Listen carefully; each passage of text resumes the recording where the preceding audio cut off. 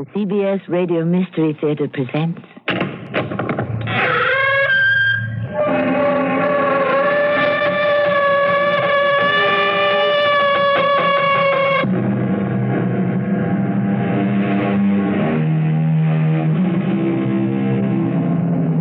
Come in. Welcome. I am Tammy Grimes.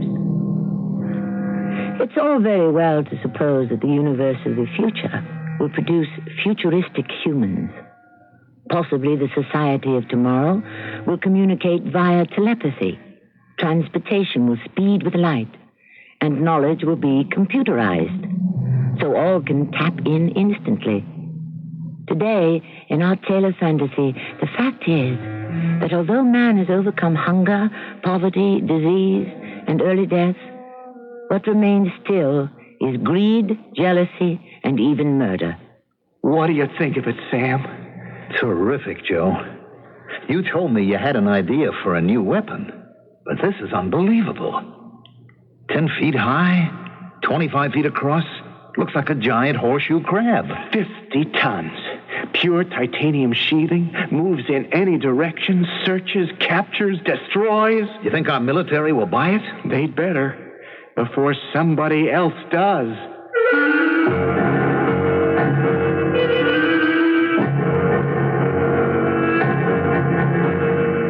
Our mystery drama, Killer Crab, was written especially for the Mystery Theater by James Agate Jr.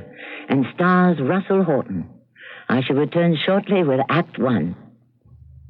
Working hard, you keep on trying. You want to break, there's no denying. So get the taste that's satisfying.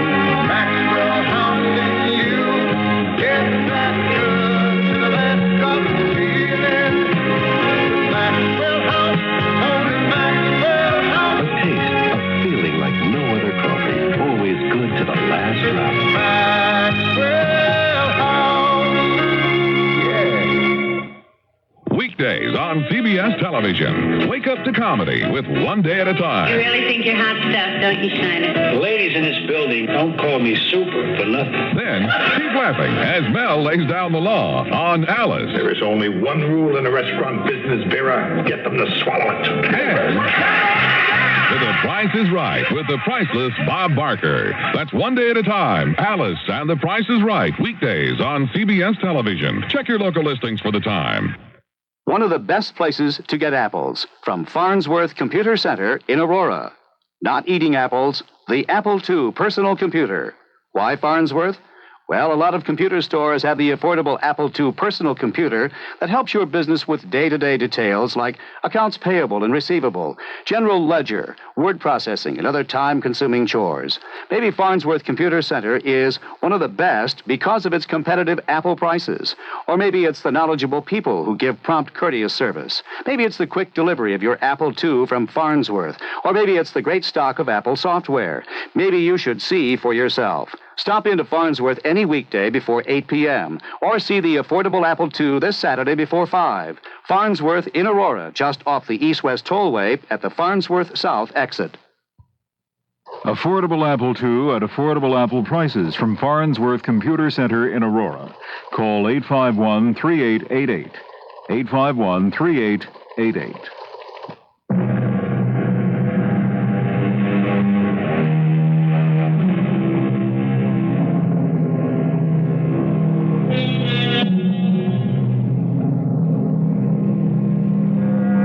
Ready to land on planet Vivian in the year 2500? Adjust your picture senses. They work like the old-fashioned imagination we humans have enjoyed for centuries. Seeing something without being there. Switch on your magnetic safety shield. Adjust your black contact lenses and lean back into your padded body brace. Comfortable? We are in a trans train swooping down on planet Vivian at 1,000 meters per tyrone. That's their word for 1 second. Listen to our spacecraft captain. Hello, Voyagers. This is your captain. In a few hundred tyrons, we shall touch down on the planet Vivian, named in honor of the scientist who discovered energy, or XZX. which has made the planet a treasure trove and has been mined continuously since Vivian Year 1. You will notice the tall blue flame directly below our trans train. That flame is in honor of the year Vivian 50, which we are celebrating, by Earth reckoning AD 2500. A word of warning to those passengers who boarded us on planet Osiris. Those red flashes you're getting right now on your picture sensors. You are visualizing our mining operations, always conducted during the planet's dark period. Earth people call it night. Similarly, they say day when we say our light period. The extreme heat of the light period makes mining impossible, so get used to the red sparks. They'll always be with you. A happy welcome to Planet Vivian.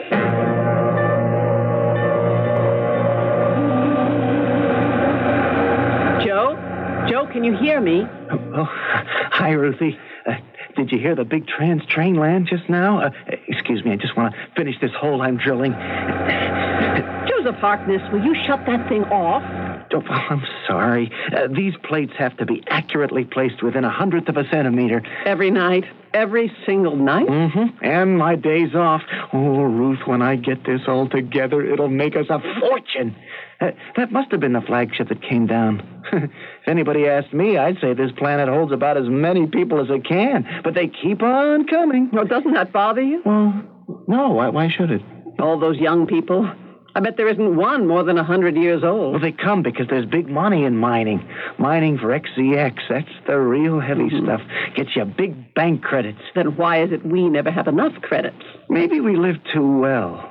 Look at me, running a power shovel at one of the mines, just like one of my ancestors did back in 1990. But with what a difference. My power shovel orbits the surface, is activated by transponder pulses. Joseph, I don't care about all those things. I do that every day at Research and Development. Ruth, where are you going? For a walk. But why? This is my day off. Well, what else is there for me to do? Our bank credits have dropped from 10 figures to 3. I'm making more than you are. You're taking time off to fool around with this monstrous toy. You don't act as if we're two people anymore. And the mess you leave everywhere. I'm sick of picking up after you. Sometimes I feel like canceling out on our contract. Canceling our marriage contract? It's not called that and hasn't been for centuries. Well, I'm serious. I just may leave you. Well, you're not even going to wait till it comes up for renewal? What for? To see you disgraced? I'd never live it down. Well, why should I be disgraced? You know the laws of Planet Vivian. Any Vivanian who falls below his work quota is placed on the next trans train for Earth. My boss, Povar, he understands. He's not going to turn me in. He knows I'm working on something special. Oh, well, they'd better not ask for my opinion. You'd let that happen to me? It takes 50 light years to get to Earth. Who cares, Joe? I'm going to cancel. You're slowing up. That's why our bank credits are down. Ruthie, we're not that badly off. You want to see for yourself? I'll show you. Now, look at that screen. Aren't you ashamed? They have no right screening our bank balance. In this society, everybody knows everybody else's business. You'll see. When the government lays out 1 million bank credits for what I've created, you are going to sing a different tune. For this 10-foot-high metal mountain of garbage? Well, to you, maybe, because you're not interested enough to find out. You just leave me alone, Ruthie. I am seeing this through. Ruth? Well, Hubby walked right out on me. Yes, who is it? It's me, Sam. Don't you recognize my face, Joe? The phone screen's gone on the blink again. What's the matter, old buddy? You don't sound like my old partner on the power shovel. Oh, I had an argument with Ruth, that's all. Hey, listen, I got something to show you, Sam. Come on over. I'm on my way, old buddy. Well, Sam, what do you think of it? Terrific, Joe. You told me you had an idea for new weaponry. I thought it was a ray gun, something like that. But this... Well, it's gigantic. How did you know how to build it? Well, first, I made this miniature. It's like a toy. This little metal horseshoe crab? It has everything the 10-foot-high model has, but size. And I took this out into the hills and let it loose. Sam, it obeys my voice commands. Yeah, I said, bring me a snake. It brought me a cobra, dead. I said, go get me a vulture. It shot right up in the air, this little baby, and brought one down and 2 Tyrons flat. And from the little model, you build this monster. It must weigh 10 tons. 50 tons. Pure titanium sheathing. Completely Zeta-powered. It can hunt, it can track, it can kill, not only on the surface of this planet, but on any other planet. It's terrific. You think the government will buy it? Well, wouldn't they be stupid if they didn't? It sure looks like a big crab. Yeah, that's what I'm calling it. Joe's Killer Crab. I'd like to see it in action. Well, that's the next thing I have to arrange. I thought I'd talk to Povar. He's got connections. I want a military test. Well, are you ready for it? Any day now. Are you sure? I mean, the All-Power Council doesn't accept failures. Well, I know that. Our planet Vivian is dedicated to success. If you fail, you're out. Well, that's what worries me. Where am I going to find another partner on a power shovel like you? Listen, maybe I can promote something. My uncle Obadiah is in the weaponry procurement office. Oh, yeah? As soon as you're ready, I'll talk to him, and he'll have a look at this, I promise you. It always helps to know someone on the inside. Are you a Joseph Harkness? I'm happy to see you. And you're Sam's Uncle Obadiah. Yes. I'm glad to be here. Hey, they've really given you a great office. Well, I don't know if Sam told you, but I'm not very high on the command mainframe. Still, who knows? If you've got something good, could help the both of us. I'm glad you could take the time, Obadiah. I've read your report on this KC machine, and if it can perform as you indicate, I think you do have something. Well, I figured there is a need. I agree with you. Our defense fleet is pitiful. But if my KCs could be mass-produced and you sent one out against each blip on the warning screens, well, the enemy wouldn't know what hit them. Let me ask you, Joe. How did a man who operates one of our Zeta-powered mining shovels come up with this weapon? Well, it's simple. The principle of my war machine is dredge, leverage, fulcrum, and centroidal force. Mechanical elements in use every single day right on this planet. One only has to think these elements through and let them interact, combine them. Properly combined, that's the answer. I see you've done your research. Now, when can we see a working model, a prototype? I've got one. 10 feet high, 25 in diameter. I got it in my hangar. But I want to run some tests. Now, as soon as I do, I'll present it. Please do. Now, by the by, there's an ancient Celtic tribe. On Earth, they were known as Irish. Is it an Irish name that you've used for your search and destroy machine? Casey? Oh, no. It's not KCCASEY. It's the letters K and C. Ah, what do they stand for? Killer Crab. KC. Yeah, the original model resembled a horseshoe crab. I see, yes. Moves in all directions, like a crab. Oh, it has to. You get it to do that, and the government will reward you for life. That's what I'm hoping for. Some pretty big bank credits, huh? More than you could spend in 3 lifetimes, Joseph.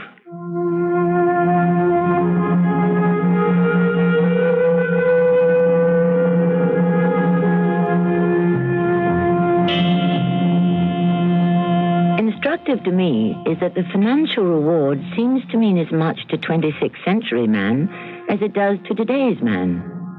Interesting also is the push for better military to obtain a better peace. I myself would have hoped that people like Joe and Ruth would be devoting energies to a happier mankind.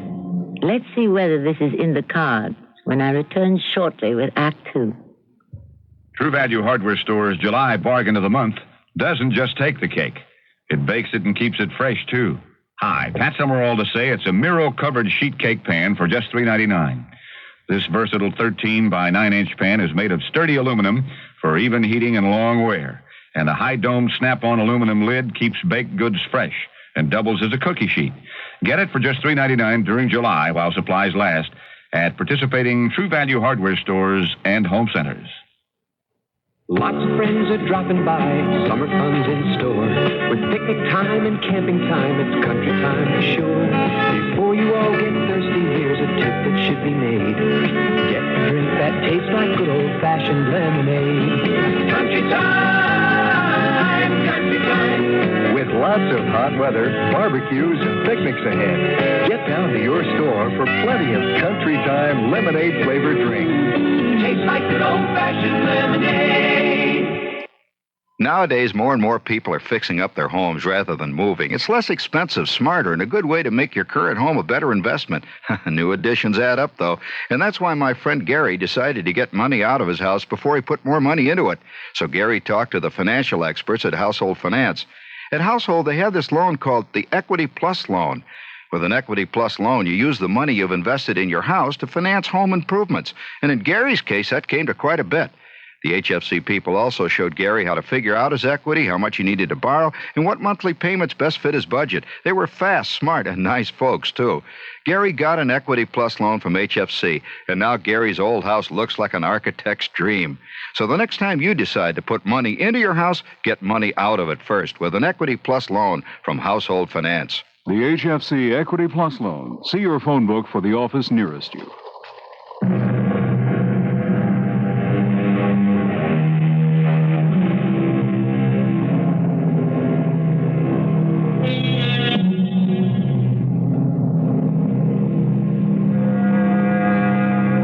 It is not stretching our imagination too far to assume that by the year 2500, man will live longer, be housed better, travel faster, and be healthier.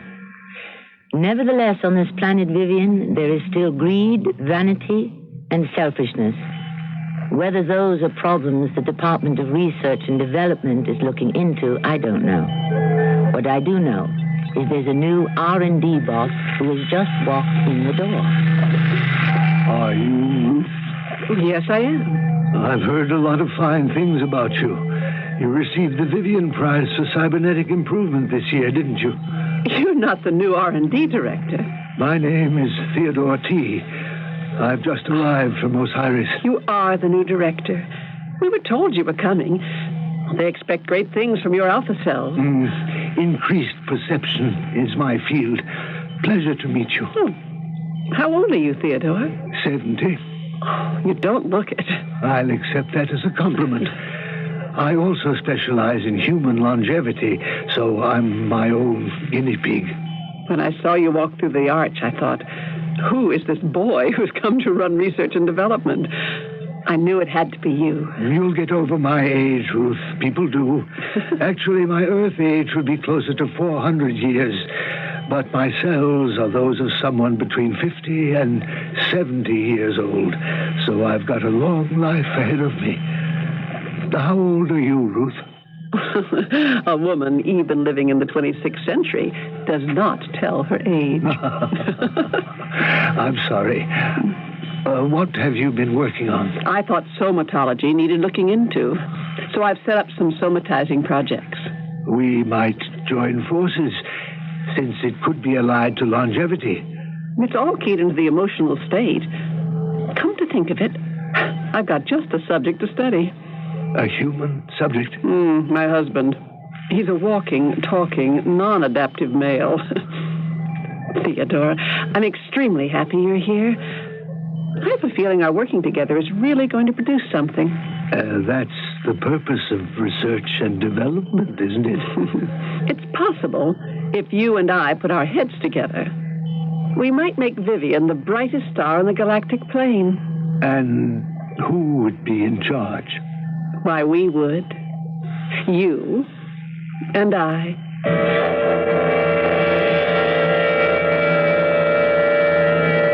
Ruthie, I don't see why we have to come here. I mean, to the Bureau of Vital Statistics.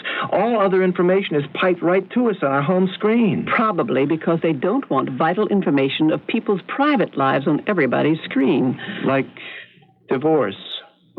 We call it contract annulment. Yeah. Well, what are we waiting for? Where's the voice printer? You're sitting in front of it. It's all ready to be activated. You first.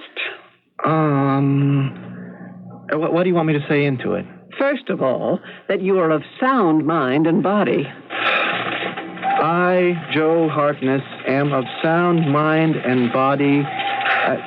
What is is a will I'm making? The same form is used to make or break all contracts. Oh, I'm sorry about that. But this is a big step, Ruthie. Are you sure you want this? I'm sure. When we're finished here, our cohabiting agreement is wiped from the master tape of vital statistics. It's as if we never met. Go ahead, Joe.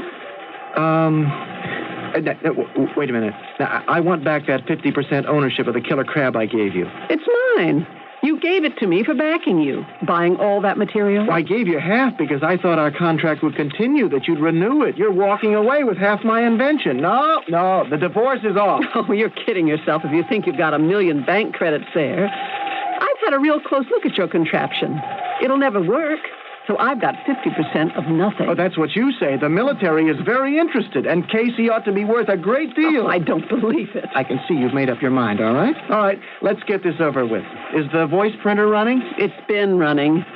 Oh, I, Ruth Harkness, who have a life-sharing compact with Joseph Harkness and have had same for 90 years, Earth years, now dissolve our mutual association by mutual consent. Your turn, Joe. Well, I am not going to use words like agreement and association and compact and all that stuff. I, Joe Harkness, formerly married to Ruth for 90-odd years. I'll say. It's all over. I'm walking out. No. She's walking out. The marriage is over, done, finished. Joe, please. Is that what you want? It's done. Now I can relax and breathe. Oh. You couldn't do that before? Not when I was married to you. Who's the lucky fella? What do you mean? Don't give me that interstellar innocence. There's got to be someone else. Who is he? I suppose he's younger, better looking, got a big future, intellectual. He's all of those things. I called it, didn't I? He happens to be the new director at Research and Development.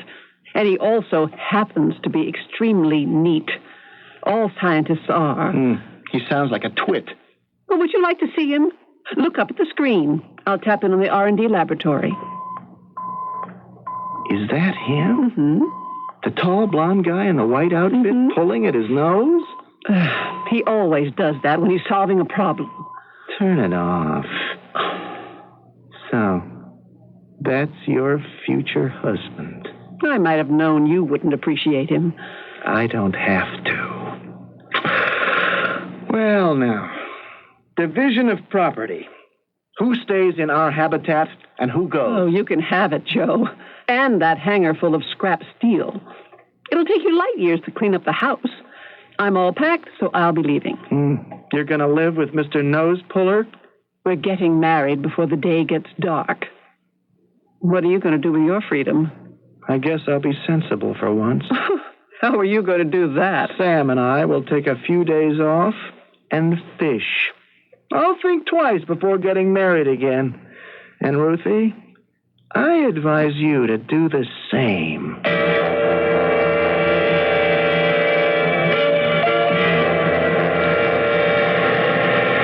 Sam, watch how you're driving this Astro car. How's it feel to be a bachelor, Joe? No different. Hardly a day goes by, but Ruthie isn't on the screen asking me what I forgot, what I remembered. Did I water the fruit-bearing grasses? I say to her, why didn't you take them with you? The fruit's sour anyway. Good for you, she says. Oh, Sam, she is such a pain. But I still love her. Hey!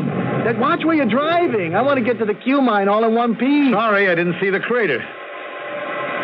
So Ruth got mated by compact to that Theodore guy, did she? Mated by compact. Don't give me that Planet Vivian lingo. She got married, that's what she did. I hope she's happy. No, I don't. Turn off here. Yeah, and head for the first digger, the big red one. We've used it before. You know, I saw a picture of one of those early manned space flights back in 1969. The Eagle. Oh, yeah. The Eagle has landed on the Earth's moon. You know what? That Eagle with its tubular legs and that one little ladder and the scoops to dig up ore samples. Look at our big red power shuttle. It's the same thing, only bigger. I say to myself, in 6 centuries, they haven't come up with a better design. Sam, stop the Astromobile. We can walk it from here. Maybe 10 times bigger, but it looks just the same. I hope the mechanics have done a decent job of servicing. Once we start those Zeta boosters, if there's a malfunction again, we're in trouble. Don't remind me. I always feel safer once we're up in space. Yeah, I'm on the elevator platform. You okay? Hit the button. The sooner we get up into our seats, the sooner the shuttle takes off.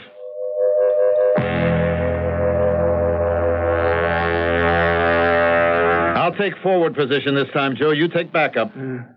I can't say service did a great job cleaning up. You all set? Let's take off. Where to this time? Povar told us to spend the entire dark period at the Q mine. We dig from the forward suspension position, maintaining free flow over the area, transferring the ore from the mine surface to the drag train behind us. Like we always do. Yes, Sam. Like we always do. Okay, ready? Power on. Power on. Thrust at 70 degrees. 70 degrees, fine. Take off for orbit at 2,000 meters over planet surface. Take off for orbit. What amphibian's name is that? Explosion in the oxygen containers. We're losing power. No power. Joe, this is it. We'll drift off into space like milkweed. Do something, Joe. We'll be wandering around in space, frozen corpses, in orbit forever. Touch off every retro rocket on the panel. I'll make sure we haven't sprung a leak somewhere. Sam, move!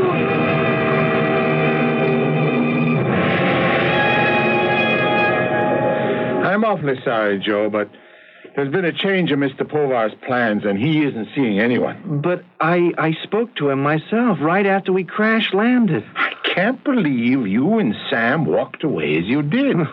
You have no idea what it's like.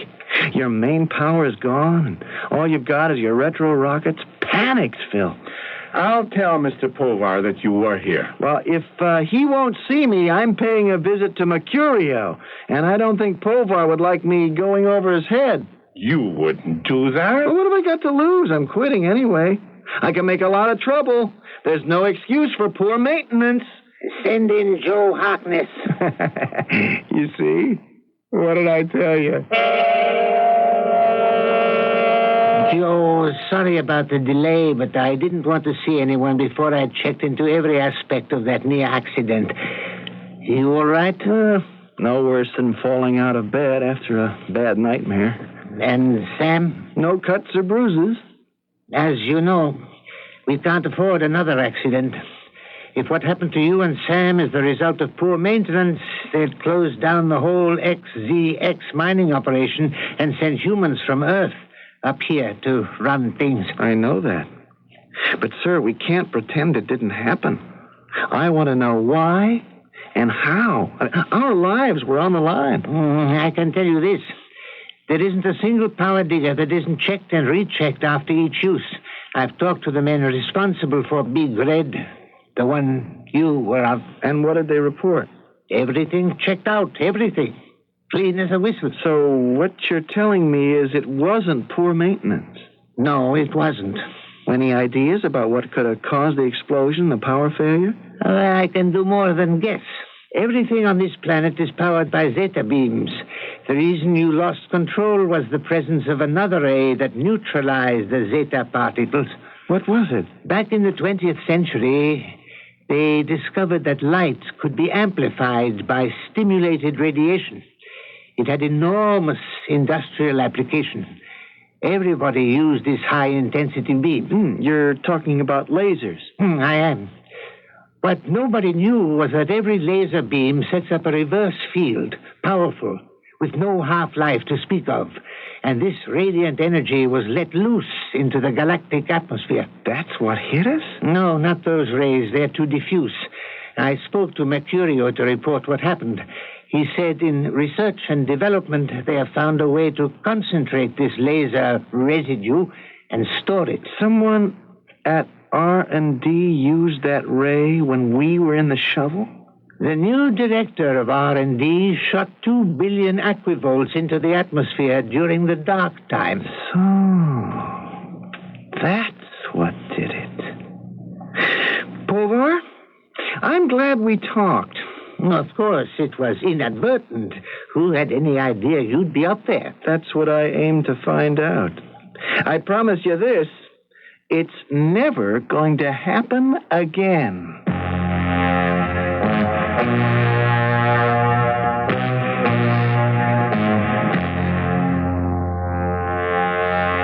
I think we know more than Joe does. 2 men and 1 woman. When it comes to a domestic triangle, nothing seems to have changed much with the advancing centuries. Unquestionably, life on the planet Vivian is quite different from life here on planet Earth. But isn't it strange how much of it is the same? I shall return shortly with Act 3. What do doctors recommend to avoid constipation? These days, doctors stress the importance of fiber in the diet. Food fiber that helps the system regulate itself naturally. Metamucil is the laxative made from natural fiber, no chemical stimulants. So for occasional constipation, doctors recommend Metamucil more often than any other laxative. Try Metamucil powder or pre-measured packets of Metamucil Instant Mix, regular or orange flavor. Read label and follow directions. What's in an Armour hot dog for you? Plenty. Hot dog. Armour hot dog. Why do kids love Armour hot dog? They're meaty, juicy, and they're lots of fun. They're plump and tasty. There's nothing better on a bun than hot dogs. Armour hot dog. The dog kids love to bite. The dog kids love to bite. This is WBBM Chicago.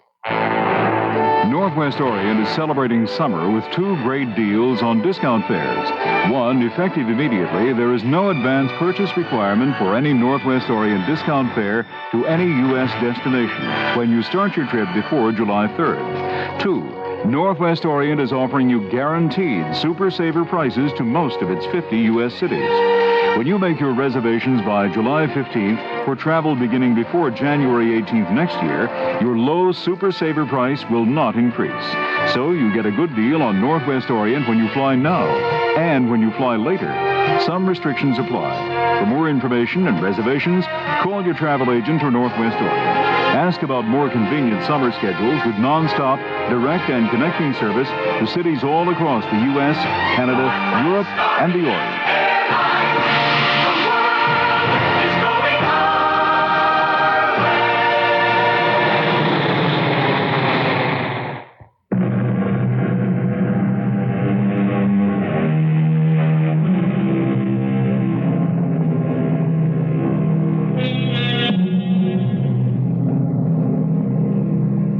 Our protagonist is Joe Harkness, the latest of a long line of miners specializing in ore digging. Whereas Joe's ancestors operated power shovels to dig coal, mine copper, and other minerals, today, here on planet Vivian, Joe's machine hovers over the planet's surface and removes deposits of XZX, high-energy ore. However, something went drastically wrong during Joe's last work trip, and to right it, Joe is paying a visit to someone at Research and Development. Mr. Harkness?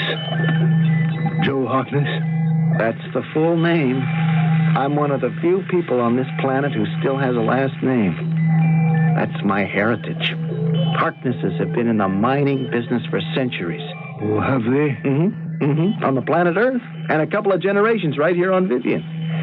So, you're Theodore. We've met before? I recognized you by your, nose. Ruth has talked a lot about you, Mr. Harkness. I am delighted to meet you. Don't be too delighted just yet. I can understand your feelings. I was told you were about to start mining operations in Big Red when you lost power. But you managed to get back out of space and onto the planet. Theodore, how did you happen to know that the name of our shovel was Big Red? I guess I heard it on the news. It wasn't on the news. The accident got quite a lot of play, but not the name of the shovel. Well, then I guess Ruth must have mentioned it to me as the one you usually use. Did she? When did she do that? I don't exactly know. You know how people will talk about their past, especially to a new husband? No, I didn't know newlyweds did that. I hope you're not angry, Joe. Angry? Because she canceled out her contract with you and started one with me. Oh. No, I'm not angry. But what else does she say about me? She is full of praise about your work, especially that weapon you designed and built, KC. She says you'll make a fortune in bank credits with it. Oh, she said that? Never said it to me. She even sold the department I'm building one. A different design, of course. We're doing it together. Yeah, I heard about it. You've got a surplus power defense vehicle and you're souping it up. You're wasting your time, Theodore. I will be the judge of that. Whose idea was it, Theodore, to bombard Sam and me up in Big Red with 2 billion aquavolts? Well, that you were in the target area was a mistake. Oh, it sure was. You personally conducted the experiment? No, I didn't. We had an interdepartmental meeting of all chiefs, and it ran late. So I placed the experiment in your ex-wife's very capable hands. I felt her capabilities trying to maneuver to safety when the power died on us. We don't know what made you lose power. You don't? I do. And I'll tell you what else I know. Suddenly your new wife believes there's a fortune in my killer crab. She knows the military is interested, and if I'm out of her way, her 50% becomes 100%. So you tell Ruth, I'm on to her shenanigans. If you guys want to play at murder, I'm happy to take you on.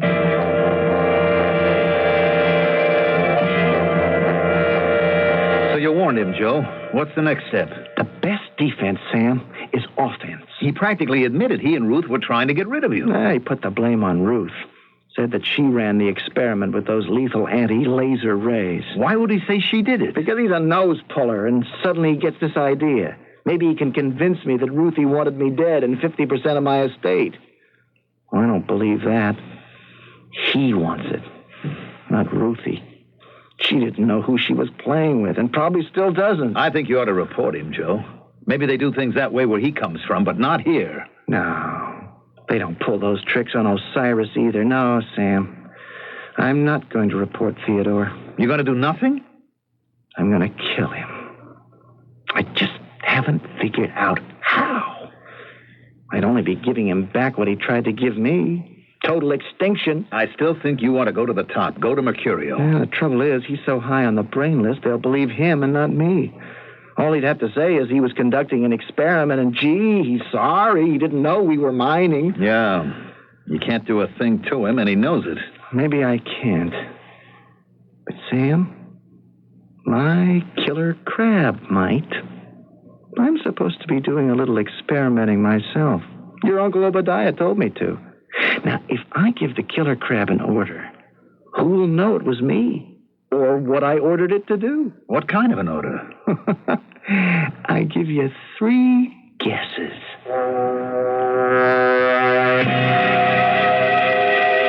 Joe, I'm scared. It won't attack me. No, there's nothing to be afraid of. Now, when I turn on the lights in the hangar, all you'll see is a 10-foot-high horseshoe crab with the tentacles of a spider crab tucked under its armored shell. Does it speak? It speaks a language of its own. It acknowledges an order, and it gives information. Will it be able to hear me? KC hears everyone and everything. And it can analyze the intentions of the voice by its sound. But it will only move and act upon hearing my voice. Now, let's turn the lights on. Wow. It is beautiful. Joe, what a job you've done. That's the nicest thing you could have said. Casey, did you hear what my friend Sam said about you? Yes, I heard that. You understand, Casey? Sam is our friend. No harm is to come to him. Now, I will feed you the information you will need to seek out and destroy our enemy. This enemy is a human who tried to kill us. Understand? I understand. The name of our enemy is Theodore. He is the director of the government's Research and Development Department. Your first order is to find Theodore, make a survey of where he is, then report to my receiver here in the hangar the location of said enemy, his activity, and his intentions. What does he look like? Did he say something, Joe? What did he say? He asked, what does he look like? I hold this likeness in front of your scanner. Notice, blonde hair, blue eyes, 2 meters in height, blonde growth of hair above mouth. Got that? Joe, is this right, what you're doing? I haven't done anything yet. We're merely sending Casey out to make a preliminary survey. Now, Casey, you may have to remain at some distance so that you're not visible. Travel only at dark time. I shall be waiting for your Omicron signal. You know the impulse.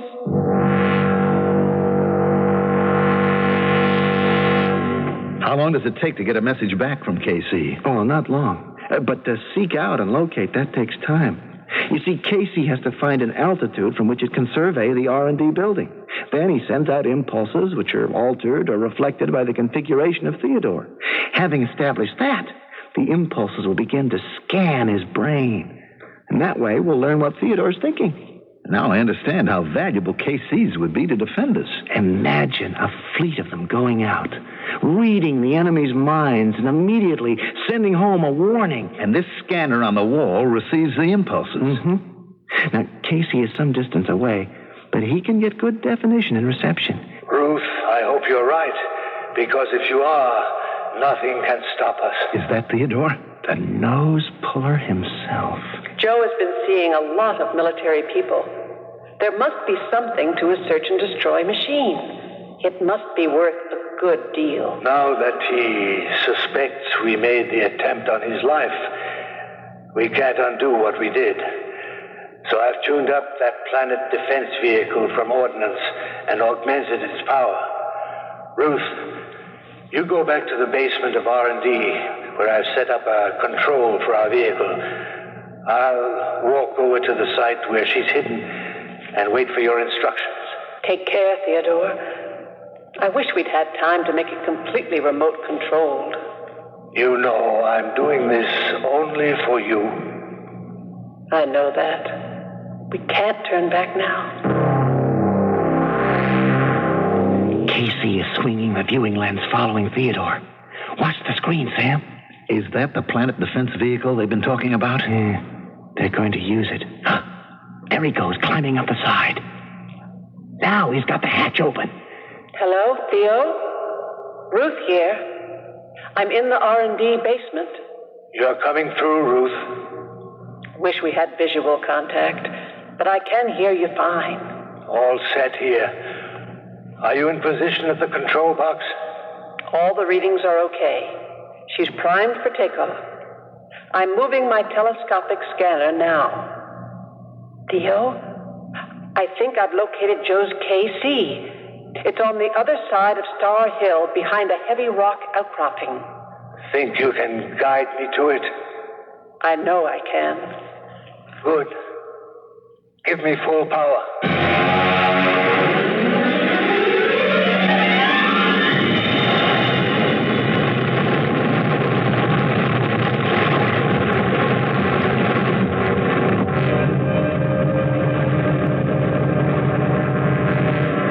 Joe, Sam, this is very serious. We know that, Popar. You don't have to tell us. The planet Vivian has never had a vaporization accident involving 2 planet defense vehicles in an unauthorized maneuver 1,000 meters up.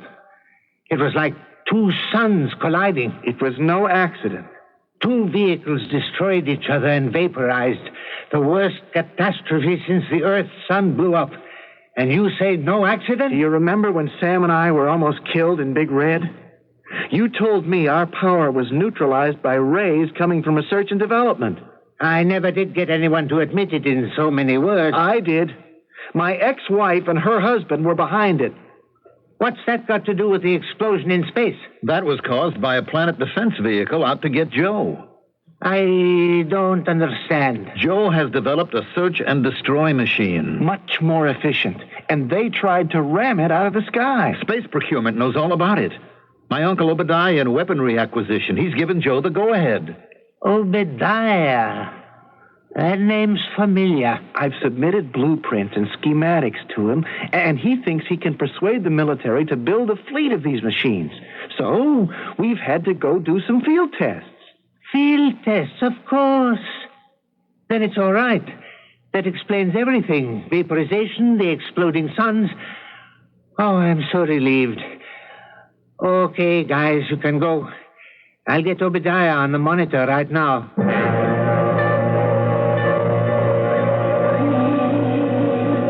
You gonna build another KC? I was thinking about it.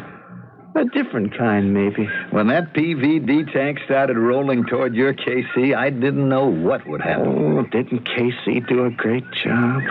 The way it reached out and stalled the PVD right in its tracks, put its tentacles right around it. Hugged it to death. And the poor guy who was inside. The only thing I hadn't anticipated was when it took off, it created so much fission, both the machines were vaporized. If I build a KC, the second, I'll have to use a metal that resists that. I don't know if I can. Joe, anyone who can protect himself against Ruth can do almost anything. Are you saying that just because you see her walking this way? Joseph, I am so proud of you. Hello, Sam. Hello, Ruth. How's everything at R&D? Oh, I got fired. Oh, that's too bad. Joe, I don't know how to say this, but my husband Theodore was... I'm a widow now. Oh, that's terrible. What bad luck. Would you mind, Sam, to let Joe and me walk together, alone? Sam doesn't have to mind, because you and I aren't going anywhere, Ruth. Oh, and by the way, that 50% of the killer crab that you own, it's not worth anything. But aren't you going to build another one? It worked magnificently. I'll help. No, I'm not building another killer anything. I saw it at work like we all did. And Ruth, I don't want any part of that. The next one I build won't contain a single destructive element. Instead of search and destroy, I'll make it a search and improve weapon. A machine that'll look for trouble spots, change the course of a river, improve the climate. I'm just guessing. There's lots to be done. Help make Vivian a model planet for the whole galaxy to admire.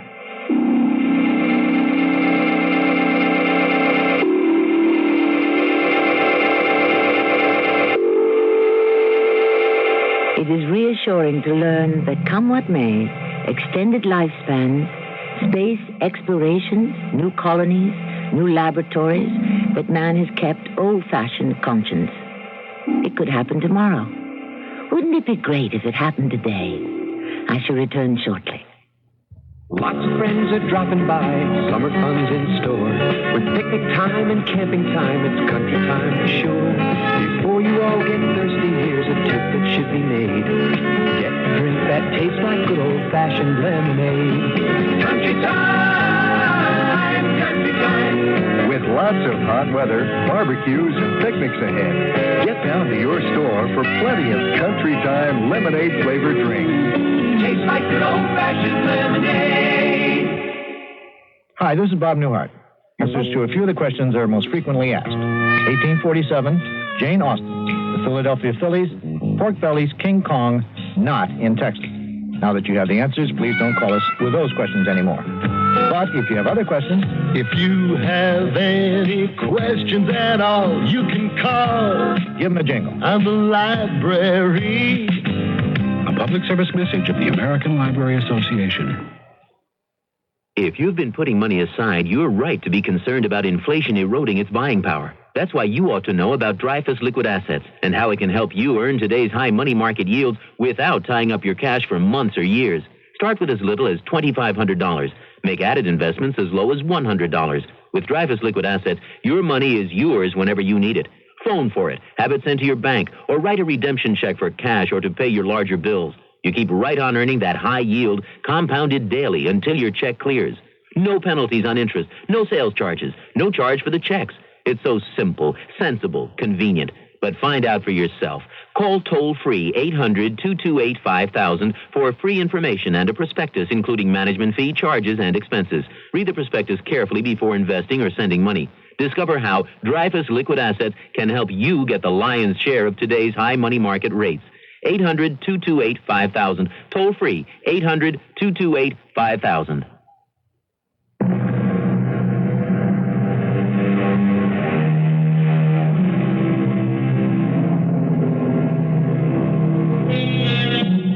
Shakespeare himself, in writing his play The Tempest, must have visualized the planet Vivian. He describes his mythical kingdom by saying, "If I should say that I saw such islanders, for certes, these are people of the island, who though they are of monstrous shape, yet note their manners a most gentle kind than of our human generation. William, perhaps that is something we can all look forward to." Our cast included Russell Horton, Ann Williams, Mandel Kramer, and Robert Dryden. The entire production was under the direction of Hyman Brown. This is Tammy Grimes inviting you to return to our Mystery Theater for another adventure in the macabre. Until next time, pleasant dreams.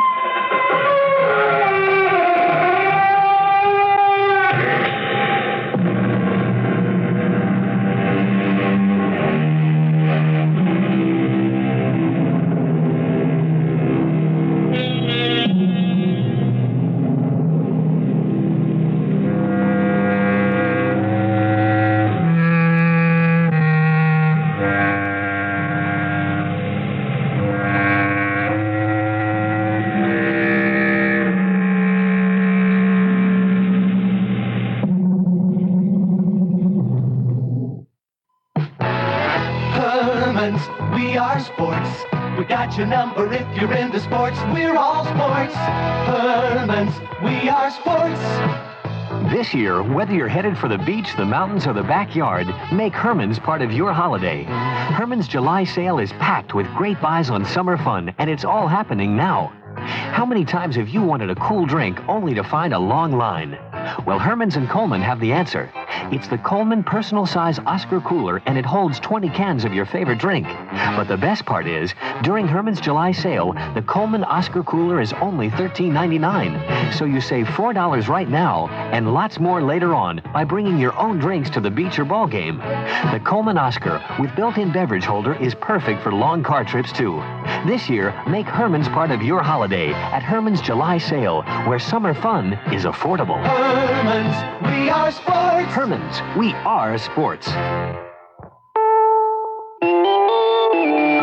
CBS News, this is Rob Armstrong. The talks continue in Beirut aimed at getting the PLO out and averting an Israeli invasion of West Beirut. Israel says time is running out, though an Israeli government spokesman says Israel is trying to give U.S. Middle East envoy Philip Habib as much time as possible to reach an agreement. Lebanese spokesmen say the PLO is ready to leave Lebanon, but details need to be worked out. PLO spokesmen say the PLO is going nowhere. Eliyahu Ben Elazar, chairman of Israel's Foreign Relations Committee, says one way or the other the PLO must go. Everybody actually would prefer that the PLO leaves voluntarily Beirut. But if this does not come, then we shall have to take other kind of actions and do something about. And the majority of the people will support the government, there is no doubt about it. President Reagan told his nationally broadcast news conference that the U.S. was not informed in advance about the Israeli invasion, and Mr. Reagan says the U.S. has 3 goals in the region, including a stable Lebanese government. And the president added, "The other goal would be the guaranteeing of the southern border with Israel, that there would be no longer a force in Lebanon that could, when it chose, create acts of terror across that border. And the third goal is to get all the foreign forces, Syrians, Israelis, and the armed PLO, out of Lebanon." CBS News continues after this message. Last night we were late for a movie. Maybe I was driving too fast. Suddenly I saw this white glow about 400 feet up the street. The glow got brighter, so I put on the brakes, and that's when I saw the cat.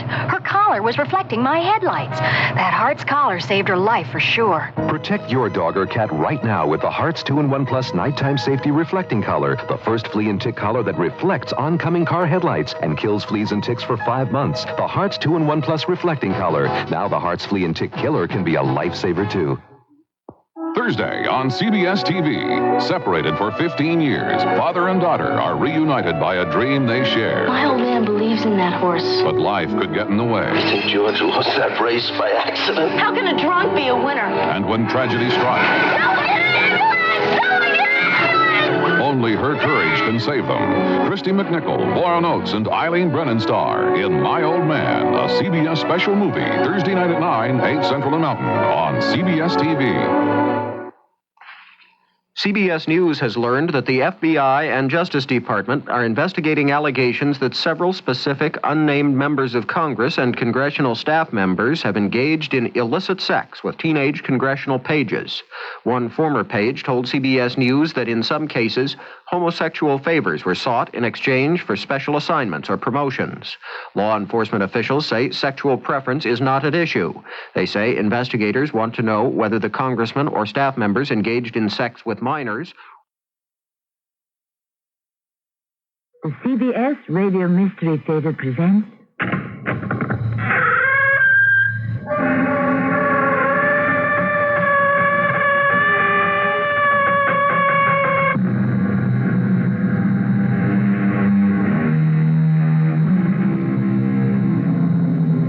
Come in. Welcome. I'm Tammy Grimes. How dearly we pay for what we possess, said the philosopher. We might also have said, how dearly we pay for what we are possessed by. For just as we are owners, we are also owned. Some of us belong literally or figuratively to others. But for most of us, there may be a much more subtle form of slavery. So many of us are ruled by ideas we do not understand, passions we cannot control, and habits. Why are you pointing that pistol at me? I'm going to kill you. What do you want? Money? Is this a holdup? You know why I'm going to kill you. No, believe me, I don't. You threw me over for her. You've got me confused with someone else. Oh, no. Believe me. No, Spencer, not you. You're one of a kind. There isn't anyone else like you in the whole wide world.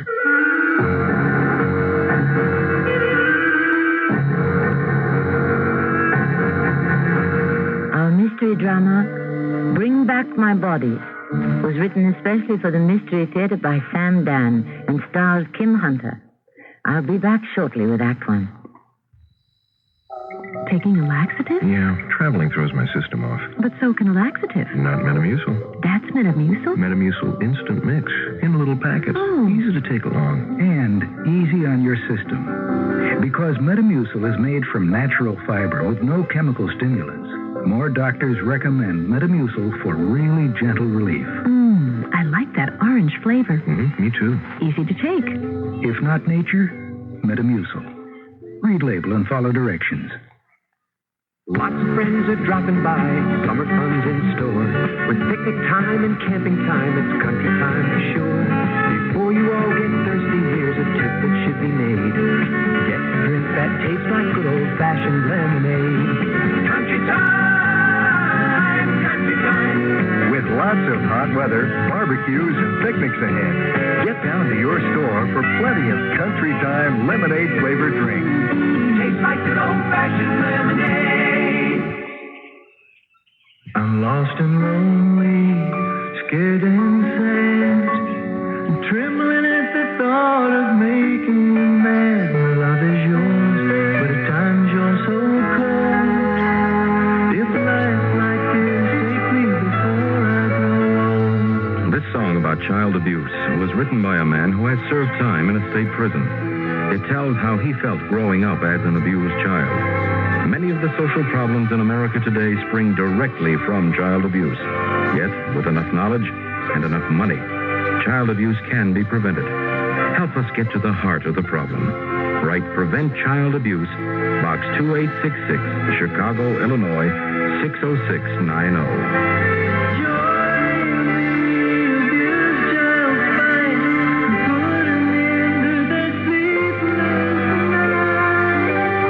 A message of the Ad Council and the National Committee for Prevention of Child Abuse.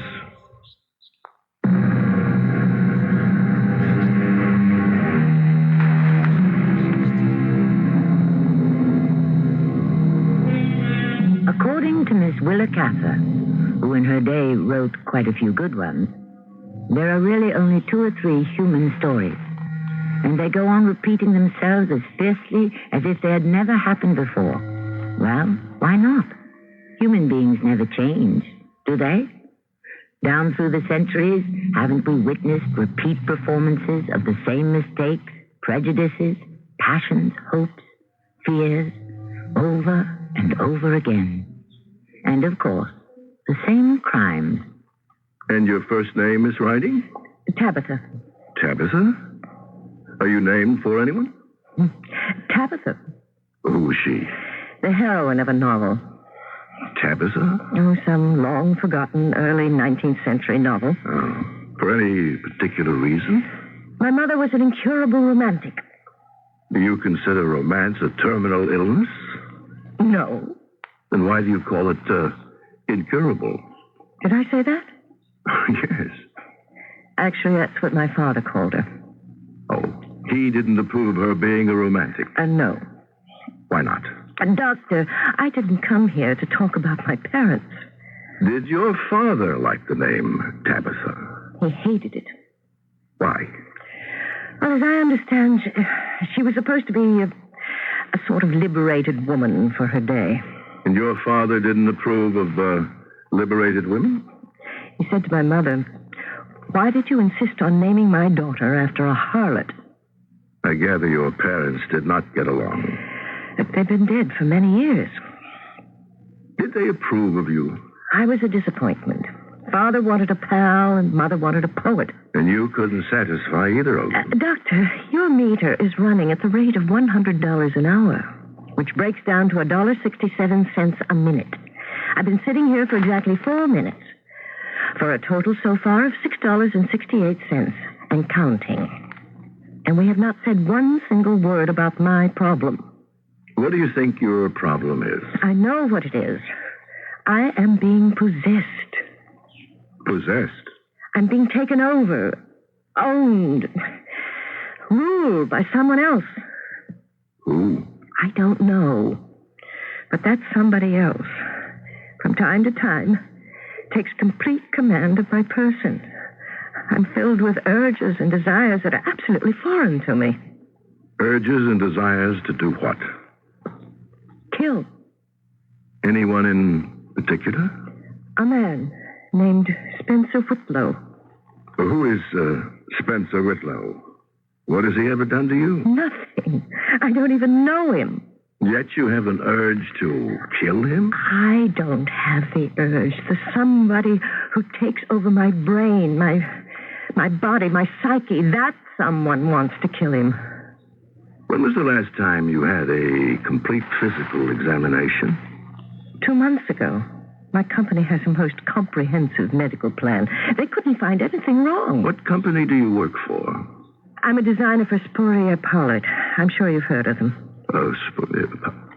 Well, I'm familiar with many of the prominent names in the fashion industry, but I can't say that I've heard of that. Dr. Sporia Powlett is one of the world's largest construction engineering companies. Oh. I design transmission systems and pressure vessels for oil refineries. I beg your pardon. You should. Well, Doctor, we've just passed the 6th minute and the 10th dollar. Where do we stand? What do you expect me to do? Operate. Operate? Psychically. What does that mean? My mind is being invaded by some sort of alien force, some psychic infection. Remove it.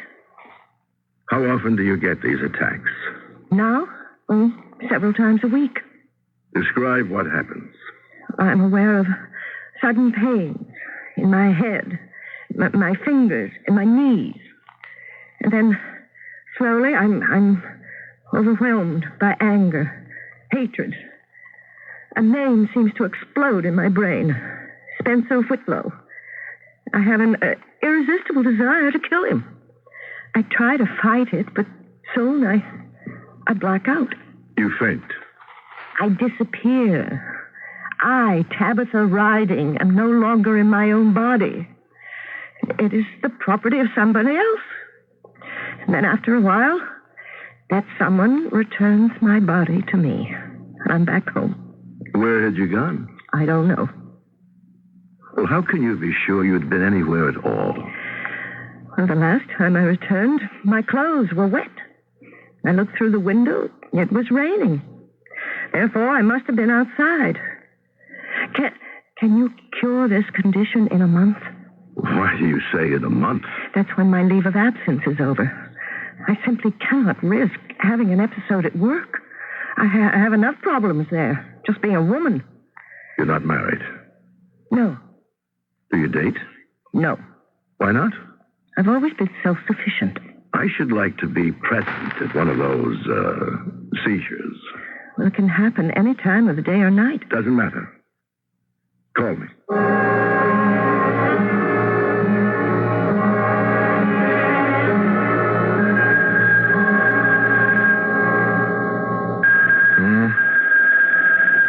Oh, it's the phone. All right. Yes, hello. Doctor, it's Tabitha Riding. It's beginning. Tell me exactly what's happening. I hurt my head, my fingers. I'm cold. I'm freezing. And now. Yes, now. I'm starting to lose control. Of what? Everything. Nothing inside me wants to obey me. My hand, it doesn't want to hold this telephone. My lips don't want to form any more words.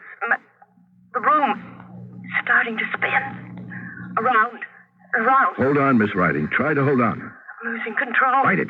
Try to fight it. I'm losing control. I'll be right over. Miss Riding. Miss Riding. Miss Riding, it's the doctor. Where are you? Miss Riding. Where could she have gone? Officer. Yeah? Officer, I'm looking for a woman. Aren't we all? Well, slender, dark-haired, about 40. Buddy, those are the best kind. Officer, I am a doctor. She's my patient. Have you seen her? What would she be doing out on the street at this hour? What was that? It came from around the corner. Sounds like glass being broken. I better have a look. You were right, officer. It's this shop window. Edwards and Sons. Antiques. I know the old guy. Now, look. Here's the brick somebody used to smash the glass. Why? There's nothing in here but odds and ends. Bric-a-brac. They do it for kicks. I don't even believe they took anything. Wait a minute. Look at this. It's blood. Yeah? Whoever broke the window must have put a hand through there and cut it on some of these jagged fragments. So something must have been taken. Yeah, I'll get on the horn and report it. Miss Riding, it's you. What do you want, grandfather? Miss Riding, don't you know me? Never seen you before in my life. But Miss Riding... Why do you call me Miss Riding? I must talk to you. I think you have me mixed up with somebody else. Grandfather. It's important that we go somewhere and talk. Why don't you mind your own business? Listen to me, please. No, you listen. Just because I'm out on the street alone at night, it don't signify I'm looking for a man. What do you take me for? Miss Riding. And if I was, what would I do with a dried up... Miss Riding, this is the exact moment for us to talk. Get away from here. Let me try to rouse you from this... I'll holler for the watch. The watch? You heard what I said. Listen. Just listen. Don't move. Listen. Think. Concentrate. I don't need the watch. I can handle you myself. Stand absolutely still. You see this? It's a pistol. Now go. An old-fashioned pistol. No, it isn't.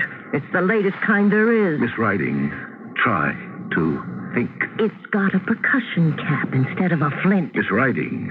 Start walking. You must try. Because I'll start counting. Think. Try to think. And when I reach 3, I'm going to fire. I'm only trying to help you. 1. All right. All right. Just don't shoot. Start walking. 2, 3. And the next time I see your ugly face, I won't miss.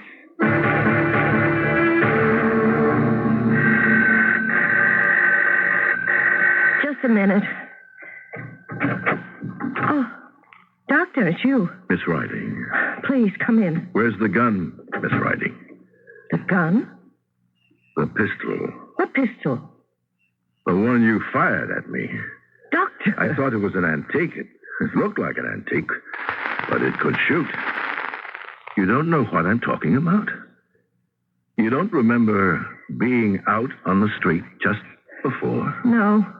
Was I? And you don't remember meeting me? No. Did I? You were speaking in a voice that was harsh. I would say it was that of an uneducated woman.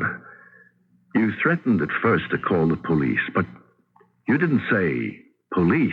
You said the watch. No. Why the watch? I don't know. You see, it's what the police used to be called before they became the police. They were just watchmen. Now, what do you know about antique firearms? Nothing. I'm not aware of any of this. You know, then, that you had a seizure. Oh, yes. You remember calling me just as it started? Yes. Tell me everything that happened, and go as far as you possibly can. I called you. I could hardly make it to the phone. By the time I'd finished dialing your number, I was in agony. Describe it. Terrible pains in my head, my fingers, my knees. And then I lost all control of my mind and my body, everything. The next thing I knew, you were ringing the bell just now. You don't know where you went? No. I'm terrified. Suppose I'd encountered Spencer Whitlow. Doctor, what's going to happen to me? Miss Riding, your hand. I just noticed your hand. What's wrong with my hand? Let me look at it. It's bleeding. Doctor, why is my hand bleeding?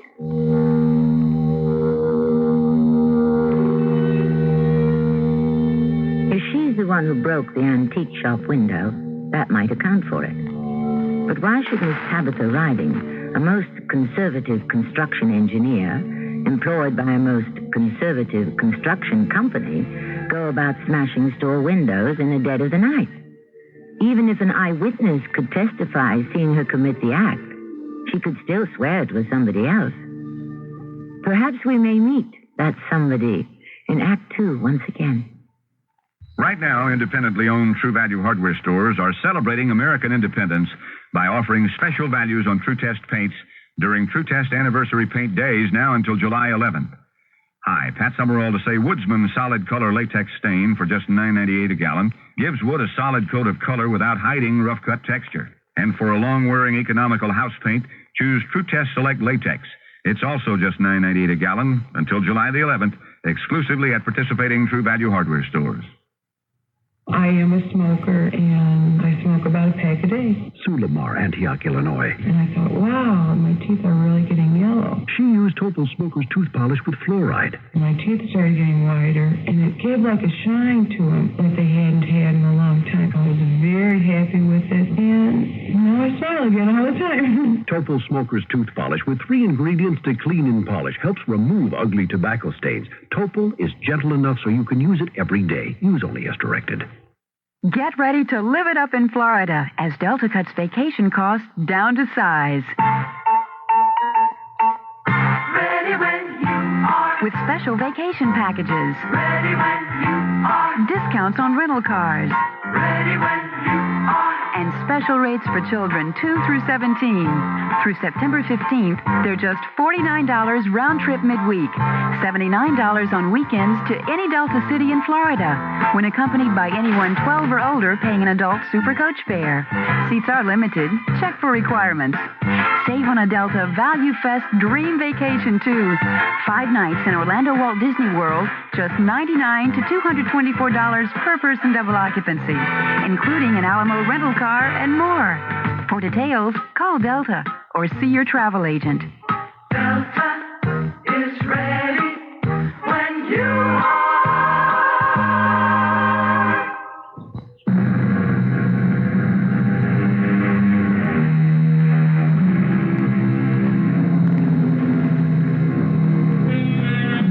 She is Tabitha Riding, and she is named for the heroine of a long-forgotten 19th century novel. And yet there is absolutely nothing romantic about her. She is a quiet, serious lady who has gone in for engineering. Indeed, she is what used to be known as a spinster, back in those days when there was a faint aura of derision associated with that condition. But there is another side to her, perhaps, even another life, of which no one, not even she herself, is aware. Does the hand bother you? It just stings a little, Doctor. You're quite good at dressing a wound. Well, it's hardly a wound, just a few deep scratches. Who or what could have wounded me? That's what we have to find out. We only have a month. A month? That's when I must return to work. If I display this kind of conduct in the office, I could lose my job. If I were you, Miss Riding, I wouldn't worry about my job. I'd be concerned for my life.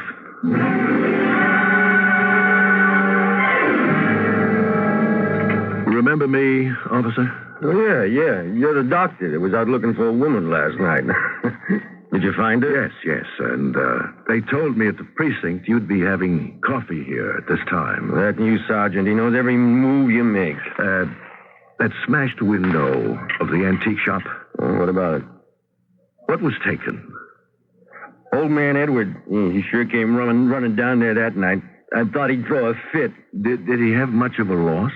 We only swiped one thing on him, a pistol. Pistol? Yeah, one of those old-time, what do they call them? Horse pistols. It was kind of valuable, though. It was? Yeah, the old guy was sounding off about it.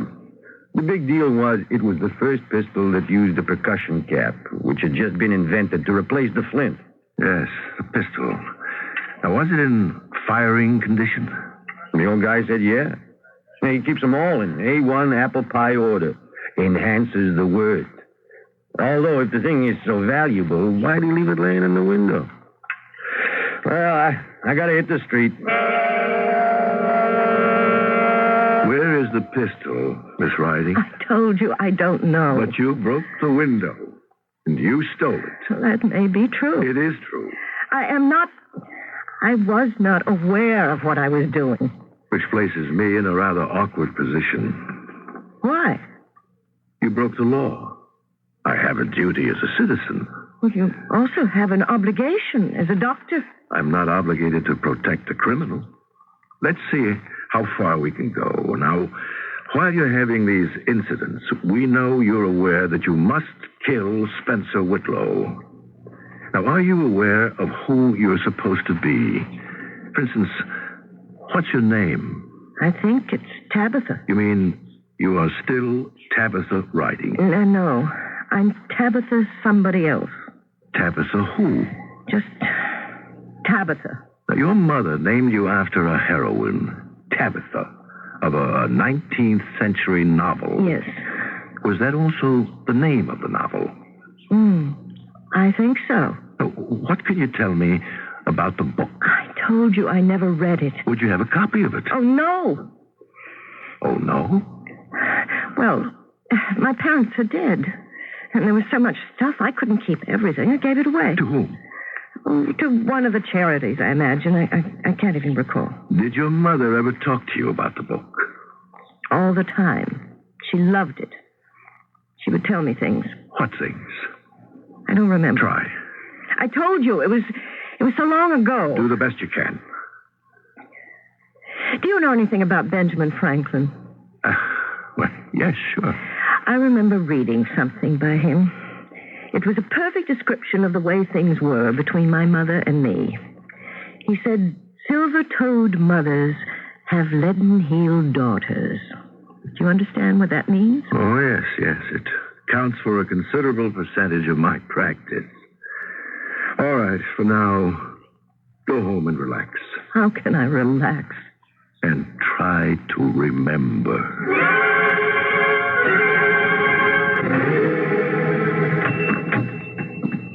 Is there a Mr. Dunstan who owns this shop? There never was. I'm Miss Dunstan. Oh. I've had this place for 63 years. Well, Miss Dunstan, I realize this is somewhat unusual, but I would like to ask you about a book. Fire away. Now, this is a very old book, published, I'd imagine, around the beginning of the last century. What's the name of it? I think the name is Tabitha. Tabitha? Well, I know I don't have it in stock. Do you know anything at all about it? Would there be some kind of catalog listing all the books that were ever published in this country? Well, let's see what we can find.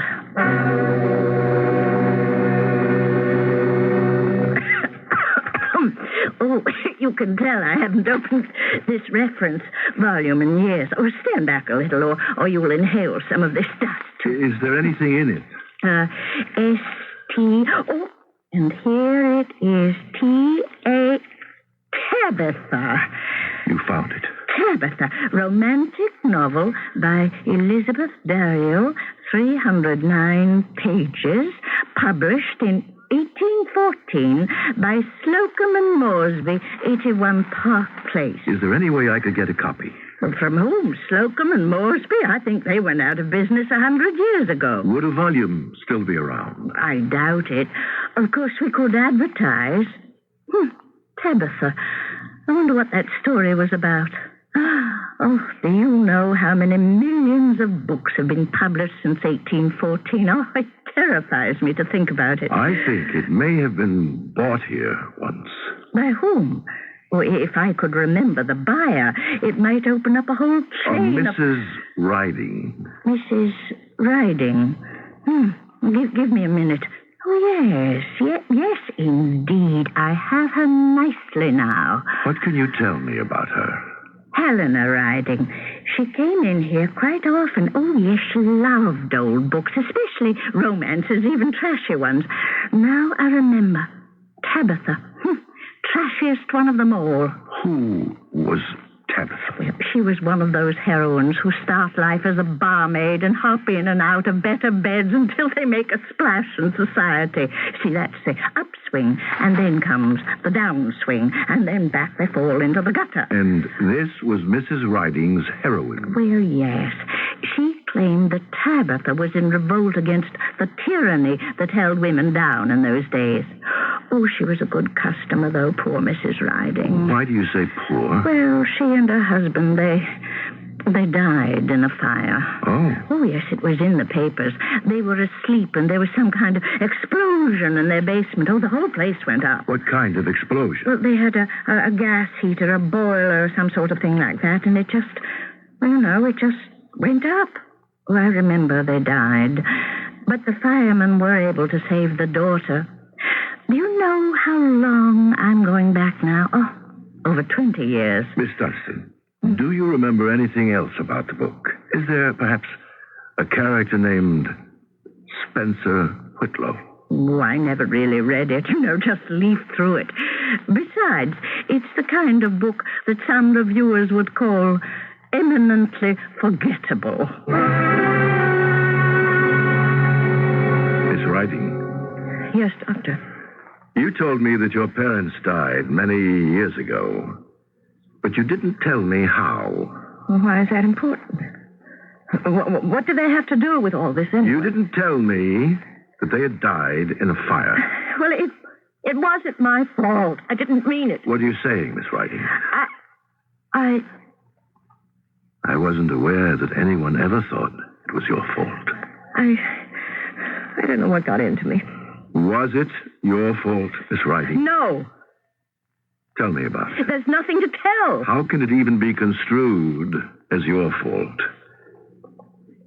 Miss Riding, how can I help you if you... It was an accident. What was an accident? The fire. Then how could it be your fault? They were mine. Yes? What was yours, Tabitha? And don't call me Tabitha. I hate that name. You hate the name? Yes. We would sit around in the evening. I would always be home. My mother would always ask me. She would keep asking me. Why are you always home, my dear? And I'd never say anything, because my father would always answer for me. She's home, obviously, because she doesn't want to go out on dates. And that would start the two of them off. Well, dates are not important. They should be to a young girl. Well, she should be trying her wings, dancing and painting, music. Oh, come now. She should be running around with a crowd of kids her age, having fun. She should be playing tennis and golf and go sailing and skiing. Well, why don't we send her to study in Paris? Wouldn't you like that, my dear? No, Mother. She's got good sense. Now, where do you want to go to college? State Tech. And what can you study at State Tech? Engineering. A daughter of mine is going to become an engineer? You see, Doctor, I couldn't get along with either of them. I couldn't be an all-American girl for Daddy, and I couldn't be a painter, pianist, ballerina for Mother. I turned to science for solace. Almost, you might say, in self-defense. The chemicals.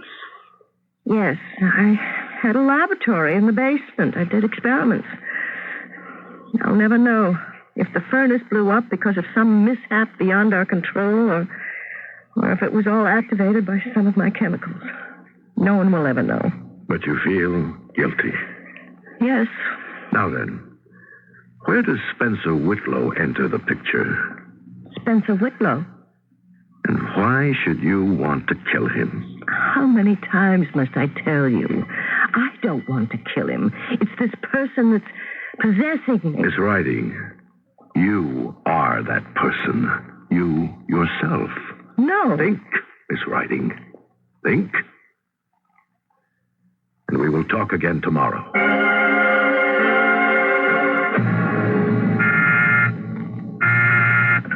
Yes? Miss Dunstan is on the phone. Miss Dunstan? Oh, yes. Put her on, please. Miss Dunstan? Hello, Doctor. How are you? Oh, just prime for 80, wouldn't you say so? Absolutely. Now, you asked me to think about that book, Tabitha, and you mentioned the name Spencer Whitlow. Yes. Well, reconstructing the story, I recall he was the villain. He's the one that kills Tabitha.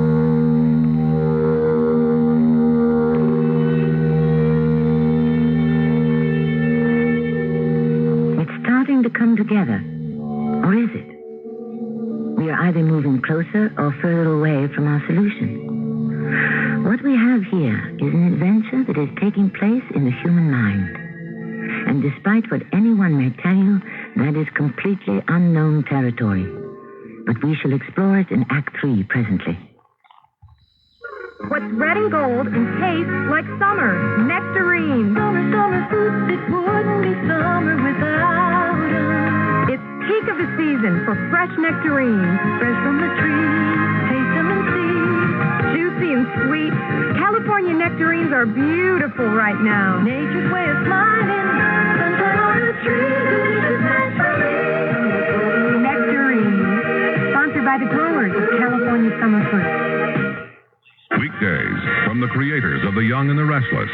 It's Capital, desire and passion set behind the marble curtain of power in Washington, D.C. Then follow the lives of people searching for their place in the sun on Guiding Light. And stay tuned for glamour and laughs as Bert Convy brings you celebrity couples and their hilarious secrets on Tattletales. You never know what Tattletales will tell. That's Capital, Guiding Light, and Tattletales. Weekdays on CBS Television. Check your local listings for the time. This is WBBM Chicago.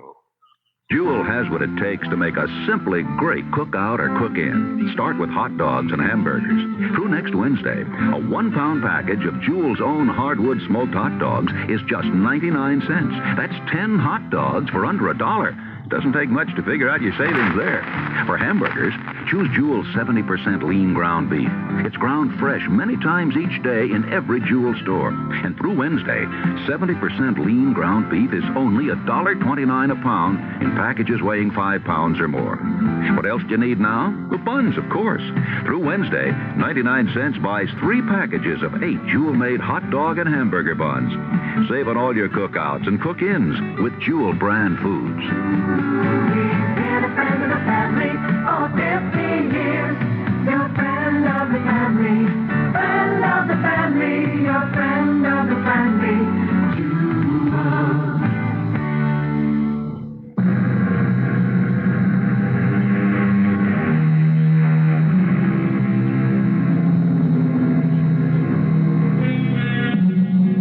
Within each of us, there is what the psychiatrists and psychologists and other gentry of that discipline are pleased to call the subconscious. The subconscious is a churning, boiling, bubbling cauldron that is constantly in a state of agitation. Most of the time, the activity is contained within its boundaries, and we are completely unaware of it. However, on occasion, it explodes and overflows. Then look out. Miss Dunstan, you're saying that Spencer Whitlow is the villain of the novel Tabitha? Yes, sir. That's exactly what I recall. He was the dashing, good-for-nothing, handsome villain. Oh. Well, you see, Tabitha, she sells her virtue.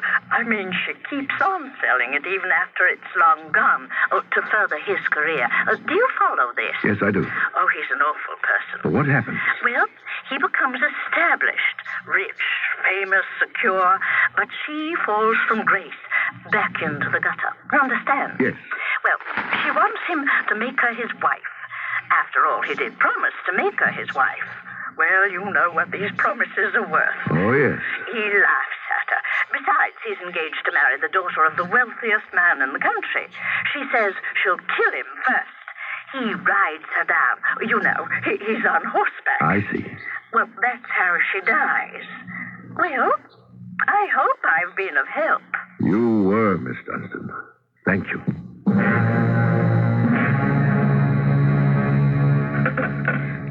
Yes, Doctor? Miss Travers, I want you to stay with Miss Riding for a while. Live in her apartment. Keep an eye on her. It's very important. Yes, Doctor. Now, she's due here shortly. I'll explain it to her. Yes, sir. And if she has a seizure, call me immediately. Yes, Doctor. I have no objection to your nurse staying with me. She'll be able to keep track of you. I'm terrified. I have a feeling I'm going to experience one of those things tonight. Can't we do anything to stop it? Tabitha of the novel wants to kill Spencer Whitlow. Do you know why? No. I do. See, in the book, he kills her. Oh. She wants him to keep his promise to marry her. Instead, he simply rides her down with his horse. Yes, I remember. You remember? I remember now. Mother used to read that part to me. That's why you get those pains when Tabitha of the novel is in control of your body. You were badly injured. But why? Why does it happen? Who's Tabitha of the novel to me? You have great feelings of guilt. You caused the death of your parents. I don't know if that's true. It didn't have to be my fault. But it could be true, couldn't it? Yes. You didn't like your mother? That isn't true. It isn't? What do you remember most about your mother? That novel, that trashy, romantic novel. Why did your mother name you Tabitha? She wanted me to be like that silly heroine. Perhaps she wanted to be the heroine. But why am I being possessed by Tabitha? That we may never know. Can it be that Tabitha of the novel is a living creature? Can it be? How? Well, suppose the author had created... Oh, no, I'd better not say it. But I will.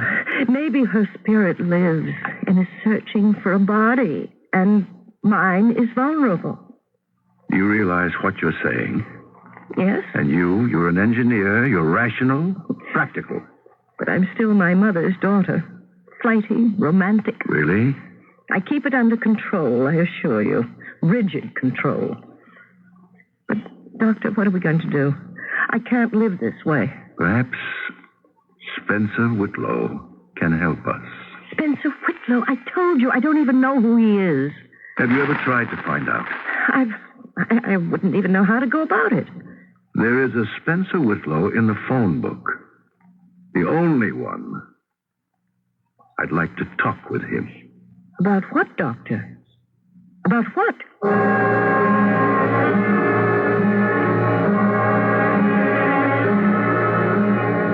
Won't you have a chair, Doctor? Oh, thank you. It's good of you to see me, Mr. Whitlow. You're a psychiatrist. Yes, I am. None of them were ever able to help me. I've gone to so many. Have you? You see, I don't get along with people. Why not? I suppose I just don't have the knack. All my life I've been awkward, ill at ease with others. But I've adjusted to it. I have a job where I don't have to have anything to do with people. What sort of job? I'm a computer programmer, analyst. Anyhow, what is there I can do for you, Doctor? You said it could be a matter of life and death. Yes. I need you. You, alone, of all the people in this city. And for one reason only. Your name happens to be Spencer Whitlow. What does that have to do with anything? A character named Spencer Whitlow was the villain of a long-forgotten romantic novel. Oh, really? I'd like to read it. I don't know if you could ever find a copy, but I can give you a chance to rewrite it. I don't understand. You see, I have a patient, a rather attractive woman, who, for reasons of her own, thinks she's being possessed by the spirit of the heroine of this novel. Really? Why? In the novel, Spencer betrays her, and then he kills her. That's a villainous thing to do. Now, my patient is obsessed by the spirit of the heroine and is seeking Spencer in order to have her revenge. What sort of revenge? She wants to kill him. Murder? That is the situation. I really have no right to ask you to do anything. When she is in the grip of one of these spells or illusions, call them whatever you will, she can be quite dangerous. Could you help her? How? By being Spencer Whitlow. But I am Spencer Whitlow. I mean, the Spencer Whitlow of the book. I don't think I understand. The next time she's possessed, we'll bring her to you. To me? You see, she wants to kill you. And you mean to let her do it? No. Of course not. But why does she want to kill Spencer Whitlow? Well, as you told it, because he killed her. Why did he kill her? Because he had jilted her, he didn't want to marry her. But suppose he gives her no reason to kill him, no reason to hate him. Suppose he agrees to marry her. You want me to marry this lady? I'm not sure. Just agree to it. But isn't that the same as... Agree in the character of the Spencer Whitlow of the novel. Oh. And when she comes here, she will be the Tabitha of the novel. You will be the Spencer. And when she confronts you to demand that you keep your promise, just say, "Yes, Tabitha, yes, I will marry you." And then? Yes, Doctor. And then? That will break the spell. The demon that is destroying her will be exorcised, and she will resume her normal life, free of fear. Will you cooperate? I know I don't have the right to ask. Actually, I couldn't blame you if you were to say, Doctor, if this woman threatens my life regardless of her motives or her mental state, I'll have her arrested. You know what? This is an adventure. I never in my life ever had an adventure.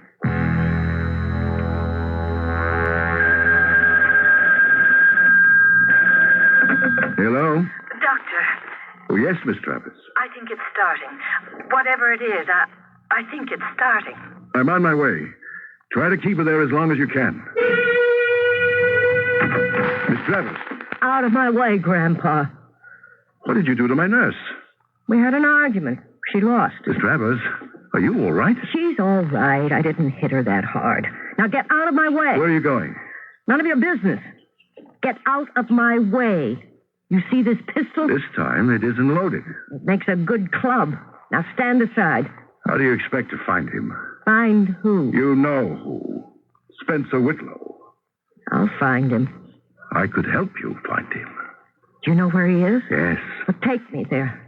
And I promise you, you won't be sorry. Let me have the pistol. No. Then we don't go. Take it. I can kill him with my bare hands.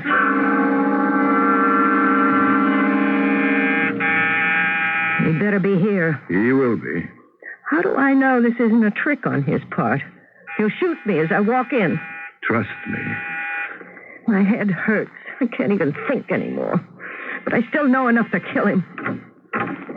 Hello. Come in. Come in, you spy. Informer. I didn't do anything. You turned me over to the judge. No, I didn't. Why would I do that? So you could marry her. She's got all that money.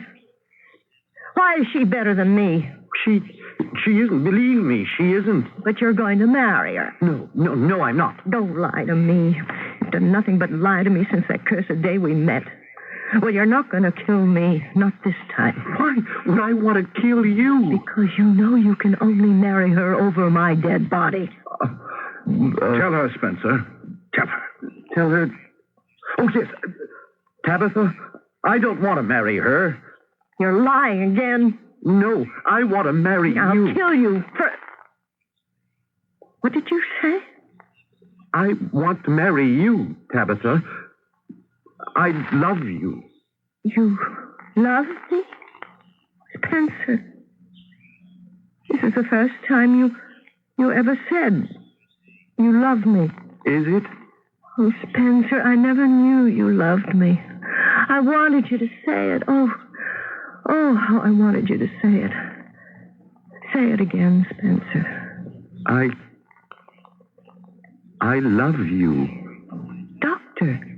Yes? What? Where are we? What are we doing here? Are you all right? Yes, of course. I'm perfectly all right. Good. As a matter of fact, I never felt better in my life. Who is this gentleman? This is Mr. Spencer Whitlow. Oh. It seems that Mr. Spencer Whitlow and Miss Tabitha of the novel have straightened out their problems. Have they? And I believe this will be the last we will ever hear of them. Yes, good riddance. It was really a very silly book. I'm very glad to meet you, Miss Tabitha. How do you do? May I offer you a drink? Oh, I don't indulge in... No, neither do I. A soft drink, of course. Well, thank you. Doctor? Would you excuse me? I'm sure I have a waiting room filled with patients. At this hour of the night? Who knows when the telephone will ring? Yes, that's true. But I'm very sure that the next time it does, it won't be you at the other end. Good night. Good night. Yes, Doctor. Good night.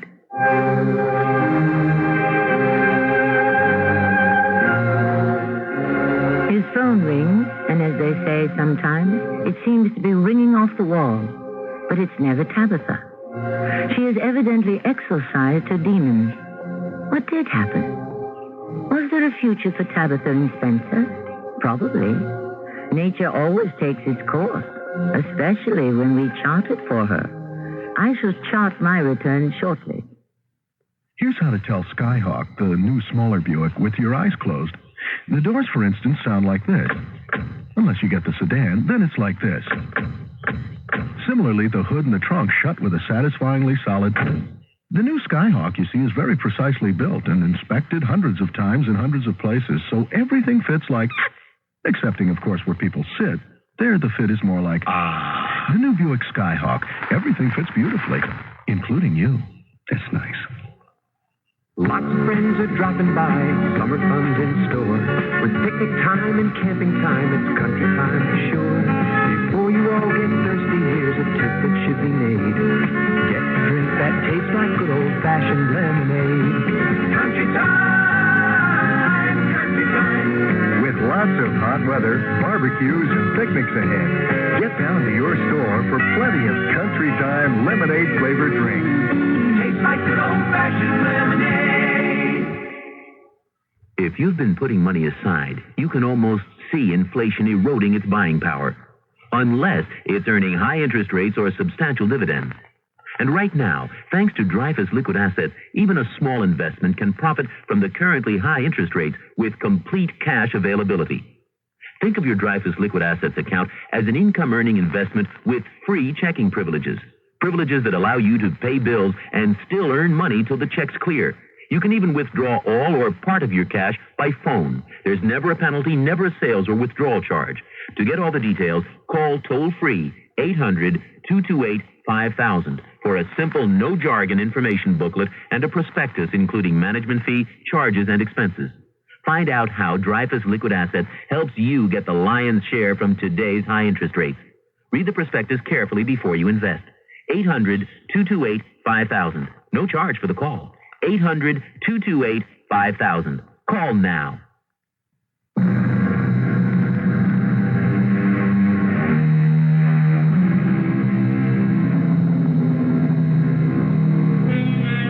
What happens to them? To all those characters from novels and plays?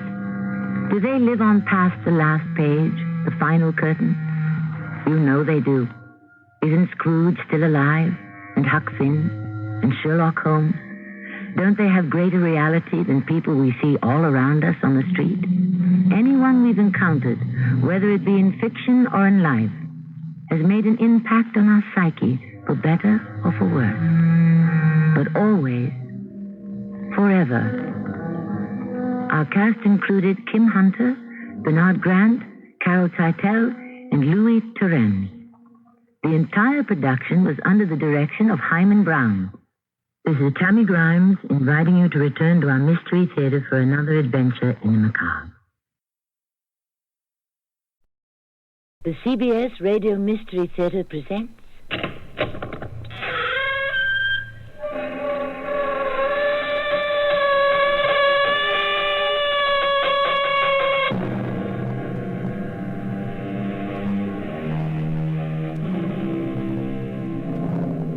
Come in. Welcome. I'm Tammy Grimes.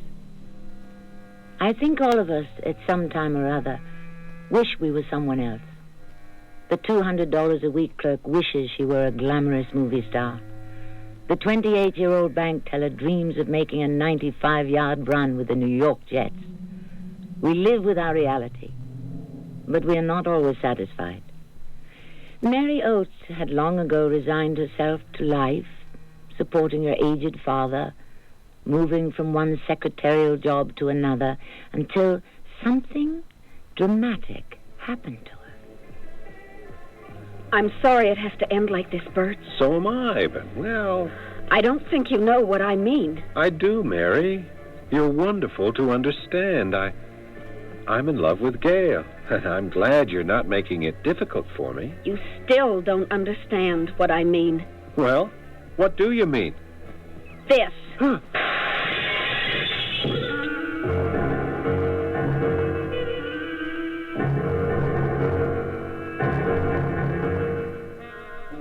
Our mystery drama, The Romance of Mary Oates, was written especially for Radio Mystery Theater by Bob Juran and stars Roberta Maxwell.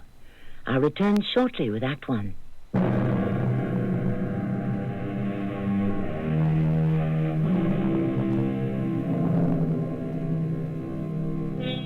For many of us, life is a humdrum existence.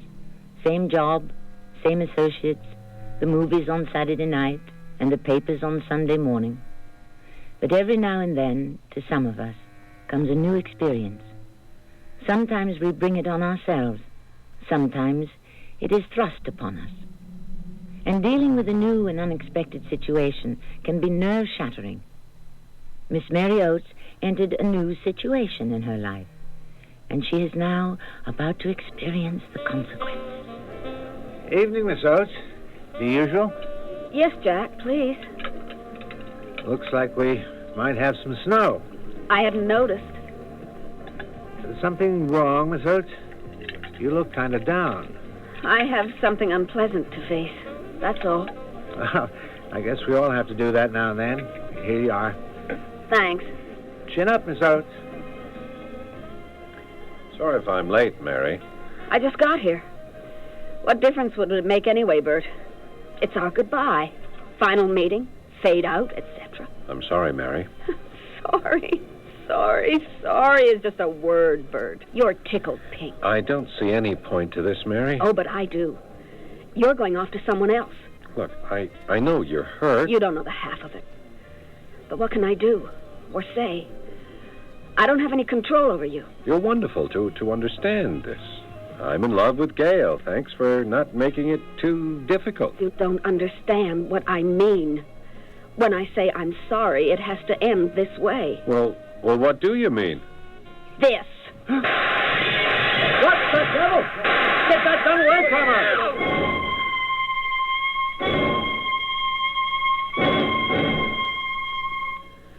her! Miss Oates, you're awake? Yes. I'm Dr. Edwards. Where am I? Memorial Hospital. I'm not in jail? No. I killed him. How come I'm not in jail? Well, you were brought here for observation. Observation? I'm guilty of murder, but I'm not crazy. And no regrets. Life without him wasn't worth a toothpick to me. He was my whole life. Do you want to tell me about him? Bert. His name was Bert. We met in that bar. Does my father know I'm here? Yes, he's been notified. We want to learn the reason for your shooting him. Reason? He was leaving me. Where are my things? In the closet, right over there. My fur jacket? It's there. That coat brought us together. Bert and me. In a roundabout way. Uh-huh. It all began with that fur coat. I wasn't exactly a glamorous woman, Doctor. My father will tell you that. 4 months ago, I didn't even wear lipstick. Hi, Dad. I'm home. I'm in the kitchen. Sorry I'm late. Finally decided to heat up a frozen pot pie. You know I like my dinner at 6. I know. But I had to pick up something I ordered. Looks like a clothing box. Wait till you see it, Dad. It's what I've wanted all my life, and now I've bought it. Well, I just hope it's not another extravagance. Of course it is. But I've saved for it. For the past 17 years, I've saved for this. You never told me you were hurting for something. It's been my little secret dream. I never told anyone about it. All right, for Pete's sake, let's see it. Isn't it gorgeous?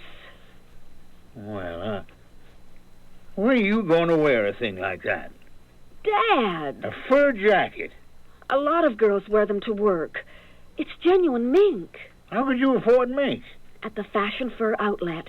It's not a brand new coat, but no one would ever know it. Well, don't you think it's a little pretentious? Wearing that to a secretary's job? All right, Dad. I know what you mean. Don't rub it in. I mean, you never go anywhere but the office. I've never wanted to date. You know that. That's only too well after living with you for 41 years. So what do you want with a mink coat? Because it's an extravagance. And it's all mine. I've wanted it. I've saved for it. And now I have it. I've kept this house for you since Mother died. And I've never complained. Oh, I'm sorry if I'm a burden. I didn't say that. I'm plain and dull. I don't want a social life. I don't want the effort you have to make to attract a man. But you don't have to put me down all the time. Especially when I was so happy over buying this coat. Mary. Your stupid pot pie is burning.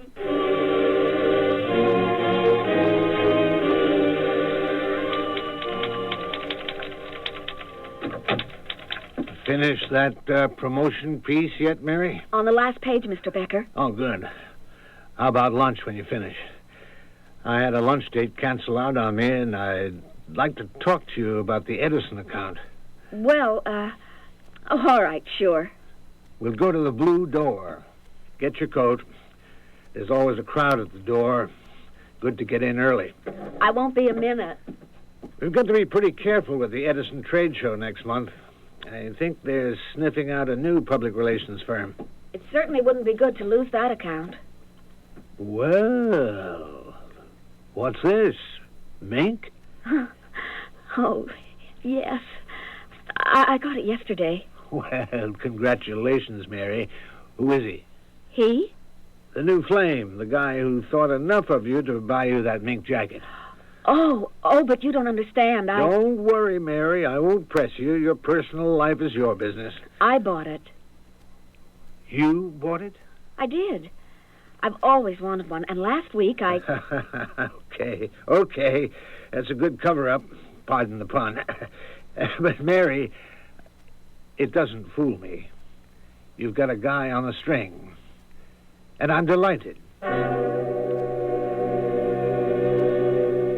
For several weeks after that, I'd noticed Mr. Becker looking at me and smiling. It made me awfully uncomfortable, as though he were sharing a secret with me that wasn't true. But I kept on wearing the jacket because I loved it. The feel of it, the elegance. And then, one day at the office... I'll get it, Mary. You keep on stuffing those envelopes. Becker and Company, Roger Becker here. May I speak to Miss Oates, please? Oh, sure, just a second. It's for you. It's a man. Hello? Miss Oates, this is Joe Dugan at the Fashion Fur Outlet. Oh, yes. Hello. We like to follow up on our customers, and we just wanted to know if a coat met your expectations. Oh, it's lovely. I'm just overwhelmed by it. We're very glad to hear that. I hope you'll recommend us to your friends. I'd be delighted. Certainly. It's so nice of you to call. I did want to tell you that we're having a wine and cheese party to show off some new styles. Friday at 8 p.m. if you'd like to come. Friday at 8? Yes, I'll remember. Thanks again. Thank you, Miss Oates. Goodbye. Goodbye. I won't say a word. Oh, that was... You don't have to explain, Mary. I can guess who that was, and it's okay. I don't mind you taking personal calls, you know that. But you don't understand. Friday at 8, huh? Want to leave a little early? No. There's no reason... Well... That's nice of you, Mr. Becker. Perhaps I will. Glad to assist the course of true love. I know Bert will appreciate it. Bert? Yes. His name's Bert.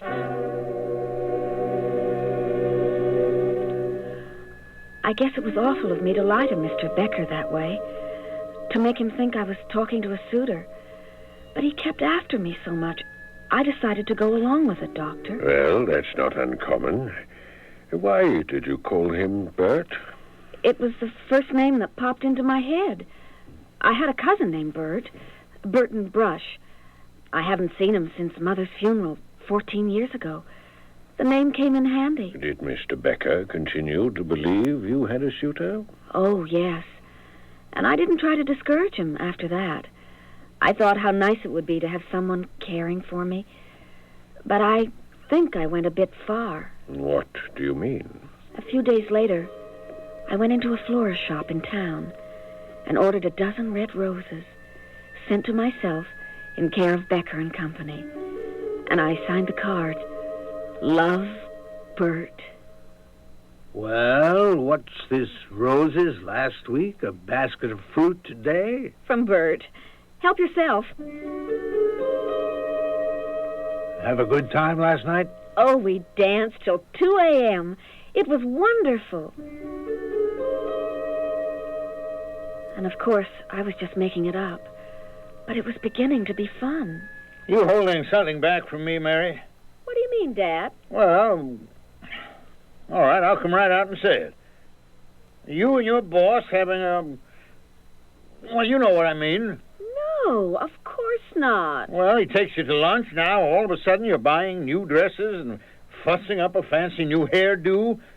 You never paid much attention to yourself before. And I'm realizing my mistake. Well, a woman doesn't fuss herself up over nothing. And there's always a man involved when she does. I just hope he's not married with a wife and 4 kids in the suburbs. A business lunch is hardly an affair. Okay. It was not your boss. Bound to be somebody. And what if there is?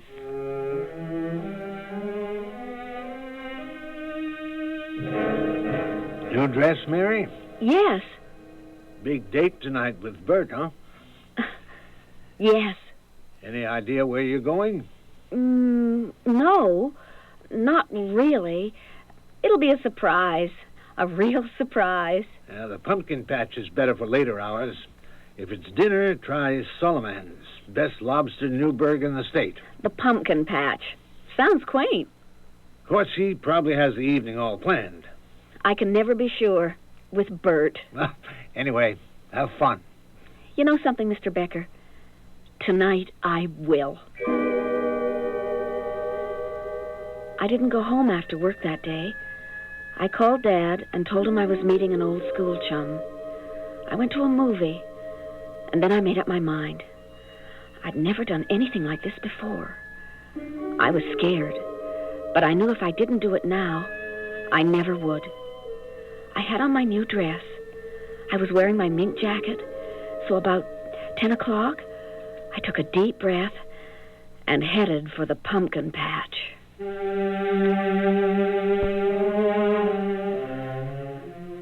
Quite a step for quiet little Mary Oates. Stepping out for an evening. Amazing what a new mink and a compliment from the boss can do. It appears she's going to live her own life the way she wants to from now on. I wonder if she's going at it a little too fast, though. We'll see what happens when I return shortly with Act 2.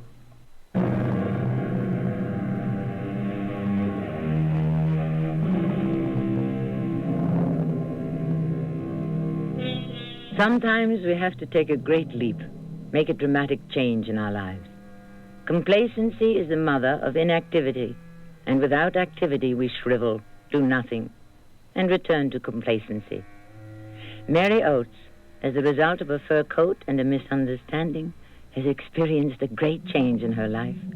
New clothes, a new hairdo, and more important, a new attitude. Let's join her as she rather timorously enters the pumpkin patch. Evening, miss. Good evening. What'll it be? White wine, please. Yes, miss? Hello. Hello? Don't think I've seen you in here before. No, this is my first time. Uh-huh. You expecting somebody? Somebody? Are you meeting someone here?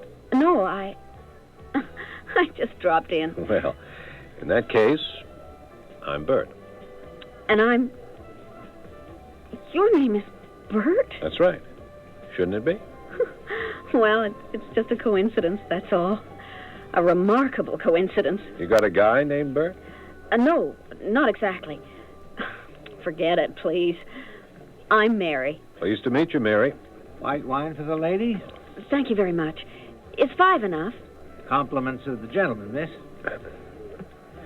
Mary, you want to tell me something? What? What's the problem? A guy? He usually is. I don't know what you mean. Well, this is the first time you've ever been in a place like this. No, I've been in bars before. Sure, if you say so. Oh, all right. This is my first time. Well, it's nothing to be ashamed of. There's a first time for everyone and everything. Relax. I wish I could. Want another white wine? Oh, I couldn't have finished that one so quickly. Helps the medicine go down, or something like that. Jack, so, Mary, what do you do? Got a job, or? Oh, yes. I'm secretary to a public relations executive. You know, I believe you are. Why shouldn't you believe me? Well, they usually say they're vice president of a cosmetics firm or an actress just in from Hollywood. Me? An executive or an actress? This is your first time in a place like this. Oh, here's the wine. Enjoy. You know something, Bert? I'm not nervous anymore. Good. I think you're honest. An honest man. Thank you.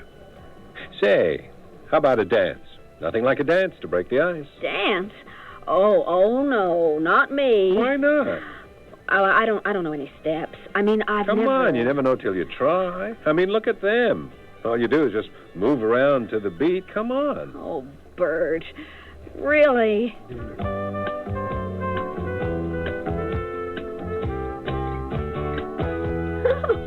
Hey, this is fun. Am I doing all right? Perfect. I think you're still teasing me, but I don't care. I'm beginning to enjoy it. And that's how Bert and I met, Doctor. He was good-looking, kind. And I killed him. She couldn't have him. She couldn't. It was the first love I'd ever had in my life. Easy, Mary. Slowly. We'll talk later. No, I want to tell you now. I want to talk about Bert. All right, Mary. I didn't think I'd ever see him again after that night. Oh, he took my phone number. But you know how it is. But then, 3 days later... Becker and Company, good morning. Miss Oates speaking. Good morning, Miss Oates. May I help you? That depends. You know who this is? Bert. The one and only. Pride of the Pumpkin Patch. I just wanted to tell you how much I enjoyed your company Tuesday night. It was mutual. Anyone who could get me to dance has to be someone special. Oh, thanks for the compliment. Say, how about a return engagement tonight? Tonight? Oh, well, my father expects his dinner at a regular time. If I... Okay. I know it's short notice, and I wouldn't be interested in a girl who didn't have other plans for a Friday night. Oh, no, it's not like that. It's just... No, don't apologize. Maybe I can make a phone call and... When you're finished, Mary. Oh, Bert, I'm sorry. Mr. Becker wants me. Can I call you back? I'll call you. Half an hour? Maybe you can change your plans. Yeah, I know I can. Call you. Bye, Bert. Well, you didn't have to cut it short. He really shouldn't call me here. That's all right. I'm glad to see you so happy. You certainly have taken on a style. Thank you. Well, to work. Come in and bring your pad.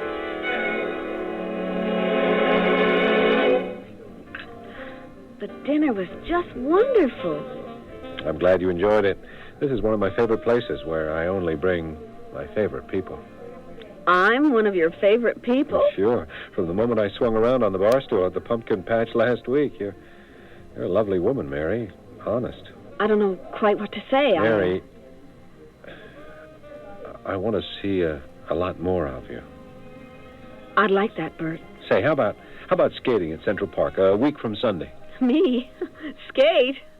Oh, I haven't been on ice skates since I was 12. Oh, no. I'll teach you. I'd look ridiculous. And besides, I can't. Why can't you? My father and I always go to the movies on Sunday afternoon. It's a sort of tradition. We've been doing it for years. I can't disappoint him. Maybe it's time you broke with tradition. Can I let you know? Well, okay. No, wait. I'll say yes right now. After all, I have some right to my life, too. That's the spirit. Oh, Mary, excuse me a minute, okay? Sure. Will there be anything else, miss? Oh, no, thank you. I just wondered what happened to my escort. He said he'd be right back. Did you see him go out by any chance? No, miss. He left more than half an hour ago. Well, I have to get home to my father. I'll pay the check.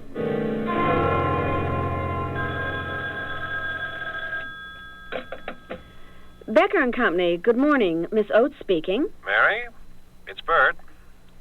Oh, hello. Mary, I don't know how to apologize for last night, but please don't hang up on me. I won't hang up. You see, I went out to get a pack of cigarettes and met this friend. I haven't seen him since college, and when I went back to the table, you were gone. Bert, you were gone for half an hour. It was terribly embarrassing for me. I didn't mind paying the check, but the waiter looked at me so strangely. I was only gone 5 minutes, but, well, it was rude of me, I know. Maybe it seemed like 5 minutes. Are we still on for next Sunday? I'll have to let you know. I haven't spoken to my father yet. Square it with your father for Sunday? I'll call you tomorrow night.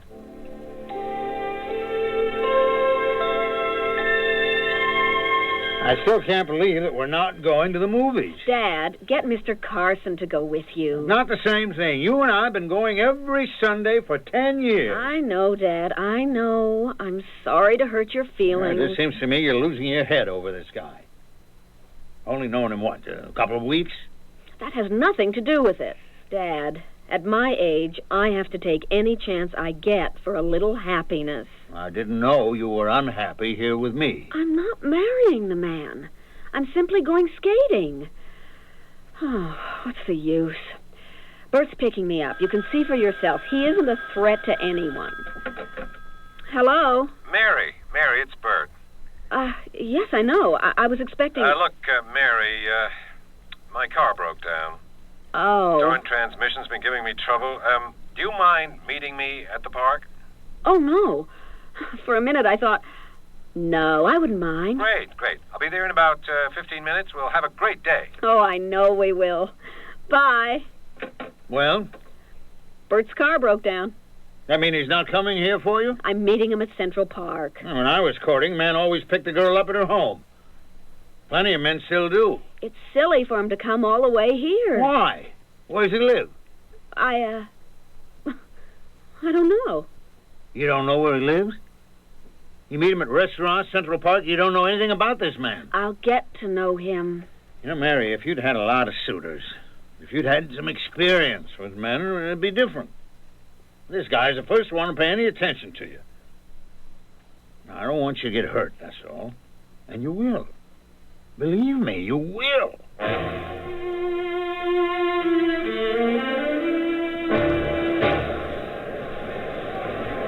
Come on now, Mary. It's easy when you get used to it. Wobbly. I feel ridiculous. Come on, just hang on to my arm. Now, careful. Now put your weight on your right foot. Now lean forward just a bit. That's it. Oh, this may be fun for some people, but... No, you're doing fine. Please, let's rest. Okay. Can you make it over to that bench? Let's come on. Let's, Oh, God, my ankle. You know, maybe we should have done something a little easier, huh? Here, come on, sit down. Oh, no. It's fun to do something I've never done before. Yeah, well, when you look at it that way. You've opened up a whole new world for me, Bert. I'm glad. I dine in restaurants. I go places. And here I am, skating in Central Park. Well, hardly skating. Well, you know, it's fun for me, too, to see you enjoy such simple things. We've only known each other a short time, but I feel I've known you for years. I'm so comfortable with you. I feel the same way with you. I've been meaning to ask you where you live. My father asked me this morning, and I suddenly realized I didn't know. In the village. You want to see my place? Oh, well, someday, perhaps. We could go there for coffee this afternoon. I don't think so. Maybe another time. Well, speaking of coffee, why don't I go and get us some? There's a stand on the other side of the rink. I'd love that. I'll be back in a minute.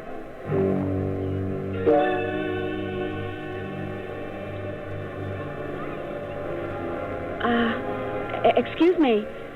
Did a man in a red plaid hunting jacket and a white fur cap buy coffee here in the past half hour? Well, I didn't see him, miss. I'd sure remember if he was dressed like that. Thank you.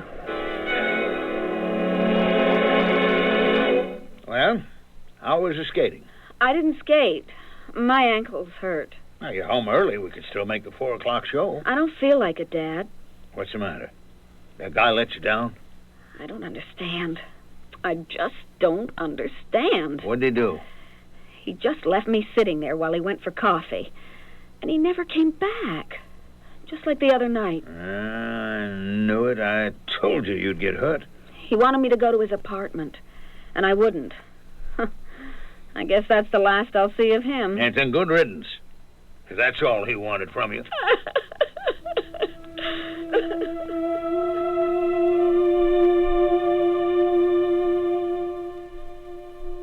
When we're starved for food, sometimes we eat too quickly and suffer the consequences. When we're starved for love and attention, we can respond too quickly and suffer the consequences. But the new romance of Mary Oates is far from over. It now begins its climactic journey to that tragic ending when she kills the only man who gave her love.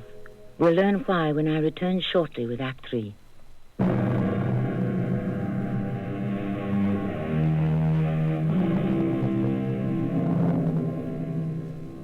Love is blind. That old cliché has more truth than poetry.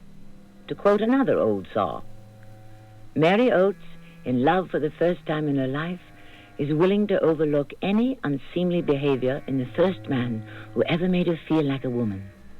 His erratic behavior in suddenly leaving her when they're out together confuses Mary.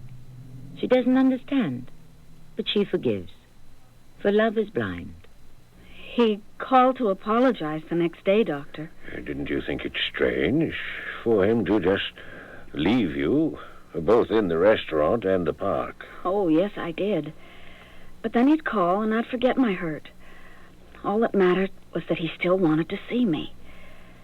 As the days went by, we did lots of things. The theater. I'd only been to a Broadway play once in my life. Now we were going almost regularly. And we'd always go to the pumpkin patch for drinks after the theater, or sometimes just for the evening. I was in heaven. I knew it was too good to be true. Somehow I knew it wouldn't last. One night, 3 weeks ago, I'd gone to the pumpkin patch to meet him. He wasn't there, so I ordered my wine and waited. The usual, Miss Oates? Yes, Jack, thanks. You haven't seen Bert tonight, have you? No, I haven't. He's meeting me here. I'll just have to wait.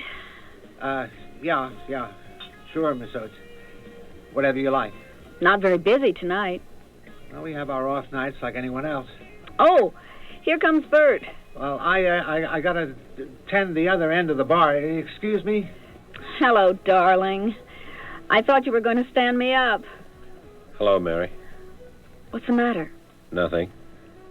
Oh, yes, there is. I can hear it in your voice, see it in your face. Mary,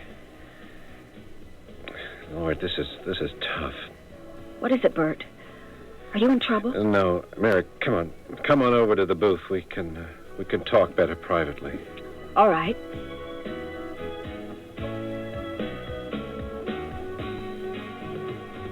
Now, please, Bert, tell me what's bothering you. Maybe I can help. You can by understanding. Understanding? What? Now, look, Mary, we've had a couple of fun months together. Yes, we have. You're a wonderful person, the kind of person any guy would like to be married to. Bert. Oh, Bert, darling. I can't believe I'm hearing this. You want me to marry you. Mary, it's so hard to say. But you've said it, darling. And my answer is yes. Yes. It's more than I ever dreamed. Mary, you don't understand. I'm not asking you to marry me. I said you were the kind of girl any guy would like to marry. I'm so terribly confused. What are you telling me? Mary, I can't see you anymore. What? I'm going to be married. You're going to be married? Next month. But all these months, the time we've had together, I thought... I met Gail after I met you. I didn't think it would happen like it did. I still admire and respect you, but I'm in love with Gail. This is like something out of a bad movie or a bad dream. I know how you must feel. I'll wake up tomorrow and realize it's a dream, that you haven't said these things. I'll expect your call. It's over, Mary. I'm sorry. Over? Over? It's just a sound. Over. It doesn't have any meaning. Mary, please, come on. We'd better go. I'll take you home. You go. Just go. Go. I mean, there isn't any more to say. I'm sorry, Mary. Go. Miss Oates. I'm sorry, Jack. I shouldn't have caused a scene. I'm going home now.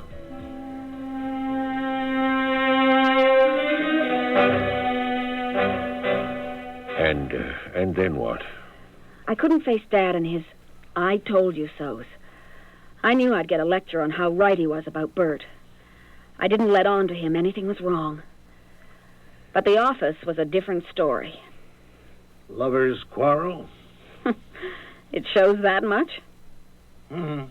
It shows. It's more than a lover's quarrel. He's going to be married. Oh. That is rough. What hurts so much? It's someone he met after me. If he'd been engaged all along, well, I could call him a heel and forget him. But I thought I was... Oh, maybe I was expecting too much. It's a surprise to me. I mean, he was really rushing you. So it seemed. Mary, want to take some time off?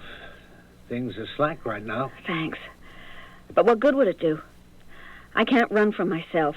I'd just sit around with Dad and brood. Well, okay. But, Mary, anything you want, you just ask, right? Right. I'll be back around 3. Lunch with JJ always lasts 2.5 hours. See you later.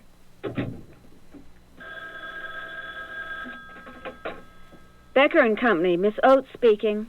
Mary? What do you want? I just couldn't walk away from you like that. We were both upset. I want to know you understand. How can I understand? Why should I understand? Just say thanks for the fun? You don't know what you've done to me. Mary, can I meet you one more time? What's the use? What's the use in that? Please. All right.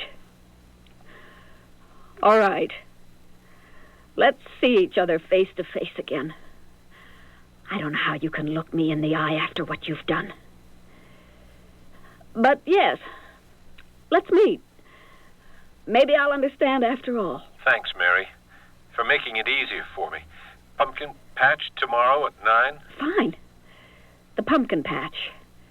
Tomorrow at 9.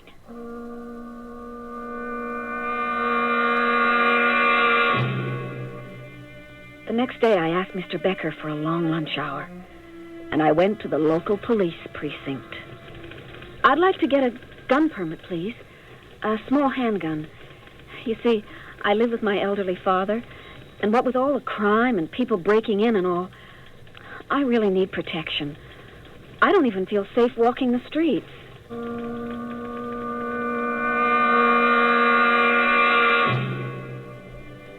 Sorry if I'm late. I just got here. What difference would it make anyway? It's our goodbye, final meeting, fade out, etc. I'm sorry, Mary. Oh, sorry.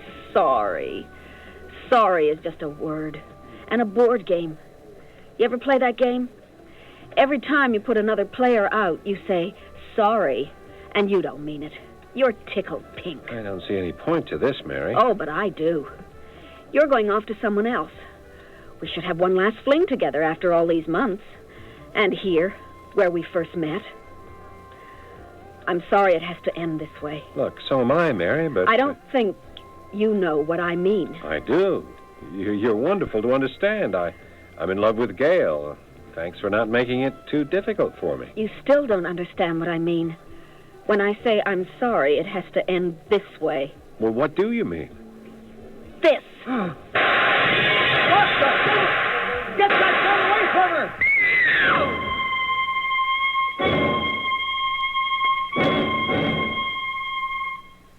And now he's dead, Doctor. And so am I. As dead as I was before I met him. Maybe more so. I'm going to leave you now, Miss Oates. I'll be back. Are they taking me to jail? You'll be released to your father in a few days.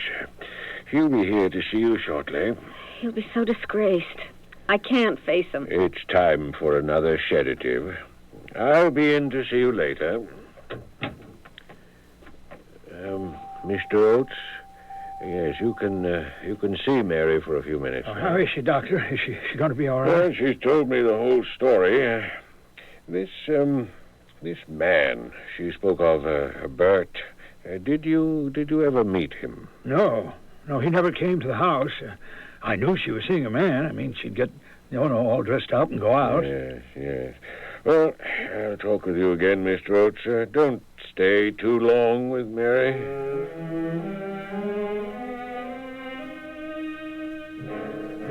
Mr. Becker, did her gentleman friend ever call for her here at the office? No, Doctor.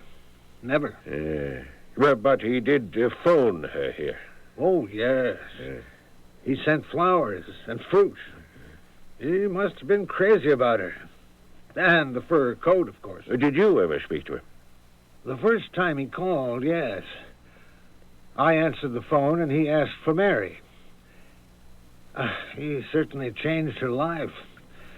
I can't believe she'd turned to such violence, even after he left her. Yes, well, thank you, Mr. Becker. I'll probably talk with you again.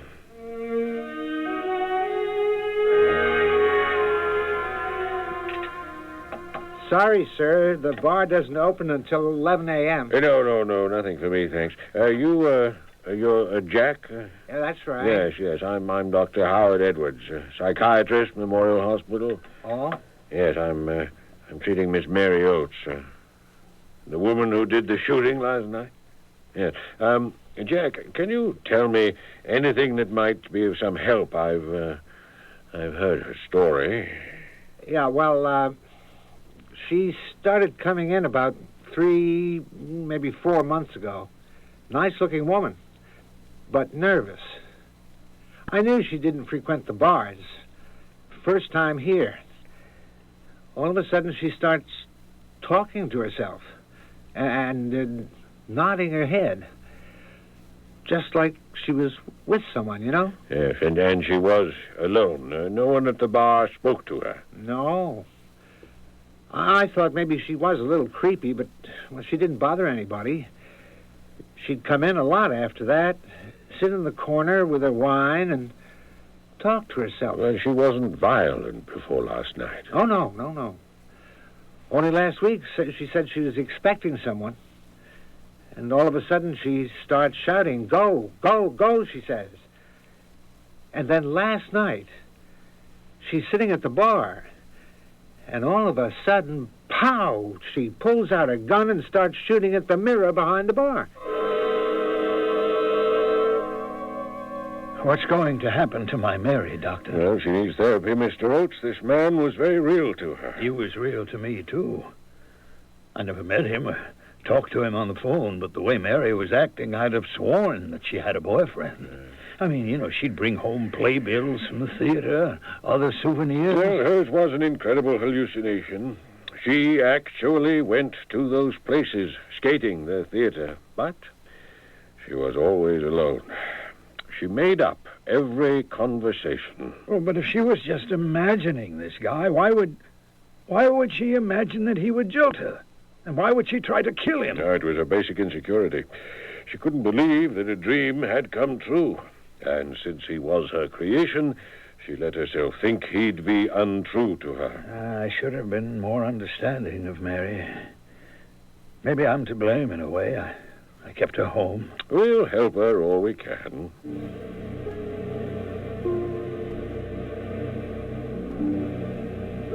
Will they let me go to the funeral, Doctor? No, Mary. You'll have to start forgetting Bert. Forget him? I'll remember him until the day I die.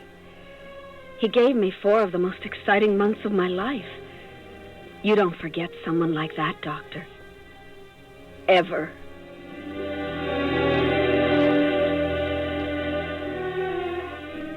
Mary will remember the man she claims gave her the happiest months of her life. But if she does, she'll remember, too, that she killed him. Perhaps under therapy, she'll realize her hallucination. She'll be persuaded that Bert was only a figment of her imagination and that she hasn't killed anyone. And then she'll know that indeed no man has ever paid her any attention. She had to do it all herself. I'll be back shortly.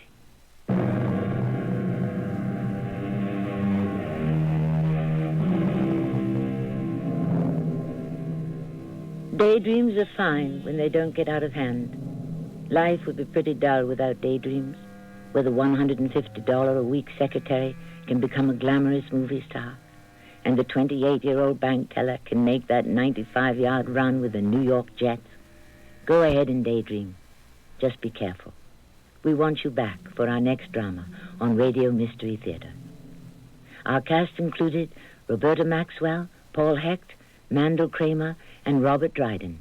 The entire production was under the direction of Hyman Brown. This is Tammy Grimes, inviting you to return to our Mystery Theater for another adventure in the macabre. Until next time, pleasant dreams.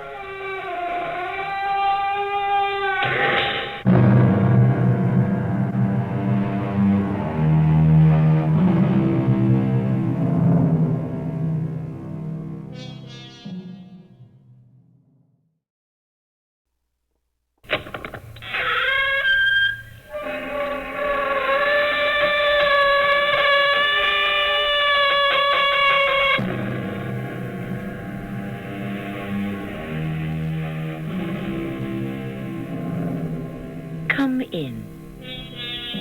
Welcome. I'm Tammy Grimes. I preside over an exploration into the dark side of human nature, where we encounter such bizarre extremes as flights into the beyond, as well as the strange behavior of persons driven by hatred, avarice, or ambition. The tale we are about to hear is about deception and its consequences. Our setting is New York City on a cold night. Tom Tully, who drives an 18-wheel truck and rig for Mercury Express, has slept all day. He is dressing as the telephone rings. Hello? You would like to earn $5,000. Who is this? What's the gag? You are Tom Tully. Yeah? You will be driving a big rig from Chicago to New York. Well, yeah, but who is this?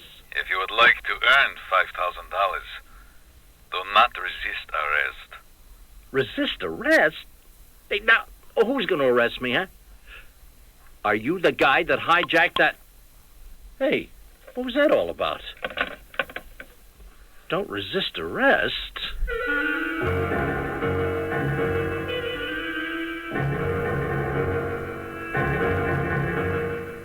Our mystery story, Code Word Caprice, was written especially for Mystery Theater by Roy Windsor and stars Bernard Grant and Lloyd Battista.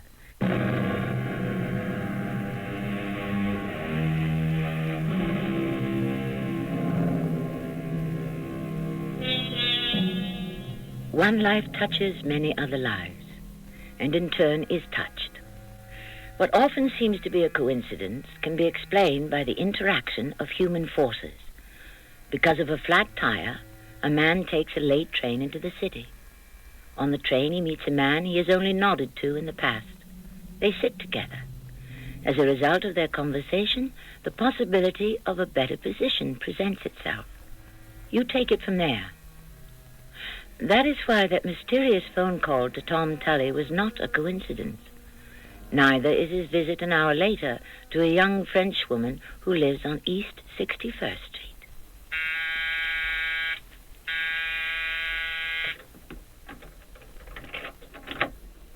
Hi, doll. Oh, but darling, you? Are you not driving to Chicago? I didn't expect you. And I didn't expect to be here. Oh, well, come.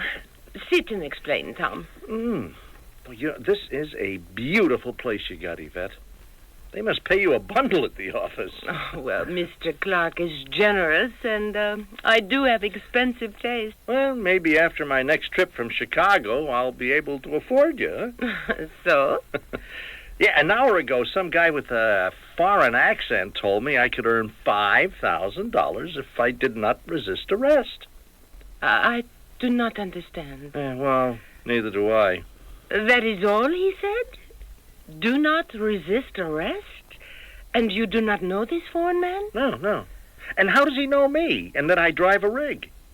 How could he know my telephone number? Am I being set up for a hijack? Oh, no. Then what's it all about? I'm driving to Chicago in an hour with a big load of plastics and then returning with a refrigerated rig packed with meat. And if I don't resist arrest, I get $5,000. Who from? How? Oh, it worries you. Yeah. Should I tell Mr. Clark or Mr. Harper? No. I will do that in the morning. Yeah. Oh, well, I wish you would, because we've already lost one truck and its cargo, and it's a loss of $250,000. It is a mystery, that truck that vanished. Tom. What will you do? Well, drive the rig and see what happens. The $5,000 would be very nice, Tom. Oh, yeah, sure. It's mine, just not to resist arrest. It's crazy. You will tell Mr. Clark? Oh, of course. Good. Well, I'm on my way. I'll report the offer to Foley at the garage. He can alert the police. Do you think that is wise? If you do not do what the foreign man advises, you might be hurt, Tom. But Mr. Clark and the police have got to be told about the crazy offer. If I do receive the money, we'll celebrate when I return. 2 nights from now. Wish me luck. Just what the devil is going on, Alan? I wish I knew, Jack. 2 trucks. Now, how in the name of sanity can 2 18-wheelers disappear without a trace? Now, who hijacks them? Where do they take the trucks? How does it happen? Tom Tully will tell us. And where is he? He's been released by the police. He should be here any minute. Without a scratch on him, according to the police. Now, how do you explain that? The driver of the first truck that was hijacked... Mike Shepard. Yeah, that's right, Shepard. No, he's still in the hospital. And Tully hasn't got a scratch. If he's double-crossed us... No, not Tom. Don't be hasty. Let's hear his story first. We have lost almost $500,000. Well, the insurance... We'll lose our insurance. Then what do we do? Well, that's Tom. Come in, Tully. Yes, sir. Now, listen, Tully. If you have double-crossed me, I'll see to it you spend the rest of your life in prison. Where did it take place, Tom? Now look, I don't like to be accused of a double cross. I don't care what you like. You set this up. No, sir, I did not. Then how come no one's touched you? That means you didn't resist. You know what happened to Shepard. Well, didn't Yvette, Miss LeClaire, tell you? Didn't Foley call from the garage? Tell us what, Tom? Well, I saw Miss LeClaire the night I drove the rig to Chicago, and, well, I told her some guy phoned me at home and said if I didn't resist arrest, he'd pay me $5,000. What? Yes, sir. Some guy with a foreign accent. He said I'd be arrested and that if I didn't resist... You'd receive $5,000. Yes, sir, that's it, Mr. Judas Priest, is this right? Yes, sir. Now, I told Miss LeClaire to tell you, and I told Foley at the garage and asked him to inform the police. You better sit down, Tom. No, neither Mr. Clark or I heard about the phone call. You'd better tell us what happened. I left Chicago with the fridge rig packed with meat. It happened on the Jersey Turnpike. A police car picked me up and waved me off the road. 2 cops ordered me out of the truck cab. Well, then what? Well, while I was asking why I'd been stopped, one cop grabbed me from behind and the other put a hood over my head. And, well, then when they tied me up, they locked me in the back of the patrol car, slammed the door, and then took off in the truck. Why didn't you resist? Well, I struggled. I tried to yell, but it happened so fast that I didn't have a chance to resist. Look, you carry an iron rod in your cab. Sure, but I was flagged down by a police car. Tom, tell me about that phone call. I just don't understand it. this foreign character knew my phone number and that I drove a big rig and wouldn't give me his name. I thought it was a gag. And then he said... Do not resist arrest, and you'll make $5,000. Well, if I do get the $5,000, it's yours, Mr. Clark. Tom, is all of this straight? Don't you believe me? I want to, Tom. 2 hijackings can put us out of business. Well, if Tom's telling the truth, Jack, and I think he is, we know one thing. The patrol car that flagged him down is a phony. And the car and the guys in it. The police have the car, and they can trace its ownership. Yeah, but where did the trucks go? That's exactly what we'd like to find out.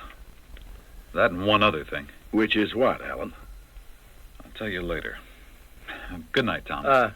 Yes, sir. I feel terrible, Mr. Clark. Well, Alan? I cannot believe it, Tom. It was in my apartment when I went home to change. 5,000 big ones. Oh, we celebrate, we? Well, I'm turning it over to Mr. Clark. Oh, but that is silly. No. I told him about it. Hey, you must have forgotten. What? Well, I asked you to... Of course. I'm so sorry, Tom. But did you not tell Foley at the garage? Yeah. And he said he notified the police, but... Well, they had no record of it. Oh, Tom, it was a bad experience. It was just crazy. I was too surprised to put up a fight, so they left me in the phony patrol car and made off with the truck. No trace of it. No, it is magic, yes? Well, I don't know what it is, except that it cost the company $250,000. Rig, and all that meat. Look, I can't keep the $5,000, Yvette. That would make it look as if I double-crossed the company. Ah, conscience. It would not bother me. Someone drops money from heaven on Yvette. She keeps it.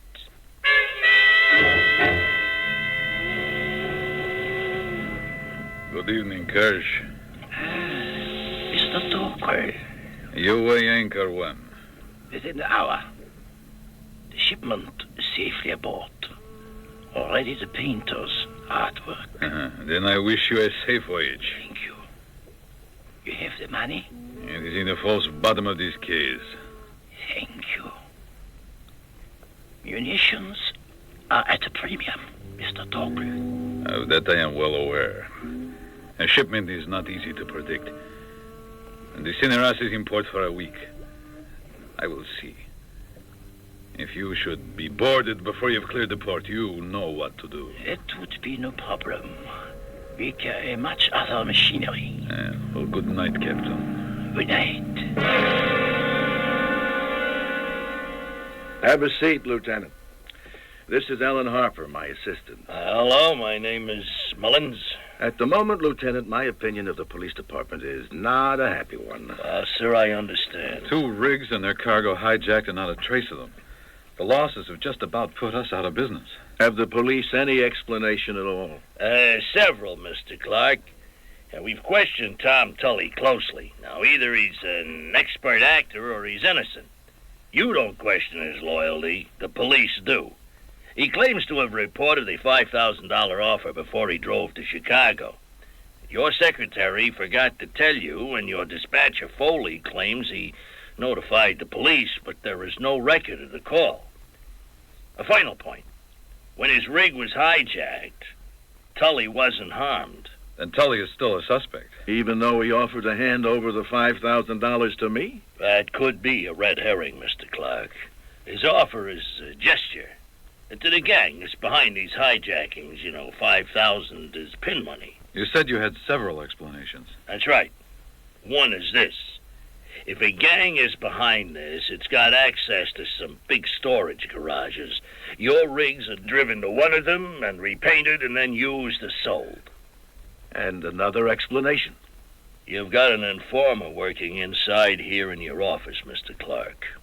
Why do you say that? How many trucks in your fleet? 20, not all at use at once. What do they haul? Everything. Food, machinery, appliances, textiles, everything. Munitions? On occasion. Now, the 2 trucks hijacked carried food. No other trucks have been touched. What's your deduction from that, Lieutenant? Well, there are mercenaries everywhere, and food is a weapon. Now, in our opinion, there's a mercenary behind the hijacking. Someone paid to hijack food and munitions. The Caribbean is the market for those stolen goods. And our trucks?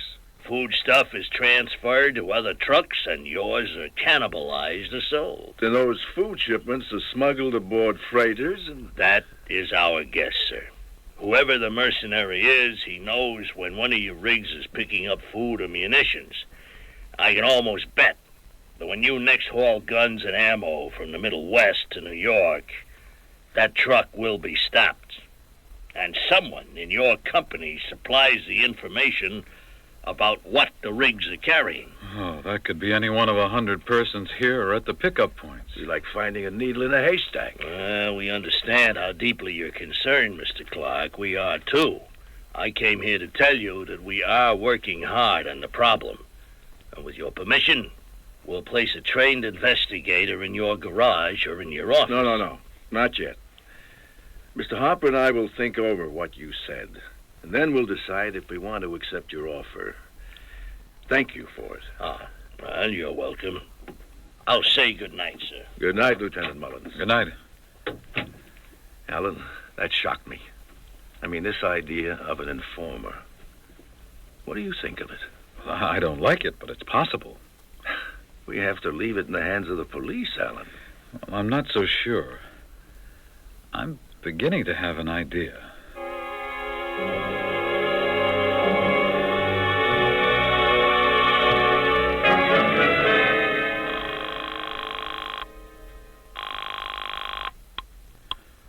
Do not speak. Operation Meat Market was a success. The code word for a shipment of munitions will be Caprice. I repeat, code word Caprice. You will inform me with those 3 words. Good night.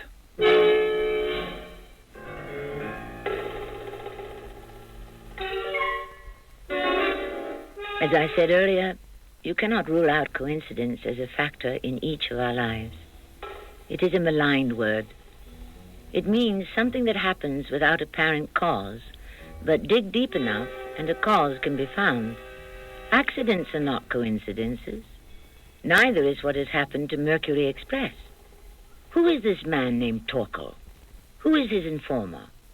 Tom Tully? We will find out when I return with Act 2.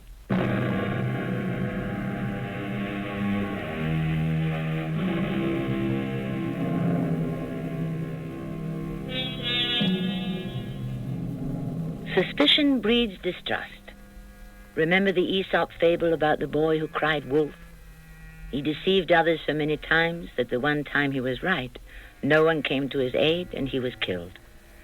Well, just the mention of a possible informer within the trucking company could hurt the morale of Mercury Express. Is Tom Tully that informer? The next morning in Clark's office, Alan Harper, who said he had an idea, proposes it. Don't object, Jack, until you've heard me out. I want to take a week off. This is hardly the time. No, listen to me. I want it known that I'm taking a week off. I don't want to arouse suspicion. Say anything you want to. Say my nerves are shot. I had to go away. But you're not going away. No. No, I'm going to fly to Chicago and drive a rig back to New York. We have a huge shipment of arms and ammo going into Chicago, and from there to here. I'll replace the driver. Alan, I don't like it. We've been hijacked twice for food shipments, and the police believe that munitions will be next. Now, if that's true, I want to be at the wheel of that trailer truck. I've already worked out with Lieutenant Mullins what I want to do and how I'll be prepared for a hijack. But, Alan, you haven't driven a big rig in years. Look, don't worry about my ability to handle the rig. Now, here's something for you. A beeper. Yeah, high frequency. The latest. It has a range of 50 miles. And the hijacking, if it's tried, will take place somewhere near or around Hackensack. If I'm flagged down by a patrol car, I'll switch on the beeper. The police will be tuned in, too. By the time the hijackers have tied me up, the police will be on the scene and we'll have them. Lieutenant Mullins okays this? He does. But it's important to create the impression that I'm on vacation at a beach in Florida. Now, there's one problem. I'm not sure we can keep your mission a secret. You show up in Chicago. Our dispatchers won't talk. The driver you'll replace might. Maybe not the Foley here in New York, but the other drivers at the garage will wonder why he's been taken off the New York run. Well, that is possible. You see, this informer, if there is one, would be in Chicago as well as in New York. If somebody is keeping tabs on our shipments... Sure. Look, I'm not saying my plan is foolproof, but we have to try something. All right. Maybe you'll get a break. I'll have Miss LeClaire book your flight. To Palm Beach, Jack. What? You certainly don't suspect Yvette. I trust her completely. So do I. But only you and I and the police are to know about the plan. Don't tell Yvette. Let me ask her to book the flight. Okay. I'll buzz her to come in. I'll leave Chicago early tomorrow morning. And I'll wait here until I hear from you, one way or the other. Is it true, Mr. Clark? Another of the trucks has been hijacked? Good morning, Yvette. Yes, it's true. Oh, I read about it in the newspaper, but this is terrible. I mean, it is just not possible. A truck that disappeared? Well, I agree. Yvette, will you book a flight for Mr. Harper to Palm Beach as soon as you can? Of course. You are going on a holiday? Of a sort. Mr. Harper's nerves are shot, so I want him to take a week off and rest. Oh, I'm so sorry. Well, thank you. Yvette, will you handle my calls while I'm away? But of course. You will be gone long? Oh, well, a week. Well, I'm going home to pack. Will you phone me there? Of course. Goodbye, Alan. And good luck. I'll let you know where I am, Jack, as soon as I've checked into a hotel. The police do not know what happened, Mr. Clark? They haven't a clue. It is someone who informs, yes? I suppose that is a possibility. What made you think of that? Tom Tully. And I am fond of him, you know. Till he showed me the money. And I look at him and nowhere is there a scratch. Does that not strike you as suspicious? Yes, it does. The police are still looking into it. It's in their hands, Yvette. All right, you better find a flight for Mr. Harper. I will do that right away.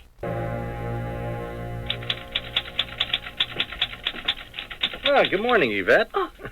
Well, let me take you to lunch, doll. What are you doing here? I am told the police continue to ask you questions. Yeah. I just came from the police. So? Well, they can't get it through their thick heads that I'm innocent.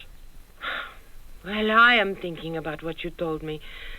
The man with the foreign voice, the $5,000, and then the hijack, and you with not even a bump on the head?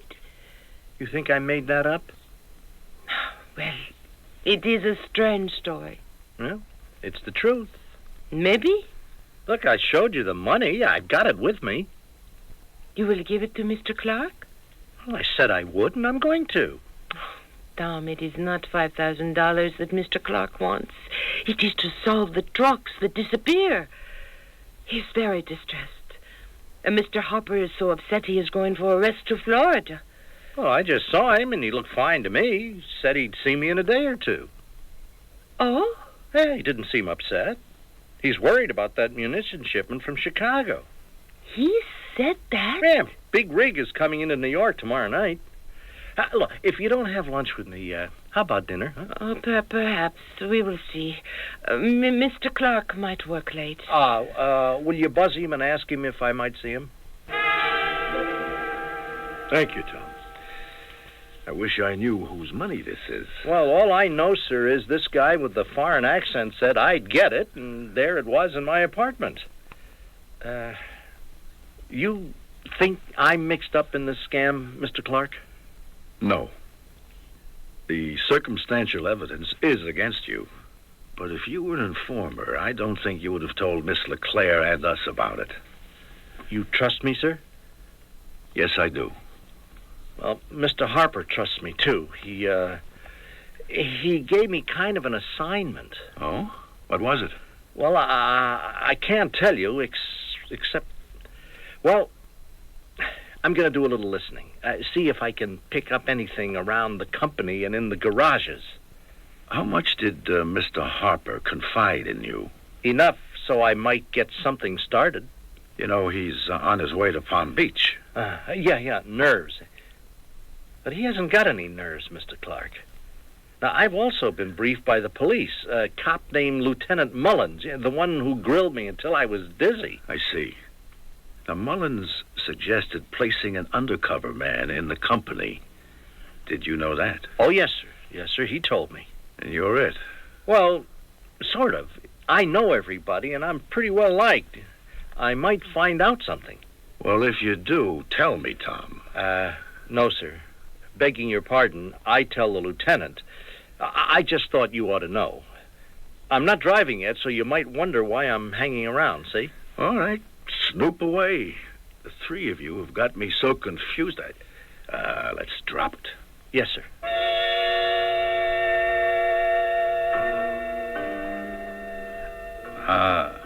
Splendid. Caprice tomorrow night. You suspect a trap.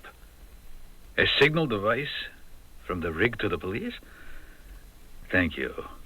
It can be neutralized, though we will have a surprise ready for them. Yes, be at home tomorrow night, and I will give you a report. So... Olga, I wish to speak with the captain of the SS Cineras. Find him. It is vital. He must be prepared.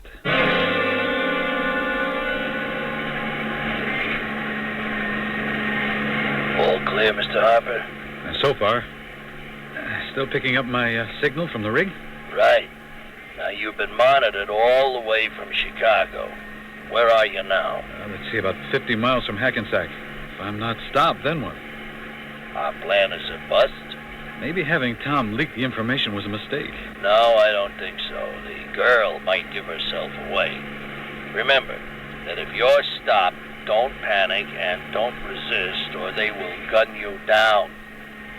We're waiting for your signal. It's hooked to my belt. Any sign of that patrol car, and I'll switch it on. So long. What's that fool trying to do? He's crazy. Trying to crowd his trailer off the plank. Look out! What were you trying to do? Get killed? If I hit you, that tin can would have rolled over 5 times. Raise your hands. Hey, what is... Otherwise I shoot you. Comprende? What happened to your police car? Caemos. Rápido. We leave the little car to you, senor. Ready? Oh, I'll remember your faces. Arms tied behind me. How can I switch on the beeper? Oh, I gotta activate the beeper. Oh, unmarked little foreign car. Oh, stupid. She warned them.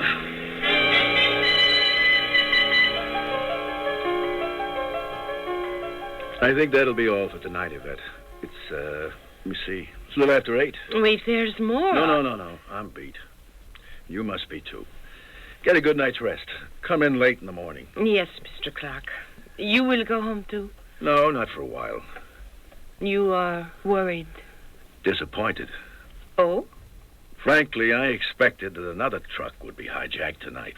Oh, and you are disappointed it was not? No. Well, I mean, in a way, yes, because we were prepared for it. I thought we might catch the hijackers. Ah. Well, I will say good night, Mr. Clark. Good night, Yvette. And thank you for your help. Hi, doll. Tom! Hey, you remember my invitation to dinner? I am so sorry, dear Tom, but I am very tired and I have a nasty headache. You will forgive me. Yeah, well, sure. You want me to drive you home? No. I will take a taxi. Yvette! Oh, he makes me jump from my skin. Yes, Mr. Clark. Listen. Did it happen, sir? Listen. What does that mean? Another truck's been hijacked. Mullins was right. Call the police, Yvette. I want to speak with Lieutenant Mullins. Oh, yes, sir. That beeping, it means a hijack? Oh, no, it means more than that. It means they've got the hijackers. Oh, I will phone from my desk. Did you mean that, Tom? No, sir. But that's what I was told to say. Oh, Tom, this has got me dizzy. Me too, Mr. Clark, but it's all part of the plan that Mr. Harper and Lieutenant Mullins worked out. the lieutenant, Mr. Clark. What's happened, Lieutenant? Harper's rig got hit, but not by a police car. 2 guys. One spoke. He was Hispanic, that's Harper's guess. Now, they blocked the trailer, and when he stepped out, they held a gun on him and tied him up. He activated the beeper with his foot. In the 20 minutes it took him to do that, the truck was driven off. So Harper's okay? Sure. Angry with himself, but he wasn't hurt. Did Tom do what he was supposed to do? Just yes or no will do. Yes. Well, wait there for me to pick you up. Don't ask any questions. Tom will explain. Understood? I don't understand anything. Be down in front of your building in 10 minutes. I'm on my way.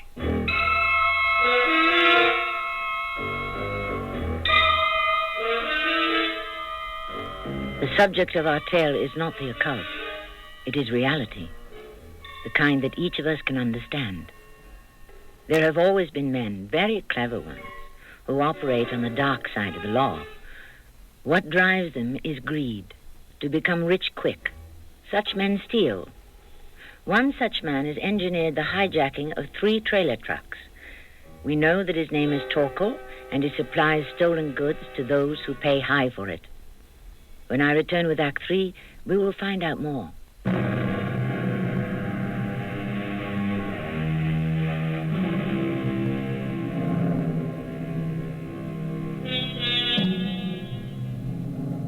Some persons cannot resist the temptation to steal.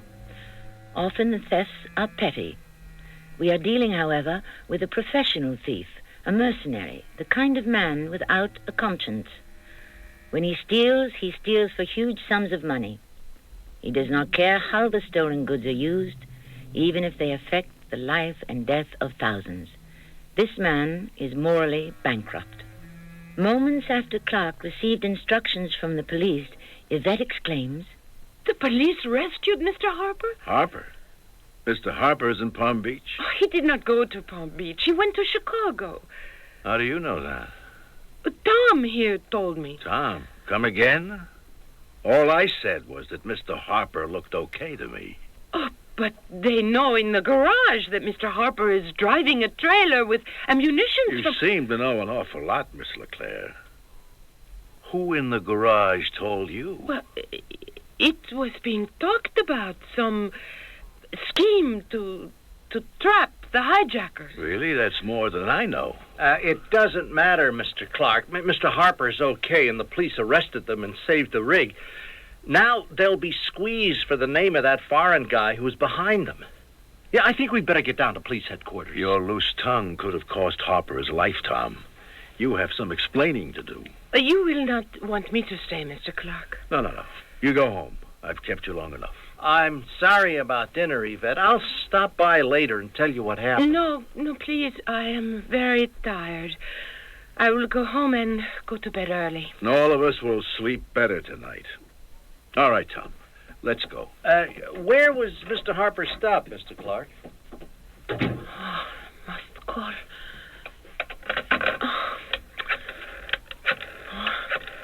Please.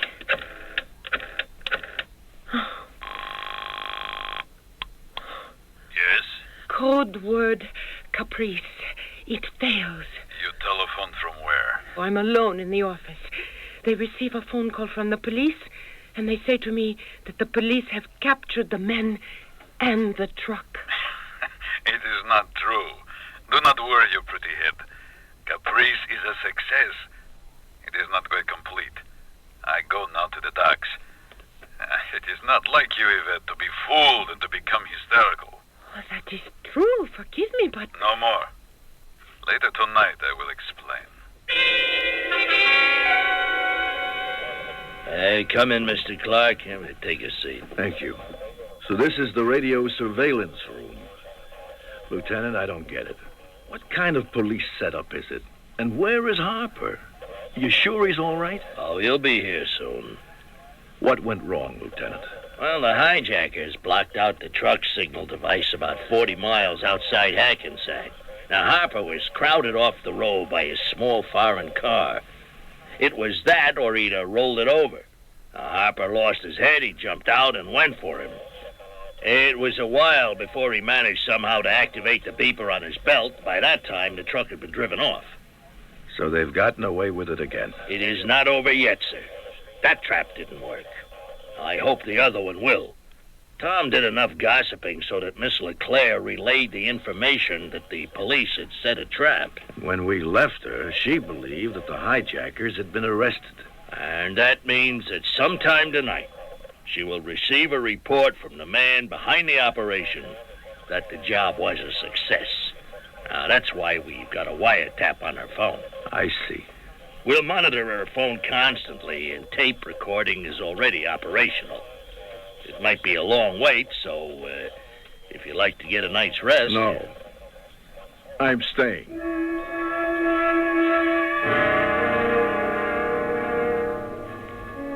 There's no need to worry, senor.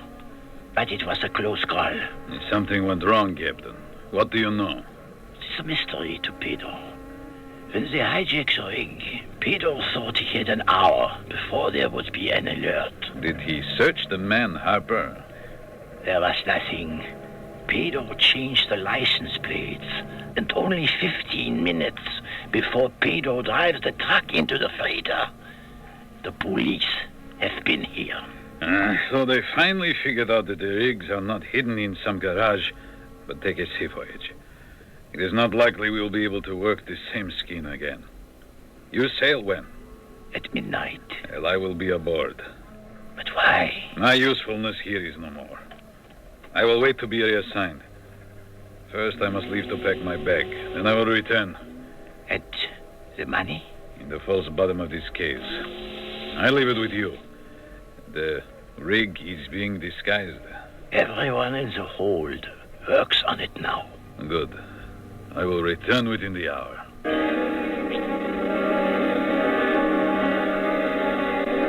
It's 10:35 and still no call. You can be sure that Miss LeClaire is not gone to sleep now. All we can do is wait. Mr. Harper? Yes? You should see Yvette's place. You'd think she earned $100,000 a year. Well, maybe she does, Tom. Is that what made you suspicious of her? No, sir. I just wondered about it. You see, actually, it was her attitude about the $5,000 I was offered and paid. Keep it was her idea. Then she didn't tell Mr. Clark about the offer, and Foley at the garage didn't notify the police. You think Foley's mixed up in this thing, Tom? I don't know. I'd rather not say, Mr. Clark. Hold it. The call's coming through to Miss LeClaire. Hello? Did I tell you not to worry your pretty head? Oh, you have the trailer truck. It is now safely aboard the Cineras, and at midnight, she sails to the Caribbean. I was worried. You must never worry. You must trust Sir Adolph. You said that Mr. Clark and the police lieutenant have gone to the police? At the time I telephoned you. It is dangerous, the telephone. I hesitated to place this call, but I wanted you to know that when the Cineras sails, I sail with it. Oh, no. But yes, my dear, we have been successful. It is a mistake to crowd good fortune. I will be reassigned, and then I will need you again. Perhaps in a month or so we will work from Marseille. Oh, I would like that. That's the voice of the guy who offered me the $5,000, Lieutenant. We'll flood the docks with police. Harper and I will pay a visit to the Cineras and introduce ourselves to the captain and to Torcol. That's a nice way of putting it. I'll leave Miss LeClaire to you and to Tom. The police will be waiting outside.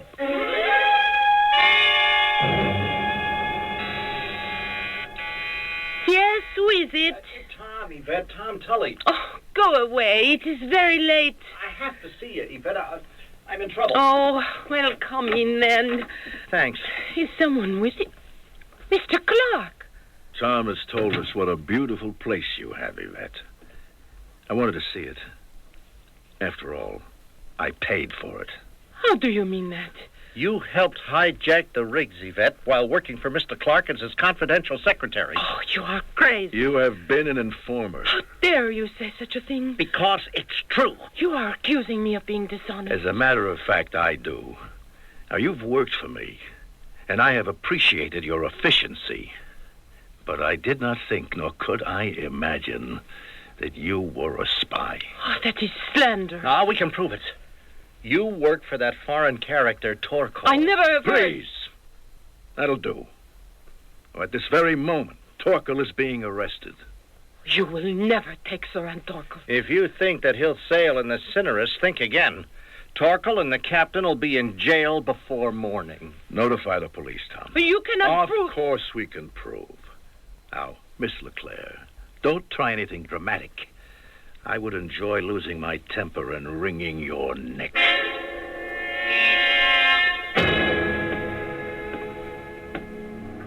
First, the captain, then Torkel if he's aboard. Now, you got your gun? In my hand. Who is there? Police, you're under arrest, Captain. Arrest?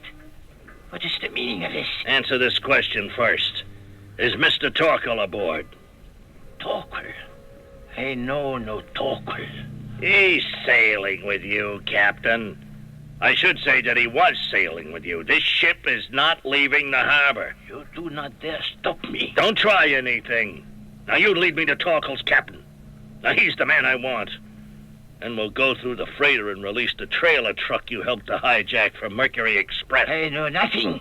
Nothing about the hijacking. Is he aboard? I will lead the way. He's topside? It is our best accommodation. That's the door?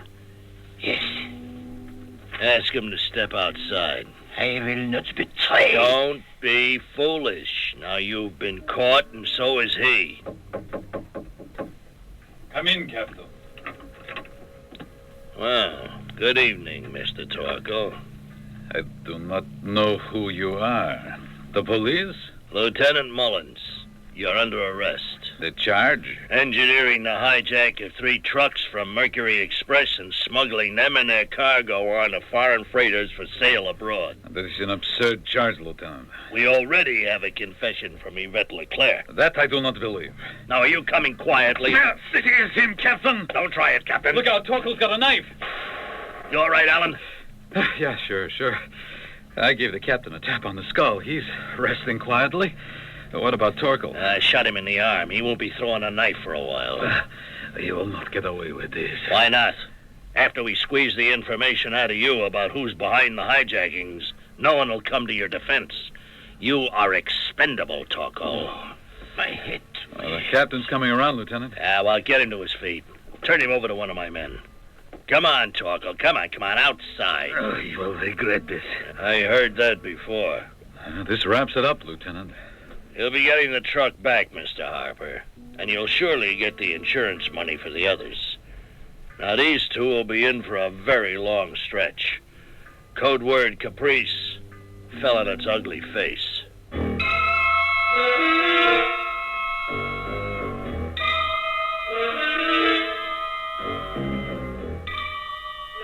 All of us know that drug smuggling is an enormous business up and down the eastern seaboard. But contraband is also being shipped inside our country as you are listening to me. Greed is the motivation, and it has no conscience. I'll have a final word for you shortly.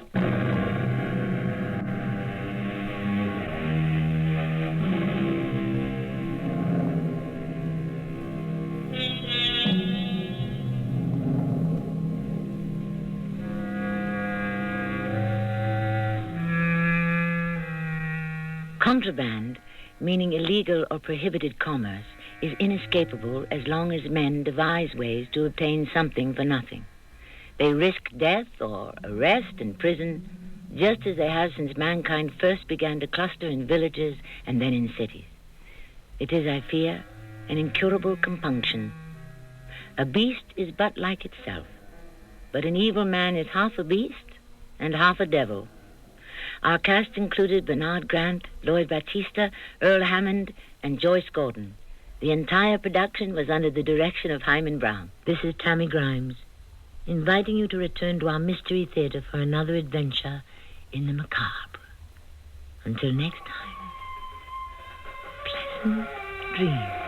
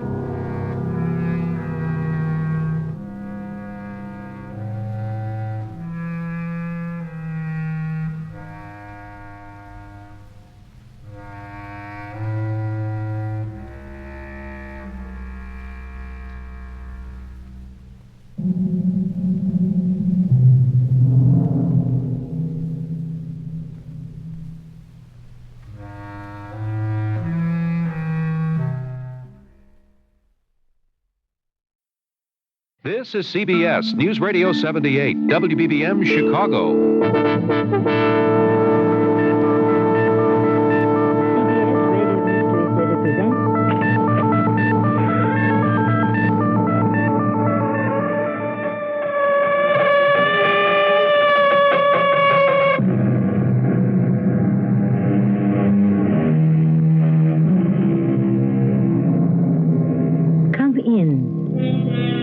Welcome. I am Tammy Grimes. It was Mr. Mencken who said, injustice is relatively easy to bear.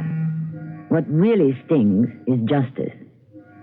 And thus, to carry the idea through to its logical conclusion, if everyone were to receive his or her just deserts, oh, what a sour dish it would be for so many of us. I want you to tell me the name of the man who is responsible for my husband's murder. And what would you do if I told you? I'd go to the police. They want evidence. And what have you got? The say-so of a hood who's here in jail for life on a murder rap? I'll go to the newspaper, radio, TV stations. There must be something I can do. Sure. Go home. Forget it. Never.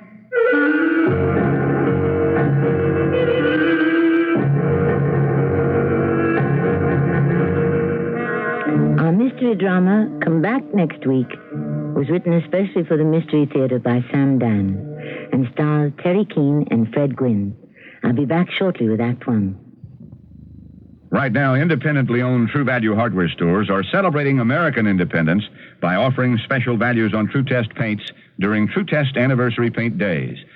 Hi, Pat Summerall to say, until July 11th, Weatherall latex flat house paint in 26 colors, black and white, is just $11.98 a gallon, with custom colors slightly higher. And give siding, shutters, and trim all-season protection with new Weatherall satin or gloss finish, both value-priced, exclusively at participating True Value hardware stores and home centers.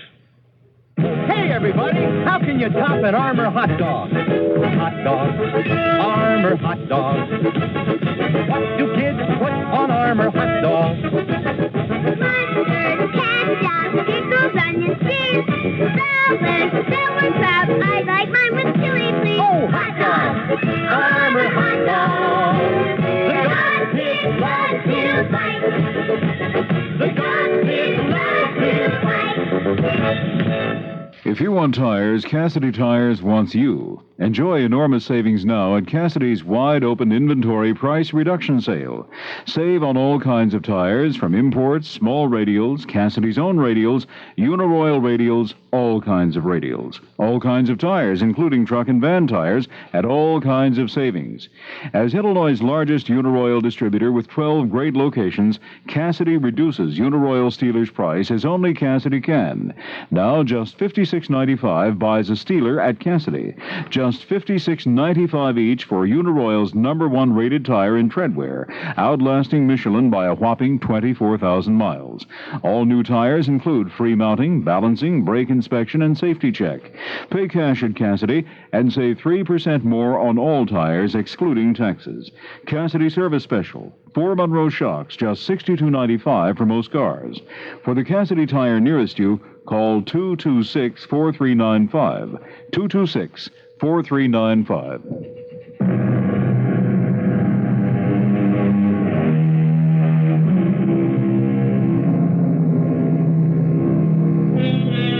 According to Mr. Richard Lovelace, a 17th century English poet, Stone walls do not a prison make, nor iron bars a cage. Mr. Lovelace should meet a gentleman named Robert Covell, who is known to the police of many cities as the Boomer. The nickname is particularly apt because he happens to be what is known as a hitman, and very efficient, too. Boom, boom. It's all over. However, justice or retribution of fate or perhaps bad luck has finally caught up with the Boomer. For the foreseeable future, he will be surrounded by iron bars and stone walls. And Mr. Richard Lovelace, to the contrary notwithstanding, to the Boomer, it all adds up to prison. Boomer. Yeah? On your feet. What for? It's Sunday. So what? You got a visitor. Yeah? Who'd want to visit me? A dame. Tell her to go home. Hey, Boomer. She had to make a long trip to get here. I didn't ask her. Now, that's no way to treat a lady. You know who she is? I don't want to know who she is. You mean you're not even curious? Tell her to beat it. Boomer, you're the limit. No, I ain't the limit. I got the limit. 20 years to life. Boomer? Yeah? Hey, it's Sunday. Wake up. If it's Sunday, why do I have to wake up? She's here again. Who? That same dame. I'll tell you her name. Emma Dawson. So what? You mean you don't even know who she is? Yeah. Yeah, I know who she is. So? So? Tell her to get lost. How can I talk like that to a grieving widow? Give her a break. Why? I already done a favor. What kind of favor? You knocked off her husband. So, now she can do better. He was a stiff. Can't you see her for a couple of minutes? I'm busy. Busy? Doing what? My time's booked all the way into the 21st century. Boomer. Chow time already. She's here again. Hey, what does this dame want from me? Well, why don't you ask her? Why don't you ask her? I did. She'll only talk to you. Tell her to take off. She says she'll be coming back here every week. She won't take no for an answer. Yeah, well, she better. It's the only answer she's ever going to get. Boomer? Yeah, I know. It's Sunday. She's here again. Well? Tell her I am otherwise engaged. Boomer, a little tip. The warden wants you to see you. He does? Yeah, he's impressed with her.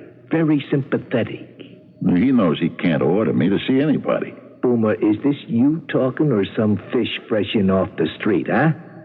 You got yourself a nice, healthy outdoor job on the garbage truck. Lots of air and exercise. Now, how would you like to be transferred to the laundry, Leave me comb my hair and put on a clean shirt. Now, Boomer, that's you talking. You know who I am. I'm Emma Dawson, his widow. Yeah. I bear you no malice, and I'll tell you why. I know why. You do? You're a smart dame. I was watching you during the trial. Why not, eh? There was nothing better to look at. You knew what it was all about. Yes. You knew it was nothing personal with me. I had nothing against your husband. I was only doing a job. Yes, I felt that. And I got caught, like they say, with the smoking pistol. Why'd you want to see me? I want you to help me. Help you? Please, don't refuse me. Don't turn me down. I have nowhere else to go. How could I help you? You didn't kill my husband. Oh, you pulled the trigger, but like the gun itself, you were only an instrument. The real killer, the responsible murderer, is the person who hired you. And I intend to spend the rest of my life to bring him to justice. Good luck. I have a great deal of money. Money never hurts. Who is he? Who's who? The person I'm looking for. I'm sorry. If you reveal his identity, you will get time off your sentence. Look, I could have made that deal with the DA before the trial. I can't understand why you won't do it. You must be a man of, what, 45? You're close. You were sentenced to not less than 20 years. You will be 65, an old 65, when you're released. But... I know. If I play ball... You could probably get out in 10. I got news for you. I could get out in 5, maybe less. Well, then what's stopping you? You could be a free man, still in the prime of life. Yeah, and I would also be dead. How long you think I would last? Look, I loved my husband, and I want his killer. No way, Mrs. Dawson. I'll be back again. I'll be back next week. You must help me.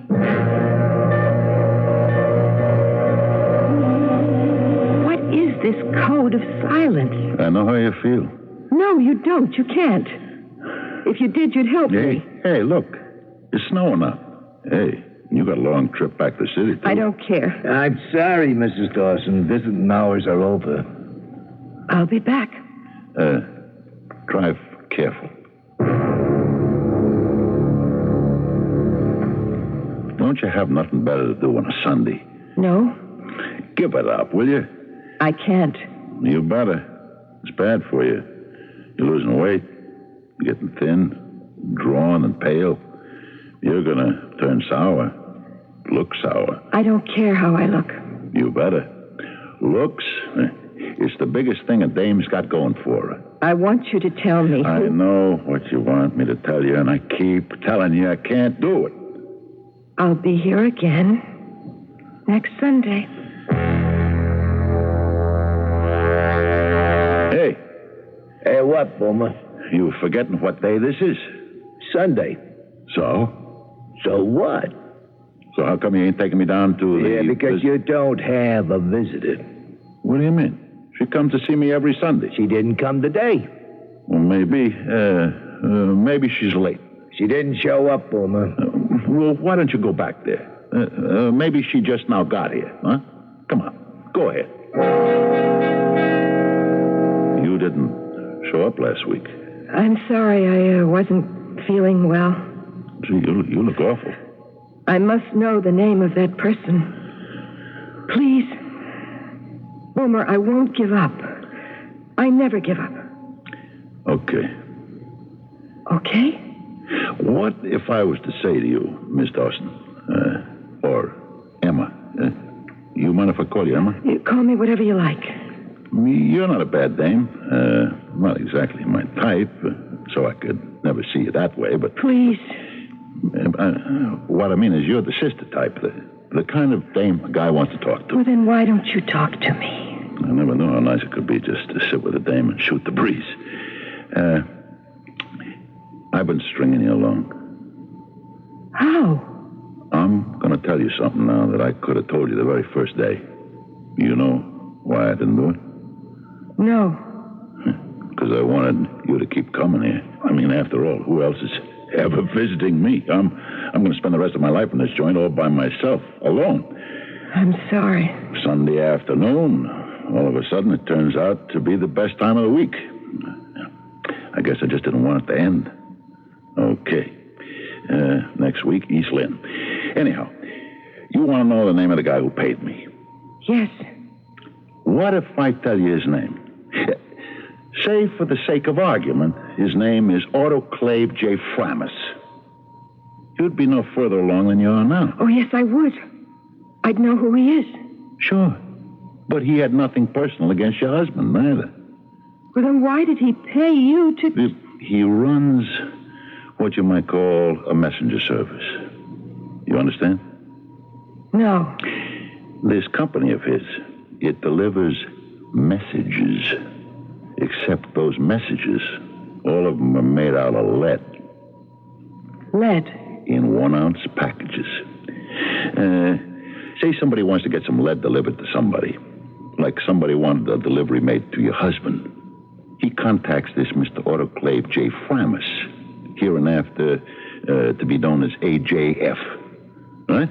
So, AJF calls a messenger, like me. That's all I ever was, just a messenger. I never wore a uniform. I never rode a bicycle, but I delivered those lead messages. 1, 2, 3 ounces, whatever it took. You follow this? Yes. And now you still want to know who AJF is? Tell me.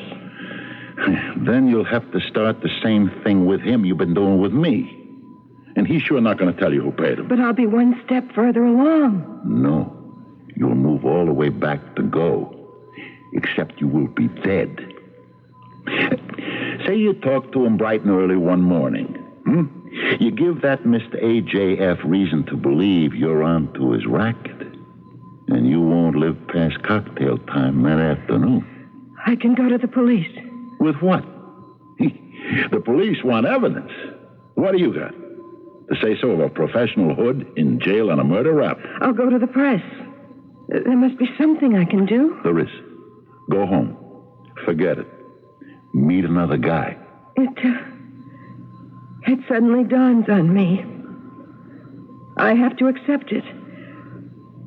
The realization that Robert has been killed, and there's absolutely nothing anyone can do about it. It happens all the time. To the endless list of injustices in this world, add the murder of Robert. Robert. Yeah, you called your husband Robert, huh? Why? That was his name. The reason I ask, my name's Robert also, and I had my share of dames. Not one of them ever called me Robert. What did they call you? Bob. What's her name? Called me Bobby. I had one that used to say Rob. But you'd always call him Robert.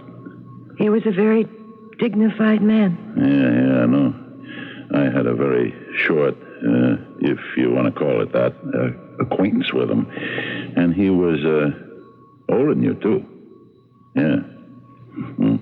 I see. What do you think you see? I guess you didn't really love him. And the real reason you want to find the guy who's responsible for the murder is because you got a guilty conscience. And that's because you feel you shortchanged him on the marriage. You didn't love him. I loved him like a daughter. But you didn't love him like a wife. How could I love him like a wife? He was twice my age. Why was he killed? Why? I'll never find out. No one's able to help me. Goodbye, Boomer. No. Wait. That isn't true. Somebody might just be able to help you. Who? Me. But you've been telling me all along... I'm sorry, Mrs. Dawson. Visiting hours are over. Come back next week, huh? Will you come back next week?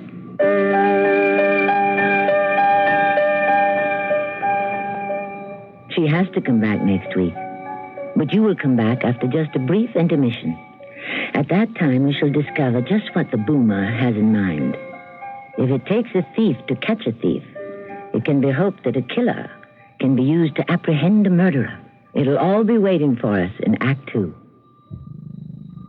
What's red and gold and tastes like summer? Nectarines. Summer fruits, it wouldn't be summer without them. It's peak of the season for fresh nectarines. Fresh from the tree, taste them and see. Juicy and sweet, California nectarines are beautiful right now. Nature's way of smiling, sunshine on the trees, naturally. Nectarines, sponsored by the growers of California summer fruit. When you get it, itchy red skin. Get Kool-Aid when you get it.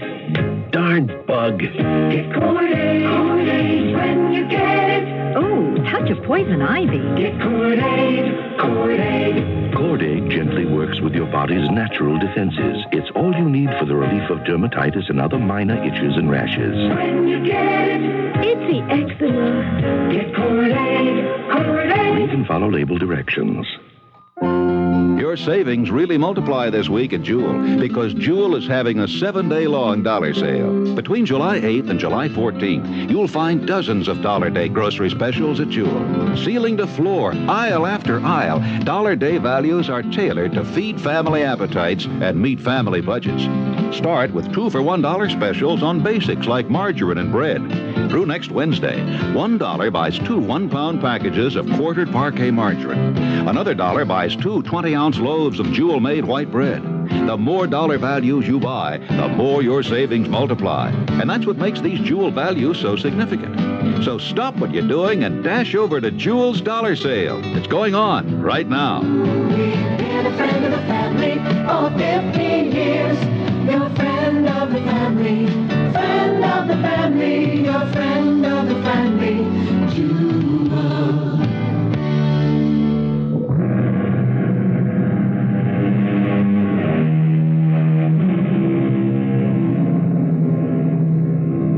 The name of the game is persistence, and no one can play it as skillfully as a woman. Just as the gentlest rains will eventually erode the hardest rocks, so will the softest womanly whisper penetrate the deafest masculine ear. The object lesson in this philosophy is about to unfold further. You're going to help me. I just said I would, didn't I? Will you tell me his name? Whose name? This person you call Autoclave J. Framus. Now, look, we already decided that kind of information gets you nowhere. What sort of information will get me somewhere? The kind you got to dig out for yourself. Oh, thank you. How does that help me? What do you know so far? You know I did it. But you ain't after me. I was just a hired gun. You're not even after Mr. Autoclave J. Framus, who was hired to hire me. Who are you after? The guy who hired him. Yes, that's true. I was paid $20,000 to knock off your husband. But that was just my end. You got to figure Mr. AJF's markup. He probably keystoned it, which means he doubles the price. Why are we talking about money? Because while money makes the world go round for some people, it also makes it come to an end for some others. Somebody was willing to pay AJF as high as $40,000 to buy a funeral for Mr. Robert Dawson. Why? Why? I can't imagine. Why? Robert was the kindest, most sincere... Yeah. Why? It may have been a mistake. Yes, that's it. A mistake. We don't make mistakes. Why would somebody want to kill him? I haven't the faintest, not even the glimmer of an idea. How well do you know your husband? Not very well. That's not true. He was in wrong. With who? I don't know. I'm sorry, Mrs. Dawson, but the visiting hours are open. Can't I stay just a little longer today? Yeah, those are the rules. Yeah, he's right. Besides, you got to do your homework. My homework? Give yourself an assignment. Find out who your husband was.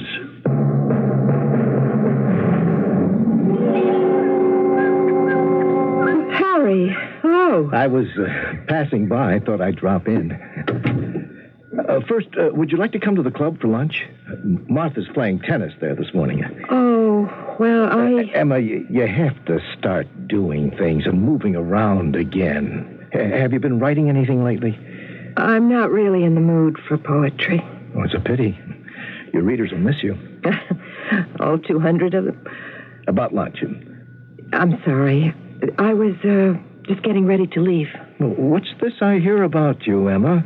You visit the penitentiary just about every Sunday? Yes. Now, don't tell me you're going in for good works. Well, Harry, look, I have to confide in someone. I am seeing a convict named Robert Cavell, known as the Boomer. Now, why is that name familiar? He was the hitman who shot... Oh, yes, of course, I remember. But why? I had some wild idea that I could get him to tell me who hired him, but of course he won't. I understand now he would be signing his own death warrant. Besides, that information would be of no value. Why not? I should think... You see, as I understand it, there is an organization that actually performs this sort of service. Service? Yes. It arranges for these executions. But he's helping me in other ways. How? Making me ask myself certain questions. What sort of questions? Questions about Robert. Who would want to have him killed? Do you know? Why, I don't have the foggiest. He must have had a secret life. Robert? One that I didn't know about. But I'm going to find out. Why? Why? To bring the killer to justice. Justice has already been done. The killer's in jail. He isn't really the killer. Is there some way I can help you? Oh, no, Harry, this calls for action. What sort of action? It doesn't matter. You've always been constitutionally opposed to action of any kind. You're just a dilettante. Yeah, I know. That's why you didn't marry me. Of course, I still love you. And suppose Martha were to find out? Well, Martha already knows. It's another case of La Ronde. Martha loves me. I love you. You loved Robert. With whom was he in love, do you suppose? Me? Of course. Why do guys get knocked off? 2 reasons. Both begin with D. Dames and dough. Dames? Robert wouldn't look at another woman. How do you know? He wasn't very strongly motivated, oriented toward women. Maybe not toward you. Look, I would rather we didn't discuss these intimate... we don't have to discuss anything at all. I don't know. Find out. How? See if it ties in with dough.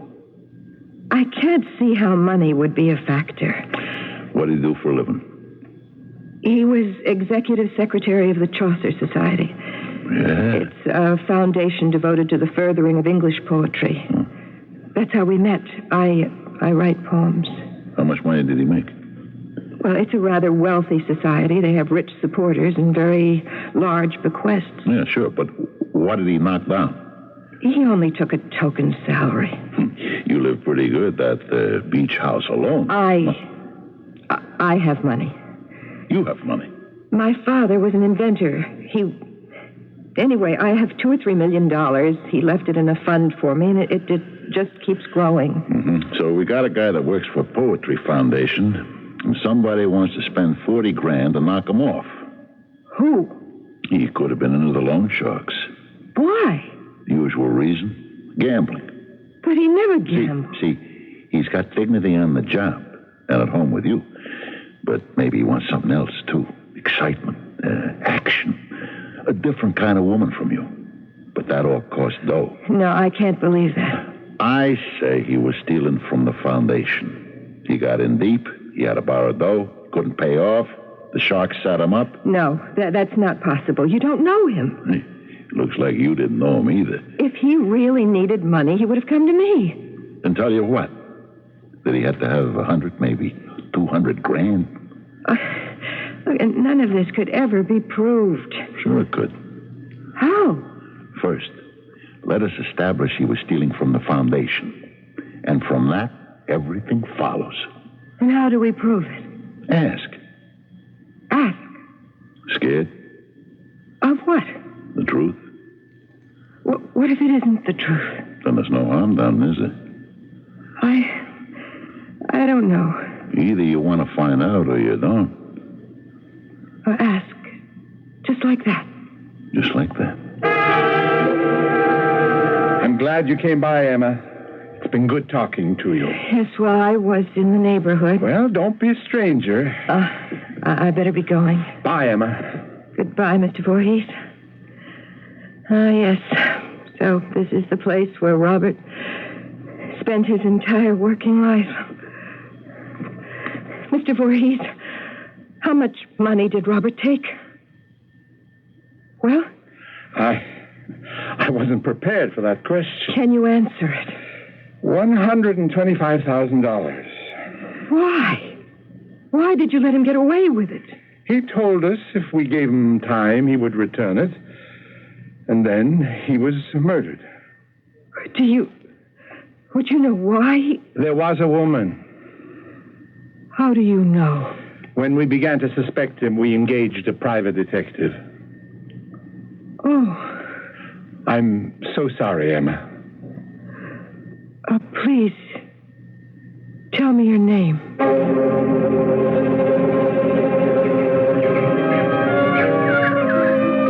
Do you mind if I sit here? No, help yourself. The bench belongs to the city. Thank you. It's just about the only thing they give you for nothing. So, you're Carlotta Cartwright. So, I am Carlotta Cartwright. Now what? I've been looking for you. Why? I'm Emma Dawson. You're his wife. I was his wife. And I was his girlfriend. You can't be more than 25. He was 60. You said he was 45. And you believed him? He looked like 45. He acted like 45. Why was he killed? He thought he needed a lot of money. For what? For whom? For me. Didn't he? No. Do you really expect me to believe that? I went for him because of what he was. What was he? He was a great guy. In what way? He thought he had to take me places and give me things. We went on cruises. We went to Vegas, Palm Springs. Oh, we hit all the spots. I see. And I thought he was off on research trips. He did learn a lot. He found out you can't beat the wheels, the dice, the ponies. Where did you think the money was coming from? Well, from you. Oh, I'm sorry. Then one day I found out the truth. He broke down and he told me. The sharks had a hold of him. He stole from the office. He thought he could run it up and pay him back. But he didn't. And that's why he was killed. I said to him, Bobby, why do you... Bobby? Well, I always called him Bobby. I mean, how could you call such a macho guy Robert? I said, go to your wife. She's rich. He said, you're crazy. I said, if she loves you, or even if she doesn't, she's got to bail you out. And what did he say? He said, no, I can't. It'd be the end of my marriage, and I got to save that. And I said, they'll kill you. He said, no, they won't. They said they'd give me some more time. But they didn't give more time. They lied to him. They killed him, and it was my fault. Why? Well, he thought he needed a lot of money to keep me. But he didn't. I would have worked for him, supported him, scrubbed floors for him. I loved him. I understand. Oh, can you understand? You were only his wife.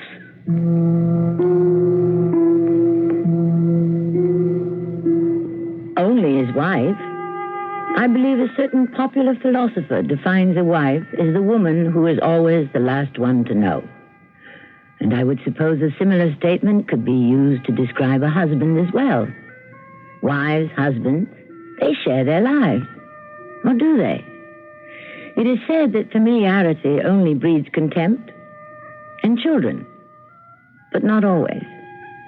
Sometimes it can also nourish ignorance. We are nourishing a third act for you, and the curtain shall rise on it shortly. Weekdays on CBS television. Watch your favorite daytime dramas. Follow the continuing story of people locked in a struggle of passion, right and wrong, coming face to face with themselves and their desires on The Young and the Restless. Then, it's drama you'll never forget as intrigue, triumph, and tragedy take center stage on As the World Turns. Don't miss The Young and the Restless and As the World Turns, weekdays on CBS television. Check your local listings for the time. 2 packs, please. You spend that much for cigarettes every day? Yeah, I'm a smoker. So stop. Easy to say. Get help with Bantron. Bantron smoking deterrent tablets help you break the cigarette habit because they help ease your craving for nicotine. The more you want to stop smoking, the more Bantron helps. What's that? My piggy bank to hold the money I save every day since I started Bantron and stopped smoking. Bantron helps you break the cigarette habit. Use only as directed. There's a national company that offers a unique gold, silver, and platinum program. Bullion Reserve of North America can offer you the lowest prices possible for gold, silver, and platinum. Not only can they provide you with totally private transactions, but also with the lowest, absolutely lowest prices in the nation. Bullion Reserve of North America, backed by one of the world's largest and most respected refiners, guarantees in writing to repurchase 100% of your bullion holding, something virtually no other dealer will provide. And the Bullion Reserve will store your bullion at no additional charge in one of the nation's safest and most secure vaults. Or you can take immediate delivery. Not tomorrow, not in 30, 60, or 90 days. That's immediate delivery of amounts as small as 1 gram of gold and 1 ounce of silver to as much as 1 ton or more. If you're serious about buying gold, silver, or even Krugerrands or maple leafs at today's prices, call Bullion Reserve for information on their unique member account program. Toll free 1-800-421-3391. The Bullion Reserve of North America. This is WBBM Chicago.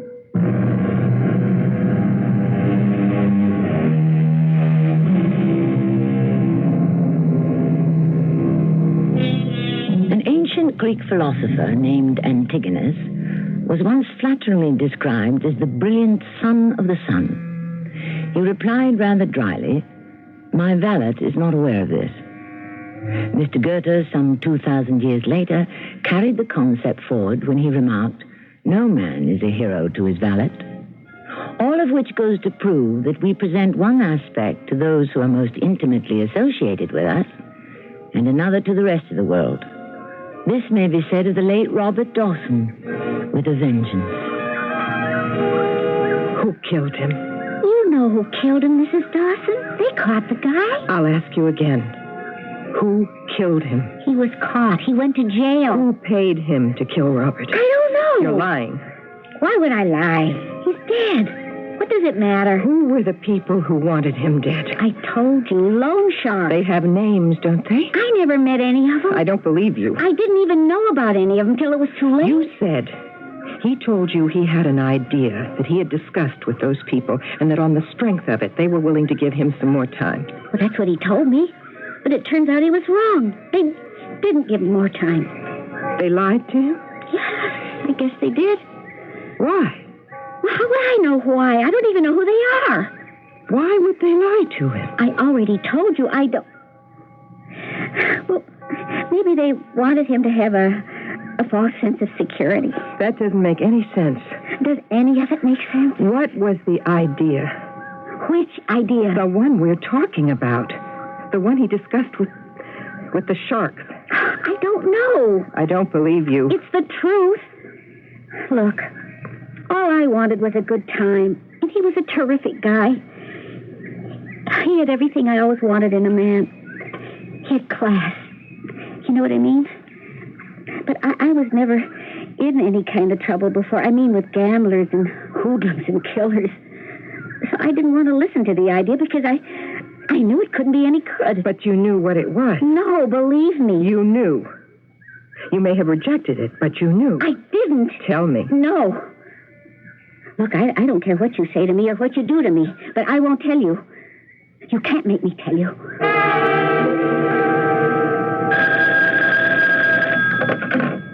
Who? Oh, well, sure. Have her come in. Emma. Hey, it's just great to see you. Sit down. And to what do I owe the honor? I came here to thank you, Harry. For what? Oh, for being such a good friend. Oh, Emma, you get that for nothing. Thank you for helping Robert make such a fool of me. You want to repeat that? You knew he was going out with another woman.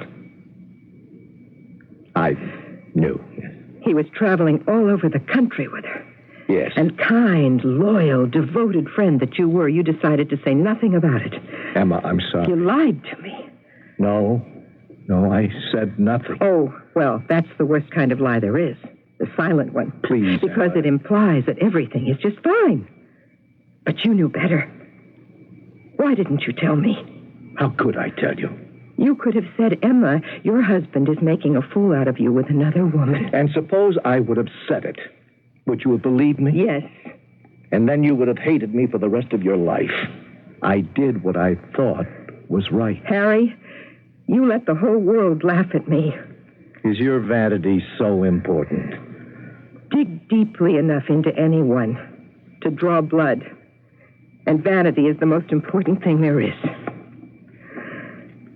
I suppose, when it comes down to it, you men have something most of us women don't. And that is loyalty to each other.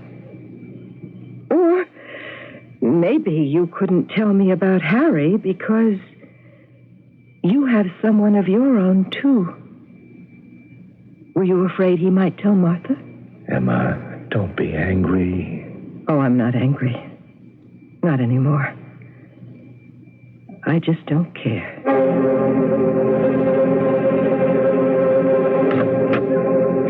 Hello, Emma. Oh, Martha. Are you mad at me, too? No. Come in. I'm here to plead Harry's case. I am very angry with him, Martha. Oh, don't be too angry. After all, he's in love with you. Isn't that strange, coming from you?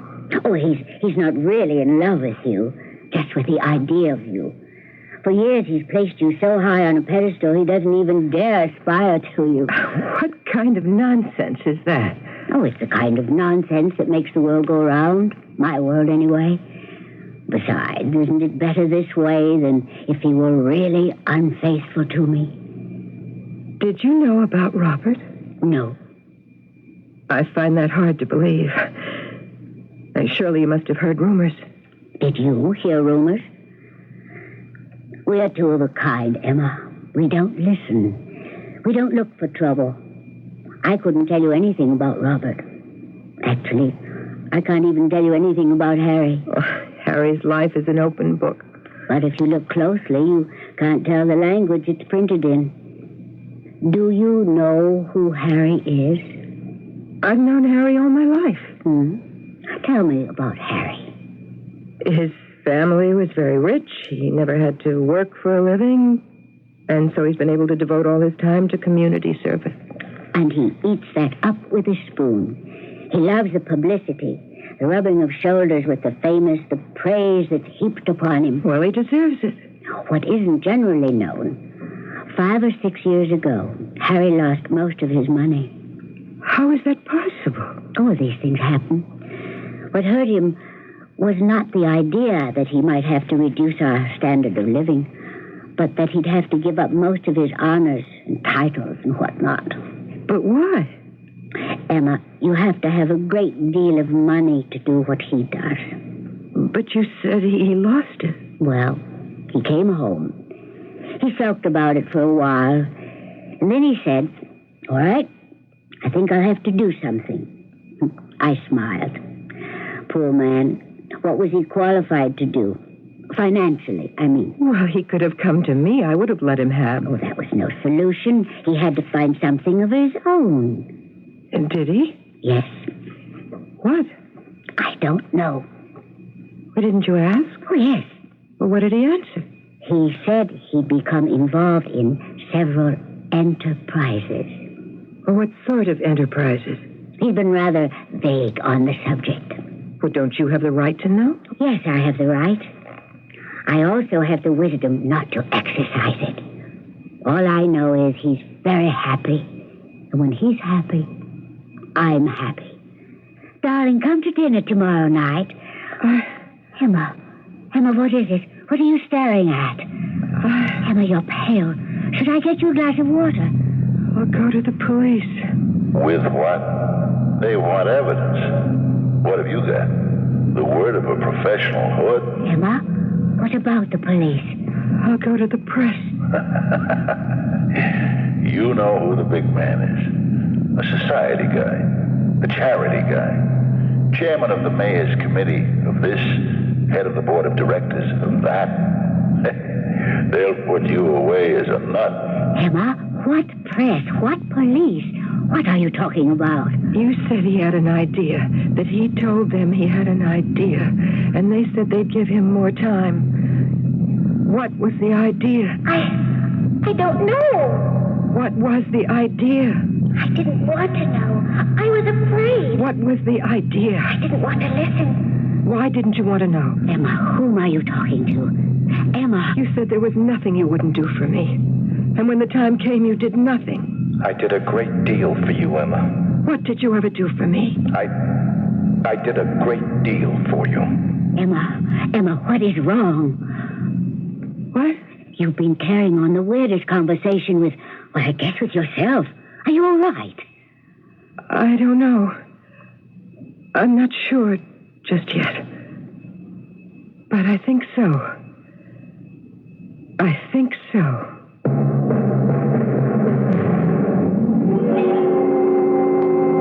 So, how'd you spend the week? I know what happened, Boomer. Hey, you do? Yes, I know what happened. You do, huh? The 2 Ds, just as you said. Hey, yeah, dames and dough. In that order. Yeah, so he been stepping out on you, huh? Yeah, that chump. I gotta be glad he was knocked off. So funny how the whole thing just opened up like a flower. Lovely blossom. Beautiful, but poisonous. You gotta look out for that kind. It was the story of 2 men who were leading secret lives. The first was my husband. He wanted wine, women, and song. And he looted the till to pay the bill. Yes. Got in deeper and deeper. Yeah, they always do. But he still had, what would you call it, Boomer? An ace in the hole. A rich wife. Me. If I were to die, he'd be a millionaire. And out of trouble. But I don't get it. He wanted to knock you off? Exactly. And so he went to see you, or Mr. Autoclave J. Framis, to arrange it. But I was told... I remember this. My orders were to deliver the package to him. Boomer, smart as you are, you don't know everything. It seems that your Mr. Autoclave J. Framis is also leading a double life. Like you said, Boomer, he's very wealthy and socially prominent. Who would ever dream that he is Mr. Autoclave J. Framis? And what's more, that he happens to have a crush on me. And so, Mr. AJF sized up the situation, drew his own conclusions, and decided that while the message would be the same, it would be delivered to a different recipient. And is that what happened? That's what happened. So, what happens now? Nothing. What can I do? Go to the police? Like you said, I have no evidence. Or go to the media? As you put it, Boomer, they'd shut me up in the nut house. So, sometimes it's best to let sleeping dogs lie. As far as my late beloved husband is concerned, let lying dogs sleep. What are you going to do? Do I have to worry? I'm still young and attractive and rich. Sure, yeah. You'll find a guy. A real guy. I will. And I owe it all to you, Boomer. I wish I could do something for you. Do you? Just name it. Well, could you come back next week?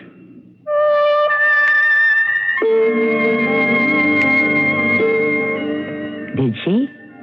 I'm sure she did. And was Mr. Autoclave J. Framis actually her dear, lifelong friend, Harry? I don't know. Did it happen just as she figured it out? Or did her mind seize upon an entirely logical and reasonable series of coincidences? I think the best stories are those that can have not just one ending, but 2 or even 3. After all, the more the merrier. I shall return shortly. If you've been reading about wise money management in your favorite publications, you've undoubtedly heard about Dreyfus Liquid Assets, one of the world's largest money market funds, and about the big yields you can get on your money right now. Start with as little as $2,500. Make added investments as low as $100. With Dreyfus Liquid Assets, your money is yours whenever you need it. Phone for it, have it sent to your bank, or write a redemption check for cash or to pay your larger bills. You keep right on earning that high yield, compounded daily until your check clears. No penalties on interest, no sales charge, no charge for the checks. It's so simple, sensible, convenient. but find out for yourself. Call toll-free 800-228-5000 for free information and a prospectus, including management fee, charges, and expenses. Read the prospectus carefully before investing or sending money. Discover how Dreyfus Liquid Assets can help you get the lion's share of today's high money market rates. 800-228-5000. Toll-free 800-228-5000. Hotel coupon and discount offers are confusing and limited. That's why the world's largest lodging chain invites you to call Best Western before you call anyone else. Chances are you'll find the Best Western just where you need it most at a price you'll want to pay. No strings attached. 1-800-528-1234. Best Western. 1-800-528-1234. Best Western. Countdown to Cure. Bill Bixby with a message from the Leukemia Society of America. Leukemia is responsible for the deaths of more children than any other disease, and more adults than children. Research by the Leukemia Society of America has brought us this close to finding a cure, but we need your help to continue the fight. It'll be a happy day when we put an end to this killer. It's a matter of time.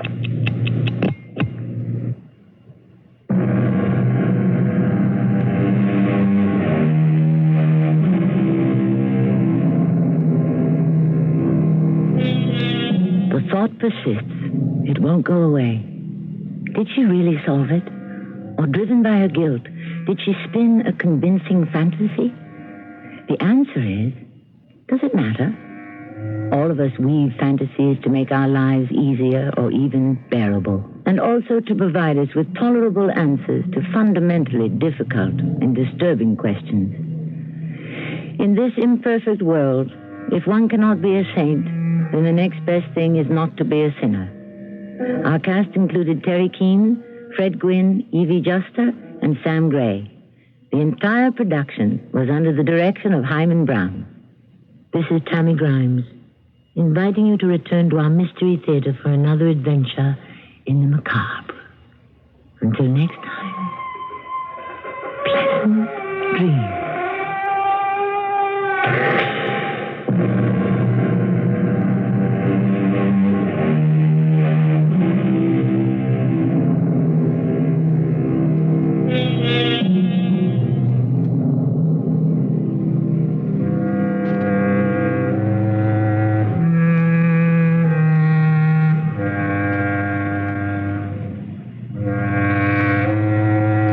CBS News follows on WBBM Chicago. Reach the northwest side of Chicago with a local want ad in the 16 great Leader and Post newspapers.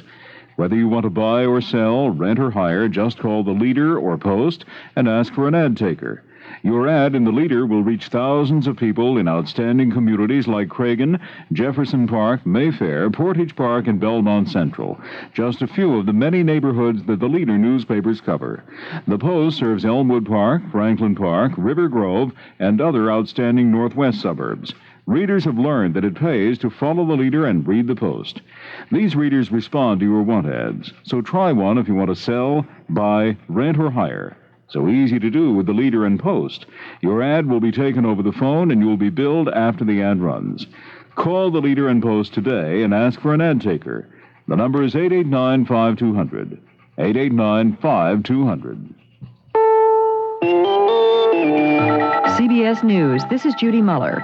Rescue workers in Kenner, Louisiana are working into the night in search of additional victims from the crash of a Pan American jet late Friday afternoon.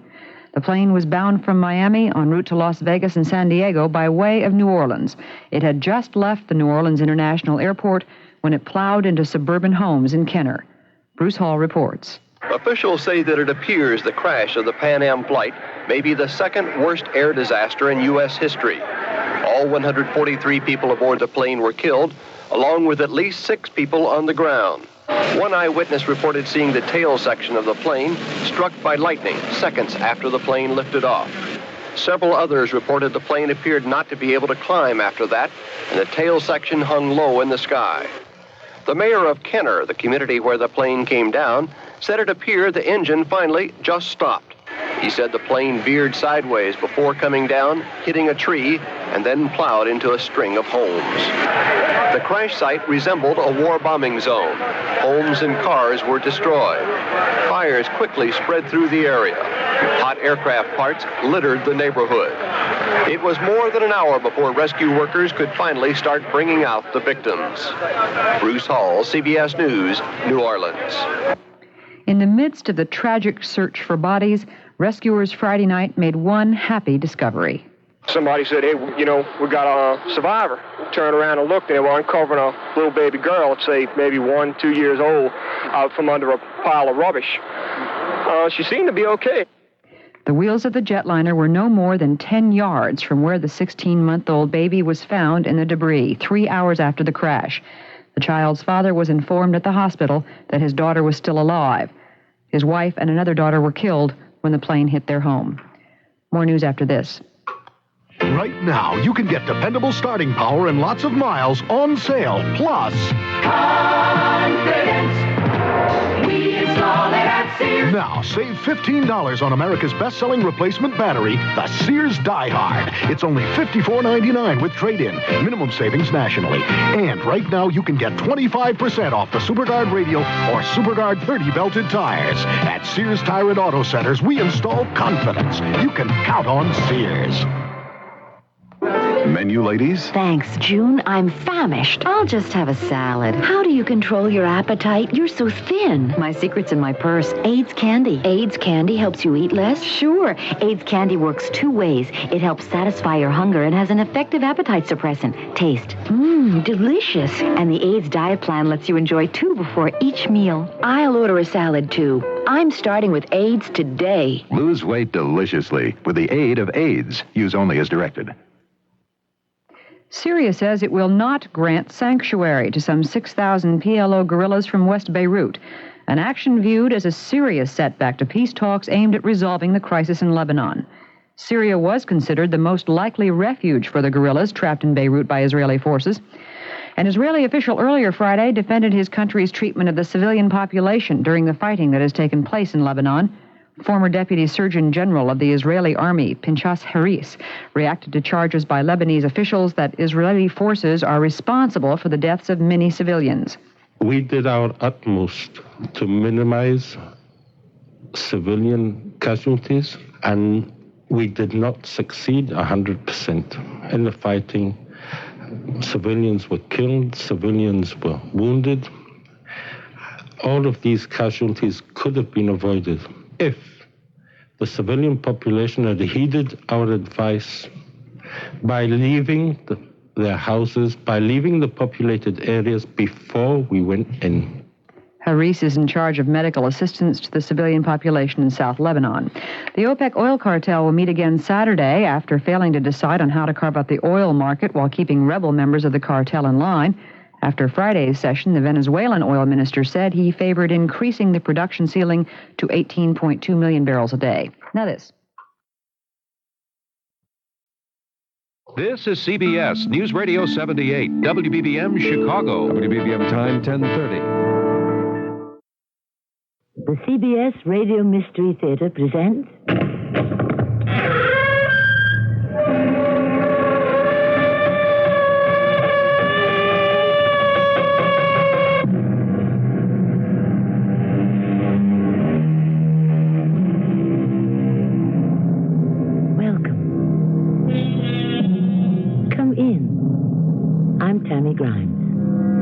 Today, the Horatio Alger story of the young, ambitious American who works his way up from nowhere and becomes wealthy. The difference being he married into money, was an ordinary fellow with no particular talents except the one everyone accused him of, murder. Take a look through the magnifying glass at the snapshot I took of those rocks. Don't you see anything peculiar? Where, over by the rocks? Oh. Isn't that a human hand sticking up out of them? A hand? Foster, you look. What are you two doing? Trying to drive me out of my mind? Is this your way of saying I killed Judith and hid her body in the stone quarry? Oh, I want you two to get out of this house. Get out, both of you. I don't want to see either of you clowns ever again.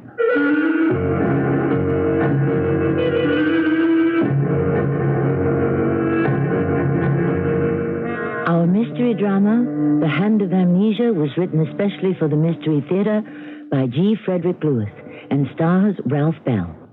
I shall return shortly with Act One. Weekdays on CBS television. Wake up to comedy with One Day at a Time. You really think you're hot stuff, don't you, Schneider? Ladies in this building don't call me super for nothing. Then, keep laughing as Mel lays down the law on Alice. There is only one rule in the restaurant business, Vera. Get them to swallow it. And to The Price is Right with the priceless Bob Barker. That's One Day at a Time. Alice and The Price is Right. Weekdays on CBS television. Check your local listings for the time. Those early morning sounds, McDonald's morning sounds are breaking through. Eggs are cooking with golden hash browns. We're perking along, cooking breakfast for you.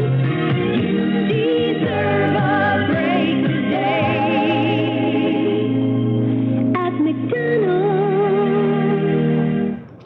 4 years of college is expensive, no matter how much you save for it. And it's important, no matter how much it costs. So my friend Hal sounded worried when he told me about his daughter getting into the university. How am I going to pay for that on my salary? Tuition is a fortune. Sound familiar? Well, anyway, a week later, I ran into Hal again, only this time he was all smiles. It seems he'd stopped in at Household Finance and found the kind of expert financial advice he'd been looking for. The HFC manager there told Hal about HFC's Equity Plus loan, where Hal could use the equity in his home to borrow the money he needed. Then the HFC expert helped Hal figure out his equity and what monthly payments best fit his budget. Hal said HFC was an education in itself, fast, friendly, and informative. That's why Hal got an Equity Plus loan. So if the higher cost of higher education is worrying you, talk to Hal's friends at HFC. The HFC Equity Plus loan. See your phone book for the office nearest you.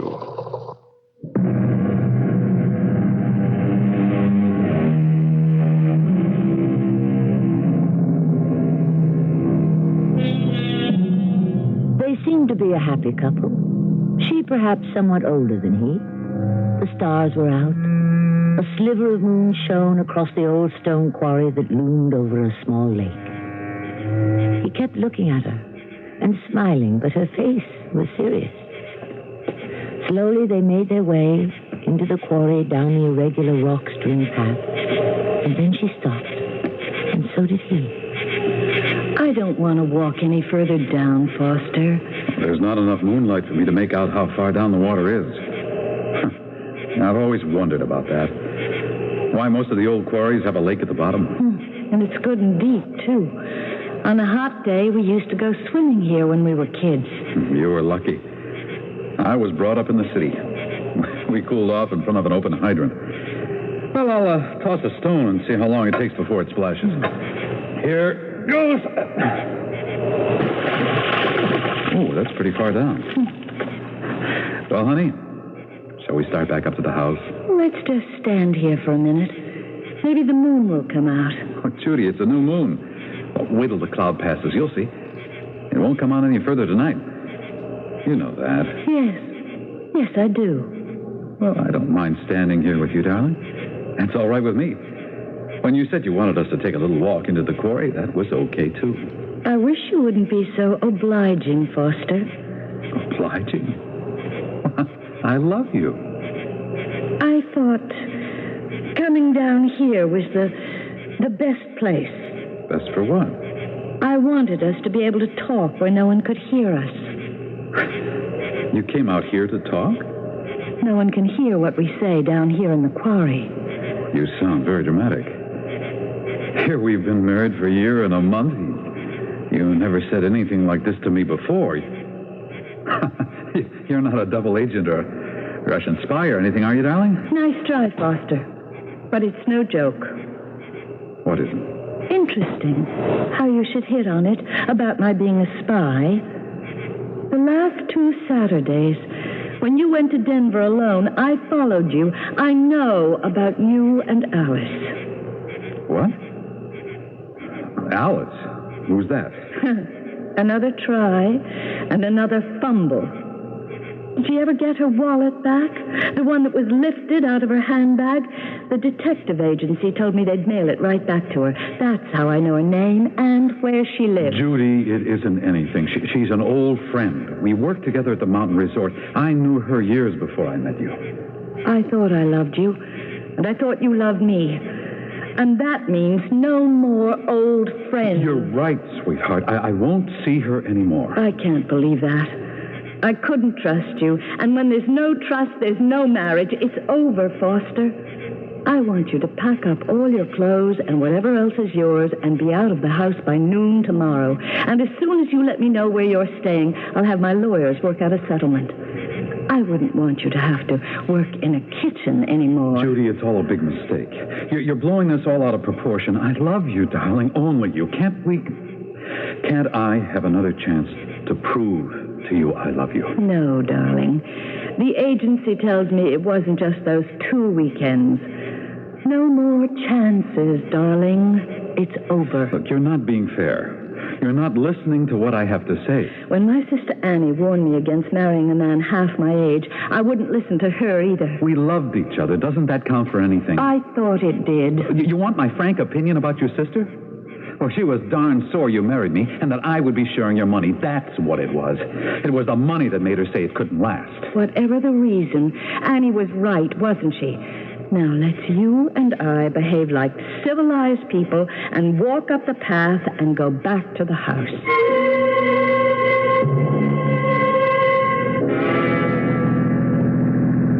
Annie, will you please stop harping on that? Well, it's true, Bill, isn't it? Isn't it? He married my sister for her money. How would Foster have known Judith had any money? He doesn't even come from around here. Well, don't you suppose it was in all the papers when Charlie died and left her a whole grocery chain? Them was big bucks. Oh. Anyway, a lot of water's passed under the bridge since then.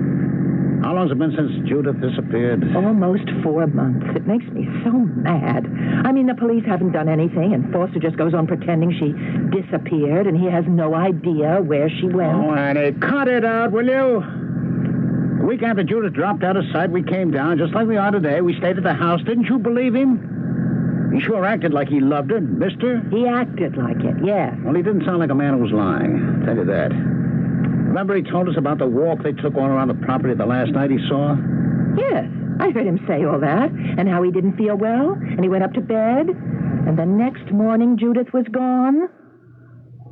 Oh, boy, this car. There she goes again. Stalling, all the time stalling. I'm going to take a look at the distributor. Then, again, maybe it's the feline. I don't know. Bill, turn this way. Watch the birdie. Oh, Annie, do you have to take pictures now? Smile, Bill. Say cheese. Oh, boy, you and that camera. Before I open the hood, you make sure the clutch is in. All right, step on the starter, will you? Oh, boy. Isn't that the limit?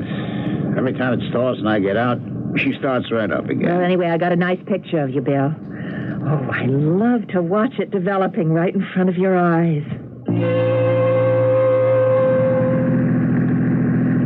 I'll tell you what really upsets me, Bill. Sure, tell me. Here we are, poor as church mice. And the police pension you get is just a joke. And there's Judith. Marries well. First husband dies. She inherits tons of money. Marries a second time to some short order cook or whatever he was. And now the money's all tied up. We can't get a cent of it. And I'm her sister. I'm her only living real relative. Annie, they can't probate the will until there's proof Judith is dead. Well, I don't need proof. I know. Yes, but the law needs a corpus delicti. Besides, Foster keeps saying she's not dead. She's got amnesia. One of these days, she'll come marching through the front door. Well, of course he says that. He's not feeling any hardship.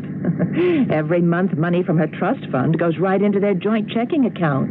And he's got it all. Oh, come on, Annie. What's come over you? You didn't used to be so money hungry. No, it's not that. It's just I hate to see that undeserving gigolo get all of it, and we get none. I hope you're going to watch what you say.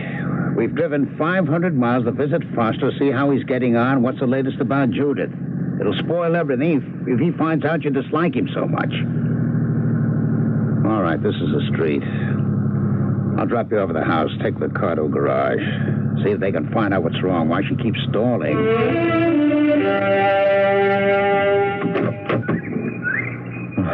Hello, Ancestor. Foster. Well, aren't you going to ask me in? I didn't expect you today. Where's Bill? He's gone round to the garage. There's something wrong with the car. Old age, I expect. Oh, I wish we could afford a new one. What do you mean you weren't expecting us? I wrote. I told you we were coming. You didn't say when. Sure. Come in. Just making some coffee for myself.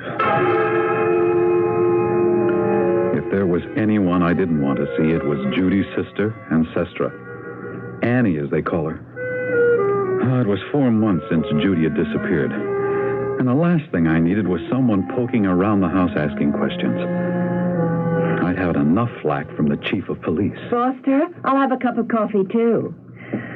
Well, I must say you have kept up the house real well. I mean, everything is nice and clean. A couple still works here, Mary and John. This just happens to be their weekend off. I thought, why let them go? I guess. I mean, if you can afford them. It's only a matter of time before someone locates Judy and brings her home. Bill and I were talking about that. You really believe it's a case of... Amnesia? Mm-hmm. Yes, I do. I've talked to doctors, and they say it's entirely possible. I suppose. What other possibilities are there? Only the unthinkable ones. You mean? I won't even say it. I won't even let myself think it because I know she's alive. Amnesia.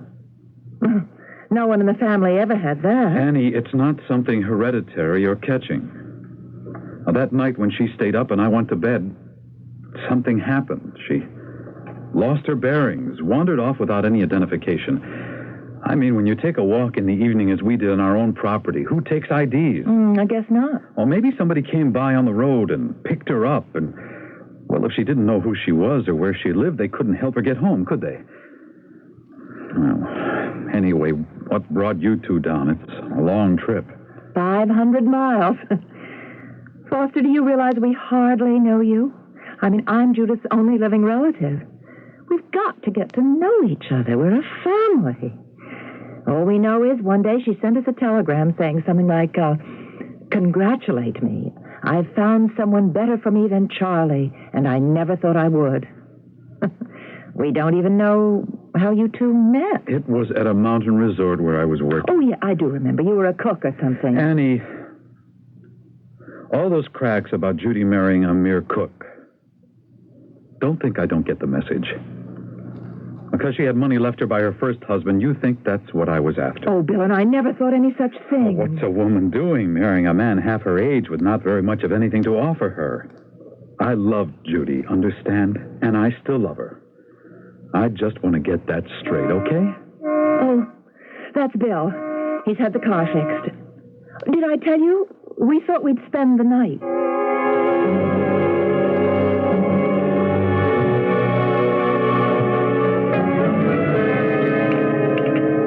Annie, Foster, that was a mighty good meal. I'd like to say I did it alone, but Foster helped in the kitchen. After all, he's the expert.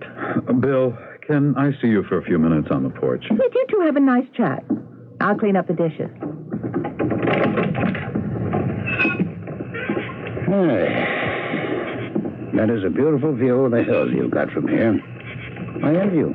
Bill, you two are the only people I've seen since Judy disappeared. I said you could spend the night because it's a long drive back to Cannon City. But I am sorry that I did. I'm sorry to hear that. Will you tell me why, after 4 months, you two suddenly show up? With Ancestra yammering at me, it's like rubbing salt into a wound.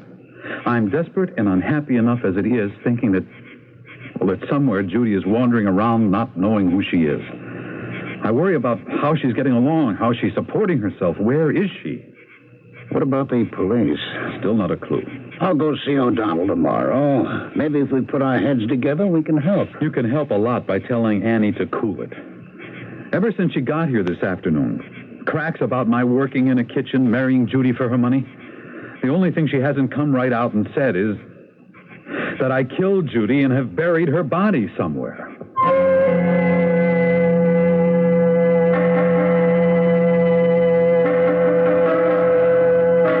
Whether Judith is alive alive or dead is not a question answered by guesswork.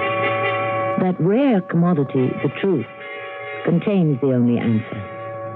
And it is the search for this truth that places some people behind shields and others behind bars. We may be closer to discovery when I return shortly with Act Two. For over 3/4 of a century, Buick has enjoyed a reputation for having fine, luxurious cars.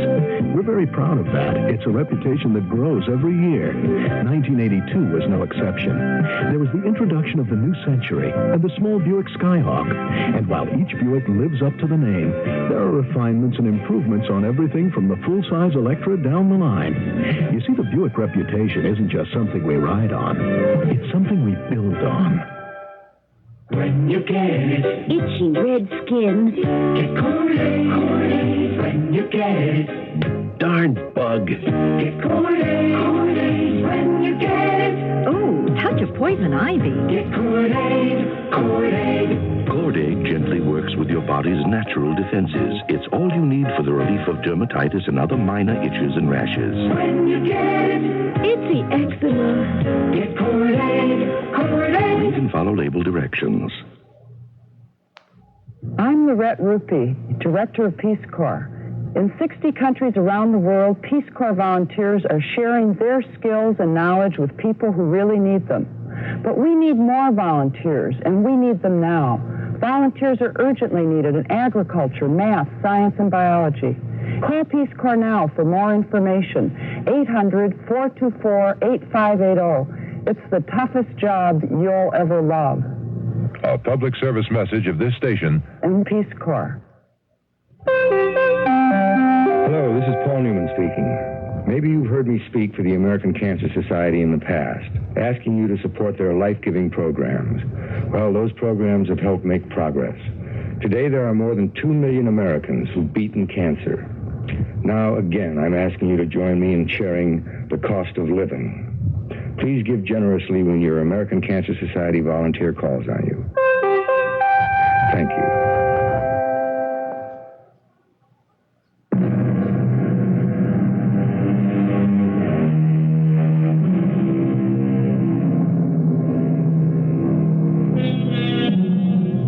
It has been said tragedies do not need the broad canvas of wars, injustice, cataclysms of nature to cause irreparable hurts from which few recover. Suspected of doing away with his wealthy wife, twice his age, Foster Chase clings to the hope that his missing wife is a victim of amnesia and will, one day, return home. Not a view shared by his brother-in-law, Bill, ex-policeman, who drops in on an old buddy, Chief O'Donnell. Bill, you've forgotten more about police procedure than I'll ever know. What's your honest opinion of this case? Well, at first I thought they'd had a fight, and Judith had just gone away to think things over. You know, there's a big difference between their ages. Well, I'm not going to go into what my wife thought about that marriage, but I thought it was a miracle. They were married for a year and a month. I thought they'd had a fight, too. And then in a couple of days, 2 weeks at the most, Judith would be home again. When did Foster start talking amnesia? Oh, 2 or 3 weeks after she didn't come back. And to give him credit, he did a lot more than talk about it. He contacted every single department in all the surrounding states. Departments that keep records of missing people. He checked hospitals within 200-mile radius.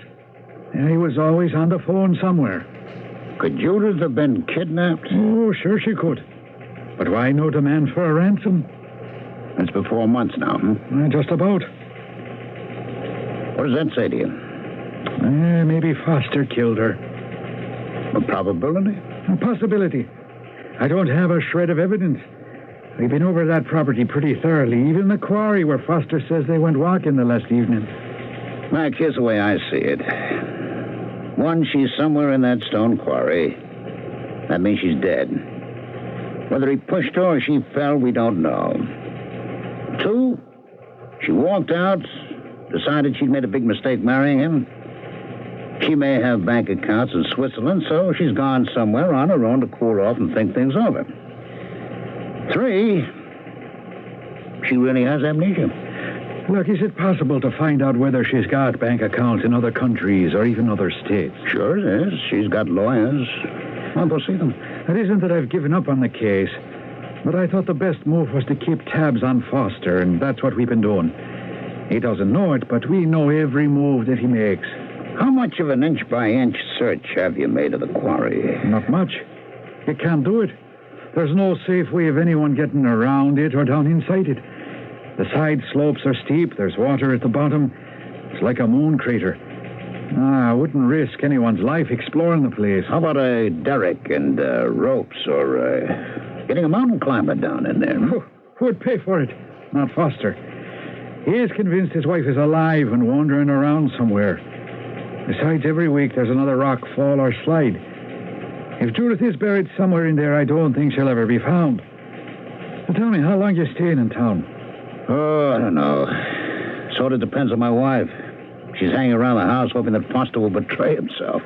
So she doesn't believe her sister's lost her memory. She sure doesn't. Whenever Foster isn't at the house, she snoops into every room and opens every drawer. Is that what she's doing now? No. I left her downtown to do some shopping.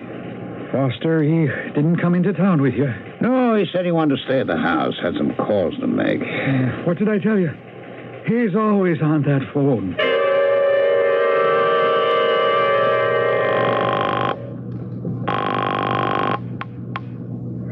Yes? Alice? Yes, who's this? Foster. I haven't heard from you in a long time. Well, I've got visitors I can't shake, or I would have been down. Huh? No, they're no problem. It's relatives. Well, you told me you were an orphan. No, hers. Oh. Well, what do they want? What do snoopers usually want? To find out something they don't know. It's Judy's sister, Ancestra. Ancestra? Is that a name? It means digging up the past. It would. Anyway, I thought I'd call to let you know why I haven't been out to Denver. I miss you. Oh, I miss you, too. But we'll be making a connection again real soon. Well, how much longer do I have to stay on hold? I can't put a date on it, and I've got to ring off real fast. The snoopers just walked in. I'll talk to you in a few days. Oh, I didn't mean to interrupt a private telephone conversation, Foster. I'm sorry. Oh, it wasn't private. Did you have a good time in town? Well, I was mostly by myself shopping. Bill went to see Mac O'Donnell at the police station. Yes, he told me that he would. They went to the police academy together, but not at the same time. Bill graduated the year Mac became a rookie. Foster, would you do me a favor? Well, I suppose so, if it's not impossible to do. Well, I've been looking at the calendar, and the heavens are in exactly the same position as they were the last time you saw Judith alive. Annie, my wife is still alive, very much alive. I want you to stop talking now. Sorry, I didn't mean that. Do you remember telling us there was a new moon the night you walked down the quarry with her? A new moon?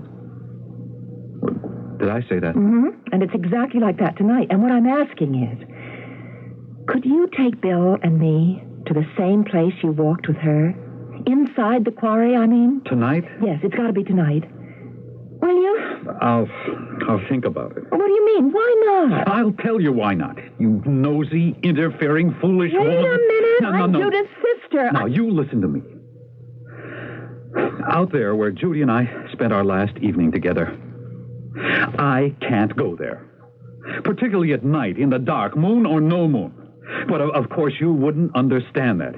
You're so darn convinced she's dead that I killed her, and you think that by this constant being at me that I'm going to break down and confess to heaven knows what. Well, I've got news for you, Ancestra.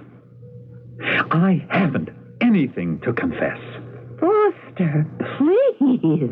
What you say just isn't so. Now, I'll tell you what.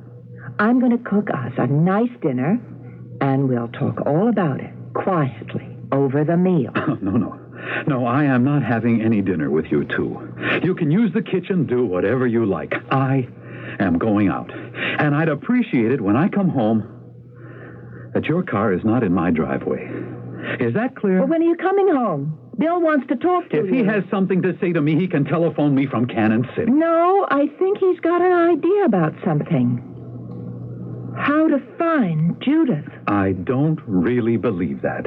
Haven't you any idea when you'll be back? I have no plans. I can't even talk to you, Annie. You don't understand anything, and a person like you never will.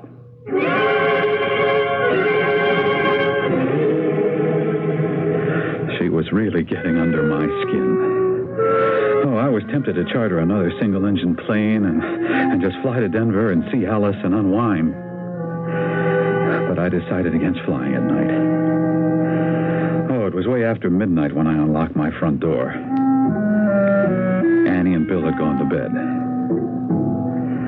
And for the first time since the accident, I dreamt about Judy.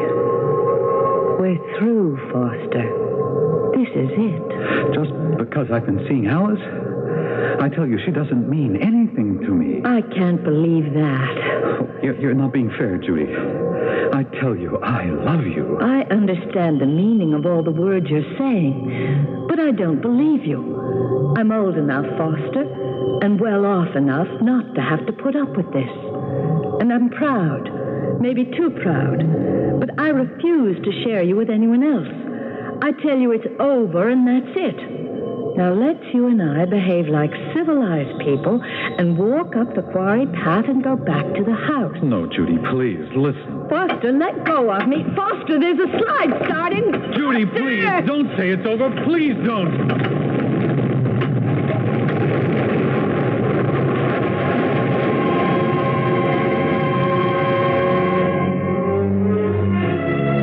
I woke up in a cold sweat. Had I been screaming out loud?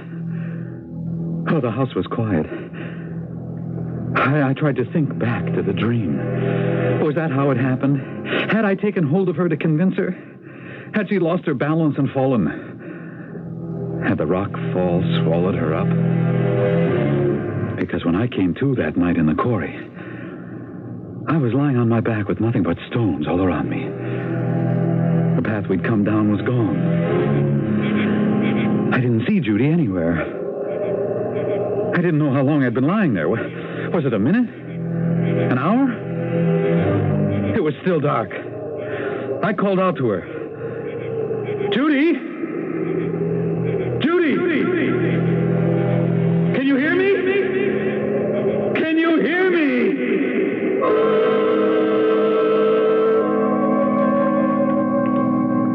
Good morning, Foster. Morning, Bill. Didn't Annie tell you last night I wanted you both out of the house?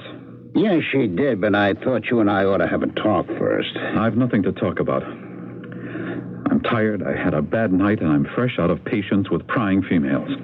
She isn't the only one who's interested in what happened to Judith, you know. As a matter of fact, I know of a girl called Alice who's also interested. Oh. I sent Annie into town to pick up some groceries so you and I can do some quiet talking. About what? About a waitress called Alice Tui, who you are maintaining in an apartment in Denver. Oh, she's an old friend. She's 22. I wouldn't call that very old. You've seen her? No, but I talked to her on the phone late last night. Sounded like a nice kid, but I told her that she's getting herself into lots of hot water. Especially when they find Judith. What do you mean? You know, this can't go on forever. If Judy's dead, your little friend Alice will be asked a lot of questions. But I'm not even considering that Judith could be dead. I've held on to that hope for a long time, and I'm not giving it up now. Did she know about Alice? Yes, she did. Well, I'm glad you told me the truth about that. You see, about a week before this happened, Judith wrote Annie a letter. It said, "Don't be surprised if one day you open the door, you find me on your doorstep. I've reason to believe one of Foster's former girlfriends is still in his life. And I'm going to teach him a lesson. Throw a real scare into him." That doesn't mean I killed Judy, does it? You could help clear yourself if we all took a little walk around where you saw Judith last. You mean in the quarry? Do it this afternoon. Annie said something about doing it by moonlight. That's nonsense. Look, Chief O'Donnell has been over there time and again. Not you. No. No, I can't bring myself to go anywhere near the quarry. I can't. Look, you must understand that. I don't know how Chief O'Donnell will take that attitude. What difference would it make to him whether I've been back to the quarry or not? He doesn't know about Alice. So? The motive? Alice, the motive? You think O'Donnell would believe I'd do away with Judy for that girl? It's been done. You wouldn't be the first. Bill, you couldn't be more mistaken. Can't you believe me? No, I can't. Look, there is no way I could find the exact spot where we were. There have been dozens of slides since then. I'm sure the path is gone. For your sake, Foster, you told me you came to and went home and Judith never showed up. For your own peace of mind, wouldn't you like to know if she is somewhere in that quarry, even now? No, I don't want to know that. I want to go on believing she's alive and she'll come back to me. That's what I want for my peace of mind. What made it all so incredible was that I couldn't be sure what had happened. Did I push Judy that night so she stumbled and fell? Was she alive when I was hit on the head by chunks of rock from the slide? Had I already seen her dragged down the quarry by the rock slide? Yes or no? Oh, my mind refused to remember it that way. Bill was right. I had to go back. Stand there. Visualize it. Be there to remember what had happened. I had to.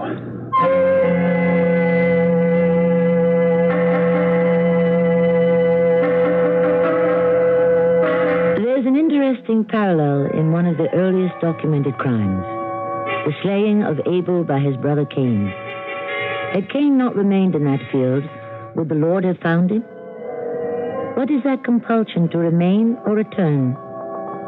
My guess is that Foster has been reluctant to return to the quarry, not because of what he'd learn about his wife, but what he might find out about himself.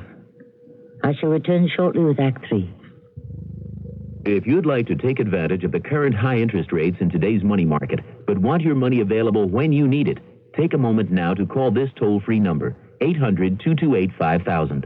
Ask the operator to send you information on Dreyfus Liquid Assets. Find out just how much income growth you can get from one of the world's largest money market mutual funds. With Dreyfus Liquid Assets, you have the advantage of making withdrawals by phone or paying larger bills with free redemption checks and continue earning high yields, compounded daily till your check clears. You can put money in or take it out anytime with never a sales charge or penalty. But call now, 800-228-5000 for free information and a prospectus, including management fee, charges, and expenses. 800-228-5000. Study the prospectus carefully before you invest and learn how Dreyfus Liquid Assets can help you get the lion's share from today's high interest rates. 800-228-5000. Toll free, 800-228-5000. This is WBVM Chicago News Radio 78. I bought this gadget by mail. The ad said it would save me a lot of gas. It did. Since I put it in, my car won't start. They said I could make money stuffing envelopes at home. I'd like to give those envelope guys a licking. If you shop by mail and don't get what you were promised, it could be mail fraud, and there are many different kinds, from products that don't work to worthless work-at-home schemes. If you're a victim or even suspect mail fraud, call your postal inspector. It's his job to keep the mail a nice way to shop. The ad said I could lose 20 pounds a week painlessly. What I lost was $20, and that hurt a lot. They said there were hundreds of dollars to be made working at home. They were right. I worked at home, and they made hundreds of dollars. Remember, most of the time when you shop by mail, you do get what you were promised. But if you suspect mail fraud, call your local post office and ask for your postal inspector or postmaster. Don't take getting taken. A public service announcement by this station and your postal service.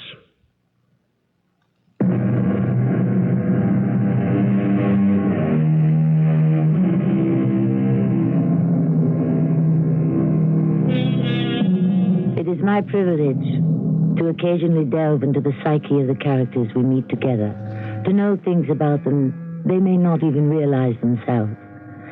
I think Foster, secretly and truly, believes he did cause his wife's death in the quarry.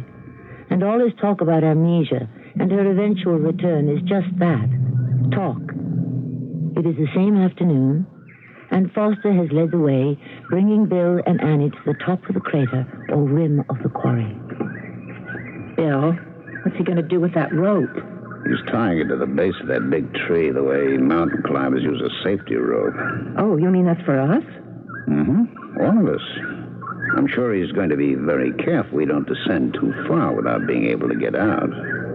I just can't believe the police haven't searched that place down there for Judith. I just can't bring myself to say it. Body. I told Foster about a letter to us about the girlfriend, and I think he's decided to prove to us how convinced he is Judith is not in that quarry. It's beautiful and spooky at the same time. Well, I'm so glad I brought an extra roll of film. I tied one end securely to that tree as our safety rope. Looking down there, it's like seeing a moon crater in the sunlight. I'm so glad I brought my camera. Bill, I know you'd like me to take you as far into the crater as possible, but as you can see, the path that was there is gone. And there doesn't seem to be any other. I do know where we started from. By the tree I've tied the rope to. So we can't be far if we inch our way straight down. It may be the path opens up further down behind those boulders. I have to warn you that rock slides start for no accountable reason. At any time, day or night. Annie, I don't think you ought to risk it. No, Bill, I'm going to go down with both of you. Well, that rope tied to the tree is knotted every 10 feet. If anything should happen, we've something to hold on to. Oh, does it mean we should talk in whispers? Even a whisper can start a slide. As little noise as possible is best. The idea is I will lead you approximately to where Judith and I walked, where we were overtaken by a slide, and then we'll look carefully to see if anything of hers is visible. She wore a pink dress. Okay, Foster. Lead the way. We'll let ourselves down holding onto the rope. Annie, you're in the middle. I'll bring up the rear. You know what that means, Bill. If there's any trouble and we holler, you're going to have your hands full trying to haul us back up. Let's hope I don't have to.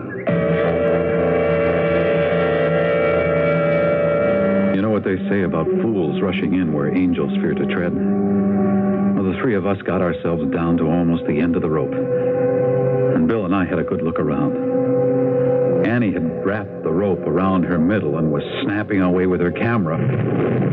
I'd started clouding up. We got ourselves out of the quarry in record time and ran back to the house just before the sky fell in. Oh, boy. That sure came down in a hurry. I'd forgotten how quickly these mountain storms develop. I'd have died if my camera got wet. I just can't wait to lay out all the instant pictures I took. Are you guys satisfied? Foster, whatever we thought, I want to apologize to you for any suspicion or anything else I've said. Oh, that's real nice to hear. What did you expect to find? I'm terribly ashamed. You see, we thought that... Well, I'm going upstairs to make sure all the windows are closed. Annie, he isn't buying any of our apologies. Not that I blame him. He went to a lot of trouble to help us get down there and have a look around. And that, more than anything, makes me think he really had nothing to do with Judith's disappearance. But is that how you judge his guilt or innocence? Come on, Annie, as an old-time cop, I know when a man's willing to help you, he's clean.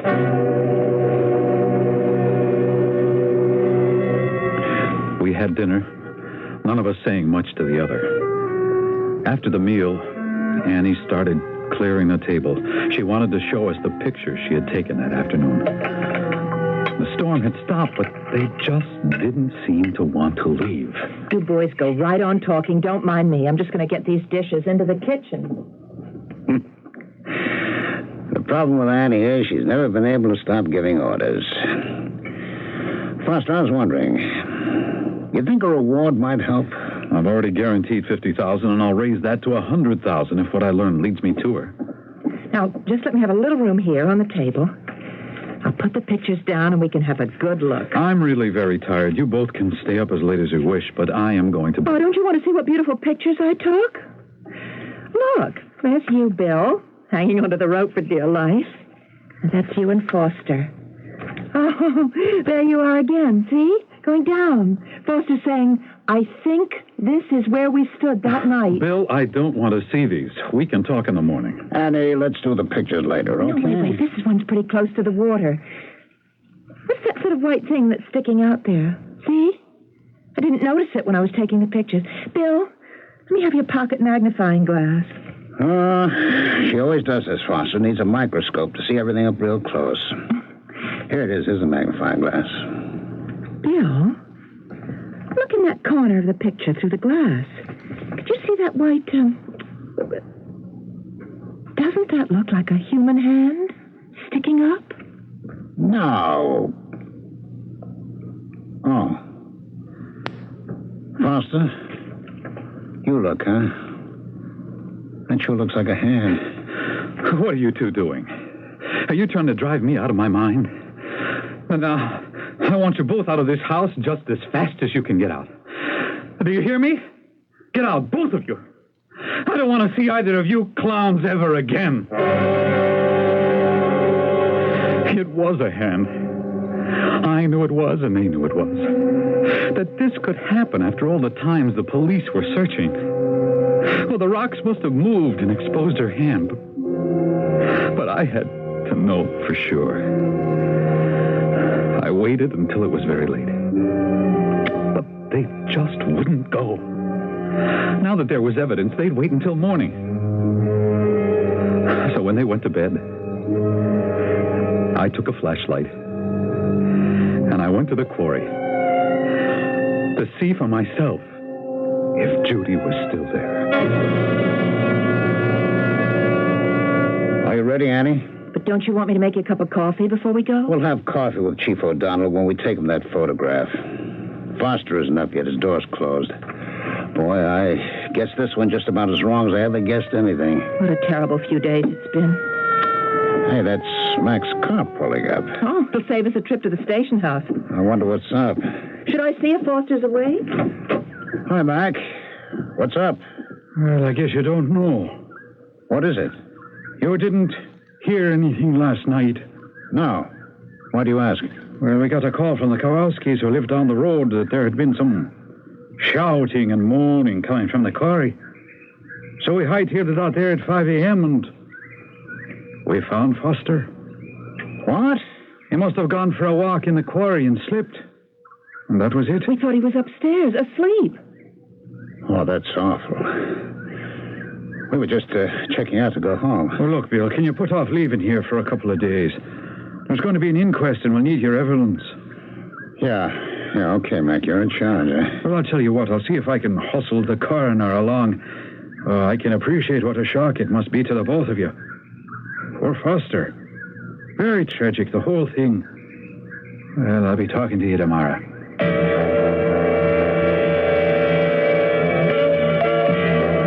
Do you think O'Donnell will let us go home tomorrow? I don't know, Annie.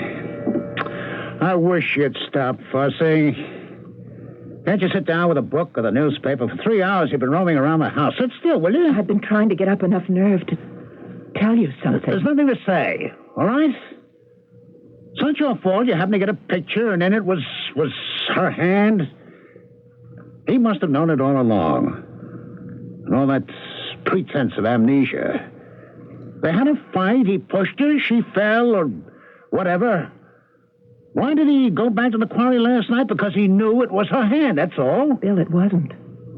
That's what I've been trying to tell you. I have looked at that snapshot 50 times, and it isn't a hand. What do you say? It isn't. It's part of some branches of a broken, white-looking tree. The rest of the tree is on the other side of the rocks. It's very clear in another snapshot I took. It was not a hand. Oh, Lord in heaven. Someone's coming in the door.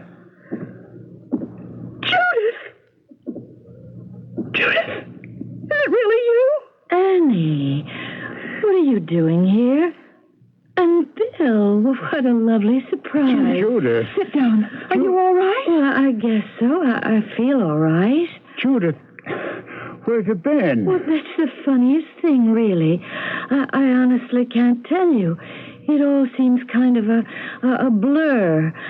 I was thinking as I walked up the driveway, maybe I'll go to a resort, rest up, improve my tennis game. It's a big responsibility, A responsibility? Yes. Well, Charlie dying and leaving me a widow with all that money. I think I ought to take it easy. Would you like me to help you up to your room? No, of course not, Annie. I'm not an invalid. I walked all the way up here from the bus stop. Now, you two just go on doing what you were doing. I'm perfectly all right. Oh, my Lord. We better get someone over from the hospital to take care of her. Just in case. She doesn't remember anything. She talks as if Charlie had just died. She doesn't know anything that happened after that. I don't know if it's awful or a blessing. My poor sister. She's been suffering from loss of memory for months. And it's what poor Foster was saying all along.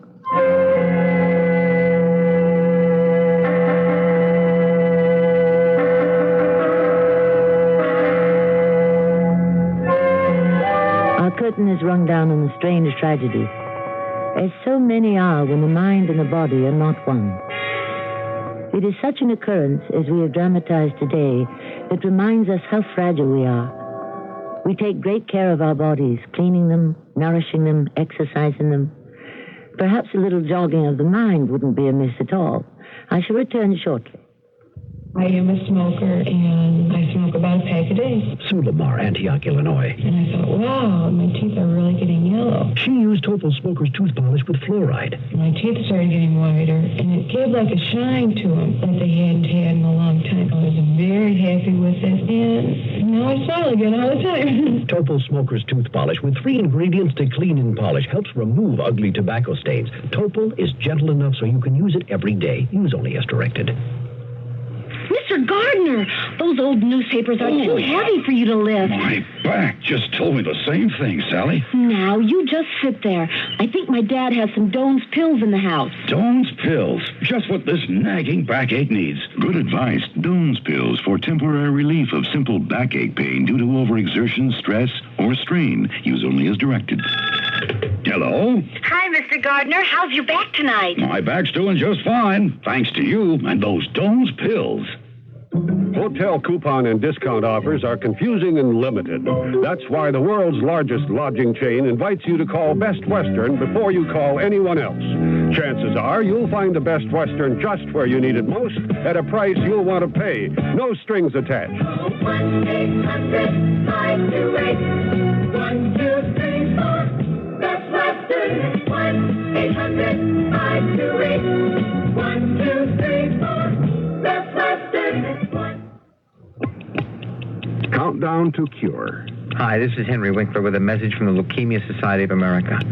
Leukemia treatment and research has advanced encouragingly during the last 10 years.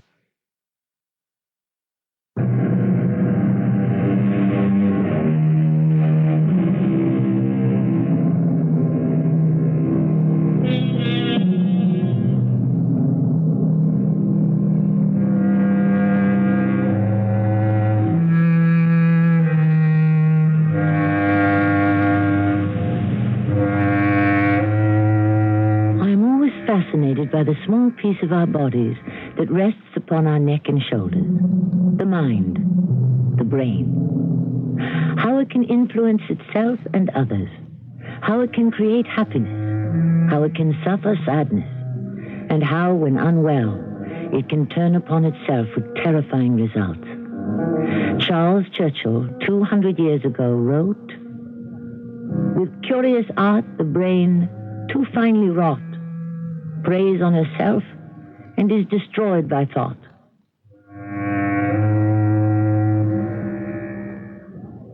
Our cast included Ralph Bell, Carol Teitel, Lloyd Battista, and Marion Seldes. The entire production was under the direction of Hyman Brown.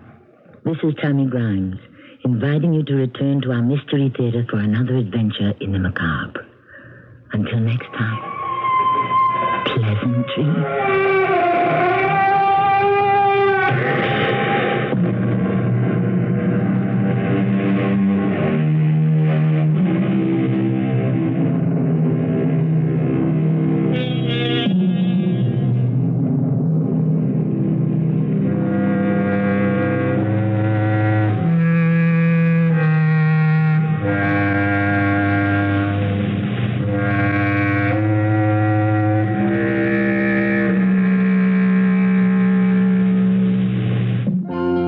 Your savings really multiply this week at Jewel because Jewel is having a 7-day-long dollar sale. Between July 8th and July 14th, you'll find dozens of Dollar Day grocery specials at Jewel. Ceiling to floor, aisle after aisle, Dollar Day values are tailored to feed family appetites and meet family budgets. Start with 2 for $1 specials on basics like margarine and bread. Through next Wednesday, $1 buys 2 one-pound packages of quartered parquet margarine. Another $1 buys 2 20-ounce loaves of Jewel-made white bread. The more dollar values you buy, the more your savings multiply. And that's what makes these Jewel values so significant. So stop what you're doing and dash over to Jewel's Dollar Sale. It's going on right now. Been a friend of the family for 15 years. Your friend of the family. Friend of the family. Your friend of the family. Jewel.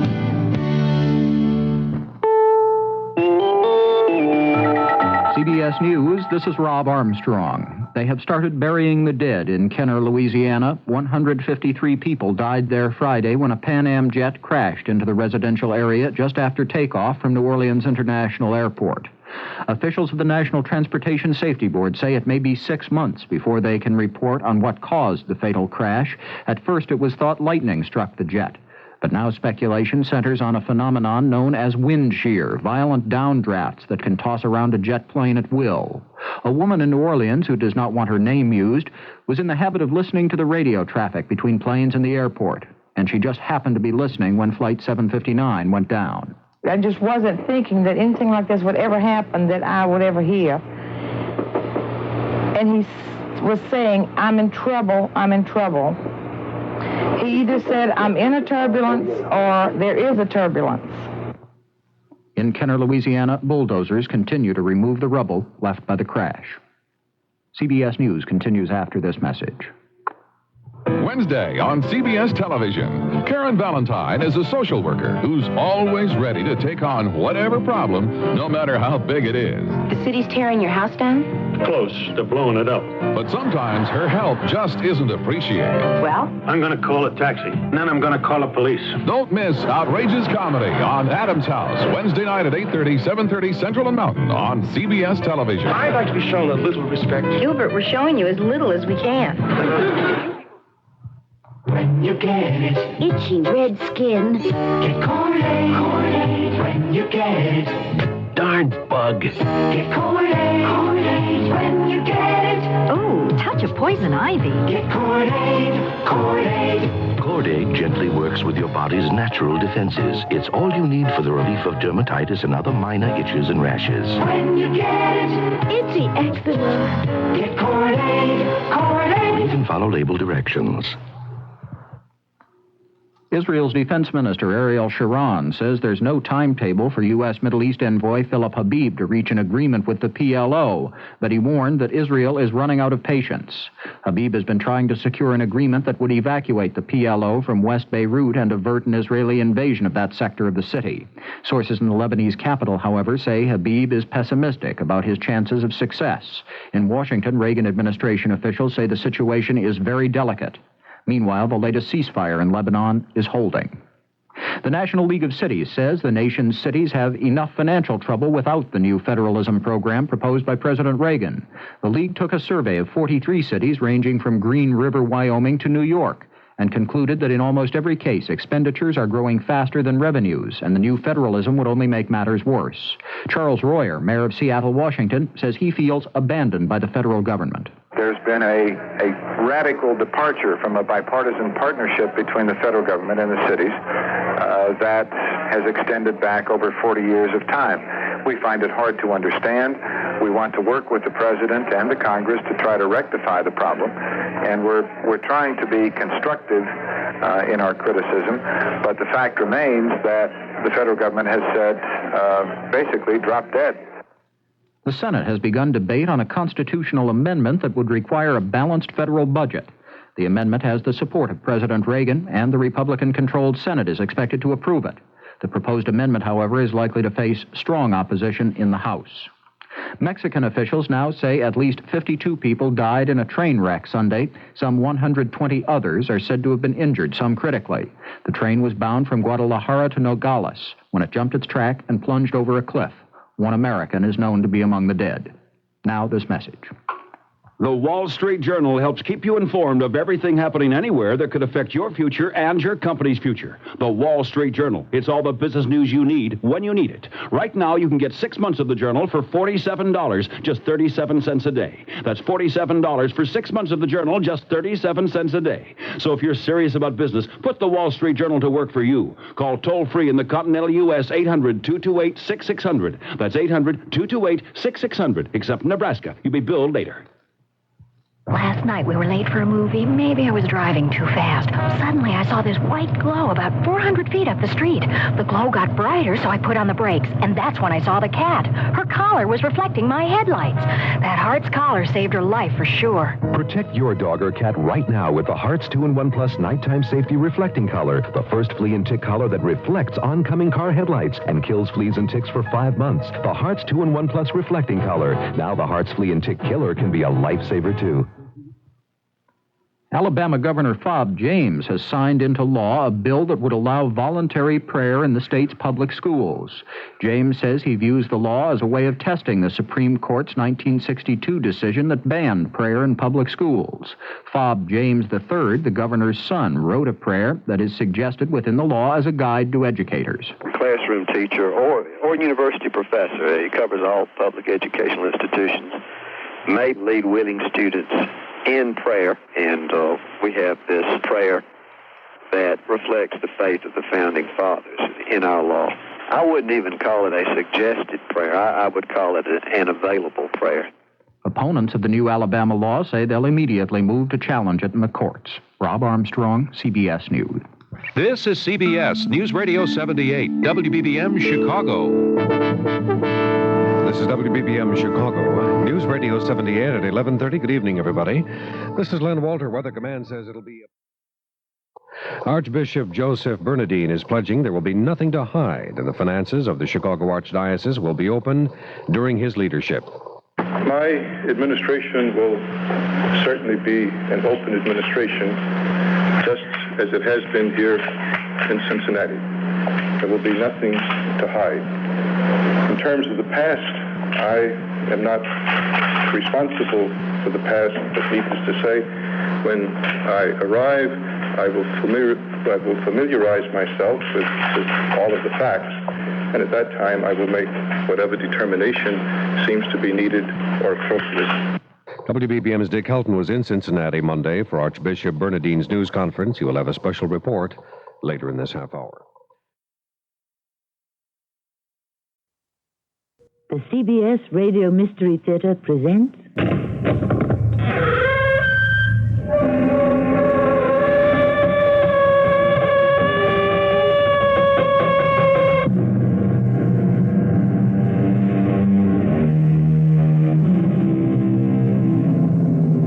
Welcome. Come in. I'm Tammy Grimes. To believe strongly in something does not make it right. To risk everything to establish your opinion is foolhardy. To murder because you think it is the only solution is the greatest sin of all. One man caught in such a conspiracy was John H. Surratt. The murder was that of Abraham Lincoln. In our dramatization, whenever possible, real names will be used and facts, wherever they be substantiated, will be related. Are you the John Surratt they say killed the Secretary of State the night Booth killed Lincoln? If the Secretary is dead, it was not at my hand. You were not part of the Booth conspiracy? It was to kidnap Lincoln, not to kill him, that I conspired with John Wilkes Booth. Oh, Mrs. Mary Surratt, who has been arrested as a conspirator. Is she a relative? My own mother, heaven help me. I shouldn't be here. I should be at her side right now.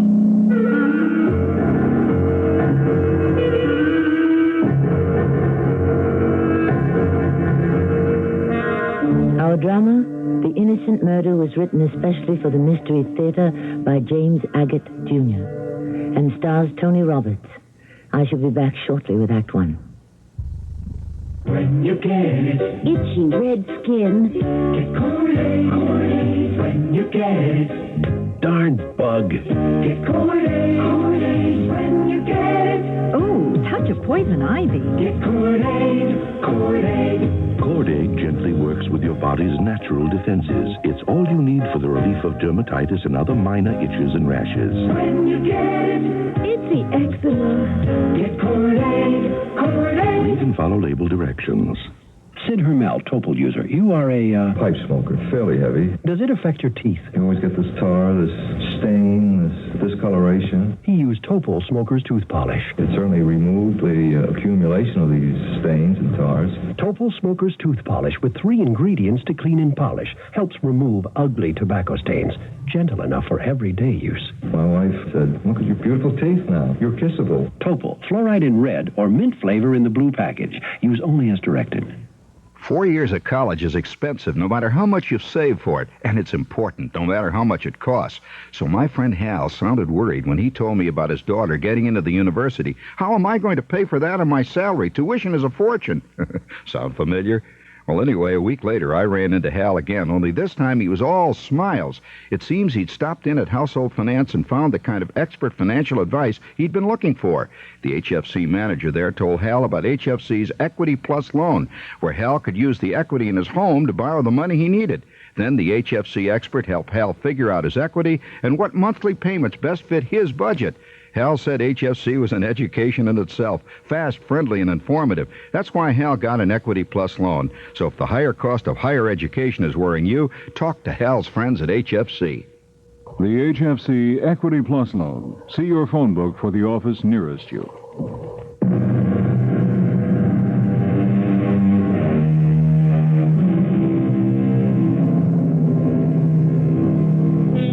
The murder of Abraham Lincoln plunged the nation into mourning on a scale never before known. From Washington to Springfield, the slow drumbeat of the cortege bearing his body traveled 1,700 miles. Millions walked with it, millions watched, millions cried. His assassin was shot and killed. 8 conspirators were accused, 4 executed, 4 sentenced to life, 3 pardoned, 1 escaped. His name, John Harrison Surratt. The day after Lincoln's murder, the whole country was looking for Surratt, who was hiding on a train bound for Canada. You can't stand here, mister. We don't let anyone stand between passenger and baggage cars. It's dangerous. May I have your ticket, please? I don't have one. You don't have a ticket, sir? The Vermont Central Ticket Office was closed. I couldn't get one. Was that in Burlington? I believe so. I don't understand. Don't you know where you took the train?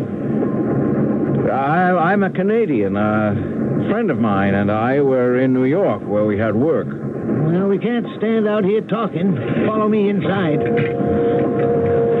I appreciate your interest, conductor. I'm listening. Well, then my friend and I, we went to Boston, and from there we got to Burlington. And when I woke up yesterday morning, he was gone and he'd taken all my money. So you have no money? Well, can't let you ride without a ticket.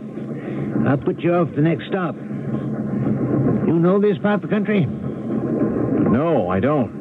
Follow the road north from St. Albans till you hit Franklin. Is that far from the border? 4 miles. What kind of work did you do in New York and Boston?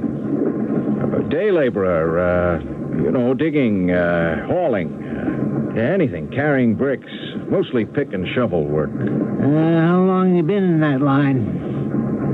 Working? You mean as a day laborer? Well, for many years. Have you? I really don't see the point of your questions. You are riding on a train without a penny in your pocket.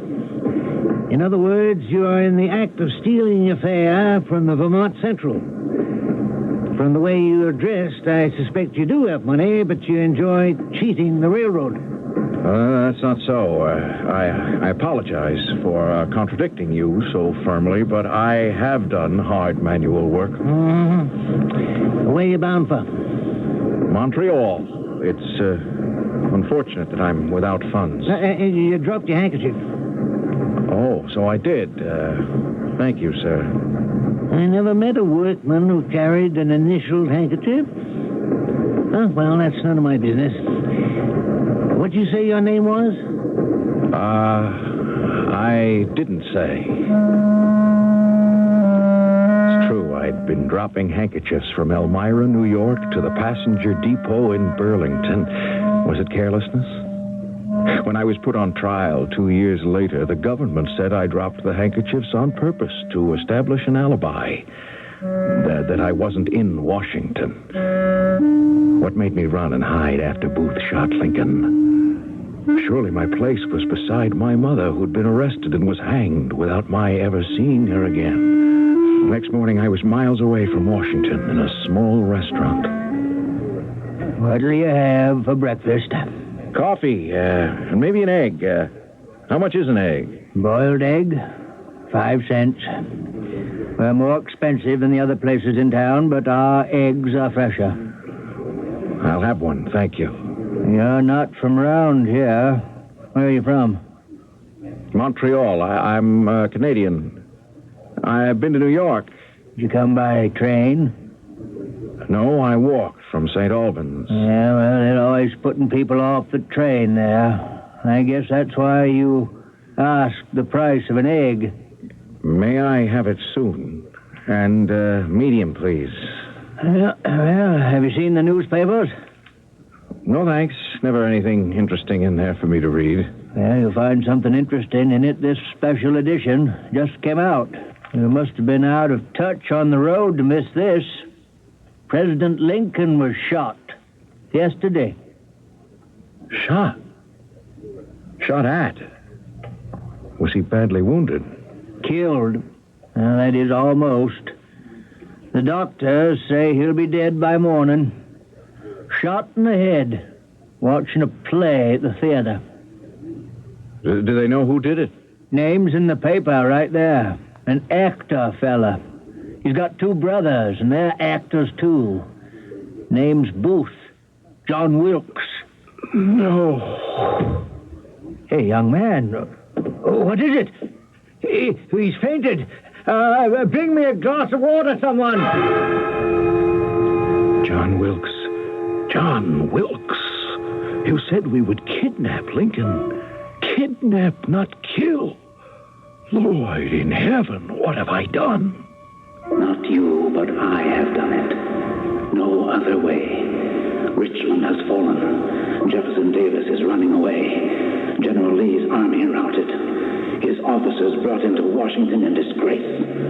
There is no South now. I no longer have a country. Young man. Young fella, wake up here. Are you all right? I must have fallen down. I'm sorry. Let me help you up. That's quite a scare you gave us. Oh, I'm perfectly fine, thank you. It's an old weakness. Sometimes it overcomes me. Well, you just go over there and sit down and read the paper. There's quite a list of what they call conspirators, starting with the actor. Then there was a lady in it, too. Owned a boarding house. Mrs. Mary Surratt. Lord, oh, Lord. Yeah, and it wasn't only Lincoln who they murdered yesterday, but Seward, Secretary of State. Someone stabbed him, and he's going to die, too. Mr. Seward, yeah. They've got that assassin's name down here, too. Who attacked Seward? Well, I was reading it just this morning, but never can remember a name. Oh, yeah, here it is. Mr. William H. Seward, Secretary of State, was attacked last night while in bed. The assassin inflicted 3 knife wounds upon the secretary. There's reason to believe the assailant was John H. Surratt. Yeah, Surratt. That's the murderer. You read the rest of it. I'll have your coffee and your egg ready in a jiffy. The day of the double assassination was the 14th of April. I'd be able to swear to everyone I was in Elmira, New York that day. I never had that breakfast. I got out of there fast. I crossed over into Canada, and Father Boucher, an old friend who lived 40 miles outside of Montreal, I'd be safe there for a while. Nice shot, John. That's the second one you brought down to death. Father, if anyone had told me a year ago I'd be your guest for 3 months, hiding out from the law, I would have laughed. Can't you still laugh? Yes, you've made it possible. And weekends after Mass, even though I have to sneak out of my room so no one sees me, I enjoy our little hunting. I'm afraid all good things come to an end sooner or later, some sooner than we wish. Living in the parish house is no longer safe. It's Emma, isn't it? She is the most prying and peeping servant girl in the world. Nosy. Her nose is a foot long. I am afraid her tongue isn't much shorter. She's been gossiping that I'm hiding a woman in the parish house. I think you should move on, John. Yes, I've been thinking that too, Father. I'm going to take you to a good friend of mine who lives right in Montreal. We've talked about you, and he feels the safest place for you to wait this thing out is Rome. Rome? I'm to go to Rome? Yes, by steamer. I suggest you will need a new name. I'll call myself McCarty. Mr. McCarty, I wish you a bon voyage, and please write to me when you arrive.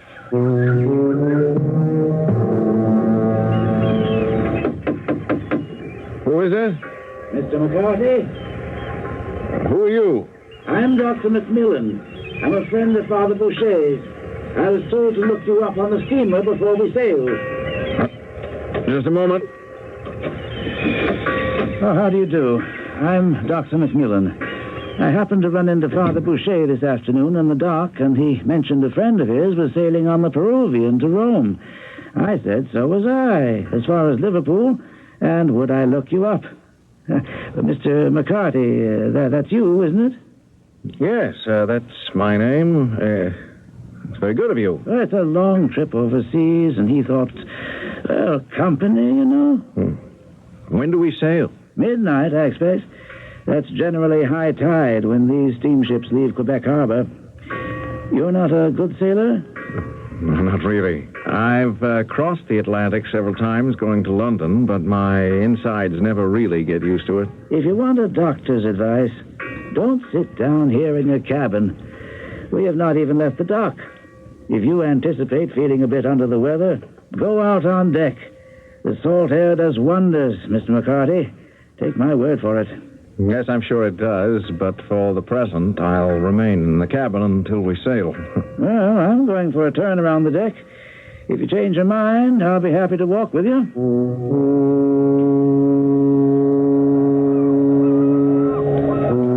I kept the alias Mr. McCarty for the voyage.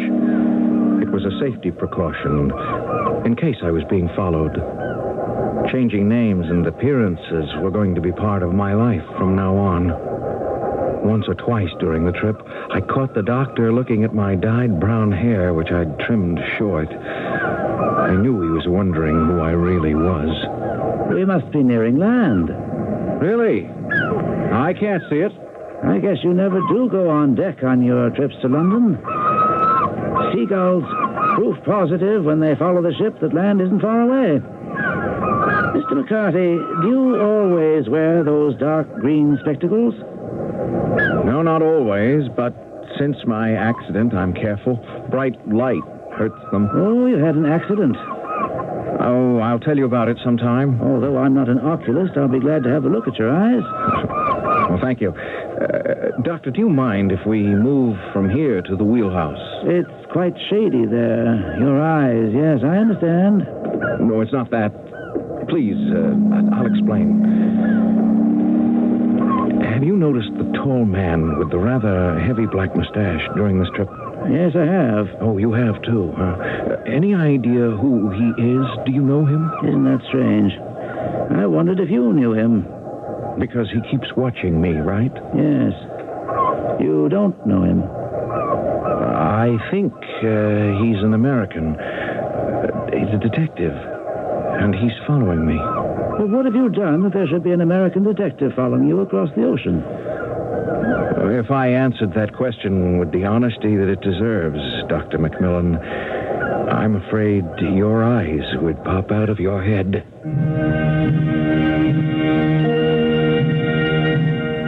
A ticklish situation. A doctor makes the acquaintance of a man on shipboard who is somewhat disguised and who remarks he's being pursued. Of course, the manhunt that now occupies the eyes, ears, and tongues of everyone is the assassination of the President of the United States and the Secretary of State. How long before the doctor puts two and two together? Let us see, when I return shortly with Act Two. For supercharged outdoor entertainment this summer, give radios, cassette recorders, flashlights, and other equipment long-lasting, dependable power with new ever-ready super heavy-duty batteries from True Value hardware stores. Hi, Pat Summerall to say they go regular ever-ready heavy duties one better because they provide even more power under heavy use. And you'll find ever-ready super heavy-duty batteries in AA, C, D, 6, and 9-volt sizes at participating True Value hardware stores and home centers. Hotel coupon and discount offers are confusing and limited. That's why the world's largest lodging chain invites you to call Best Western before you call anyone else. Chances are you'll find the Best Western just where you need it most at a price you'll want to pay. No strings attached. 1-800-528-1234. Best Western. 1-800-528-1234. Best Western. Excuse me, I own that shoe store across the street. Want to buy it? Well, I'll be honest. I have great shoes, but no customers, so I'm ready to sell the whole thing at any price you name it. $12. Sold. Ooh. Well, now that you own a shoe store, what'll you do with it? Well, advertise. Well, I tried. A lot of newspaper ads, then TV and magazines. I'll probably go radio. Radio? Yeah, according to the latest studies, everyday radio reaches more people than newspaper, TV, or magazine. How did you What's know? more, radio targets customers. I'll match up the right stations for my dressier lines and different stations for young casual. Since radio costs a lot less than newspapers or TV, I'll get good efficiency. Listen, I'd like to buy my store back from you. Well, at a fair profit. Okay. How much do you... $156,000. That's a pretty fair profit. Take it or leave it. I'll take it. Radio. It costs less, targets your best customers, and it sells. Radio. Red hot because it works. For more facts on radio, call this station of the Radio Advertising Bureau. They brought you this message.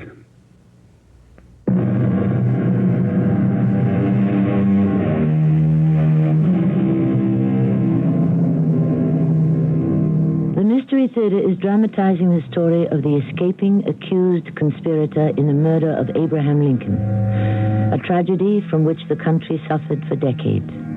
Our man is John Harrison Surratt. He is on the steamer Peruvian, bound for Rome. Aboard ship, he is known as Mr. McCarty. His recent acquaintance, Dr. Macmillan, may, however, soon learn the truth. Doctor, please forget I mentioned the tall man. It just seemed to me he was spending most of his time watching us, at least watching me. Mr. McCarty, if he is a detective, why in the world is he after you? What have you done to merit such attention? I know I haven't been entirely honest with you, but I do think you'd be better off not knowing too much about me. Oh, I can't believe you've deliberately done a wrong thing. At any rate, if the man is an American, you are sailing on a British ship in British waters, so he can do nothing. I didn't realize that. So, I'm quite safe. Yes, we're within an hour of Liverpool. Your detective friend should have tried to arrest you before we left Quebec. Well, it doesn't matter to me whether he's a detective or not. If he does try to arrest me, I'll take care of him with this. A gun? You carry a gun on your person? I am never without this 4-barreled revolver. Never. McCarty, suppose you put it aside and concentrate on joining me for a farewell drink at the bar.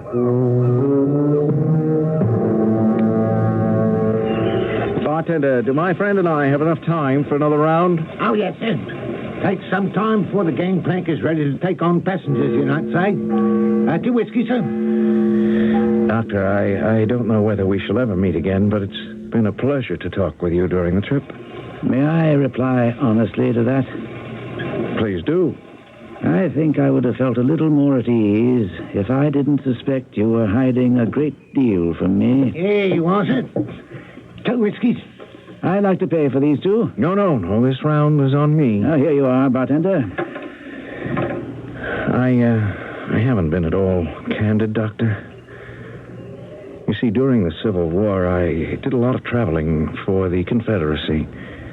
I've been abroad to London, from Richmond to Washington with dispatches, and Washington to Richmond with information. Oh, you were a courier then? With the Secret Service Bureau of the Confederacy.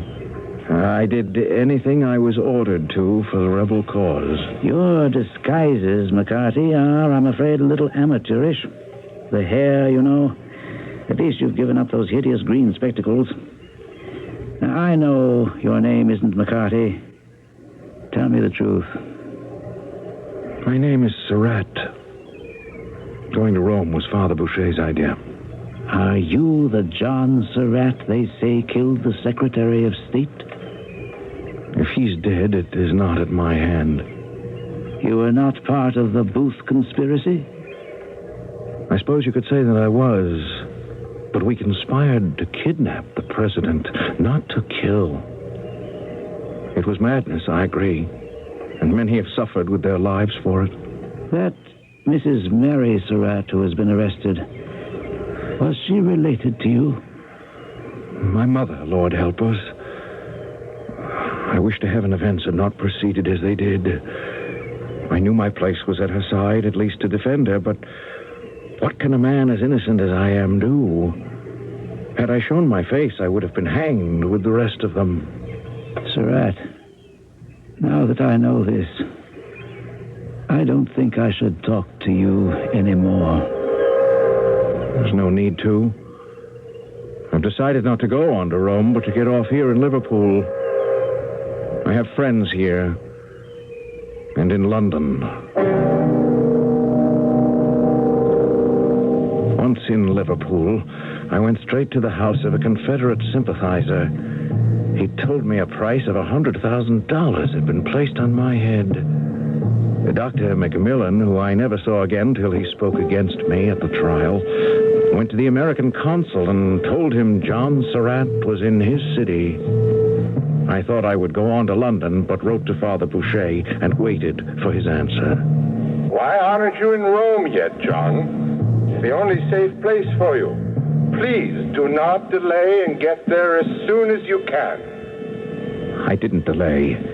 I changed my name once more, this time to John Watson. In January of 65, I enlisted in the Papal Zouaves, sometimes called the Pope's own army. But I still jumped if someone stared at me. Headaches plagued me incessantly. I began to hear voices when I slept, disturbing my bunkmates. John. It's that Watson again. Go away, John. Oh, John, Wilkes, don't. Oh, go away. You're dead, Booth. Watson, hey, you wake up. Wake up, will you? What is it? I didn't do it. You're having another of those nightmares. Oh, thanks for waking me up. Every night, moaning, talking to yourself. You always say one thing. I didn't do it. What did you do? Kill somebody? No, I didn't. I couldn't do that. I'm sorry. I'll try to be quiet. And so I would try to close my eyes to sleep. But John Wilkes Booth was always there. I struck boldly for our country. At the theater that night, I walked with firm steps through 1,000 of his friends. In the box, a colonel was at his side.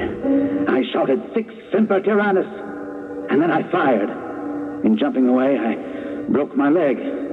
I passed all his pickets, rode 60 miles that night with the bone of my leg tearing the flesh at every jump. No, John Wilkes, no.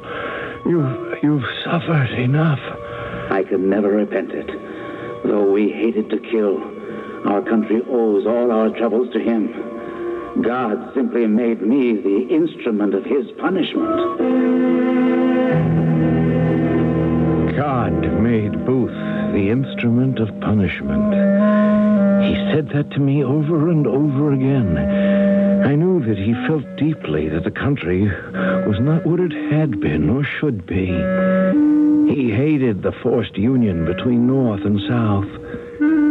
I stopped worrying about being John Watson or being found out. Then one day, a young man stepped out of the barracks and walked up to me.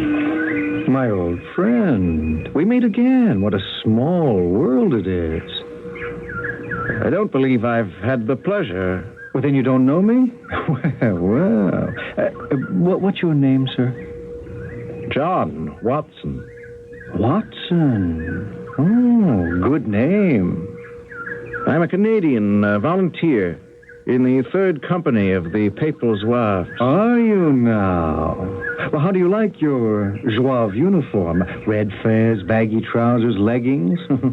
And your name is Watson now, is it? I don't know what you're getting at, but my name has always been Watson. Isn't that strange?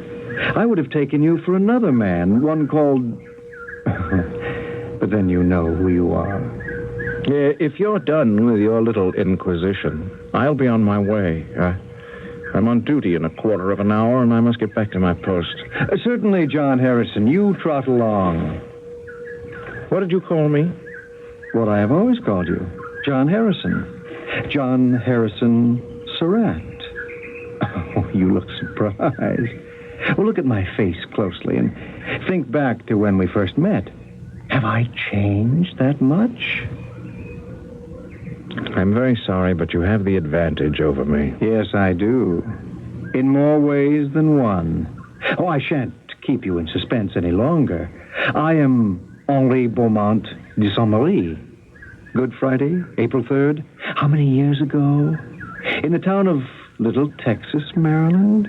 Our first meeting, you gave a speech in my school. How strange life is. How very strange. I didn't recognize you, Henri. We're a long way from home now. Sunny Italy. What is it you want from me? I'm going to my captain and tell him who you are, where you escaped from, and why. Why do that? Because I'm a patriotic Canadian. You're not even an American. So how does the death of an American president concern you? I quote from your lecture to my class, John Donne. No man is an island unto himself. Remember? Any man's death diminishes me because I'm involved in mankind. Therefore, never send to know for whom the bell tolls. It tolls for thee. Don't you believe that anymore, John? The death of your president tolls for Frenchmen, for Germans, Italians. It tolls for Canadians. I haven't really time to listen. Well, if they don't arrest you, you'll see more of me. I've been following you, John, through Canada, Liverpool, London. I was close in London, Rome, and finally here it says. Did the government send you? I sent myself. I sold my farm to find the last man of the conspiracy who roams the world free. You followed me as a private citizen. I'm innocent. Well, then why are you running and hiding if you are innocent? You took it into your head that I was an accomplice to murder. I wasn't even in Washington when Booth fired that pistol. My only connection with that demented actor is when he asked my advice about kidnapping Lincoln. I told him it was impossible. Oh, you're a convincing speaker, John Surratt. You always were. Henri, I beg of you. Forget you ever saw me. I cannot do that. But you must. I've been on the run for months. I'm not well. Give me a chance to let this all cool off so I can go home and have my fair day in court. How long will that be? I've written to friends at home. They said stay away for at least 2 years, perhaps 3. That's a long time for retribution to begin. I can promise nothing.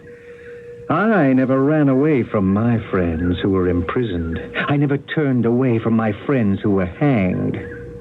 I never let my mother dangle from a rope, John. So you're going to betray me? I am not the betrayer. You are the one without conscience. Goodbye, John. Was I the one without a conscience? The thought haunted me as I lay down on my bunk that night and tried to sleep. Henri St. Marie was certainly going to inform against me.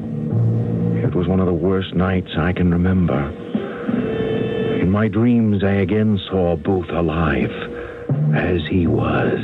You see, my idea is simply to kidnap the man, take him across the lines, and hold him for a ransom. That ransom being, they should empty all their prisons of our soldiers.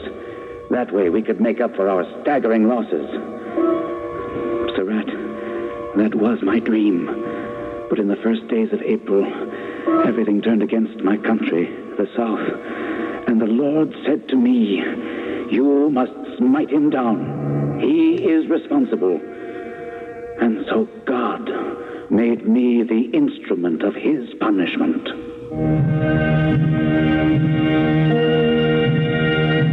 God made me the instrument of his punishment. How often since have the Lord and the devil both been accused as instigators of crimes committed by the demented? As for John Surratt, did he, under the cloak they all wore, stab in the back? Was he a murderer too? Or innocent? How can one be both if the intent is there? I shall return shortly with Act 3. Taking a laxative? Yeah, traveling throws my system off. But so can a laxative. Not Metamucil. That's Metamucil? Metamucil instant mix in little packets. Oh. Easy to take along. And easy on your system. Because Metamucil is made from natural fiber with no chemical stimulants. More doctors recommend Metamucil for really gentle relief. I like that orange flavor. Me too. Easy to take. If not nature, Metamucil. Read label and follow directions.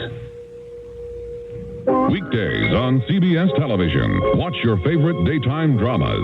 Follow the continuing story of people locked in a struggle of passion, right and wrong, coming face to face with themselves and their desires on The Young and the Restless.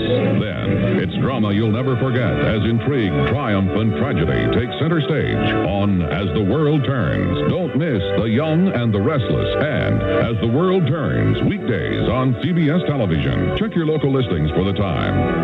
This is WBBM Chicago. At a time when there's no such thing as a free lunch, no more free rides, and nobody gets something for nothing, Photomat's happy to announce that there's still one thing you can get free and easy: Photomat Color Film. Just bring any size roll of color print film for developing, and Photomat will give you a replacement roll free. Of course, an offer this good can't last forever. So bring your roll of film to a participating Photomat store, and in no time, you and a second roll will be home free. Offer ends July 17th. They're doing it again. Evergreen Plaza at 95th and Southwestern Avenue is having a July Dollar Day sidewalk sale. That's right. Over 118 stores will set up shop with the best bargains in town right on the mall, so come early for the best selections. You won't want to miss out on the biggest money-saving sale of the year. There'll be everything from clothes for the kids to batteries for the car at prices you won't believe. Evergreen Plaza's July Sidewalk Sale, Thursday, Friday, Saturday, and Sunday at 95th and Southwestern Avenue.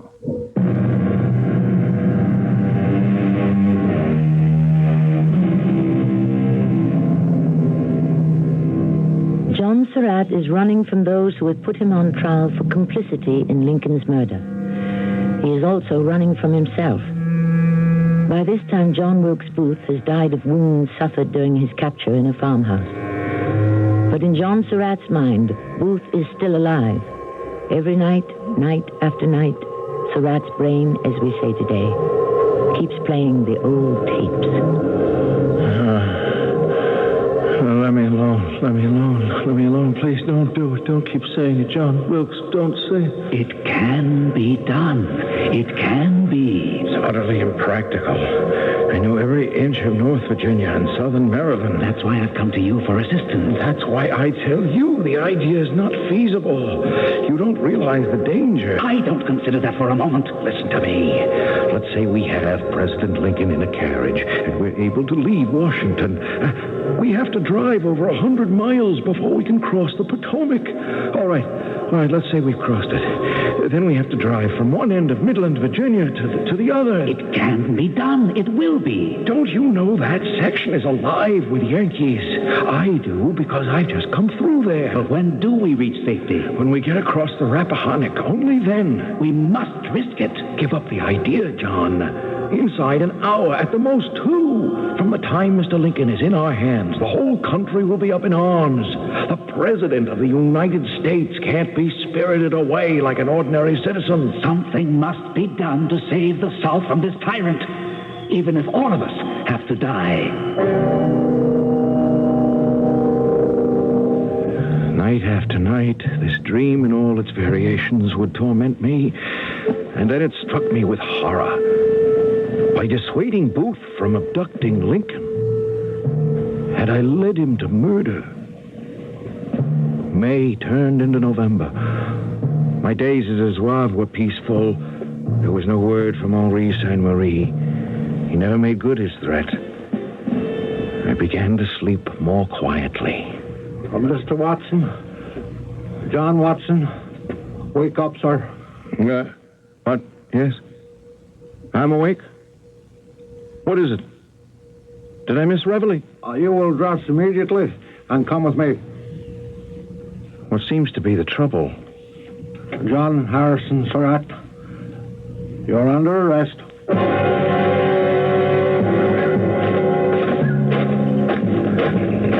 Company, out. At ease. Prisoner Surratt, you will be locked in a cell in our monastery of Veroli until the United States of America is sending a warship to bring you back to America. Yes, Captain. Before I take you inside your cell, I shall show you the impossibility of escapement from this place. This monastery is built on the side of the mountain, over a precipice 100 feet high. Do you know how my identity came to your notice? A Canadian informed me. Henri, I forget his last name. I know it. Could these leg irons be removed from my feet since I'm going to be locked up? What use are they? Who has the keys to the leg irons? Captain, I have them here. Unlock, please.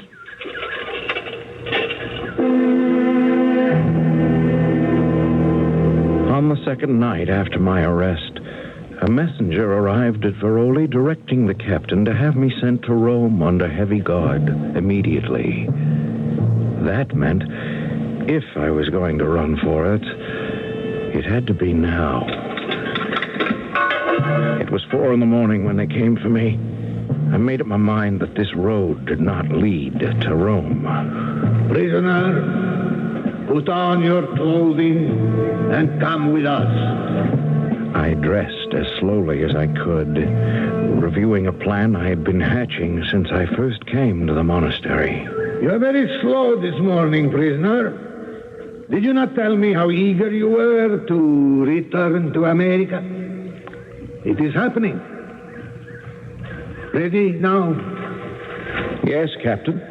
Then we march. March!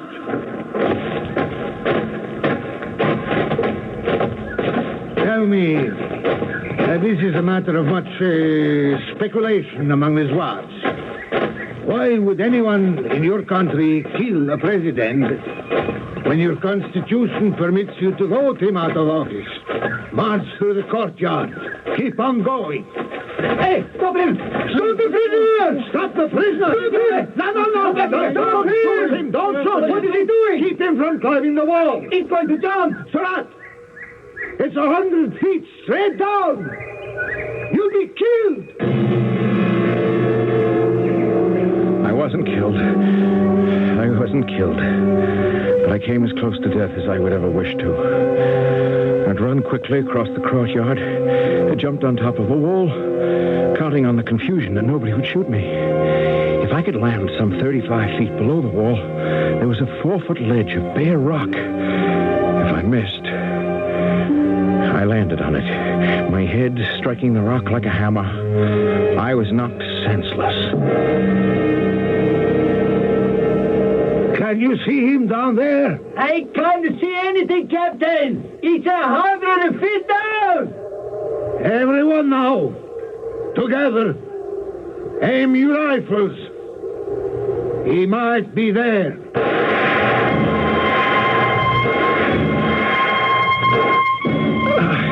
I came to, made conscious by the sound and impact of bullets spattering around me. But I'd fallen too close to the cliff and I was out of their range. The pain in my head was intense. To escape, I had to crawl down the cliff and into the valley. It all seemed quiet down there. No alarm yet. I tried to move, but the pain took hold. I looked up into nothingness. There was the anguished face of Wilkes Booth staring down at me. He was saying something as I lost consciousness. Come in, John. You're not disturbing me. I want you to hear this. Listen to my Brutus. I could have had them weeping in the stalls. If there be any in this assembly who demand why Brutus rose against Caesar, this is my answer. Not that I loved Caesar less, but that I loved Rome more. Had you rather Caesar were living and die all slaves, than that Caesar were dead and die all free men? Do you understand what I'm saying, John? Lincoln must die to free America and to heal North and South. Dizzy and sick and shaken, I crawled away like a wounded animal, my head throbbing, the legs lame, but I knew I had to save myself. I reached a field and lay down in it and drank some water from a rain barrel and found I could walk. Beyond the woods, I could see a small town. Halt! You don't have to point that gun at me. Can't you see I have my hands up? I'm an American. I deserted from the Papio Guardo. You understand? From up there. The monastery. I don't want to be a papal zouave anymore. Who is it you have at gunpoint, guard? I ducked behind the trees and ran through the woods. The entire town came to life, everyone sounding the alarm. The gates were all closed and guarded. And then my leg buckled under me. The nearest building was a pigsty. On all fours, I dragged myself into it. He's somewhere in one of these buildings. Spread out, everyone. I'm going into the farm buildings. If you should see someone, call me. Don't shoot. Prisoner Surratt. You are surrounded. Are you here in the pigsty? Yes, I am, Captain. I can't move. I can't run anymore. You are fortunate to be alive. Jumping over the wall like that into nothing. I've never seen such a thing. Why did you do it? I hoped I would find someone in the town who'd be a friend to me. You have no friends here, Surratt. You are a stranger. Now get up and see if you can walk.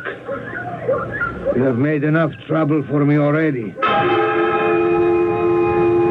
Save yourself and save your life. Save yourself? Booth's words still sounding in my head. I had to stop running. Stop being a man without friends.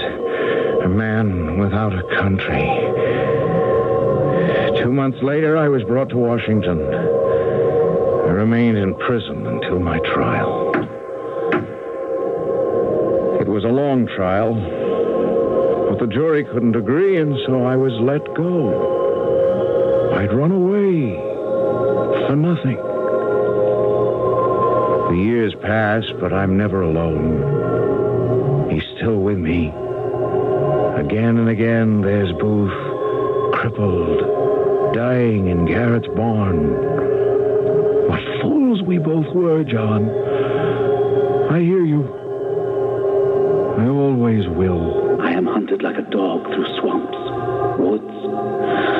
I am wet, cold, starving. Every man's hand against me. I am in despair.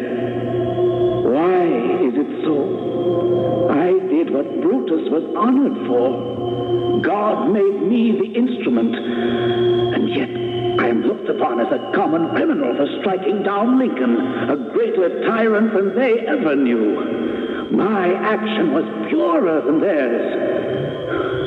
I struck for my country and that alone. Now I am abandoned with the curse of Cain upon me.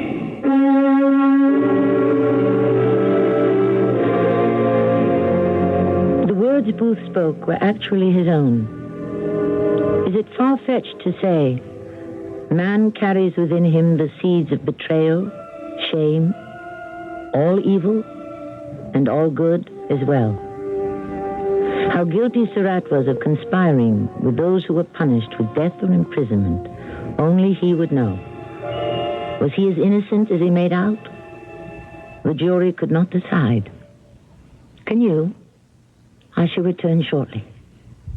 The Buick Century incorporates most of what the automotive world accepts as current state-of-the-art design.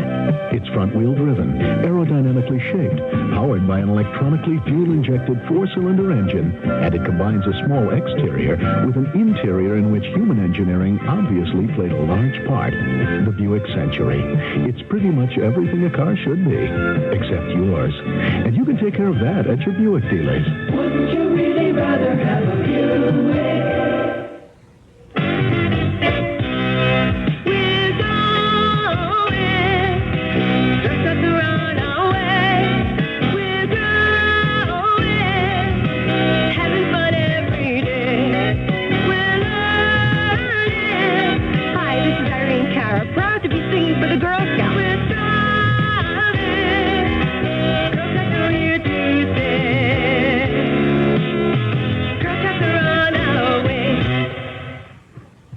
Have cash you'd like to invest sensibly?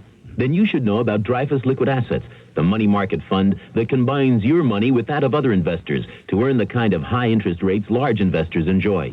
Start with as little as $2,500, then make additional investments as low as $100. With Dreyfus Liquid Assets, your money, or as much of it as you need, is yours whenever you need it. Phone for it, write a check for cash or to pay your larger bills. You keep right on earning till the check clears. No charge or penalty for withdrawal. No sales fee, not even a charge for the checks. Today you owe it to yourself to earn as much as you can on your money. Call today, 800-228-5000 for a prospectus, including management fee, charges, and expenses, and a clear, concise explanation of how Dreyfus Liquid Assets helps you get the lion's share from today's money market.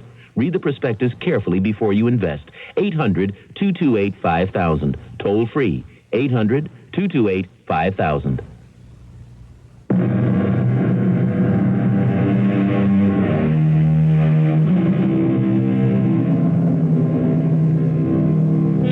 Life has always seemed to us by definition contradictory. The dilemma of two different faces on the same coin. One man will think you are an angel, another regards you a devil. In the end, we realize that we see in others what we wish to see. Our cast included Tony Roberts, Bob Caliban, Robert Dryden, and Gordon Gould. The entire production was under the direction of Hyman Brown. This is Tammy Grimes, inviting you to return to our Mystery Theater for another adventure in the macabre. Until next time, pleasant dreams.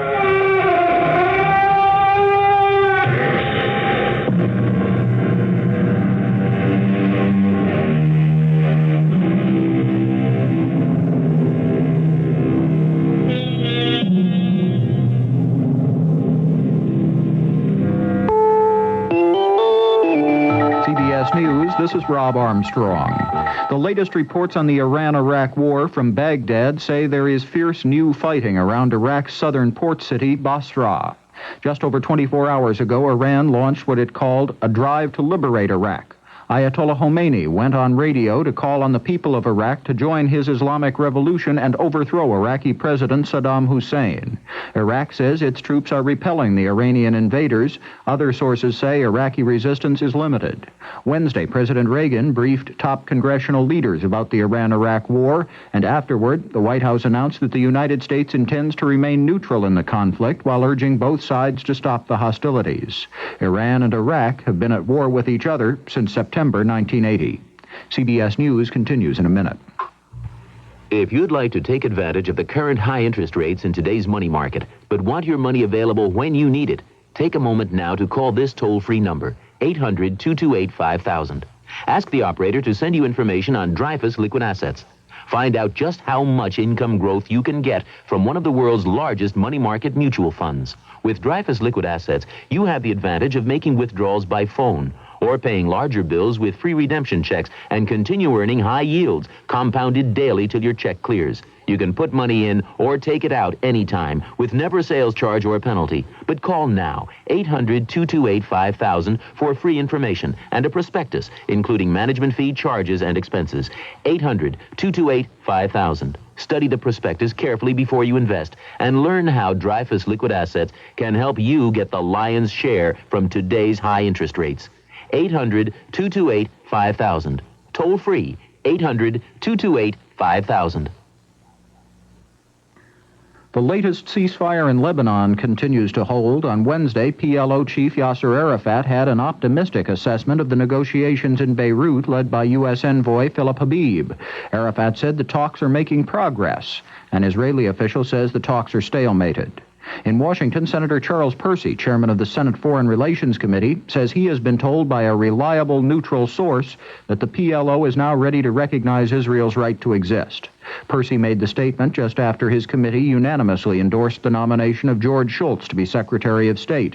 The full Senate is scheduled to vote on Shultz's nomination Thursday. Former Secretary of State and former Senator Edmund Muskie has been honored at a Washington dinner. Mariah McLaughlin was there. Senator Edmund Muskie has been low-keyed since he's no longer in the government or in the Senate or running for the presidency.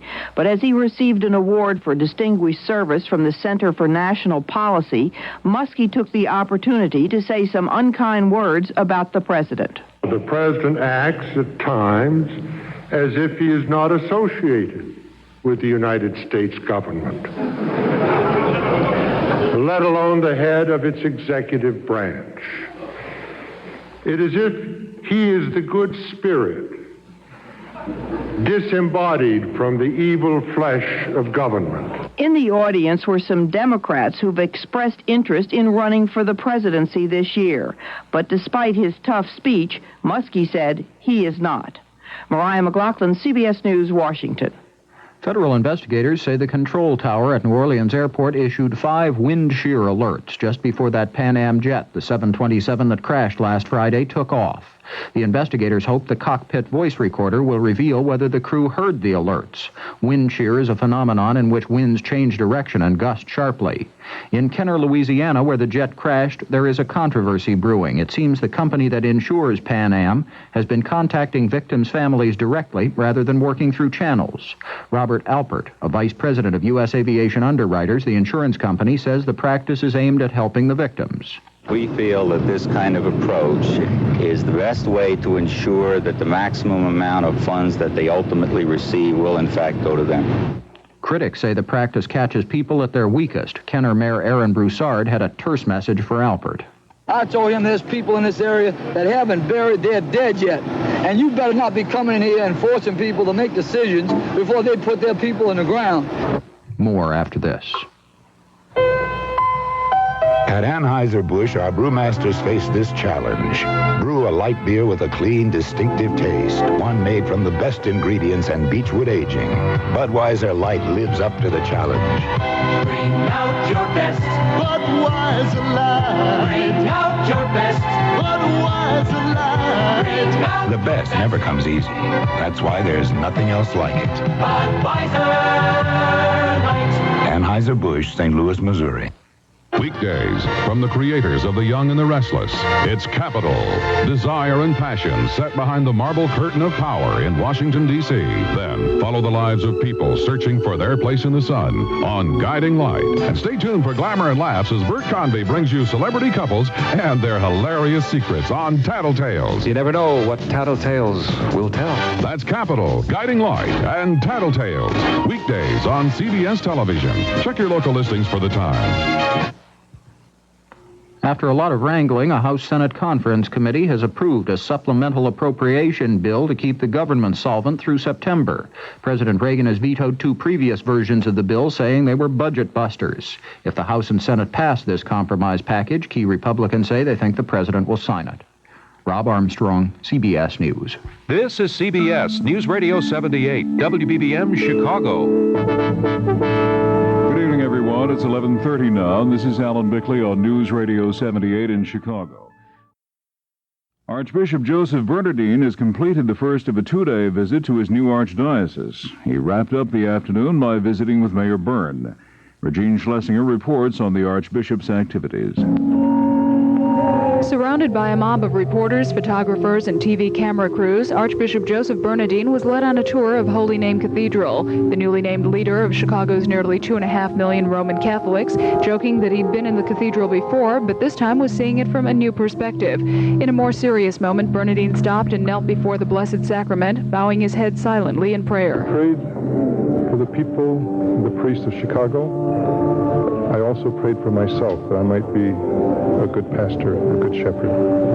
I asked the Lord for his help. As he went about the various stops of his visit, onlookers waved and greeted him warmly. He responded with a smile and occasionally stopped to chat. He also spent several minutes meeting with Mayor Byrne and her husband, Jay McMullen. The mayor saying she came away impressed. I think the new Archbishop is outstanding. I certainly think from conversations that we had in there that he is very definitely going to be a people's Archbishop. As for his impressions of Chicago, Archbishop Bernardine said what struck him most is its size and its hospitality. This is Regine Schlesinger. And now time for Spectrum. This is Spectrum. Personal opinion on issues of public interest from 6 different viewpoints. Now, one of those perspectives. I'm Pat O'Brien. Something important may come out of the brutal war in Lebanon, something painful for Jews, but something needed all the same. It's plain talk about the self-righteousness of a tiny nation that has aspired for a long time to a certain moral superiority. Israel was supposed to be an example for the world, a country built on high principle, a country that sent its soldiers to fight only to defend against invaders. Then came the bombing of Beirut and the indiscriminate killing of civilians as Israel sought to flush out the strongholds of the Palestinian Liberation Organization. Israeli leaders justify the slaughter as necessary for defense. This time, the rest of the world isn't so sure. Even Israel's internal moral certitude shows signs of shakiness. Some Israeli pilots, for example, reportedly refused to bomb targets in densely populated Beirut neighborhoods. And some Israeli civilians, even as they mourn their own dead, have wondered out loud whether this war with its barbarous cluster bombs should have been fought at all. All this has presented American Jews with their own moral dilemma. With staunch support of Israel almost a prerequisite for being a Jew, how do they resolve their doubts about the wholesale killing of innocent people? Judging by the letters of some Jews to their local newspapers, not too easily. I read one recently from a Holocaust survivor whose words denouncing Israel seemed wrung in agony from an old man's heart. The sad thing was, letters denouncing him appeared a few days later, angry letters that accused the old man of being a traitor to his own people. Even as I speak, I know there will be Jews who claim any criticism of Israel, including this commentary, is just a cloak for anti-Semitism. They delude themselves. Israel has carved out a moral image of itself that no nation can realistically lay claim to. In truth, Israel's morality becomes what its leaders make it, and Menachem Begin's actions have gone beyond reasonable moral bounds. Israel is as vulnerable to the mistakes of its leaders as any other nation. Many people, Jews and Gentiles alike, are beginning to see that Begin's tactic of wrapping his war policies in a cloak of moral superiority has been a way of silencing opposition to what he wants to do. There's no question that Israel has a right and a duty to protect itself. But those angry and anguished Jews now speaking up are separating out what Israel means to them from what Begin demands it should mean. If that shift in attitude continues, and if it translates into a more realistic and tougher political approach by this country in its dealings with Israel, we'll all be a lot better off. I'm Pat O'Brien for Spectrum. 6 personal opinions on Spectrum. Views not necessarily those of this station. The CBS Radio Mystery Theater present...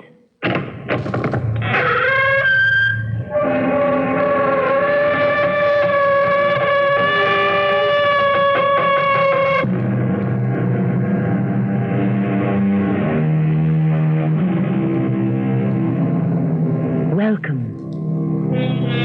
Come in. I'm Tammy Grimes.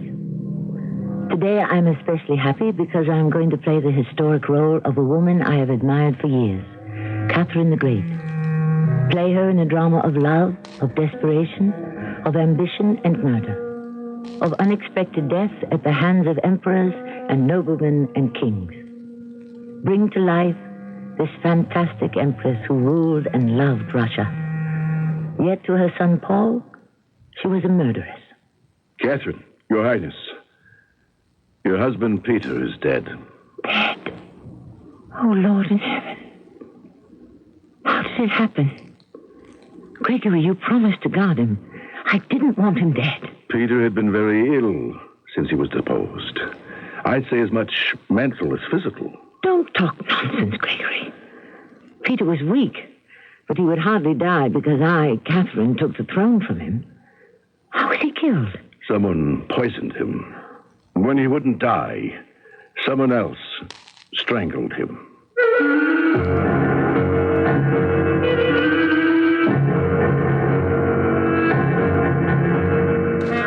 Our mystery drama, The Great Catherine, was written especially for the Mystery Theater by G. Frederick Lewis. I shall return shortly with Act One.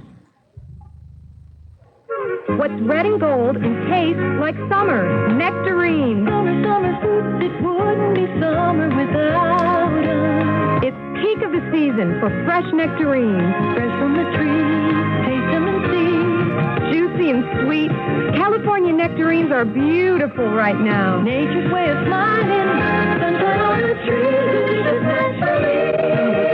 Nectarines. Sponsored by the growers of California summer fruit. Hey, everybody, how can you top an Armour hot dog? Hot dogs, Armour hot dogs. What do kids put on Armour hot dogs?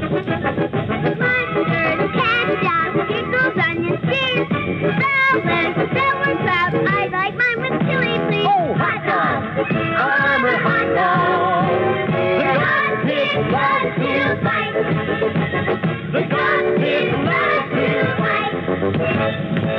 There's a national company that offers a unique gold, silver, and platinum program. Bullion Reserve of North America can offer you the lowest possible prices for gold, silver, and platinum. They not only can provide you with totally private transactions, but also with the absolutely lowest prices in the nation. Bullion Reserve of North America, backed by one of the world's largest and most respected refiners, guarantees in writing to repurchase 100% of your bullion holding, something virtually no other dealer will provide. And the Bullion Reserve will store your bullion at no additional charge in one of the nation's safest and most secure vaults. Or you can take immediate delivery. Not tomorrow, not in 30, 60, or 90 days. That's immediate delivery of amounts as small as 1 gram of gold and 1 ounce of silver to as much as a ton or more. If you're serious about buying gold, silver, or even Krugerrands or Maple Leafs at today's prices, call Bullion Reserve for information on their member account program. Toll free 1-800-421-3391. The Bullion Reserve of North America. 1-800-421-3391.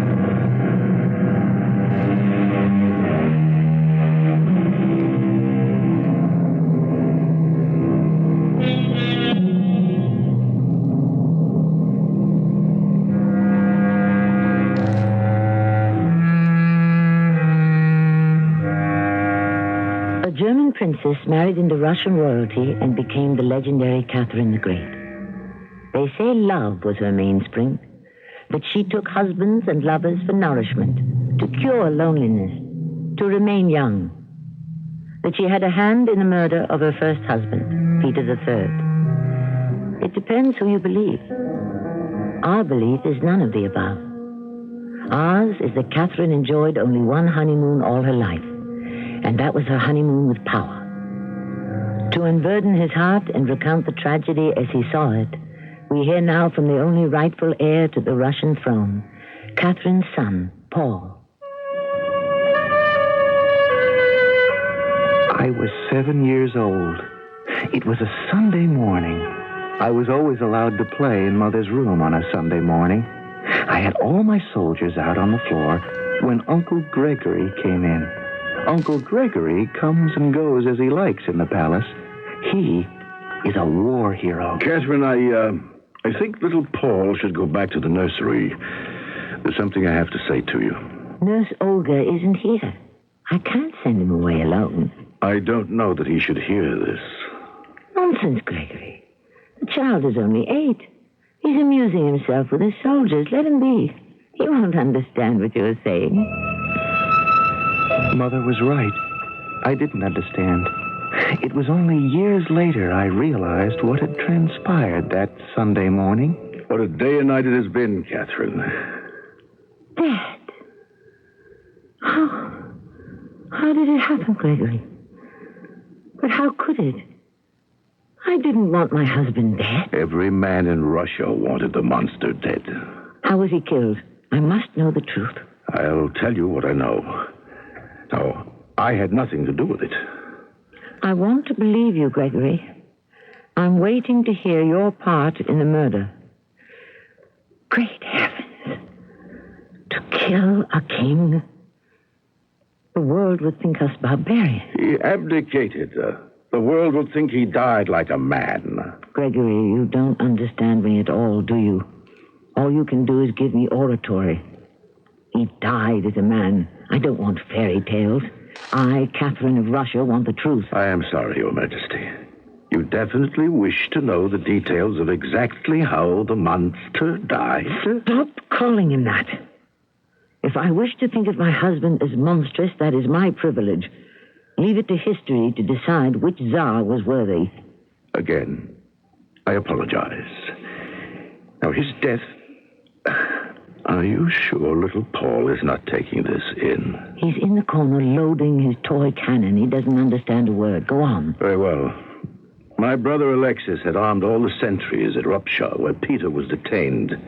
He kept the blinds drawn so no one could see him, an ex-Tsar, imprisoned. Then he fell very sick and had a severe attack of the colic. Go on. Wednesday, Dr. Luders came. Thursday, he called in Dr. Paulson for a second opinion, and then, suddenly, your husband recovered. My brother and Teplov didn't know what to do. That was Friday.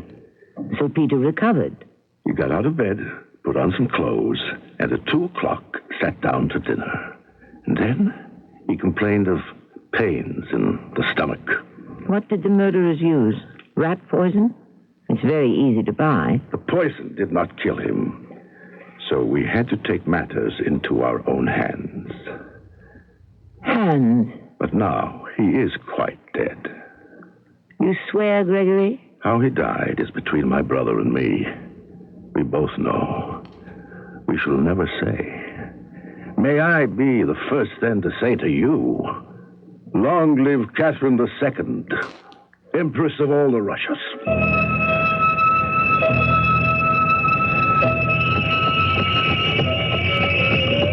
Your Majesty, do you think it wise to travel way out to the small villages by yourself in a sleigh? Well, I'm not by myself, Gregory. I am with you. Yes, but you refuse to take along your guards.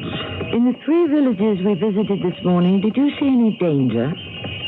Don't you understand? One must go alone, quite plainly, unassumingly, so I can see for myself exactly how my people live. If I give them advance notice of my arrival, they will dress up in their very best and throw flowers at my carriage.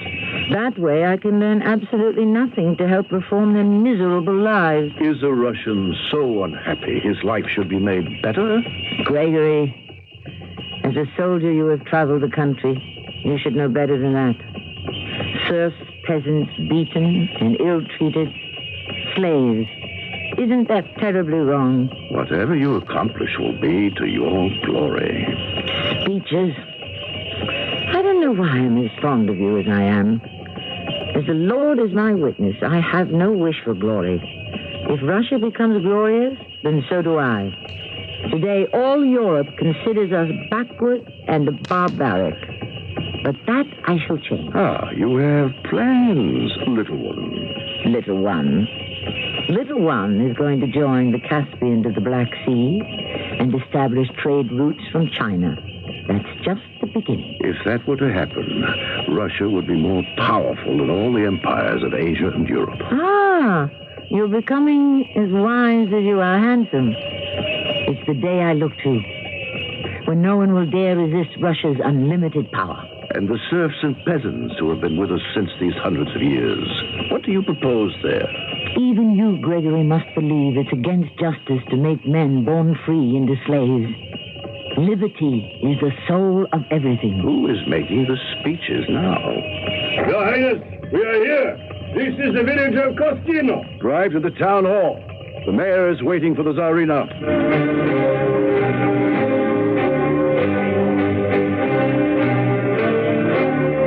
I cannot tell you what an honor it is. Mayor Zubov, please. Let me do the talking. Of course. How many people in your village have I seen this afternoon? How many? About a quarter. But they are all loyal subjects to your worship, believe me. I have no doubt.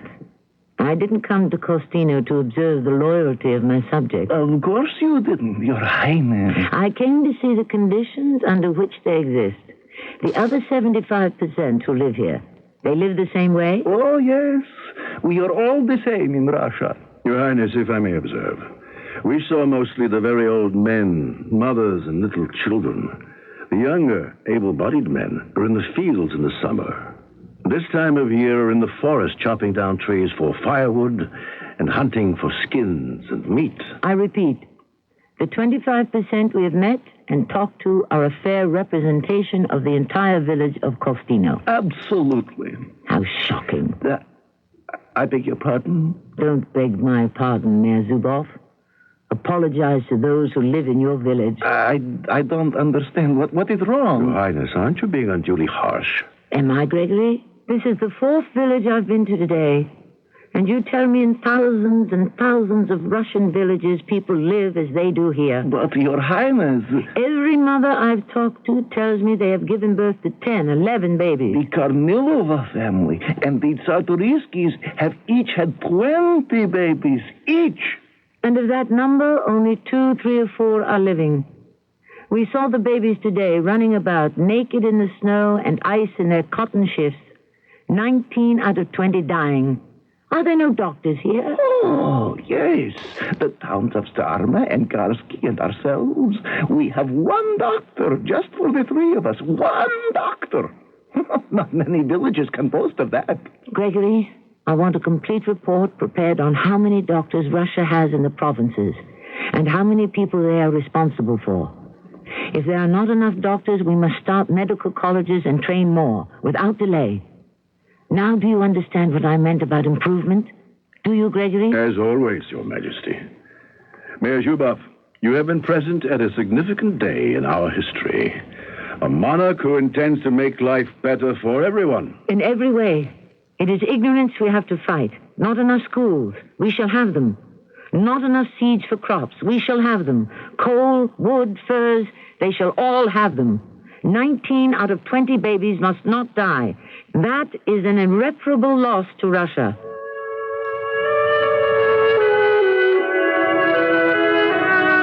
Mother was enthroned as Empress 2 days after my 8th birthday.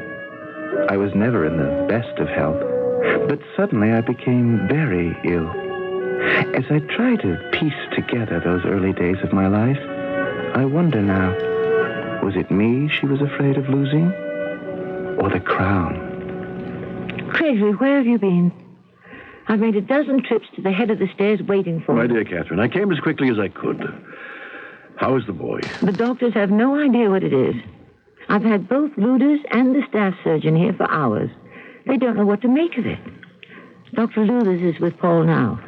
I wish you didn't have to use those two doctors. What are you talking about? Why? Didn't you know? They were in attendance in those last hours of Peter's life.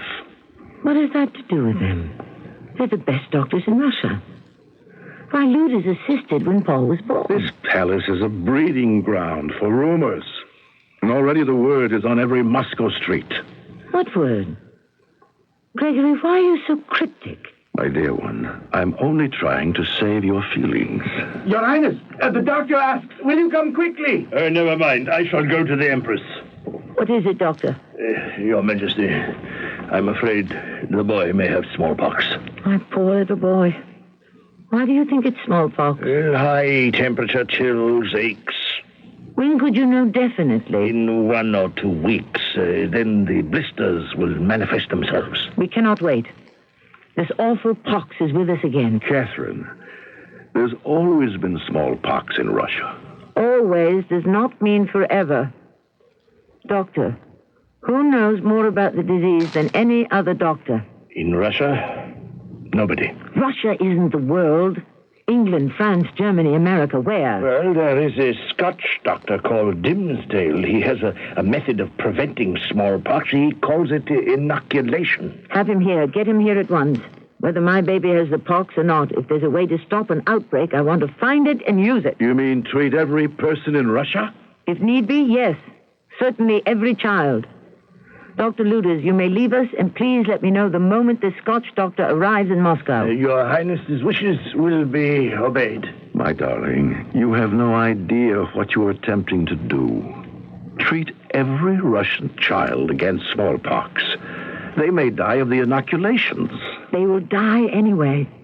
If we don't avail ourselves of the latest medical science can offer, ours might be the last generation of Russians on Earth.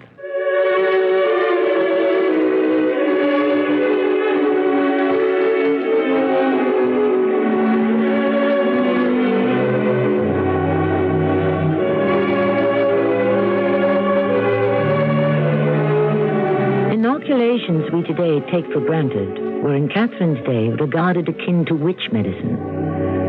It wasn't until Catherine had herself inoculated, followed by Orloff himself, that St. Petersburg and Moscow followed suit and set the example. Inoculation hospitals went up everywhere, and the epidemic was brought under control. But what of Paul, Catherine's son? His story is yet to unfold. I shall return shortly with Act 2. I am a smoker, and I smoke about a pack a day. Lamar, Antioch, Illinois. And I thought, wow, my teeth are really getting yellow. She used Topol Smoker's tooth polish with fluoride. My teeth started getting whiter, and it gave like a shine to them that they hadn't had in a long time. I was very happy with it, and now I smile again all the time. Topol Smoker's tooth polish with 3 ingredients to clean and polish helps remove ugly tobacco stains. Topol is gentle enough so you can use it every day. Use only as directed. Growing a healthy lawn and garden takes more than good intentions. It also takes efficient watering, the kind you can provide with a quality Nelson sprinkler from True Value Hardware Stores. Hi, Pat Summerall to suggest you get a dial-a-rain oscillator for $21.99 that provides uniform coverage without puddles on any of 20 settings. Or choose the Nelson Rain Spurt with Water Saver arm for $6.88 that covers all or part of an 86-foot diameter circle. You'll find them at participating True Value Hardware Stores and home centers.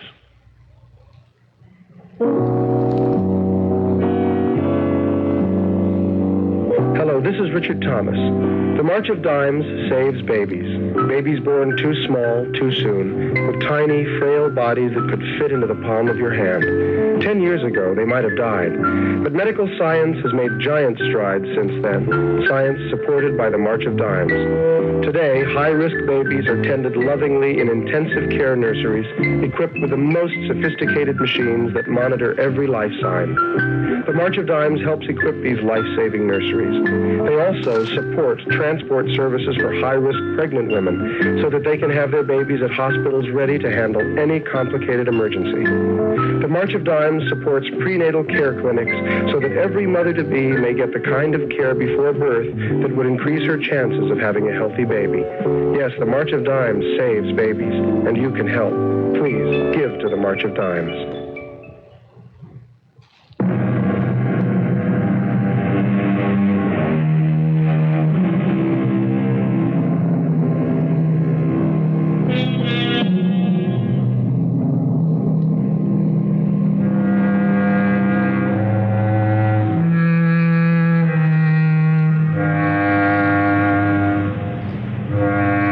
The curtain rang down on Act One, only moments have passed. Catherine has set into motion plans to immunize the country against smallpox. Her son, Paul, however, still lies feverish, seized, and stricken. The mysterious murder of her husband hangs like a cloud over every village square, and now word is abroad that her son, Paul, is also wasting away. Her dearest friend and lover, Gregory Orloff, sits with Catherine outside the boy's bedroom. Gregory, are you going to tell me, or do I have to ask you again, the rumors abroad in Moscow, what are they? You aren't going to like this, Catherine. I shall like it a lot less if you don't stop beating about the bush. Paul's illness is no state secret. There is talk. There is talk. Certainly there is talk. He is the only heir apparent. If something should happen to him, who would inherit my throne? But the talk is not friendly. They say that having done away with your husband, you're trying to do the same to your son. Death by slow poison. No. How horrible. Who believes such lies? People who spread such lies. Are they deserving? It proves what I have said all along. Those who speak with the tongues of ignorance must be taught.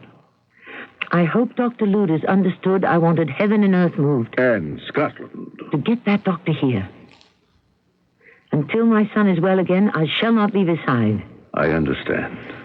Gregory, you might also make the rest of the world understand. Give out the news that Catherine II, Empress of all the Russias, is maintaining a day and night vigil at the bedside of her ailing son. Do you have that? Every word. That ought to stop those rumors. It shall be done, my queen.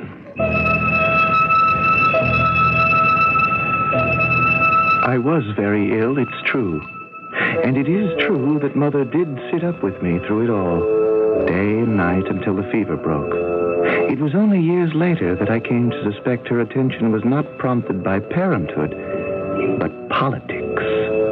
And in that jungle, she trusted one particular man, Nikita Panin. Nikita had been my tutor, and in his own way, also taught my mother.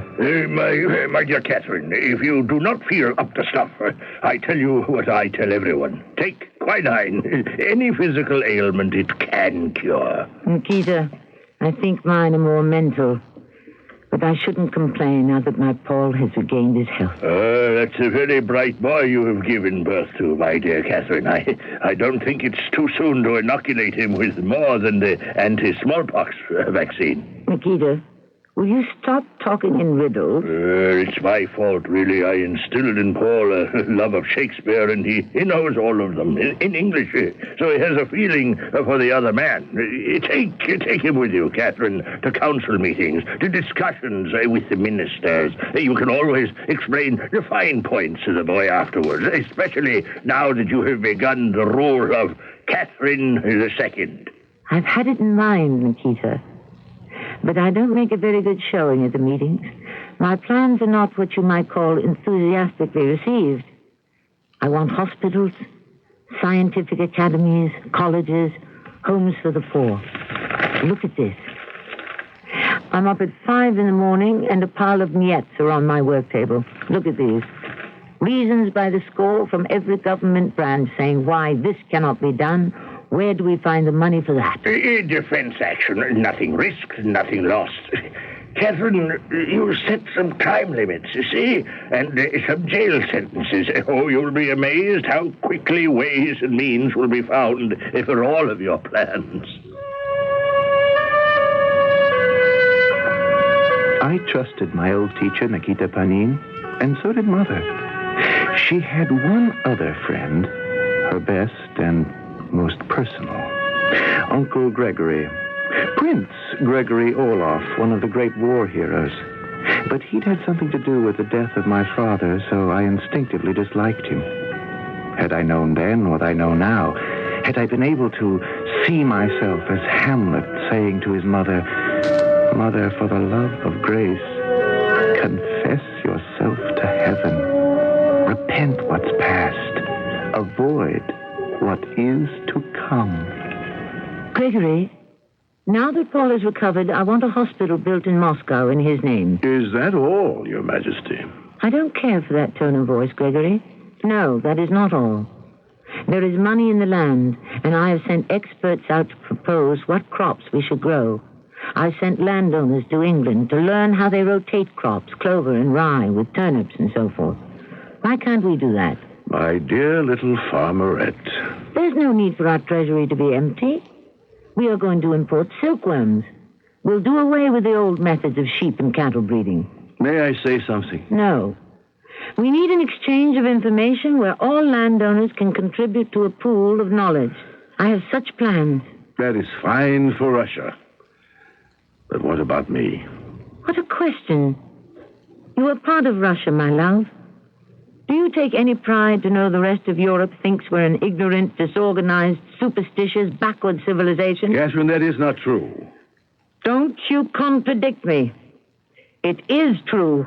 Why do we quarrel when I love you so much? You're a dreadful man. I am serious about my adopted country, and you talk of love. To pay me off like an old pensioner. A reward? Reward? What are you talking about? You don't know. You have no idea. A man who has done battle at Zorndorf, who has remained alive while 20,000 of his comrades died on the field, knows what it is to dare. A man who has been wounded 3 times, but remains fighting with his platoon. Gregory. You admired me once for that. You called me your war hero. Gregory, my darling, what has come over you? The truth has come over me. The truth that Catherine the Great would still be married to Peter the Monster if I had not taken a hand. No, my dear. Money, land, titles, and decorations do not satisfy me. What do you want? I want you, my darling. Not as an occasional lover, but as your husband. You want that? Now you are a widow you can marry. Do you think my comings and goings here are court secrets? Perhaps we could be married secretly. I want an end to secrets. But let me ask you plainly, is there love between us, or isn't there? Yes, my dearest Gregory, there is. Then make up your mind, and let me know your decision soon.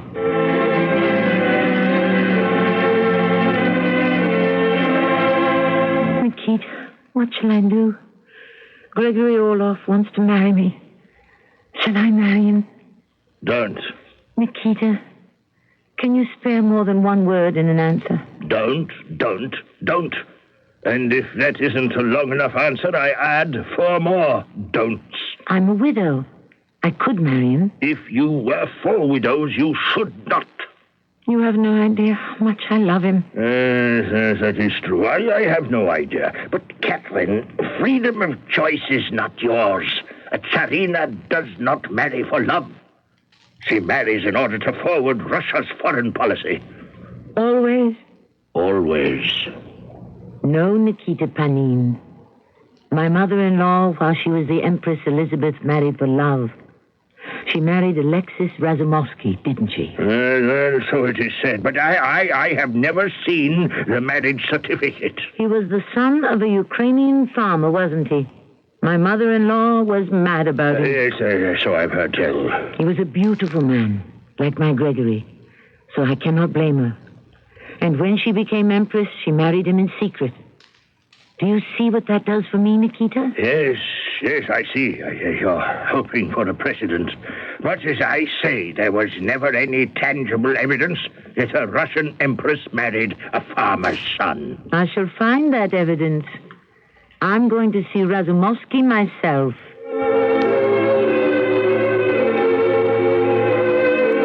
What a delight to see you again, little Catherine. Come. Sit here by the fire. Now that I am over 60, I feel the cold more than I did at 30. I'll be glad to join you. Alexis Razumovsky, you don't look any different. Nor do you, Catherine. Why are you here? My dear Alexis Razumovsky, I want to marry a man who has no family title, does not represent a country we wish to be allied with. In short, of no royal blood. But he is a superb soldier, decorated half a dozen times. A brave man. You know who I mean? The handsomest of the Orloff brothers, Gregory. How did you know? I may have retired from the life of the court, but I have not retired from the human race. However, my dear, you are an empress, and marrying a commoner is not so easy. I am sure Nikita Panyin has warned you. But, Alexis, I wouldn't be the first, would I? So, that is why you came to see me. Alexis, you must have a marriage certificate to the Empress Elizabeth. If it could be shown that my mother-in-law married, beneath her station.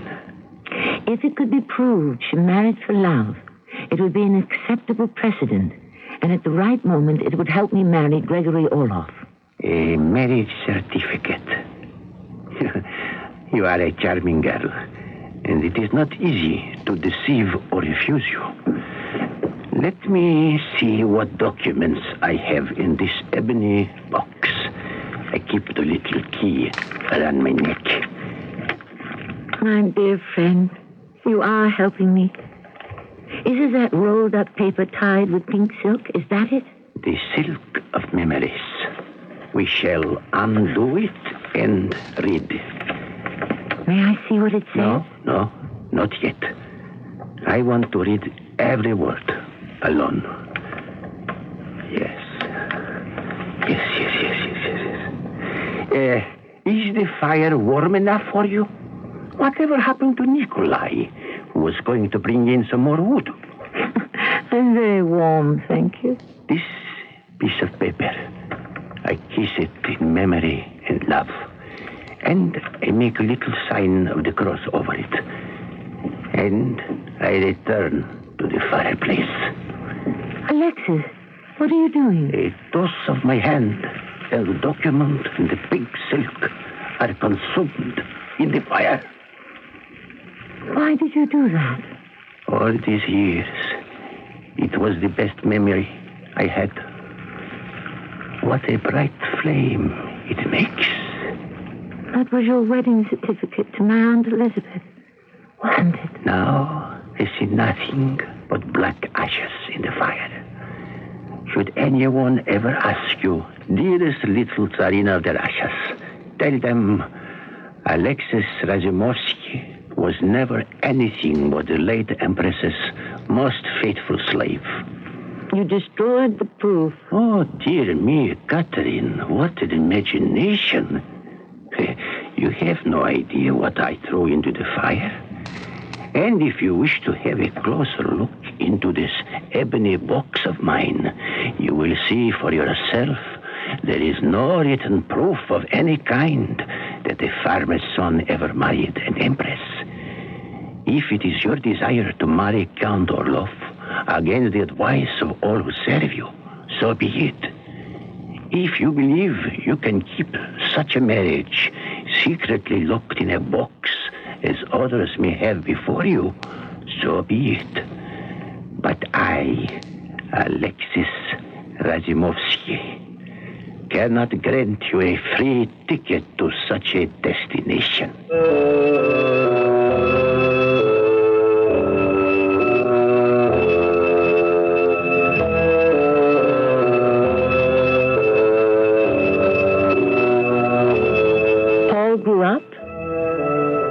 Catherine ruled alone, the Russians never quite accepting her, since she had been born in Germany. But Gregory Orloff did not disappear from court. There were those who plotted against his life. But the greatest struggle of the age was between mother and son, and that will come to a head when I return shortly with Act 3. What do doctors recommend to avoid constipation? These days, doctors stress the importance of fiber in the diet. Food fiber that helps the system regulate itself naturally. Metamucil is the laxative made from natural fiber, no chemical stimulants. So for occasional constipation, doctors recommend Metamucil more often than any other laxative. Try Metamucil powder or pre-measured packets of Metamucil Instant Mix, regular or orange flavor. Read label and follow directions. Wednesday on CBS television. I'm the sheriff, and I'm in charge here. Cass Malloy is a woman sheriff who just can't get any respect. I thought you were in charge. I'm working on it. But when a crazy used car salesman takes her gun and office hostage, you can be sure she'll know what to do. Ralph, we have to talk face to face. No! Please! Never! I'm thinking of trading up to a much bigger car. Great! Come on in. Outrageous comedy on Cass Malloy. Wednesday at 8:30, 7:30 Central and Mountain on CBS television. This is WBBM Chicago. We've been asking Chicagoans how they handle their money. It's a big argument my husband and I have.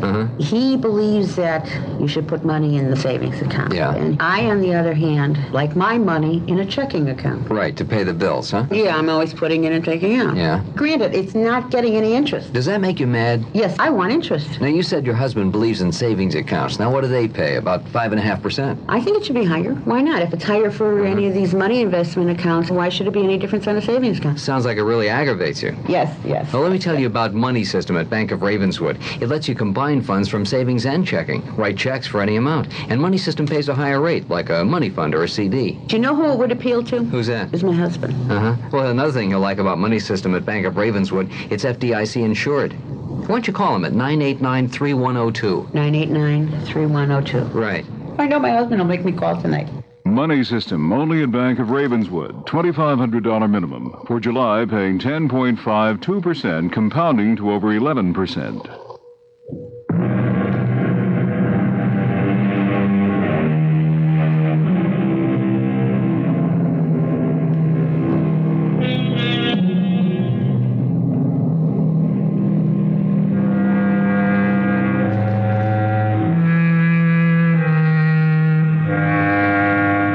Catherine II, born Sophie Anhalt Zerbst, a German married at 15, is now in her 30s, the widowed empress of all the Russias. She's a quixotic woman of many moods, some weakness, and more strength. Yet all her life she was prey to a love-hate kinship with her own son, Paul. The result? She withheld from him trust and true affection. In spite of Mother's promises, I was not allowed to take part, nor even permitted to observe how our government was run. Was Mother afraid of me? I saw many performances of Hamlet that winter. The plots unforgettable. And the characters. Was Hamlet me? I thought of Peter, my father murdered. I spoke as Hamlet. That it should come to this, so excellent a king, so loving to my mother. Heaven and earth, must I remember? And yet, within a month, let me not think on it, frailty, thy name is woman. Paul? Paul, is that you? It is not, nor it cannot come to good. But break my heart, for I must hold my tongue. There you are. Nikita and I were wondering where you had got to. A dear father murdered. And mother, you would hasten to incestuous seeds! Paul, come back. Nikita, what can I do? Did you see that? He ran out of the room. It is very sad. You heard what he said. Lines from some poetic drama, wasn't it? Shakespeare. He is still impressionable and thinks of himself as Hamlet. He simply won't listen to reason. The words are Shakespeare's, but he confuses himself with the prince, not of Russia, but of Denmark. And to him, you, Catherine, his mother, are Gertrude, the queen. So the old accusation still rankles. I killed his father. Yes, and Gregory Orloff, whom you wish to marry, is the king's brother who married Gertrude. What can I do to make Paul understand that Gregory is my dearest and best friend? That I love him still?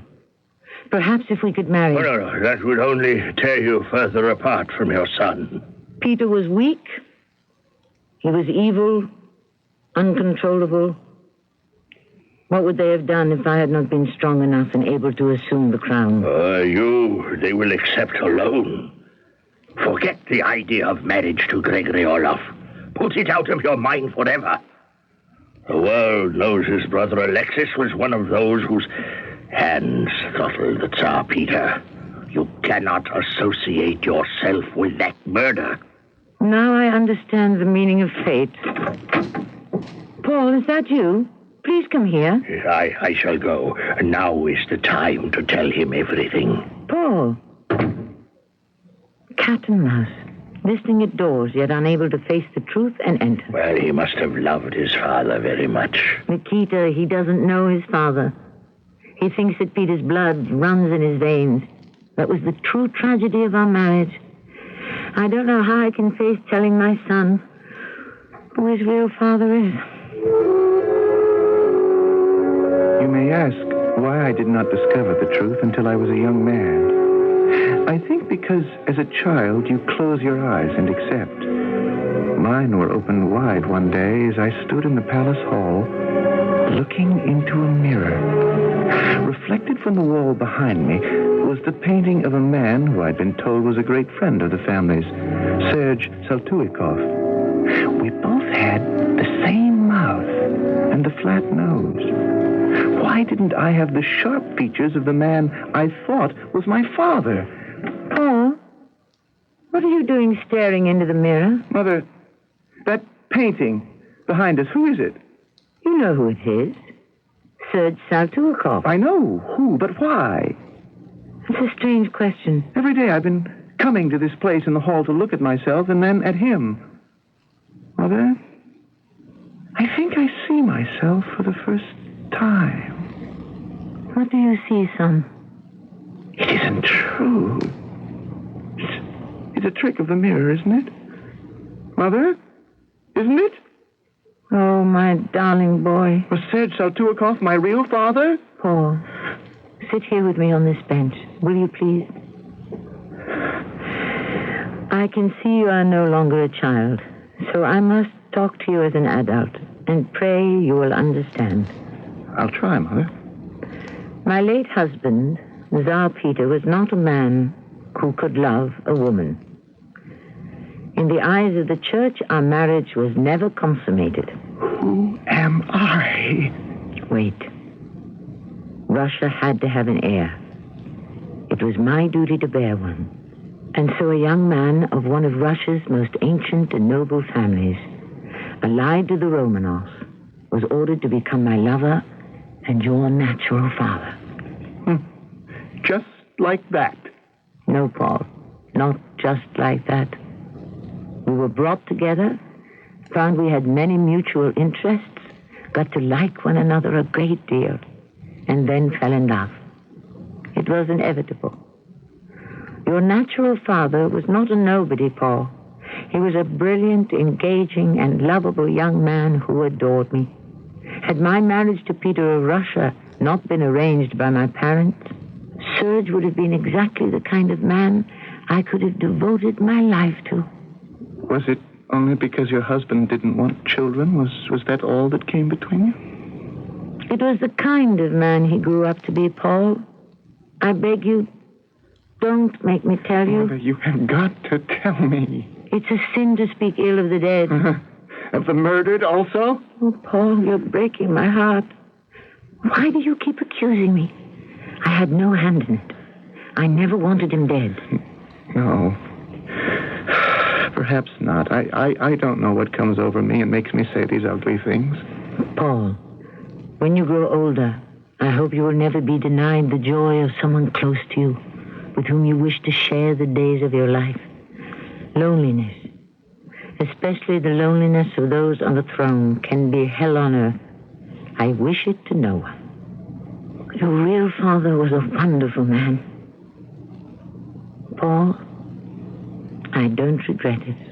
I wish I could have known him. Will you swear to me you will never repeat to a living soul what I have told you?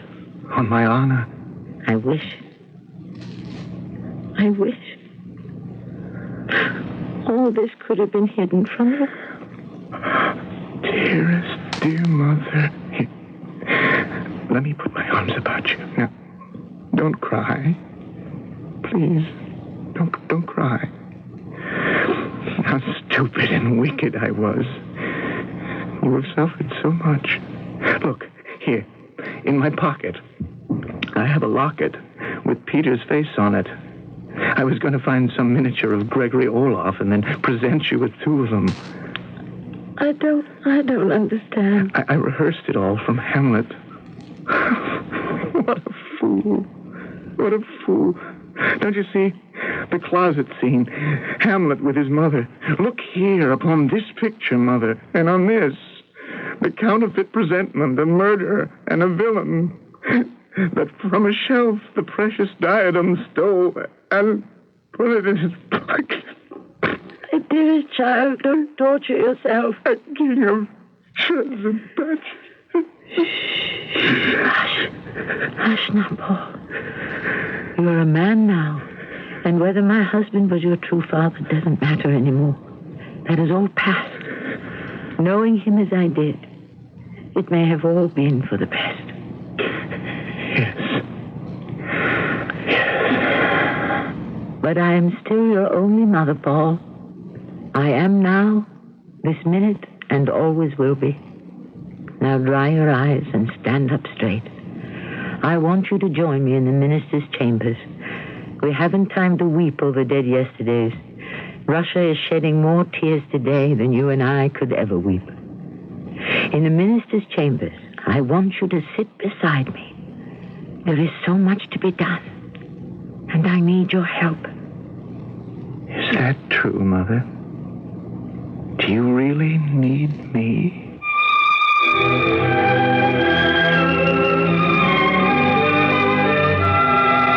My mother, may her name be forever blessed in Russian history, did more to start to free the serfs, more to protect the health and education of the living than any ruler before her. There's a saying in Russia, those who would rule reap the same joys and suffer the same pains. When Peter III ruled, he was strangled to death. When I, Paul I, became Tsar, I died the same way.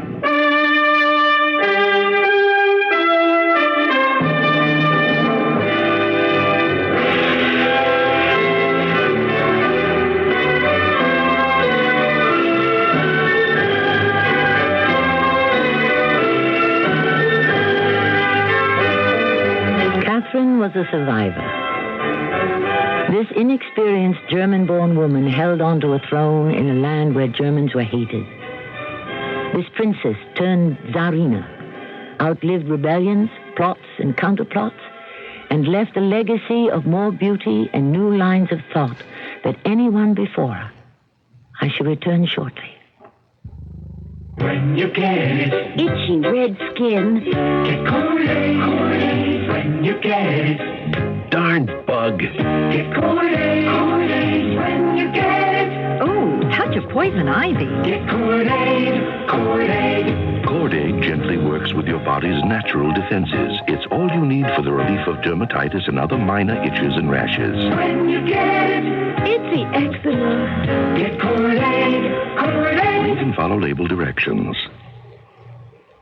Hotel coupon and discount offers are confusing and limited. That's why the world's largest lodging chain invites you to call Best Western before you call anyone else. Chances are you'll find the Best Western just where you need it most at a price you'll want to pay. No strings attached. 1-800-528-1234. Buster. 1-800-528-1234. That's Buster. If you've been putting money aside, you're right to be concerned about inflation eroding its buying power. That's why you ought to know about Dreyfus Liquid Assets and how it can help you earn today's high money market yields without tying up your cash for months or years. Start with as little as $2,500. Make added investments as low as $100. With Dreyfus Liquid Assets, your money is yours whenever you need it. Phone for it, have it sent to your bank, or write a redemption check for cash or to pay your larger bills. You keep right on earning that high yield, compounded daily until your check clears. No penalties on interest, no sales charges, no charge for the checks. It's so simple, sensible, convenient. But find out for yourself. Call toll-free 800-228-5000 for free information and a prospectus including management fee, charges, and expenses. Read the prospectus carefully before investing or sending money. Discover how Dreyfus Liquid Assets can help you get the lion's share of today's high money market rates. 800-228-5000. Toll-free 800-228-5000.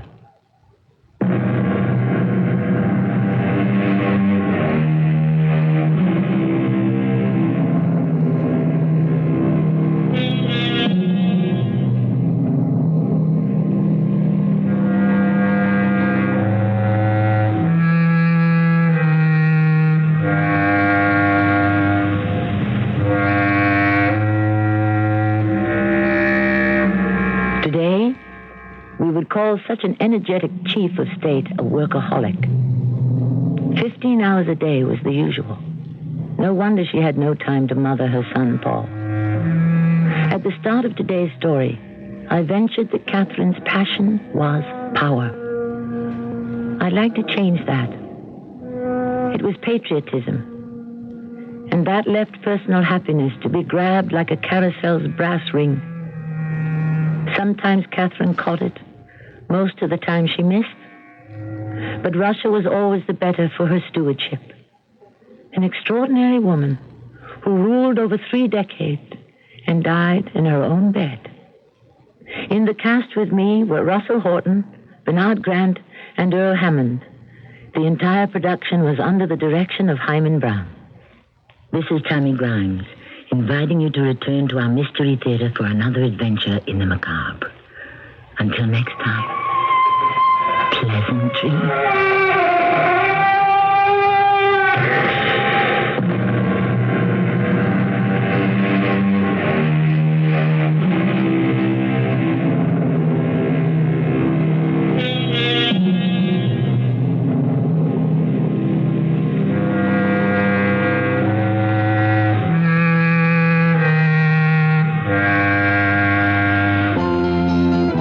Every summer at Jewel, you can enjoy... This is CBS News Radio 78, WBBM Chicago.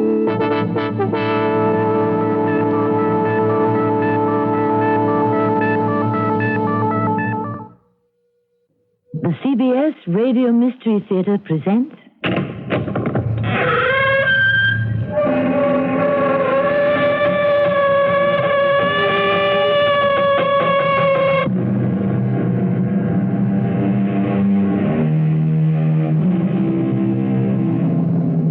Welcome.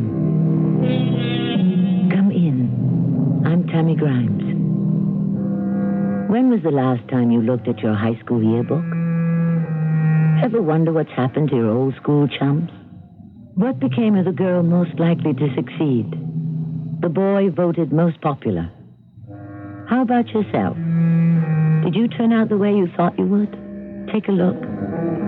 You just may find that those yellowed old photos hold a truer, more accurate portrait of personality than you could ever hope to uncover today.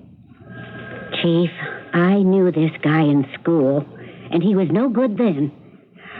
I can't shake this feeling he was up to no good out there last night.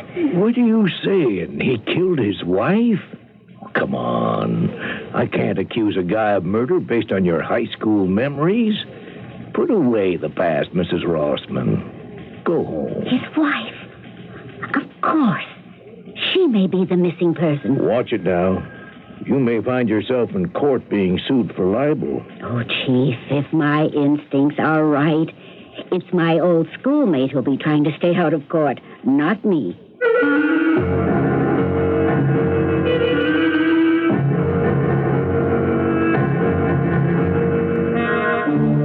Our mystery drama, Yearbook, was written especially for the Mystery Theater by Douglas Dempsey and stars Evelyn Juster.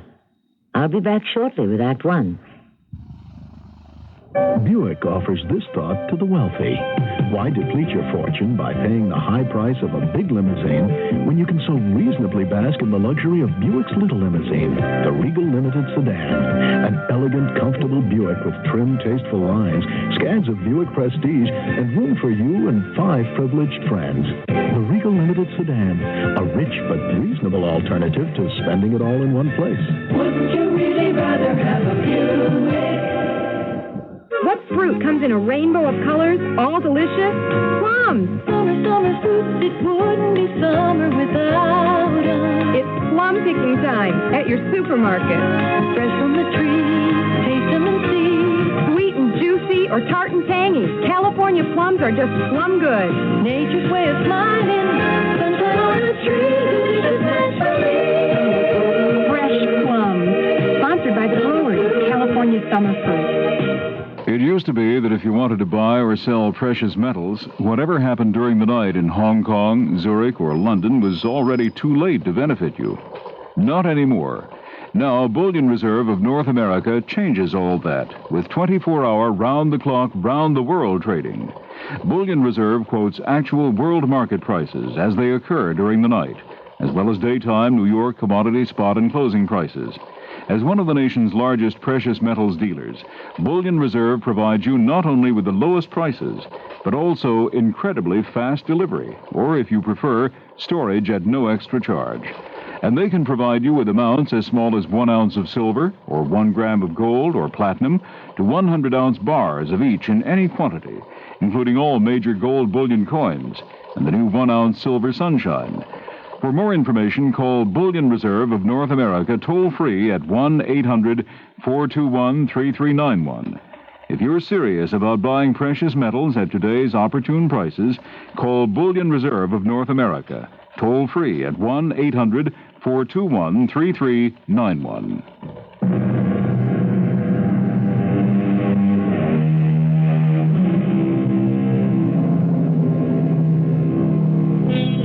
What author was it who first offered the advice, beware living in the past?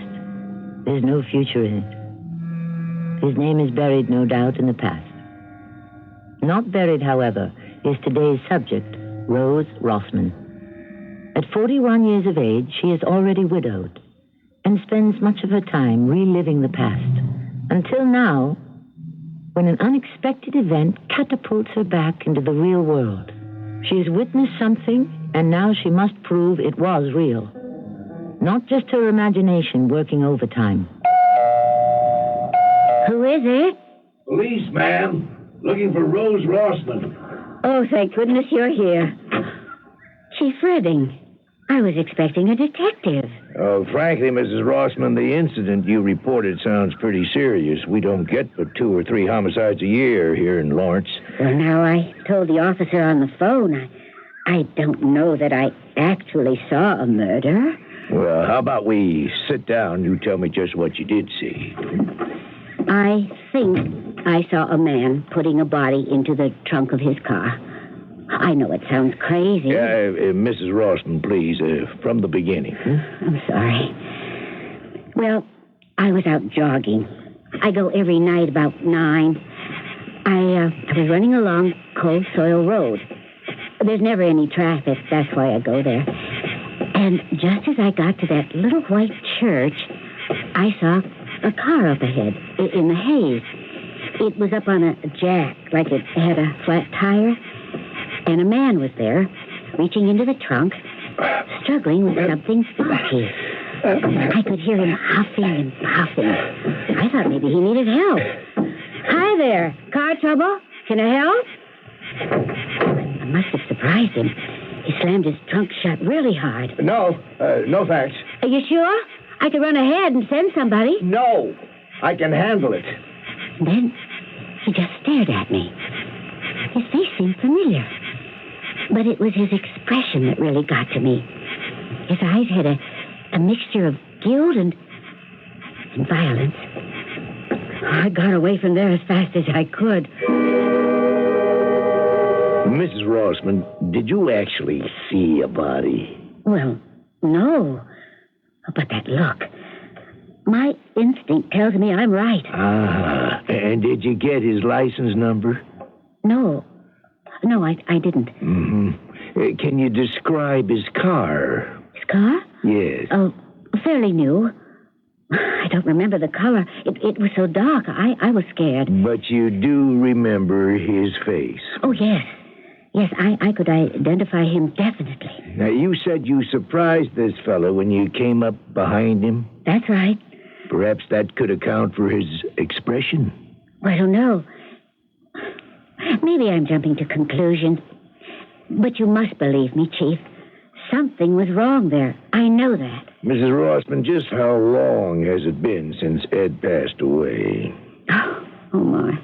1 year and 3 months now. Why? Well, from what I hear, you're practically a recluse. I go out jogging every night. You do that alone? And where do you work? Well, at home. Mm-hmm. I sell magazine subscriptions over the phone. Alone? You don't believe me. You think I'm some lonely old fool who imagined the whole thing. Well, I just think you may be overreacting. My husband was a good cop, Chief Redding, and he taught me how to spot a crime in progress. Suspicion of a crime, Mrs. Rossman. And that's how I'll file it. You may be onto something, but I've got no suspect. Got no body, no missing person. And our patrol car found no clues at the scene. You're telling me to forget it. There's not much I can do. Tell you what, you come over to the station tomorrow morning and look at some mugshots. Maybe you'll recognize someone. Fine. Oh, I hope I do, Chief. Just to show you I'm not over the edge. Besides, I can't keep the image of that awful face locked inside me much longer.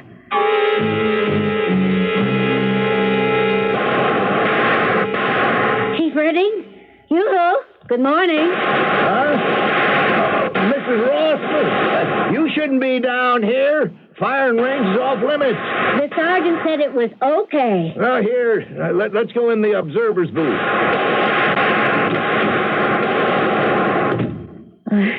Sorry to interrupt, but about last night's incident... Oh, right. I have to get you those mug books. Oh, you needn't bother. I know who the suspect is. Oh? How'd you find him? All night long, I kept thinking, how do I know that face? And then I remembered. I knew him in high school. Here, I dug out my old yearbook. The Ledger, 1962. You're kidding. No, not at all. Turn to page 26. All right. Yeah, that's right. There he is. Walter Laszlo, class president, sports hero, school playboy. And just look at his nickname. Lady Killer. Wait a minute. Isn't this Walter Laszlo, head of Lombardo Construction? Member of the City Planning Board? You know him? Oh, he's a big-shot businessman. Well, I wouldn't know. I haven't seen him in 20 years. Until last night.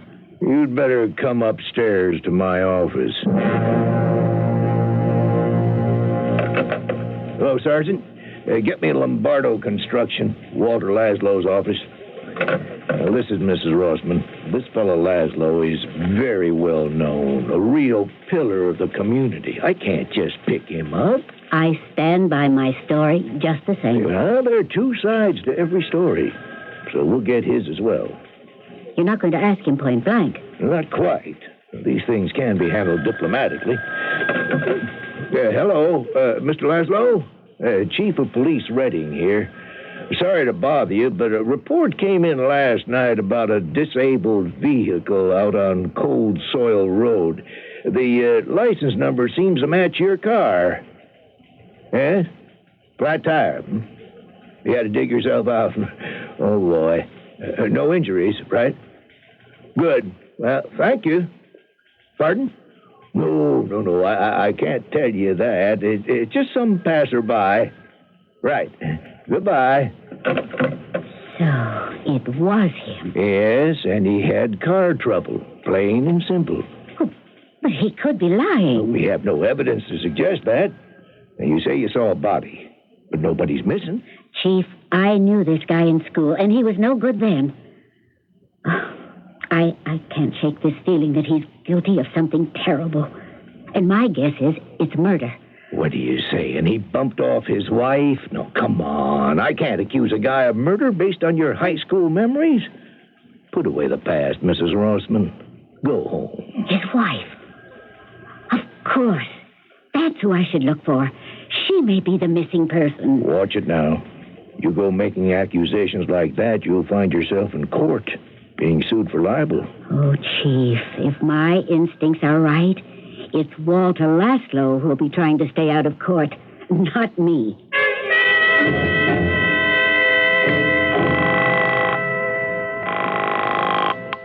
Hello, Walter Laszlo. Is Mrs. Laszlo there, please? She's out of town. Can I take a message? I'm calling about a magazine subscription. Any idea when she'll be back? She just left for Los Angeles. Could be gone a couple of weeks, a month maybe. Oh, dear. And I have such a nice offer this week. Maybe I could reach her somewhere long distance? Look, we have all the subscriptions we need, thank you. Are you sure? I'd really like to ask her. Just a minute. Who is this? Miss Scribner. You sound familiar. Have we met? No, I don't think so. I know we've talked. No, really. You're the woman on Cold Soil Road. And you reported my car, didn't you? Well, I don't know why you're harassing me, lady. But it's only a matter of time before I find out who you are.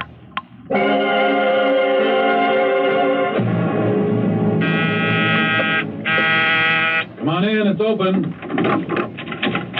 Hello. I'm Rose Rossman. Hi, I'm Donald Fisher. Oh, sorry about the clutter. My assistant just quit. Maybe I should come back tomorrow? No. Have a seat. You need a job? I need a detective. I know it sounds unlikely in this little town, but I think I saw a murder. Or the aftermath of one. A murder? Oh, lady, I do matrimonial work. Divorce case, missing persons. You need the police. I've been to the police, but I have no proof, and they don't... They don't believe you. Yeah, I know. Oh, why is it I get all the nut cases? Oh, please listen to me, Mr. Fisher. I'm not crazy or paranoid. I did see a man stuff something into his car trunk, and it looked like a body. But you're not certain? It was dark, but I did get a good look at his face. And your gut feeling tells you that he's guilty? Well, yes. But it's more than that. I spoke to this man on the phone just today, and he threatened me. You know who it is? Well, I told you I saw his face. I knew that I'd seen him, and I couldn't think where, until I found his picture in my old high school yearbook. Hey, that was clever. If you ask me, you don't need a detective. But I need evidence, proof, and I'm scared. And the cops, they know all about this? Well, Chief Redding handled it himself. I think he's afraid to help, because the suspect is some big-deal businessman. Really? Well, can I ask who it is? A fellow named Walter Laszlo. Laszlo? You're kidding. I got him right here in my file. The chief said he was well known. Let's see. Lasky Laszlo. Yeah, here it is. Is that him? That's him exactly. Well, this is incredible. What did he do? I don't know. His wife had me tail him a couple of months back, probably trying to uncover a girlfriend. But after a few days on the job, she asked me to stop. So I never found out. I tried to reach his wife today. Why? Well, I figured if you're going to look for a murder victim, the spouse is the logical place to start.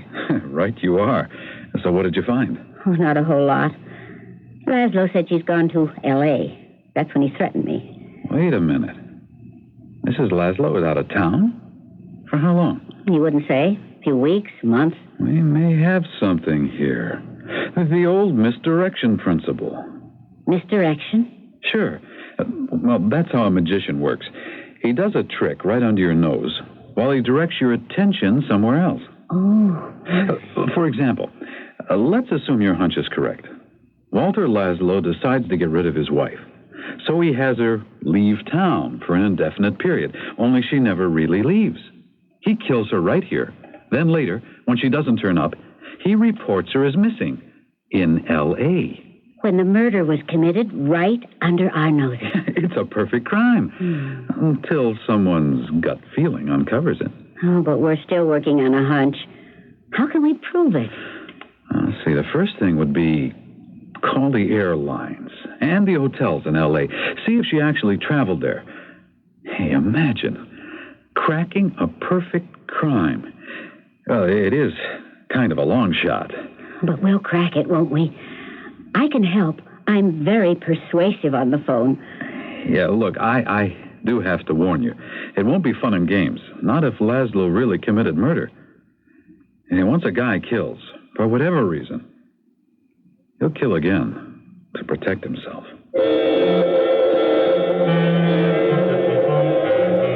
There's one angle Donald Fisher has not yet considered. Why is Rose Rossman in such a hurry to arrest Walter Laszlo? Is she really that obsessed with this case? Or is something else on her mind? We'll look a little closer in Act 2. Weekdays from the creators of The Young and the Restless. It's Capital, desire and passion set behind the marble curtain of power in Washington, D.C. Then follow the lives of people searching for their place in the sun on Guiding Light. And stay tuned for glamour and laughs as Bert Convy brings you celebrity couples and their hilarious secrets on Tattletales. You never know what Tattletales will tell. That's Capital, Guiding Light, and Tattletales. Weekdays on CBS Television. Check your local listings for the time. It's Athletes versus MS. Meet Jim Hart of the St. Louis Cardinals football team. Football's a game where you learn fast about teamwork. You can't win a game by yourself. That's why I believe in Athletes versus MS. Athletes from every sport, Billie Jean King, Muhammad Ali, Stan Musial, have teamed together to ask everyone to join and help win the fight against multiple sclerosis, the great crippler of young adults. There's no cure yet, but there's hope through research. Support your local chapter of the National Multiple Sclerosis Society. Thank you. 4 years of college is expensive, no matter how much you've saved for it. And it's important, no matter how much it costs. So my friend Hal sounded worried when he told me about his daughter getting into the university. How am I going to pay for that on my salary? Tuition is a fortune. Sound familiar? Well, anyway, a week later, I ran into Hal again, only this time he was all smiles. It seems he'd stopped in at Household Finance and found the kind of expert financial advice he'd been looking for. The HFC manager there told Hal about HFC's Equity Plus loan, where Hal could use the equity in his home to borrow the money he needed. Then the HFC expert helped Hal figure out his equity and what monthly payments best fit his budget. Hal said HFC was an education in itself, fast, friendly, and informative. That's why Hal got an Equity Plus loan. So if the higher cost of higher education is worrying you, talk to Hal's friends at HFC. The HFC Equity Plus loan. See your phone book for the office nearest you.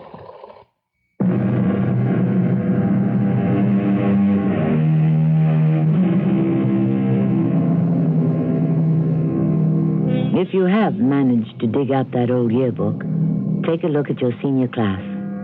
What aspirations do your classmates list? Actor, astronaut, perhaps doctor, or even sports star? Did they fulfill those hopes and dreams? Or were they just blinded by the light of youth? Not all of us fall short, of course. Many, for example, simply choose a different path, often for the better. But for some, the disillusionment leaves a bitter taste. One such victim of lofty hopes is Walter Laszlo. Listen carefully, for his career is about to come under scrutiny. Morning, Donald. At it already? Hi, Rose. Just mapping out our strategy. Oh, looks like you slept here. I did. This is my apartment and my office. Well, I rent two places. Oh, you're single, I take it. Yeah, I guess my work sort of turned me off marriage. Hey, but listen, we gotta move fast. Okay, where do we start? First thing is to make sure Mrs. Laszlo is really missing. I'll put you on the phone, checking the airlines and hotels. Do I use my real name? No. You'll pose as a travel agent. Meantime, I've got to come up with a motive. Why would Walter Laszlo want to kill his wife? I mean, what makes him tick? I brought my old yearbook. You want to see? Yeah, that may help. Let's see. Walter Ernest Laszlo. Nickname, Lady Killer. I don't believe it. Ironic, hmm? He was that kind of guy. Loads of charm, but always taking advantage. You sound like you know him. Mm-hmm. Vaguely. Field of study? Architecture? Ambition? To be my own boss. Hey, this is good. Between this and my file, we should be able to put together a pretty fair little bio on Laszlo. So, he couldn't cut it as an architect. But he used his charm and good looks to marry into the construction business. Which is now owned by his wife. And he isn't even his own boss. So, he resents his wife. Is that a motive? No, we need more. Something recent, some detail that pushed him over the edge. It says here he plays tennis. Maybe we... Of course, that's it. Hillsdale Country Club. He's a member. The only problem is I've been there already. Listen, Rose, do you play tennis? Oh, not in years. Why? What are you... Well, suppose you made an appointment for a lesson today. Me? Oh, Donald, I'm not a detective. No, it'll be easy. I know the instructor. Well, if you really think I should. Yeah.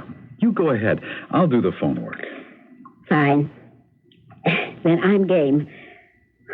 I just hope I can still hold a secret.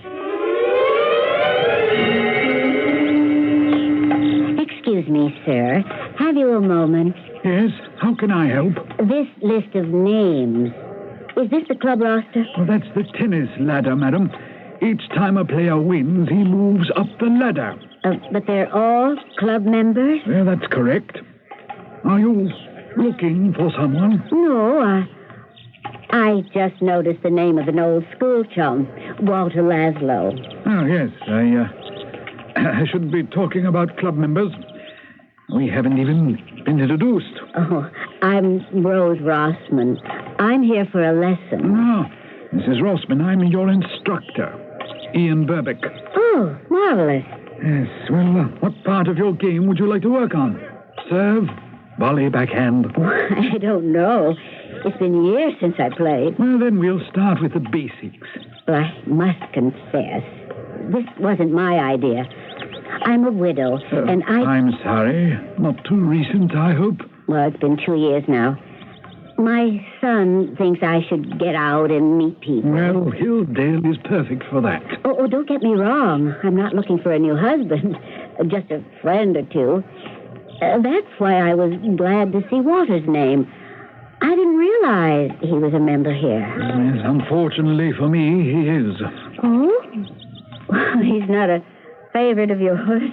Well, let's just say Mr. Laszlo and I don't get on very well. Oh, that's too bad. He was always so friendly in school and so good at sports. What does he do now? He's a business type, wealthy and married. But you may as well know he rather fancies himself a ladies' man. He hasn't changed a bit. Is that why he chose this Jeanette Rousseau as his tennis partner? Jeanette? How do you know about her? Why, I see her name on the tennis ladder. She's teamed up with Walter in the mixed doubles category. Well, you are observant. But I'll bet she's young and pretty, isn't she? Don't waste your time, Mrs. Rossman, on Walter Laszlo. The only thing on his mind is Jeanette. Oh, you mean you think they're involved? Oh, I know they're involved. She used to be my girlfriend. Oh, dear. Well, I met her at a party and brought her here for a few lessons. She's only 26 and very beautiful. You still like her, don't you? Why should I? She's Walter's partner now. Hello, Rose. Want something to eat? No, Donald, just coffee. I'm too excited. I take it the tennis lesson went well. Oh, it was terrific. I learned all kinds of things. Great, but first let me tell you, we have got ourselves a solid case. We do? Mrs. Laszlo is missing. Oh? The airline confirmed that a ticket in her name was used to L.A. 2 nights ago. The same night you saw Walter out on Cold Soil Road. But if she used her ticket, then maybe she is there. Ah, but she's not. I found the hotel she's supposed to be staying in, and guess what? The alleged Mrs. Laszlo rushed in, handed over a credit card, picked up her key, and hustled off to her room. No one got a good look at her, and no one has seen her since. She checked out? Oh, no. Her luggage is still in the room. But she's gone. Disappeared. Missing. I've already alerted Chief Redding, and he's going to have the hotel call Walter Laszlo, who will, of course, know nothing about it. Oh, but then who made the trip? Who checked in? A double. An imposter. Don't you see? Walter Laszlo had an accomplice. And I know who she is. Walter's tennis partner. And girlfriend. Her name is Jeanette Russo. She's a 26-year-old actress. An actress? Oh, that's perfect. She must have played Mrs. Laszlo. You didn't meet her, did you? No, but I did get her address. Great work. We better pay her a visit. You want me to do it? No, not this one. If this girl is in this as deep as we think, she could be dangerous.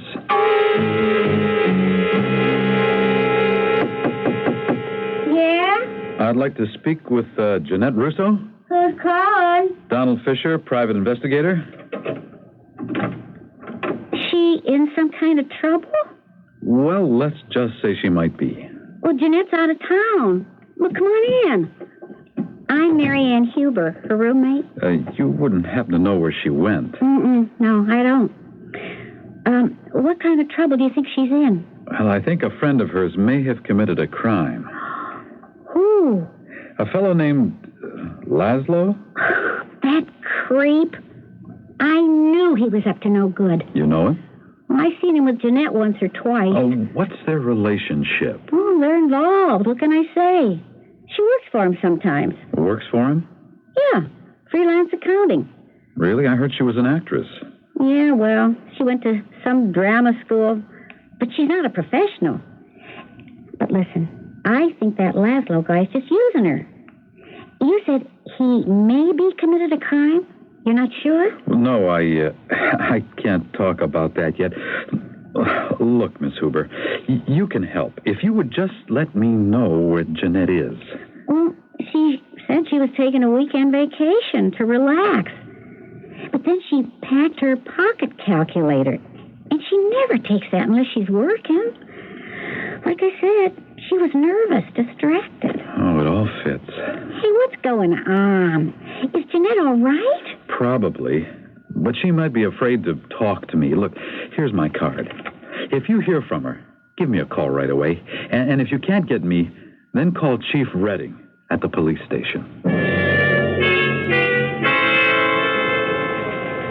I don't get it.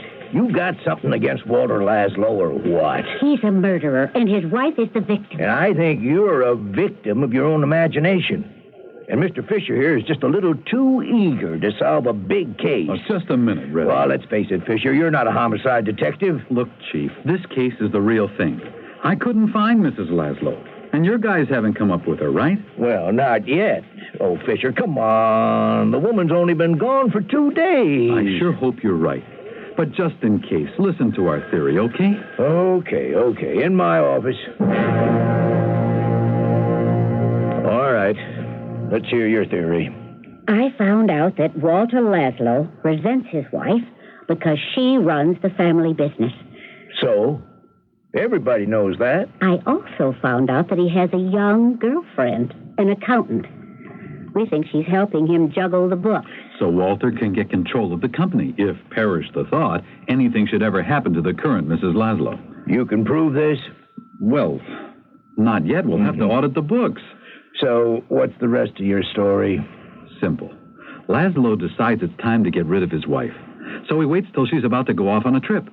Then he kills her, stuffs the body in his trunk, and drives out to Cold Soil Road to dump it. Wait a minute. If he killed her here, how did she manage to turn up in L.A.? Well, it wasn't her. It was a double. Jeanette Russo, Laszlo's girlfriend. The way I see it, she dressed up like Mrs. Laszlo, flew to L.A. and checked into the hotel with Mrs. Laszlo's luggage. She unpacked, then disappeared, and presto, Mrs. Laszlo is now missing in Los Angeles. The LAPD can look till they're blue in the face, but they won't find her. She's here, right out on Cold Soil Road. Oh, yeah? Then how come no one showed up with the body? Remember, I said I saw Laszlo putting something in his trunk? Well, he must have been taking something out of his trunk.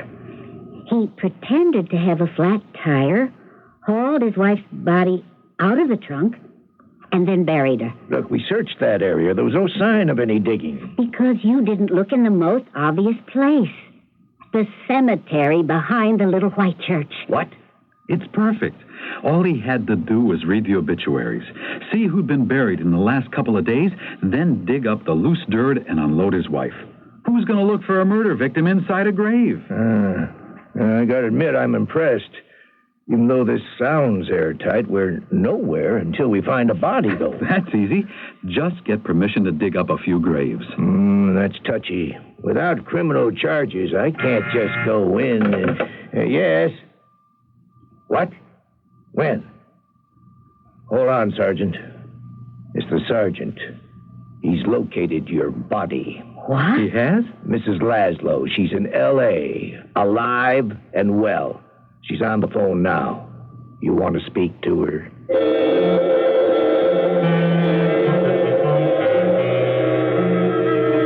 If you close your eyes and think hard enough, you can make almost anything seem real.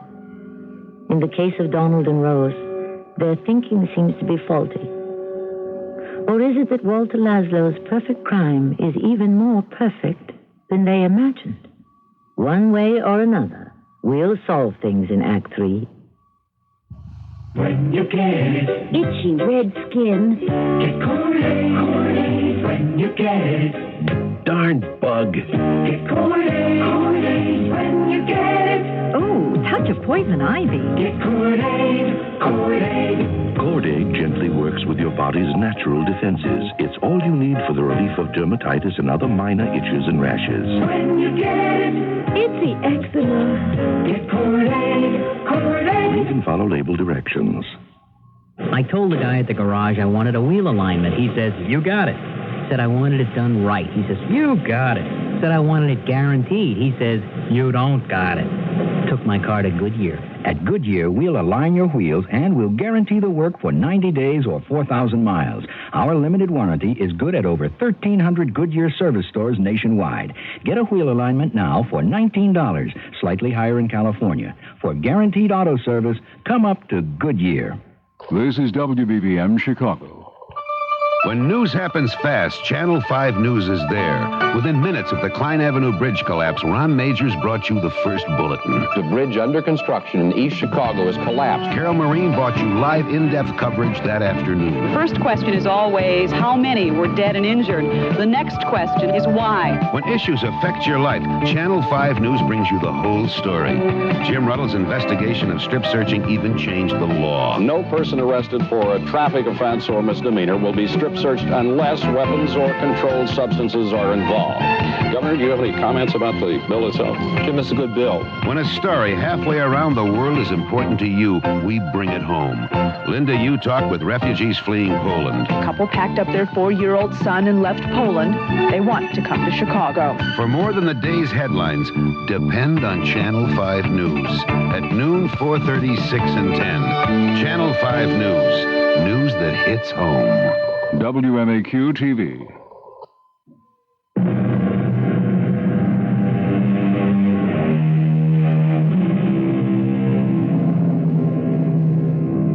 There is a psychological phenomenon that is essential to human sight, known as the persistence of vision. Briefly described, it is the lingering effect we usually call an after-image. This lingering effect can be quite haunting. Salvador Dali even named one of his surrealist paintings after it. We, too, might apply the phrase persistence of vision to Rose Rossman, who has fixed an image of Walter Laszlo in her mind. That image haunts her. It refuses to go away. And now Rose must face facts. Recent evidence suggests that her vision is faulty, that no crime is being committed. Thanks for seeing me home, Donald. If not for you, I'd be really depressed. All you need is rest. We'll both feel better about this in the morning. But how? How could we have been so wrong about Mrs. Laszlo? I just don't understand it. I'm not sure we are wrong. What do you mean? Well, we don't know for a fact that was Mrs. Laszlo. Maybe it was Jeanette imitating her voice. Or maybe Chief Redding is right. We should sit back and wait until somebody's reported missing. Not if you still believe there's been a murder. The question is, do you? Yes, I do. I can't prove it, but deep down I'm sure of it. I've asked myself over and over. I'm with you, Rose. We'll just have to keep at it until something breaks. But what? What can we do? Well, we can go to the source. Walter Laszlo himself. What? I think you should confront him in person. I couldn't do that. I'd be terrified. Well, just talk to him. Tell him what you saw. He'd just deny everything. Yes, but even if he's full of alibis, we'd still get closer to the truth. You're the only witness, Rose. You can make him squirm better than anyone. But he might try to kill me. No, not if I wire you with a microphone. I could listen in. Make sure you're all right. Oh, Donald, I don't know. Okay, then forget it. It is risky, and you shouldn't do it unless you really feel sure. But I do feel sure. I'm sure that he's guilty. So I may as well face him. I've got to sooner or later, or I'll go crazy.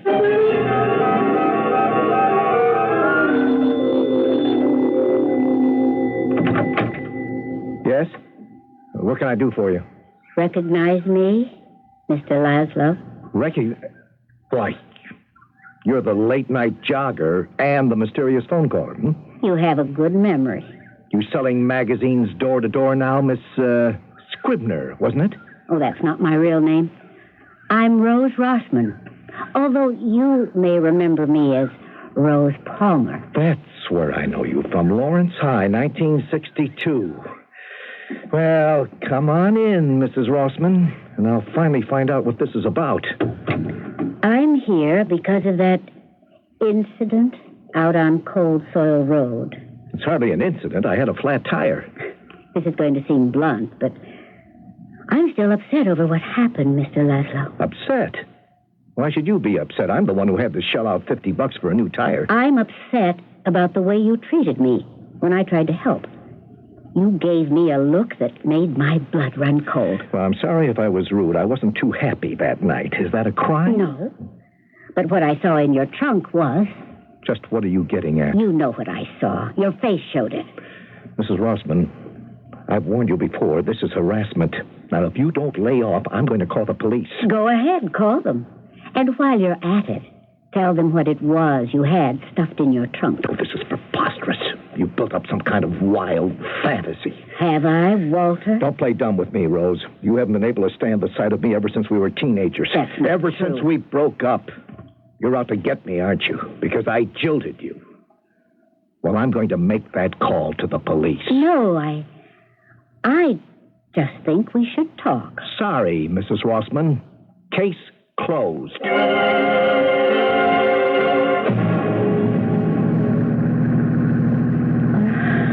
Where are we headed now, Donald? Back to the office, I guess. You're upset with me.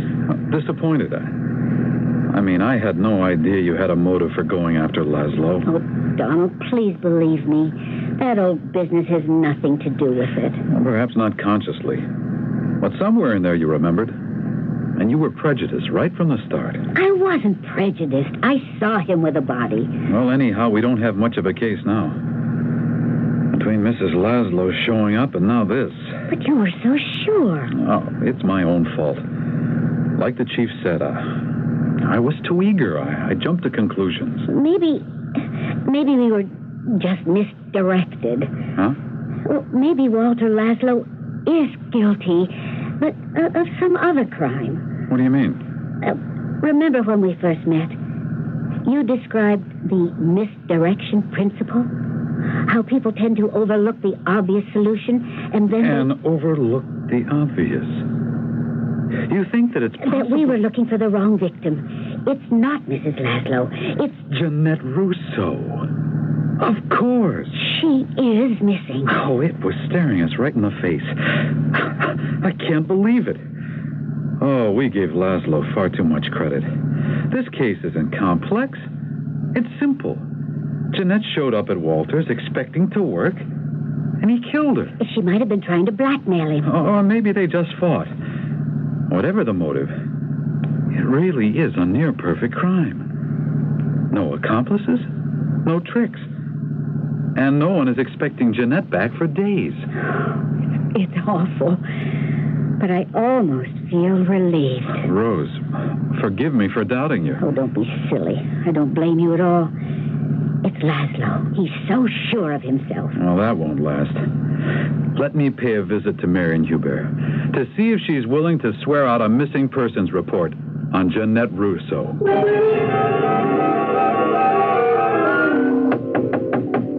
is it? It's Donald Fisher, Miss Huber. May I come in? Mr. Fisher. Is it about Jeanette? I still haven't heard from her. Well, I think that she may be missing. This isn't easy. You see, we're afraid that it may be a homicide. Oh, not Jeanette. Oh, no. We don't know for sure. But we can't question Laszlo until a missing person report has been filed. Would you be willing I'll do whatever you say. And any clues you can give me? Photos, what she was wearing, what she had with her? Well, she was wearing slacks and a jacket, and she had her usual overnight bag. Keys, wallet, makeup kit. Oh, yes. And her calculator. A calculator? Oh, what kind? What make? Well, I don't know. Just a thin little pocket kind. You know, it goes beep, beep, beep when you set the alarm. She uses it to wake up in the morning. And she carries it with her? Sure, in her jacket pocket. It's real small.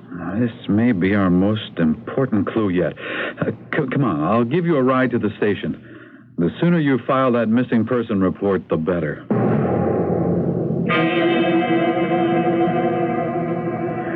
Rose, I'm going to do one last bit of sleuthing tonight. Sleuthing? What on earth for? I just don't want the chief getting all the credit. I'm going out to the cemetery. I think I know how to locate that body. I'm going with you. No, you've done plenty already. And besides, I'll be out half the night. I'll tell you what.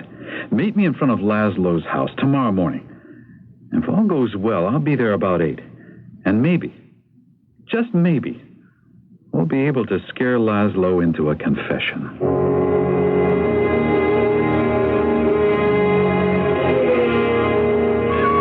Donald, I've been so anxious. Oh, sorry I'm late. What happened? Well, we got our proof. Jeanette's body is buried right where we figured, that little cemetery. How did you find it? Oh, you'll hear in a minute. But first, we got to pin down Walter Laszlo before Chief Redding gets here. You again? I thought I told you. Good morning, Walter. This is Donald Fisher, private investigator. He's helping me with your case. What case? The murder of Miss Jeanette Rousseau. Jeanette? Well, I don't understand. Well, you will, soon enough. Jeanette's roommate had filed a formal complaint, Walter, and Chief Redding is on his way here right now. Well, this is outrageous. Look, they'll go easier with you if you confess to us, Laszlo. We know the whole story, Walter. How she came over to help juggle the book. But you have no proof of that. She never... Well, anyway, she's out of town. She's on vacation. Wrong, Laszlo, wrong. Jeanette's in town, buried in the grave of a Mr. Oates Spindell, out on Cold Soil Road. Well, how could you know something like that? Oh, you covered your tracks pretty well, except for one big mistake. You forgot to empty her pockets when you disposed of the body. She had a certain small item with her, something you've seen many times, something she used whenever you two did your accounting. Her calculator. And Jeanette's roommate told me she used it as an alarm every morning. And I had an idea. I went out to the cemetery before dawn this morning and brought along some microphones, my surveillance equipment, super sensitive. I found the 3 most recent grave sites and set up my mics, pointing right at each mound of fresh dirt. Then I sat down and waited. For a long time, all I could hear in my headphones was the wind. And then at 7:45 sharp, I heard it. Jeanette's alarm. beeping through 4 feet of cold earth, trying to wake her up one last time. But we know she didn't wake up, did she, Walter? I don't know how it happened. I didn't mean it. There's the chief pulling up now, Walter. You better talk fast. Rose, you were right. You did see hatred in my eyes that night. Hatred for Jeanette, for you, for all those women all through my life who tried to outsmart me. Jeanette tried it too. She wanted too much. She wanted part of the company. She wanted control. I couldn't let her just push me around. Oh, Mrs. Rossman, Fisher, what are you doing here? Just wrapping up our case, Chief. I think you'll find Mr. Laszlo has a few things to tell you. Come on, Rose, let's go. Fisher, wait. If you have any questions, Chief, just call our office. My new partner and I will be glad to help out. Partner? Donald. Why not? You're just what I've been looking for, Rose. And I, for one, don't feel threatened by a woman with brains.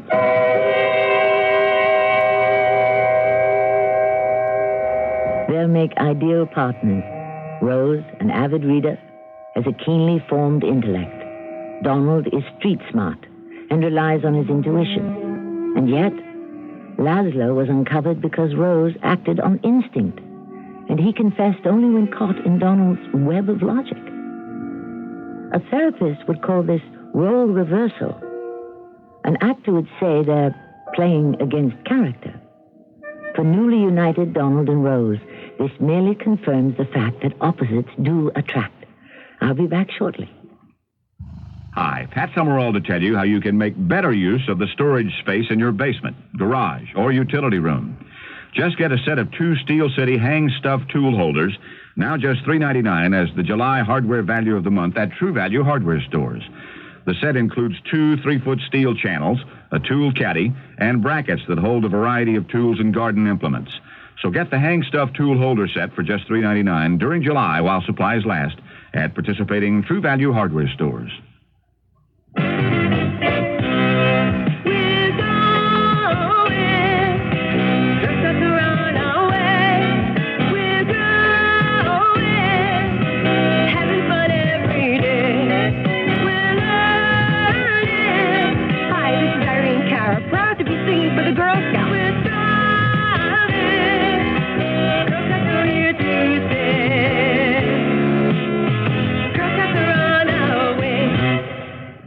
If you've been putting money aside, you're right to be concerned about inflation eroding its buying power. That's why you ought to know about Dreyfus Liquid Assets and how it can help you earn today's high money market yields without tying up your cash for months or years.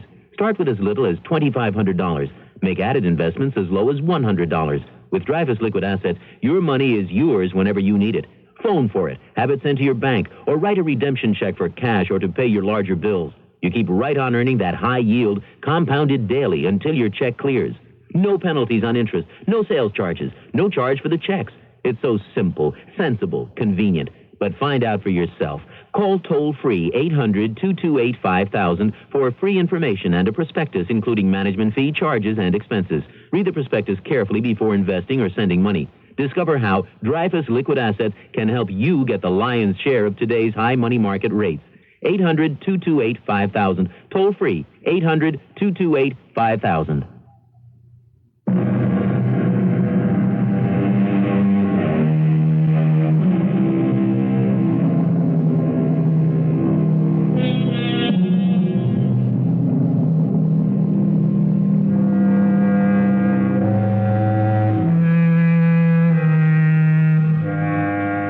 Looking back, it is not surprising that Donald and Rose never met in school. He showed more aptitude for fun than academics, while she trudged home every night with an armload of books. And yet, had they opened each other's yearbooks, they'd have found the same aspiration beneath their senior picture. To do something I like and get paid for it. The moral? Hang on to your dreams, as well as your yearbook. Our cast included Evelyn Juster, Lloyd Batista, and Sam Gray. The entire production was under the direction of Hyman Brown. This is Tammy Grimes, inviting you to return to our Mystery Theater for another adventure in the macabre. Until next time, pleasant dreams.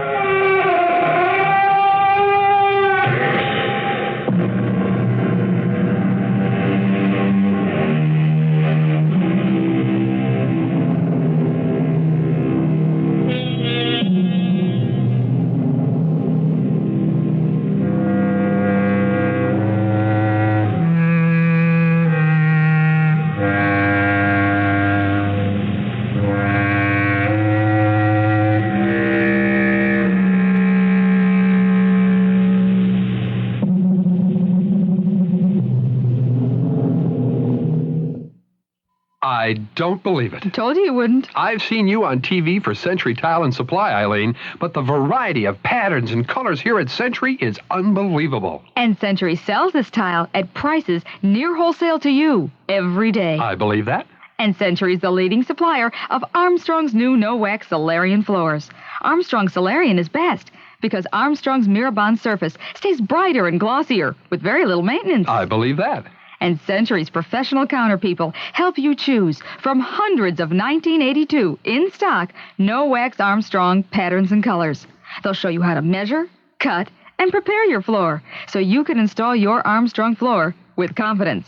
Best of all, you won't believe Century's prices. Unbelievable. Told you. See the most in tile in 4 Centuries. Lombard, Mount Prospect, 2 Chicago locations, open 7 days. Master charge and Visa. Century Tile and Supply will make a believer out of you, too. CBS News, this is Judy Muller. The White House has confirmed that the president's chief economic advisor, Murray Wiedenbaum, has resigned. Deborah Potter reports. White House spokesman Larry Speake says that Wiedenbaum resigned because of a long-standing desire to return to academic life. He's expected to rejoin Washington University here in St. Louis. Officials flatly deny that his departure is in any way connected with a policy dispute. President Reagan is accepting Wiedenbaum's resignation with reluctance, expressing deep appreciation for his valuable service to the administration. Officials say there are several candidates to replace Wiedenbaum as chief economic advisor, and the president is expected to name a successor in the near future. Wiedenbaum submitted his resignation earlier this month, but asked the president to keep it secret, apparently so it wouldn't disrupt the mid-year economic review due out next week. But Mr. Reagan himself let the word slip in a conversation with the local CBS station here in St. Louis. White House officials say that Wiedenbaum's departure won't mean any change in the administration's economic policy. Deborah Potter, CBS News, with the presidential party in St. Louis. Wiedenbaum becomes the second top economic advisor to leave office this summer. Earlier this month, Jerry Jordan resigned his position on the council for personal reasons. This leaves the president with one chief economic advisor on his council, William Niskanen. More after this. Last night I was walking my dog when suddenly he breaks away and runs into the street. A truck was heading right for him. Boy, was I scared.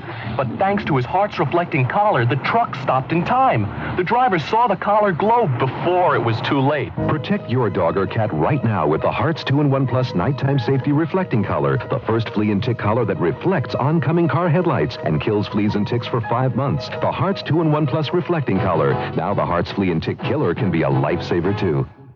Saturday on CBS TV, the Juilliard School, where students dream of becoming superstars in the world of music. You have to believe in yourself, and if I didn't have that, I would be crippled. Could it be an impossible dream? And what price does one have to pay? I think very few people from Juilliard will really make a living playing music. They get caught up in the incredible neurosis that stems from comparison. Is it worth it?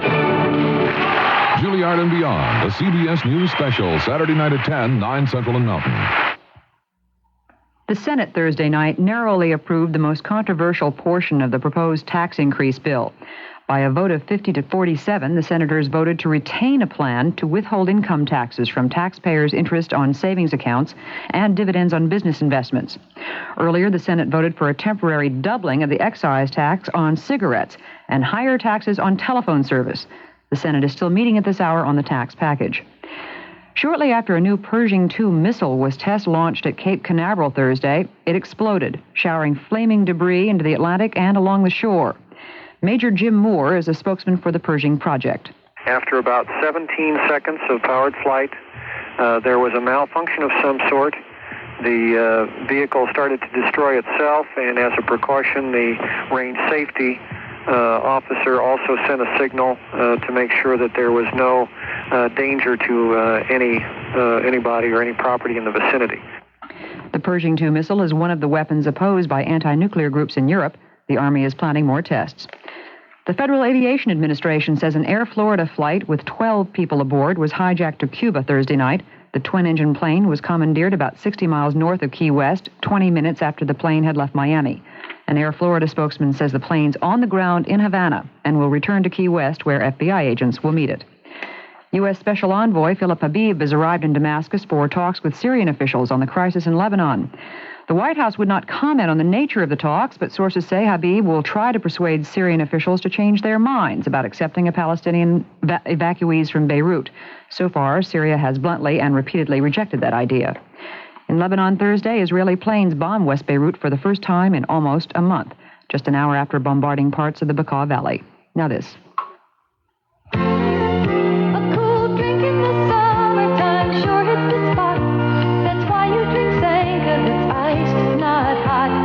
All the great flavor that you demand, because it's Sanka bread, decaffeinated and tastes with good coffee.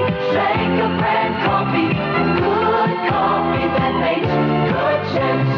Hi, this is Robert Young with an idea on how to stay cool during these hot summer days.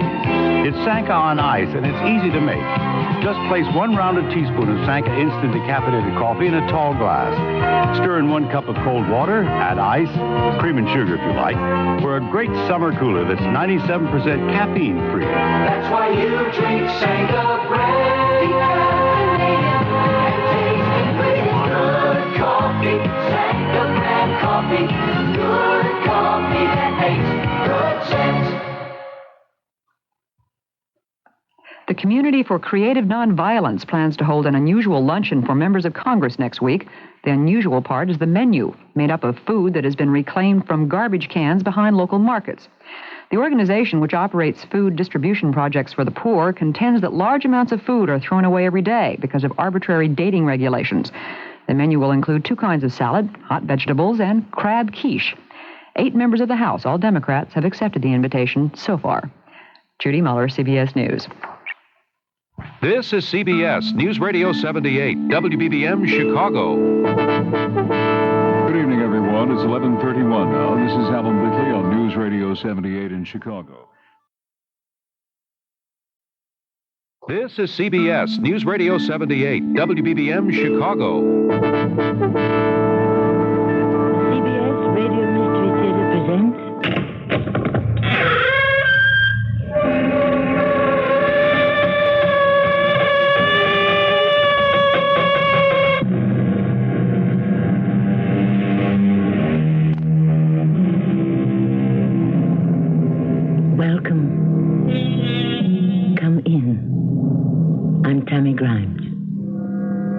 In the spring of 1945, the most catastrophic war in history was nearing its close.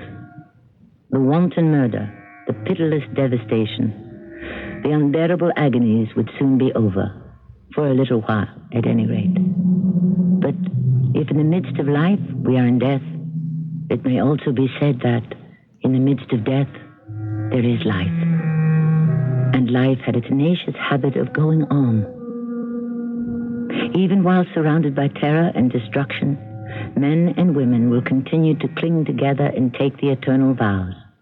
Throughout the world, on the 29th day of April 1945, there must have been thousands of weddings. And this is the story of one of them. You're in love with him? Yes. He's 40, and you're 17. I always liked mature men. But he's a monster. Oh, the facts are against you. What are facts? They can be figments of anyone's fevered imagination. But truth, dear sister, truth can only be felt in the blood. You're crazy. As crazy as he is. Oh, why do people tell all those terrible lies about him? He's so sweet, so kind, so tender with me. Oh, Ilsa, I love him so much. I would die for him.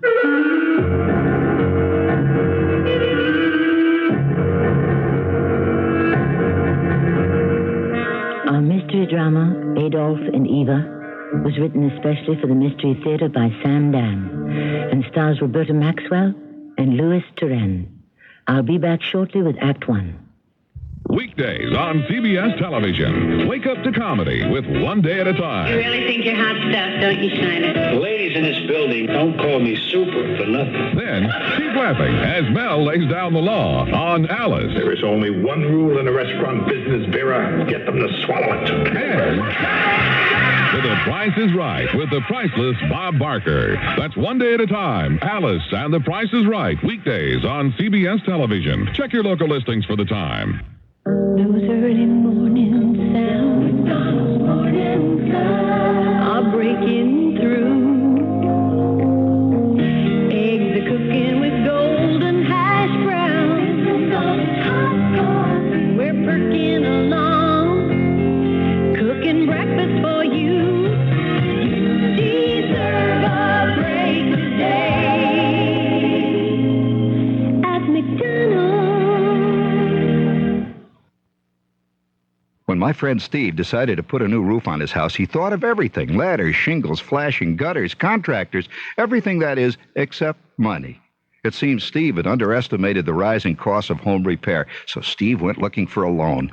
Steve found what he was looking for at Household Finance. At HFC, he found expert financial advice. The experts there knew about interest rates, short and long-term financing, and even what the competition was doing. HFC also recommended that Steve get an Equity Plus loan. With an Equity Plus loan, Steve used the equity from his home to get the money he needed to repair his roof. And HFC worked out a way so that he didn't borrow a penny more than necessary. Now Steve's roof is almost finished. Looks great. Thanks to Equity Plus, Steve not only thought of everything, he got everything. So when you need a hand, talk to the people at Household Finance. They're here to help. The HFC Equity Plus loan. See your phone book for the office nearest you.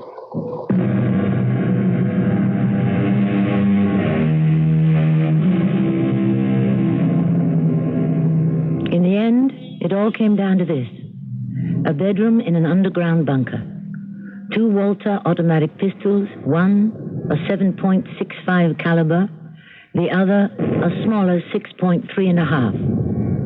There were also the 2 vials of deadly potassium cyanide. And this was the only freedom of choice that remained to him. Should it be the poison or the bullet? I have made up my mind. Yes? I have definitely made up my mind. And which is it to be? I don't know. I haven't decided. No, he hasn't decided. And that's why I'm here. To help him purge himself of all the pathetic illusions and all the false hopes. And to accept the only reality that now exists for him. And for me. My name is Eva Braun. I have come here to this underground sanctuary beneath the Reichschancellery in besieged Berlin. I came because he sent for me. I drove down from the Berghof in Berchtesgaden on roads that were shelled by Russian artillery and strafed by British bombers. But when he calls, I come. And when I arrived a few days ago, I was greeted by his very close friend and deputy, Martin Bormann. Good morning, Fräulein Braun. Good morning. Where is the Führer? Resting. Excuse me. Wait. For what? You and I should talk. Why? I've known you for a long time, Eva. And? Since you first met him. 16 years. Back to 1929. I've watched you develop from an empty-headed schoolgirl into a woman of stature. Get to the point. The war is lost. If he heard you say that, you'd be shot. Eva, you must convince him to commit suicide. The Führer and I have already talked about suicide. He will perform that act at the proper time. The proper time has arrived. He's afraid. That's a lie. What is he waiting for? Do you know what the Russians will do to him? Lock him in a cage and display him in the Moscow Zoo. And the Americans, they'll put him on trial, find him guilty, and hang him. Martin, we still have soldiers in the field. The best scientists in the world. Perhaps they can... That's what he keeps saying. There just isn't any point to it. Perhaps we can escape alive and live and... Where? Where in this world? Besides, He has to die. Why? For the cause. He's done enough for the cause. To millions all over the world, he's a god who walked the earth. What happens to gods who walk the earth? They must endure martyrdom. You must convince him. What can I say to him? He already knows all this. You are the only one he trusts. Give him the courage, Eva. There's almost no time left. And so we sit in the bunker beneath the chancellery. We have the poison vials and the pistols on the table, and we talk about it. That's all it is at this point, just talk. Sometimes he thinks I'm no longer in the room, even while he's staring at me. Eva, Yes, where are you? I'm here. I don't believe it. Hold my hand. Now do you believe it? Mein Schapperl, mein Taschel, mein Taschel. He seldom calls me Eva. From the very beginning, there were the pet names. Chaparral, Pasharel, Tasharel, Patty Cake, Sweet Thing, Little One. They all sound so sentimental, so Viennese. And he would also call me Veverel or Effie, all of which are variations of Eva. But I never had a nickname for him. To me, he was always the Führer. But he always liked it best when I called him Chief. Effie. Yes, Chief. Why is there no sign of General Wenck? General Wenck. Commander of Army Group Vistula, which is gallantly fighting its way up from the south. Chief, stand beside the ventilator. Listen. You will hear the sound of artillery. I'll open the louvres. Yes, that's General Wenck. With 50,000 men and 300 tanks. He has broken through. We are saved. Those are not the guns of General Wenck. General Wenck, Chief, has disappeared. Where? No one knows. He must be found. They're looking. And where is Field Marshal Schörner? There is no longer any communication. He's a traitor. I'll have him shot. I don't need him. I have other armies. No, Chief. Don't say no. I have an army in France. No. In Italy. In North Africa. No. The only army that is coming is the Russian army. And it's only a few streets away. What traitors are spreading these lies? Effie, I had 3 million men. All that is left, a few thousand Volkstrom, a handful of oldsters and youngsters. No. Yes. And that's why we must move quickly to do the thing that must be done. Here, on the table, the pistols, the vials. Let us help each other. I'm sick. I've been betrayed. Betrayal is the virus, the cancer that destroys me. If only I were well, I would pick up a rifle and go out into the streets. That's where it all began, in the streets, and that's where it should end. Come. No. I'll die fighting. And what if you don't die? At any moment.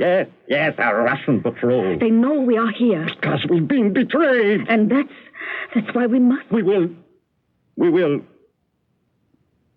But not now. When? Soon.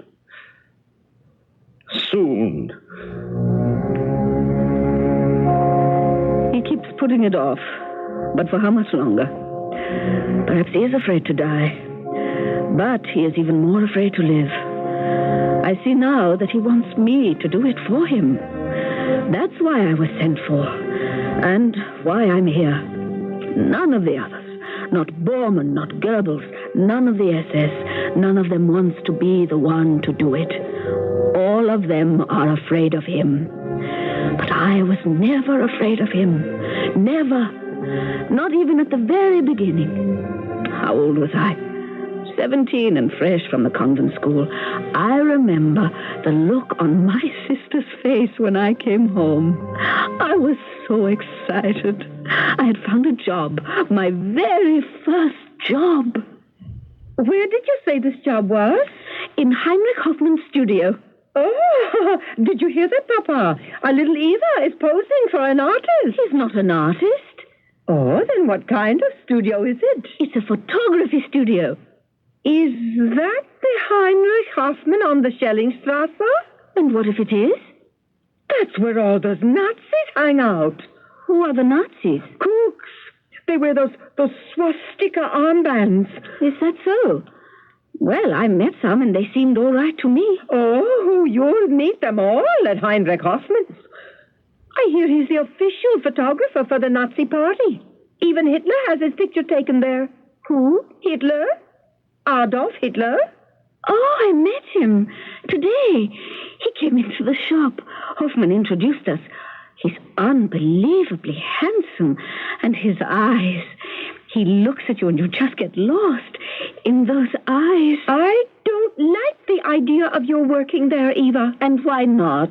He has a reputation, that Herr Hoffmann. What sort of reputation? He hires young, pretty, unspoiled girls like you. Do you realize this is the first time you ever said I was pretty? They say Hitler likes innocent girls. Really? And so Herr Hoffmann always makes sure he has one on hand. You are the latest. Herr Hoffmann is a great photographer. I intend to learn the picture business. Well, make sure you don't become involved in other business. As the time went on, Herr Hitler came more and more frequently into Herr Hoffmann's studio. He was always so polite and pleasant and gallant. Good afternoon, lovely Fräulein Braun. Good afternoon, Herr Hitler. I'm afraid Herr Hoffmann is out. How wonderful. I was afraid he would be in. Oh? I haven't come here to see Herr Hoffmann. No? I have come to see you. Oh, where did you learn to blush like that? I believe it comes naturally. What may I do for you, Herr Hitler? Rescue me, please. From what? Starvation. You're hungry. Famished. But I have a rule. I must never eat alone. Do me the great honor and dine with me. You are asking me to have dinner with you? What would you like to eat? Oh, sauerbraten. I happen to be a vegetarian myself, but I know a splendid place where... Did I say sauerbraten? What could have gotten into me? I used to like sauerbraten, but I've recently decided to change my entire... Trust me to attend to the menu. And do you like the cinema? I adore the cinema. Shall we go to one afterwards? Oh, of course. What sort of films do you prefer? Huh? Just about any. American films? I adore American films. Excuse me. Morris, Junge, Linger, come here. Fräulein Braun, may I present my friend and chauffeur, Herr Maurice, and Herr Linger, and Herr Junge, my, what shall we say, our chaperones? How do you do, gentlemen? Maurice, Fräulein Braun would like to see an American film. Do you know where one is showing?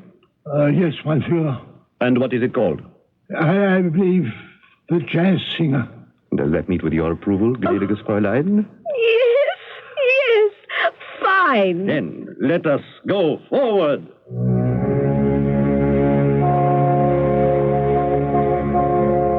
Did Adolf Hitler and Eva Braun see a film on their very first date?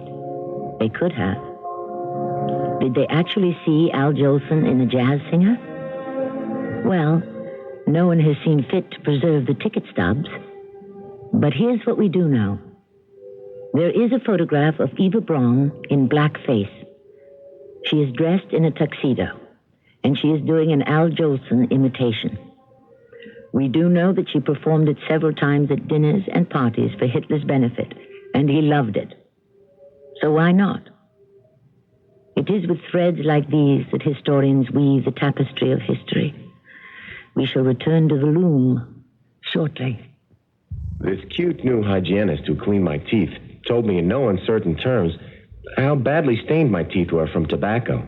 Well, I was thinking about asking her out. But after that, I was just too embarrassed. Topol Smoker's Tooth Polish, a special combination of polishing agents and a rich foaming cleaner formulated to help remove ugly yellow tobacco stains. Topol is gentle enough to be used instead of regular toothpaste. Since I've been using Topol, the tobacco stains just don't build up. Topol, fluoride in the red package, mint flavor in the blue. Do you know what melasma is? It's a darkening of the skin in spots, which women may get during childbearing years. I got one on my face while I was pregnant, and it hasn't disappeared, though my daughter's a year old. Try Porcelana Fade Cream. Isn't that for age spots? And freckled spots and brown spots like yours. Rub in Porcelana daily and watch those brown spots start to fade in just 6 weeks for many women. Where can I get it? At cosmetic counters or your favorite supermarket. Porcelana, when results count. Use only as directed. Today, look into her eyes. It's there. The question that goes unasked. It's slightly outrageous for a mother and a helpmate and a counselor and a friend to ask, but today, look into her eyes and see it. And when you see it, you'll go out and buy her a fur coat. No, more than a fur coat, a York fur. And luck of all lucks, York Furrier in Elmhurst is having its August fur sale. You can now save hundreds, even thousands of dollars on fox, lynx, raccoon, sable, and York's famous natural mink. Savings on every coat in York's huge collection. And if you come in now, you can lay away a beautiful fur for Christmas at the low August fur sale price. And when she sees her York fur, you will have answered her question. And she'll love you for it. The finest furrier in the world, York Furrier of Elmhurst, helping you to say it best for more than a half century. 107 North York Road, Elmhurst.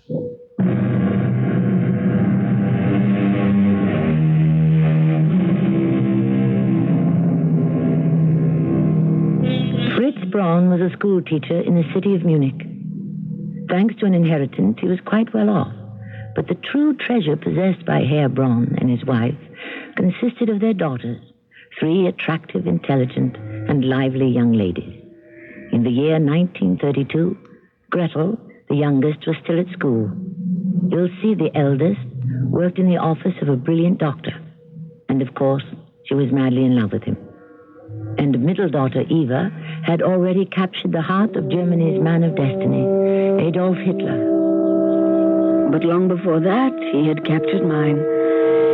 He had such, I can only call it a Viennese way with women.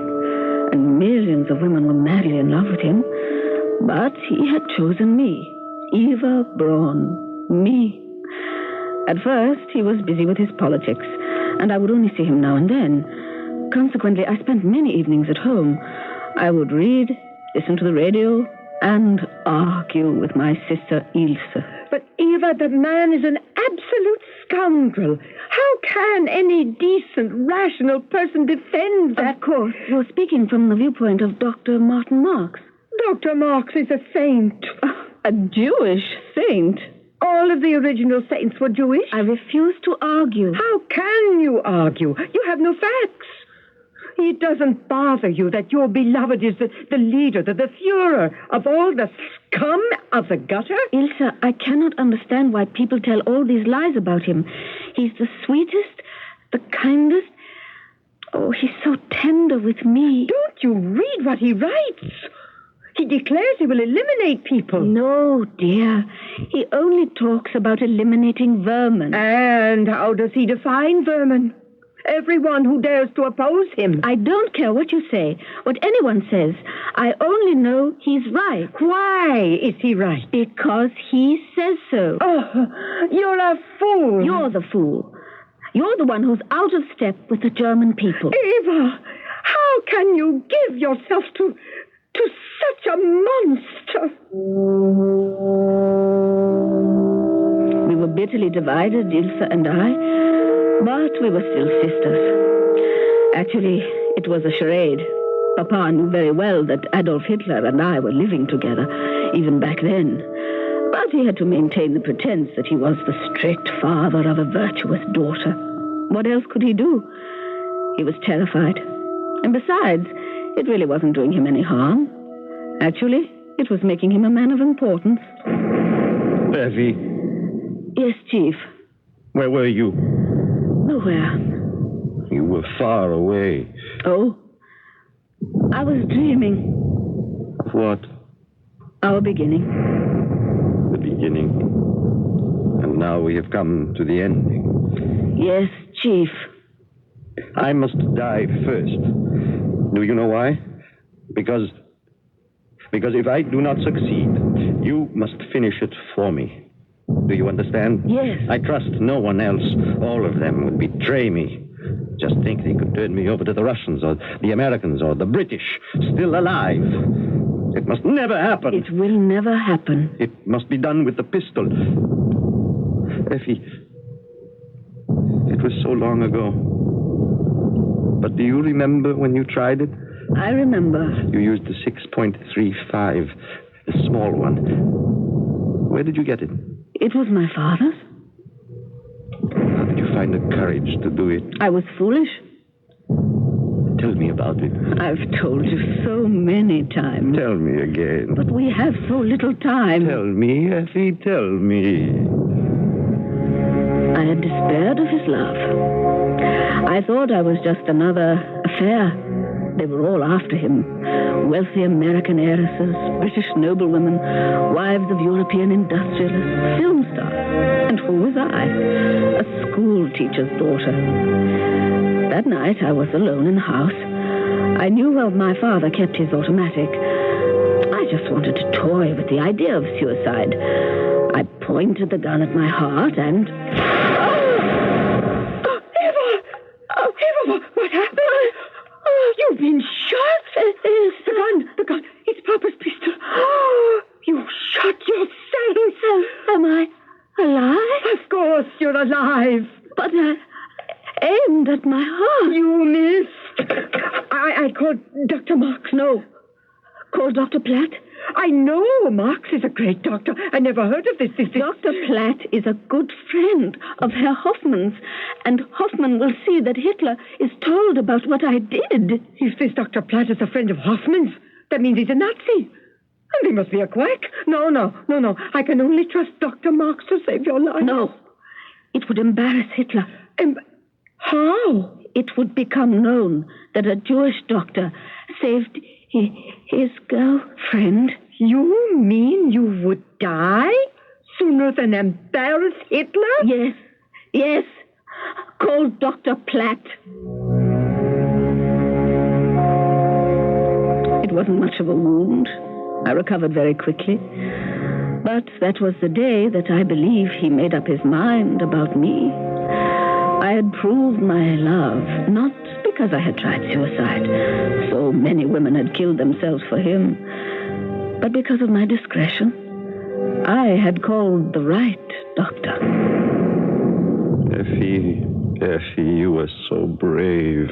You shouldn't have done it. I was afraid of losing you. To whom? Which one of all those women did you think could steal me away from you? It isn't important. Yes, it's very important. Which one? Please, I don't want to talk about it. But I do. Do you understand? I do. Now tell me, which? There were so many.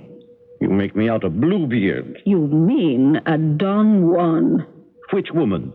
All women frightened me. Why? Because all women were in love with you. And which woman frightened you most? Magda. Magda Goebbels? Yes. She's beautiful. She's hysterical, and I cannot tolerate hysterical women. I'm also hysterical. Oh, no, Patty Cake, not you. Didn't I try to commit suicide because of you? Yes, but in a nice, quiet way. You didn't announce it to the world. You didn't do it on my doorstep. You did it very discreetly. I think the problem is that we discuss this thing too much. I agree. Let's not talk about it anymore. Let's just do it. In an almost offhand and unconscious way, like some people casually light a cigarette.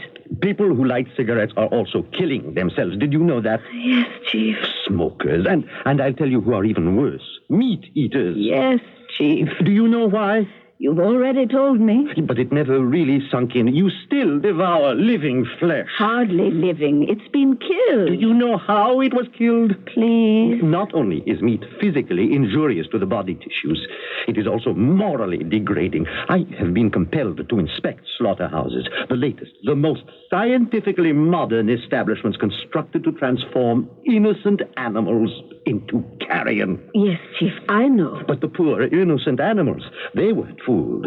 They knew they were being pushed forward to their destruction.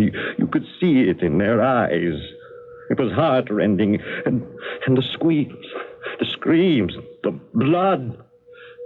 And people eat meat. No more, Chief. I promise. You always promise. This time, I mean it. They call me an absolute dictator. What a lie! If I were the monster they make me out to be, I could have forbidden all of these and more to my people on pain of death. But I am too kind. You know that's true. Well, say so. It's true. As God is our judge. No. Don't speak of God. He has deserted me. Oh, no, he hasn't. Do you know why he has deserted me? Because I failed him. Oh, no, Chief, not you. You see, Effie, only I understood him. Only I know the kind of world he wanted. Why was I the only one who saw it? Isn't it obvious that the world he wants is the world he himself created? A world where the strong must destroy the weak. Wasn't the lion born to devour the lamb?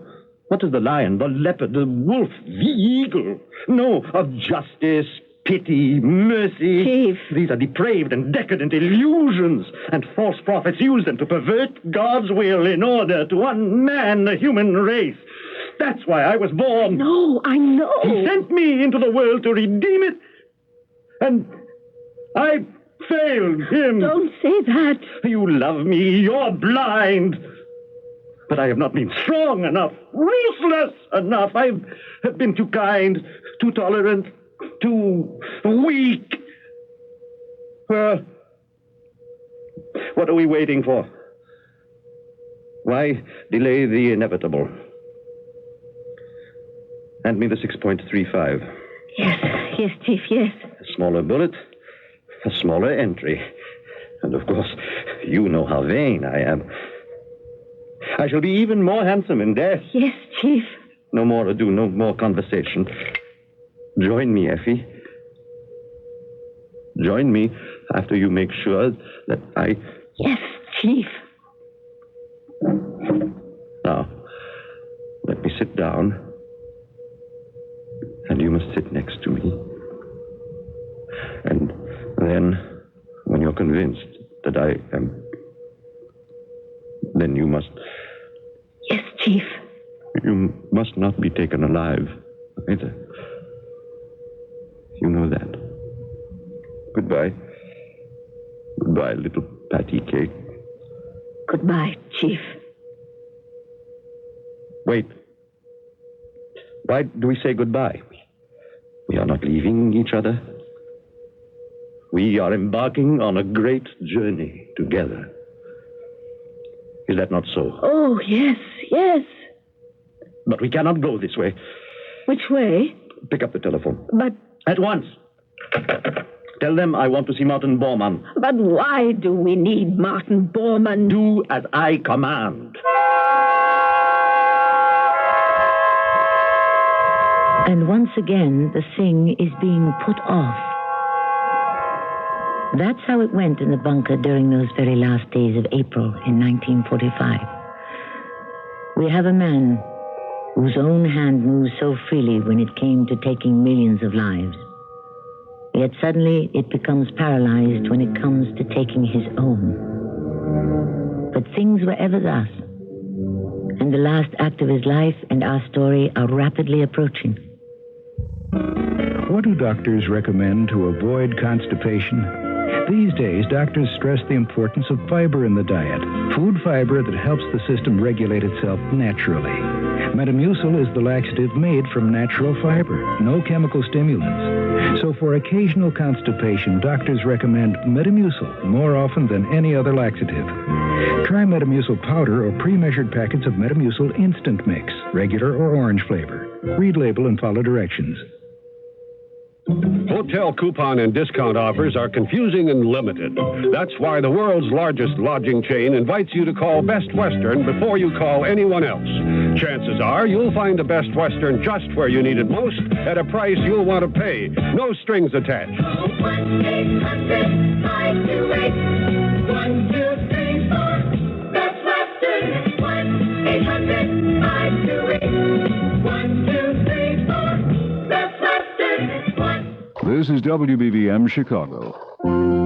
Take the sizzle out of summer with refreshing foods from Jewel, like Blue Brook vanilla ice cream. Get out your ice cream scoop and dig into cool, delicious Blue Brook. Make sundaes, splits, shakes, malts, or simply enjoy Blue Brook vanilla ice cream in a dish or cone. Blue Brook is the economical favorite of Jewel shoppers, especially this week, because through next Wednesday, a half-gallon carton of Blue Brook vanilla ice cream is only 99 cents at Jewel. Top off your ice cream creations with cherries, not the can variety, but with plump, fresh Northwest cherries. Or grab a handful for snacking. Through next Wednesday, Northwest cherries are only 79 cents a pound at Jewel. When the temperature rises, cool off family appetites with ice cream and fresh fruit from Jewel. Been a friend of the family for 50 years. You're a friend of the family. Friend of the family. You're a friend of the family. Jewel.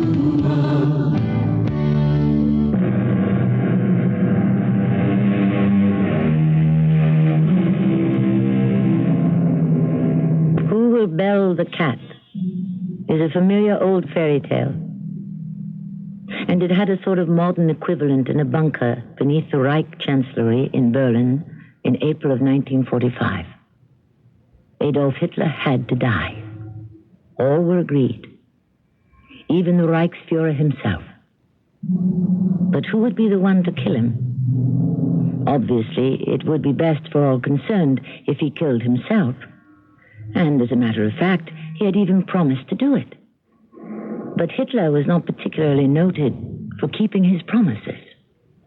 You sent for me, mein Führer? Yes, Bormann. I want you to make preparations for a feast. What sort of feast? A wedding feast. A wedding? Who is getting married, mein Führer? I am. You are getting married? Forgive me, gnädiges Fräulein Braun. I've just remembered. I haven't asked you yet. You are going to marry Eva Braun? If she'll have me. Effie? You're asking me to marry you? During all the years of the conflict, I didn't think that I could assume the responsibility of founding a family. I have now decided, at the end of my life's journey, to marry the beautiful young girl who, after years of faithful friendship, has chosen to share my fate. Fräulein Braun, will you do me the supreme honor of becoming my wife?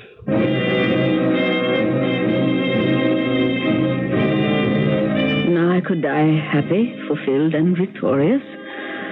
For 16 years I had waited, and I wasn't even sure for what. I was, after all, a kept woman, a mistress. I had no position, no status. I was humiliated, snubbed, and mocked, even by my own sister. Ilse never stopped her steady drumfire of criticism. In the first place, Eva, he's an old man. He's in the prime of life. For you, he's an old man. There's 23 years difference between you. Please, let me alone. One day he'll get tired of you. He'll cast you aside, and who will want you? What will become of you? I don't care. I love him. Do you love him enough to go to hell for him? Because you will, you know. You are living in sin. And now I am vindicated. I am going to become Frau Hitler. And so we ordered food and champagne. We would have a party. Besides Bormann, there was Joseph Goebbels, General Krebs, General Bergdorf, axeman of the Hitler Youth, and the SS Guards, and the women. Constanza Manziarli, the cook, Gerda Christian, one of the secretaries, and, of course, Magda Goebbels. The women were very subdued. They were all madly in love with him, and this was certainly a sad day for them. Magda Goebbels gave me a thin, wintry smile, and in a voice that almost bubbled with acid, said, My darling Effie, I'm I'm so happy for you. Thank you, Magda. Ladies and gentlemen, what do you think of my beautiful bride? Martin. She is the luckiest woman in Germany. In the world. And why is there no music and no champagne? Who chose that record? Bormann, you scoundrel. You know everything. Yes, that was always her favorite. T for two. I used to play it in hopes that he would take the hint. Herr mein Führer, the time is passing. No, that's wrong. Time stands still. We pass. We should have the ceremony as soon as possible. The Russian patrols. Don't pollute the air with the words Russian patrols. Who will perform the marriage? Shall we send for a priest? No priest. But, Chief, I always wanted... I want to be married by a justice of the peace. Who knows a justice of the peace? Joseph and I were married by a justice of the peace, mein Führer. I remember. And an excellent sort of fellow he was, too. What was his name? Wagner. Walter Wagner. An excellent name as well. I want him. Martin, have him brought here. Yeah, but, mein Führer, it isn't easy to find anyone in the city under the present conditions. Bring him here. But there is so little time. I am still the Führer. I still command. They found him. And so we had the magistrate, the bride, the groom, the wedding guest. But something was missing. The rings. We wanted to give each other a plain gold ring. But where would we get them? Magda Goebbels spoke up. My darling Eva, he'd take mine, use it. No, thank you. But I would consider it an honor. No, thank you again. But you cannot get married without the ring. It just isn't being done. I want my own ring. My own ring. Is it too much to ask for? All my life I've looked forward to this day. Is it too much to ask? Bormann. Yes, mein Führer. Get 2 golden rings. But where can I find... You know where. Yes, mein Führer. At once. Where would he be able to find? And then, suddenly I knew. Upstairs in the chancellery, there was a private Gestapo treasury. It was filled with money and jewels that had been taken from those who had been sent to the concentration camps. Are you, Adolf Hitler, mein Führer, willing to take Eva Braun as your wife? I am. And you, Fräulein Eva Braun, are you willing to take Herr Adolf Hitler as your husband? I am. Since both parties have signified their consent, I hereby proclaim this a valid and legal marriage. And there it was, finally. My wedding day, or night. It had taken us 2 days to get married. The ceremony had begun just before midnight of the 28th. It wasn't completed until a few moments later, in the very first hour of the 29th. There was dancing and champagne. Everyone was chatting and laughing and having a wonderful time. We all seemed to forget the war was raging out of control all around us. The chief and I retired for the night, our wedding night, and everyone thought we would then end our lives. But when we woke, late that morning, we dressed, ate breakfast, and then we sat at the table and looked at the pistols, the poison, and at each other. I have decided, Effie. We must not use the pistol. You are too beautiful. Very well. The vials, then? Yes. They work instantly. It's over before you know it. All over. Unless... Unless? Wait.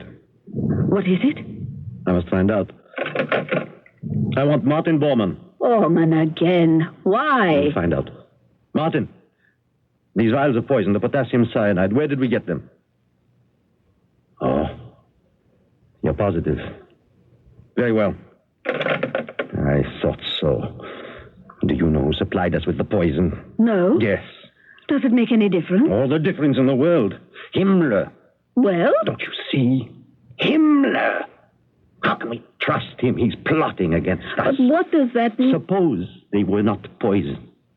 Only something to put us into a deep sleep, a paralyzing coma. But why would Himmler want to... It's part of the plot. What plot? To deliver us alive to the Allies, to the Russians, the Americans, the British. How do we know it's truly poison? How can we find out? Chief, it doesn't seem likely. Oh, you're a child. You're a child. You know nothing of the world. How base, treacherous people can be. But what are we going to do? There's a way to find out if it's really and truly deadly cyanide potassium poison. Yes? Blondie. Blondie? My faithful Blondie. But she just had puppies. I know. Poor little things. But it will be for the best. This will not be a kind world when we are gone either. How can you kill this wonderful animal? Don't you think it tears at my heart? But it's the only way. The only way. Besides, Blondie would not care to live without me. She was a big wolfhound. There were times when I actually thought he loved her more than anything or anyone in the world. Even me. He picked up the telephone.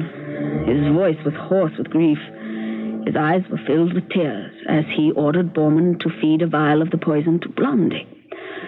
Bormann, the only one he really trusted. After a while, the telephone rang. Yes? Oh, thank you. Thank you, Martin. She's dead. I feel like a murderer. Now that we know, it is really poison, Ken. Yes. Now that we know. Oh, Effie. How dearly we have bought that knowledge. What a terrible price we paid for it. It will be quick, and there will be no pain. It's getting very late, Chief. Late? Yes? Mein Führer. Speak to me, Martin. Frau Hitler. What is it? News has come over the radio. Mussolini is dead. Oh, what happened? He was murdered. By whom? They say his own people. Mussolini and his mistress, Fräulein Clara Petacci. They were... the Americans have a good word for it. Lynched.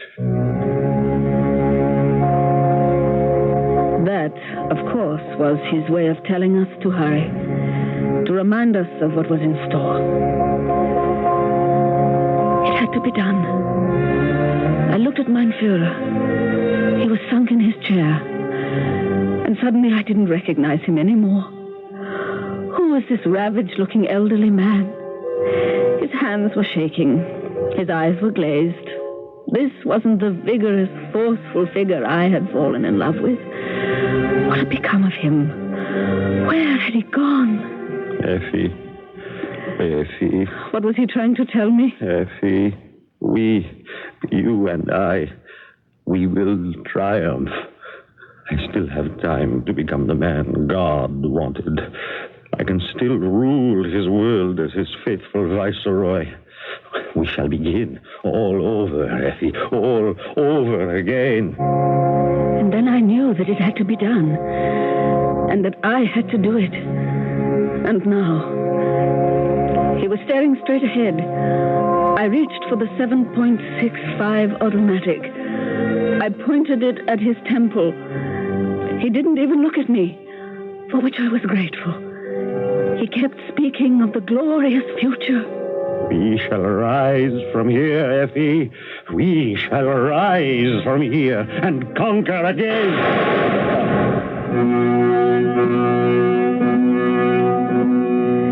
He fell back on the couch. I dropped the pistol. I opened one of the vials. I swallowed the poison. I noticed his mother's picture on the table. I picked it up and placed it on his chest. And then I sat down next to him with my head on his shoulder. For 33 years, I was Eva Braun, For almost 2 days, I was Eva Hitler. I was a maid. I was a wife. And now I am a widow. And soon I shall be nothing.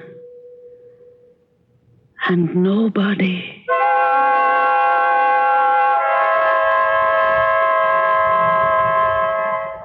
In a little while, Martin Bormann and his SS guards came into the bedroom. They carried the bodies up to the garden of the Chancellery. The Russian guns were booming quite nearby. Shells were beginning to fall in closely. They dug a grave, placed the bodies inside, doused them with kerosene, and set them afire. After a while, the remains were covered over with earth. And that was the end of Mr. and Mrs. Adolf Hitler. Or was it? I shall return shortly. If you'd like to take advantage of the current high interest rates in today's money market, but want your money available when you need it, take a moment now to call this toll-free number, 800-228-5000. Ask the operator to send you information on Dreyfus Liquid Assets.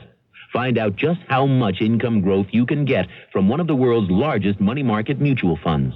With Dreyfus Liquid Assets, you have the advantage of making withdrawals by phone or paying larger bills with free redemption checks and continue earning high yields, compounded daily till your check clears. You can put money in or take it out anytime with never a sales charge or penalty. But call now, 800-228-5000 for free information and a prospectus, including management fee, charges, and expenses.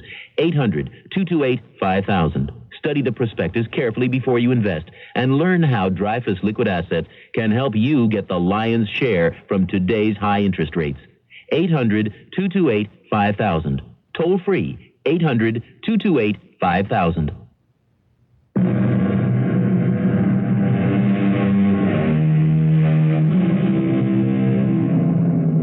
Whenever we tell a story of real people and actual events, we are always asked, is it true?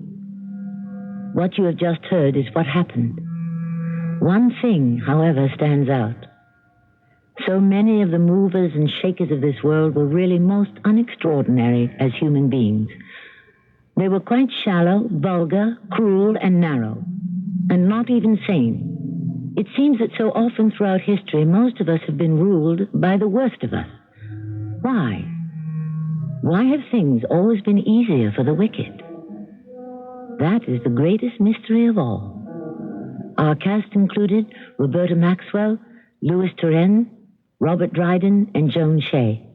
The entire production was under the direction of Hyman Brown.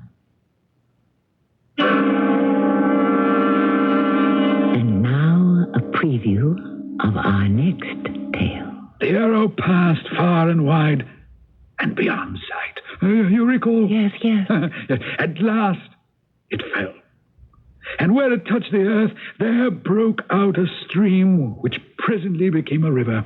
And our great Lord said, whoso bathes in it washes away all taint and speckle of sin, and is freed forever from the wheel of endless life.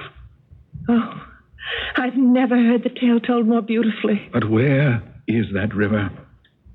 Where did that arrow fall?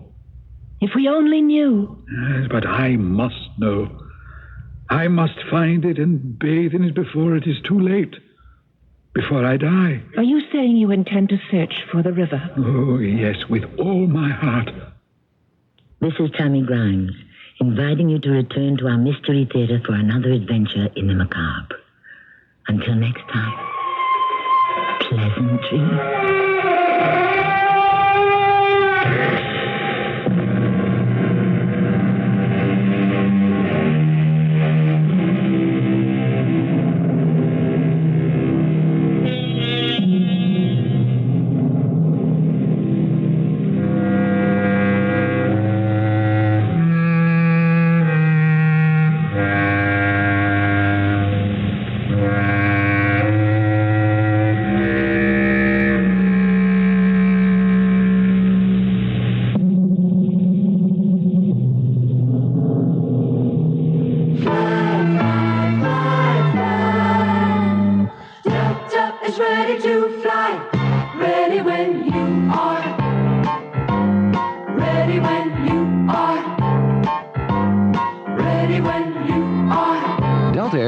is ready to save you money because every day is discount day on Delta. Delta has big fare bargains from here to cities all across the nation. And in many cases, there's no lower fare going.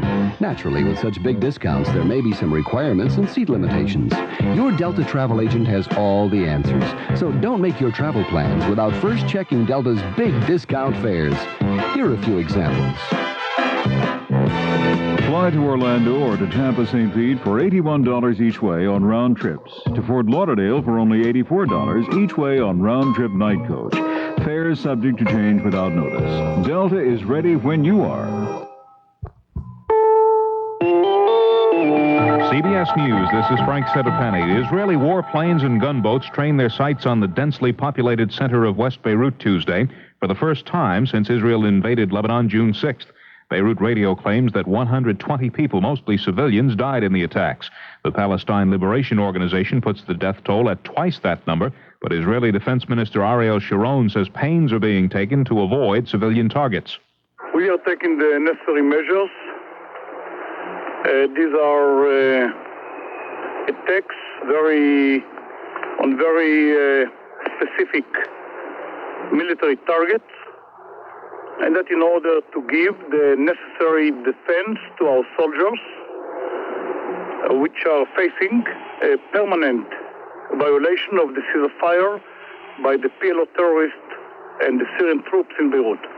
A West German Red Cross relief ship was hit by rocket fire in the port of Juni, north of Beirut, Tuesday. According to a West German Red Cross official, the ship was clearly marked and the attack was deliberate. Responsibility for the attack has not been established, but one report blames the PLO. More after this. Last night we were late for a movie. Maybe I was driving too fast. Suddenly I saw this white glow about 400 feet up the street. The glow got brighter, so I put on the brakes, and that's when I saw the cat. Her collar was reflecting my headlights. That Hearts collar saved her life for sure. Protect your dog or cat right now with the Hearts 2-in-1 Plus Nighttime Safety Reflecting Collar, the first flea and tick collar that reflects oncoming car headlights and kills fleas and ticks for 5 months. The Hearts 2-in-1 Plus Reflecting Collar. Now the Hearts Flea and Tick Killer can be a lifesaver, too. Weekdays on CBS Television. Watch your favorite daytime dramas.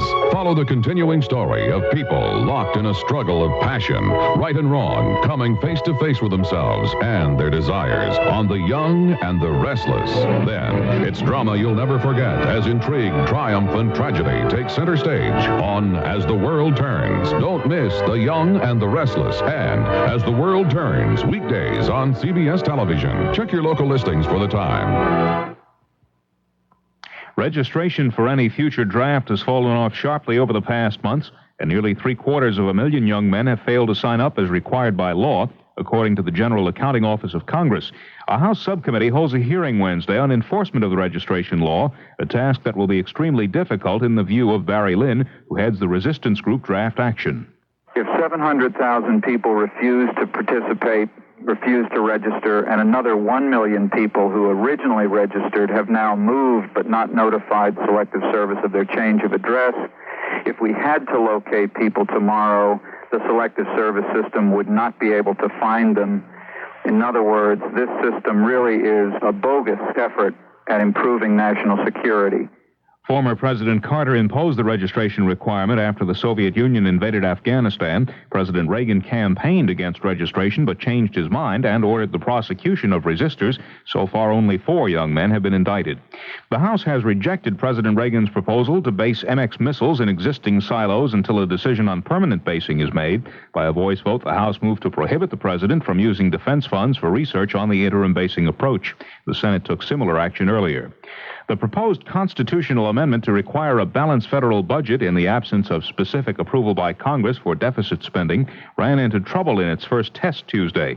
The Senate defeated a proposal that would have required the president to submit a balanced budget to Congress in the first place. The government of El Salvador is expressing its pleasure with the Reagan administration's decision to certify that El Salvador is improving its human rights record. Progress on that score is a prerequisite for continued American military aid to help the Salvadoran government in its fight against leftist rebels. Bad times for some of the nation's big oil companies. Mobil Oil is reporting a second quarter profit of $310 million, but that's down 56% from the $700 million the company earned during the same quarter last year. And Gulf Oil says its earnings fell by 32% during the second quarter of 1982. More after this. No other video product in history sold more in its first year than this one, the RCA Video Disc Player, letting you see over 200 great movies, concerts, and more on your TV. But the best reason to own one is this. Right now, RCA Video Disc Players start at just $2.99. That's right, $2.99. And if you buy the player at a participating dealer through August 17th, he's also got a sensational summer offer for you. We'll open your eyes, RCA. Price is optional with dealer. The Wall Street Journal helps keep you informed of everything happening anywhere that could affect your future and your company's future. The Wall Street Journal. It's all the business news you need when you need it. Right now, you can get 6 months of the Journal for $47, just 37 cents a day. That's $47 for 6 months of the Journal, just 37 cents a day. So if you're serious about business, put the Wall Street Journal to work for you. Call toll-free in the continental U.S. 800-228-6600. That's 800-228-6600. Except Nebraska. You'll be billed later. It's the end of an era at the Polaroid Corporation. Dr. Edwin Land, the creative genius behind the development of the first instant camera in 1948, and many more innovations through the years, announced Tuesday that he's stepping down as Polaroid's board chairman. Land, who is 73, says he's ending his half-century association with Polaroid to devote his time to a nonprofit group that supports basic scientific research. Frank Setterpenny, CBS News. This is CBS News Radio 78, WBBM Chicago. Good evening, everyone. It's 11:31 now. This is Alan Bickley on News Radio 78 in Chicago. This is CBS News Radio 78, WBBM Chicago.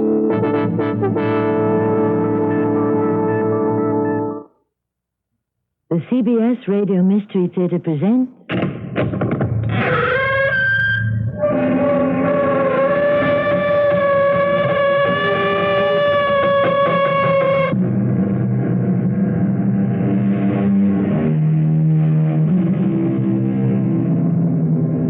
Welcome. Come in. I'm Tammy Grimes. Some years ago, it was popular to say that in every relationship, there is one who loves and one who is loved. You don't hear that dubious axiom so much of late. Instead, you hear the equally uncertain postulate that the earth is divided into the givers and the takers, which, in the hidden channels of our feelings, contains the same sediment of truth. Given two people, there will always be one who offers love and one who accepts it. I don't know what they're talking about. Darling, relax. Just take it easy. Stanley, I wouldn't do such a thing. I know. I'm not a thief. Of course you're not. But somebody saw me do it. Well, whoever somebody is wrong. You believe me, don't you? I swear. Honey, you don't have to swear anything. I believe you, and I love you. And because I love you, I believe you.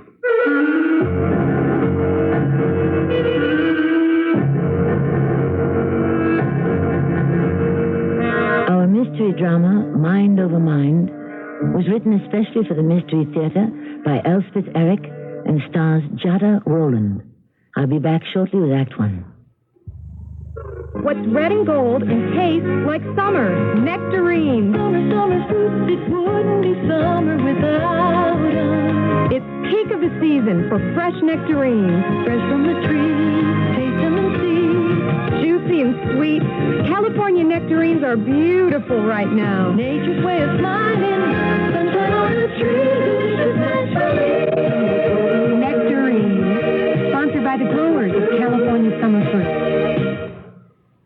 Okay, America, it's time to swing. It's time to swing to lighter, nutritious meals with La Choy Chinese food. Tonight, try La Choy chicken chow mein over their crispy chow mein noodles. Add extra zest with La Choy soy sauce. And make a salad special with La Choy bean sprouts. With La Choy, it's easy to swing over to lighter, nutritious meals. So enjoy La Choy. La Choy makes Chinese food. Swing American. Come one, come all to the Wilmette Chamber of Commerce Sidewalk Sale Friday and Saturday, July 30th and 31st. There will be food, entertainment, and bargains galore. Friday, magician John Levitsky does cards, coins, sponge balls, and miscellaneous sleight of hand. Friday and Saturday, juggler Mike Chamberlain does rings, fire, knives, balls, and juggling pins. You'll get to see clowns, Tootsie plus Bootsy and Clara. Free helium balloons by the Wilmette Chamber of Commerce. There's a street dance Friday night, 8 p.m. to 11. Music for everyone by A Fine Mess.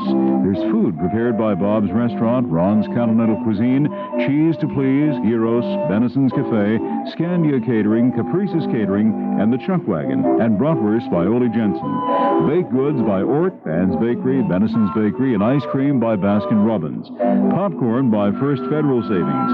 Novelty balloons, luggage, imported goods and clothing, jewelry, handcrafted items, and plenty of bargains by local merchants. All at the Wilmette Chamber of Commerce Sidewalk Sale Friday and Saturday, July 30th and 31st.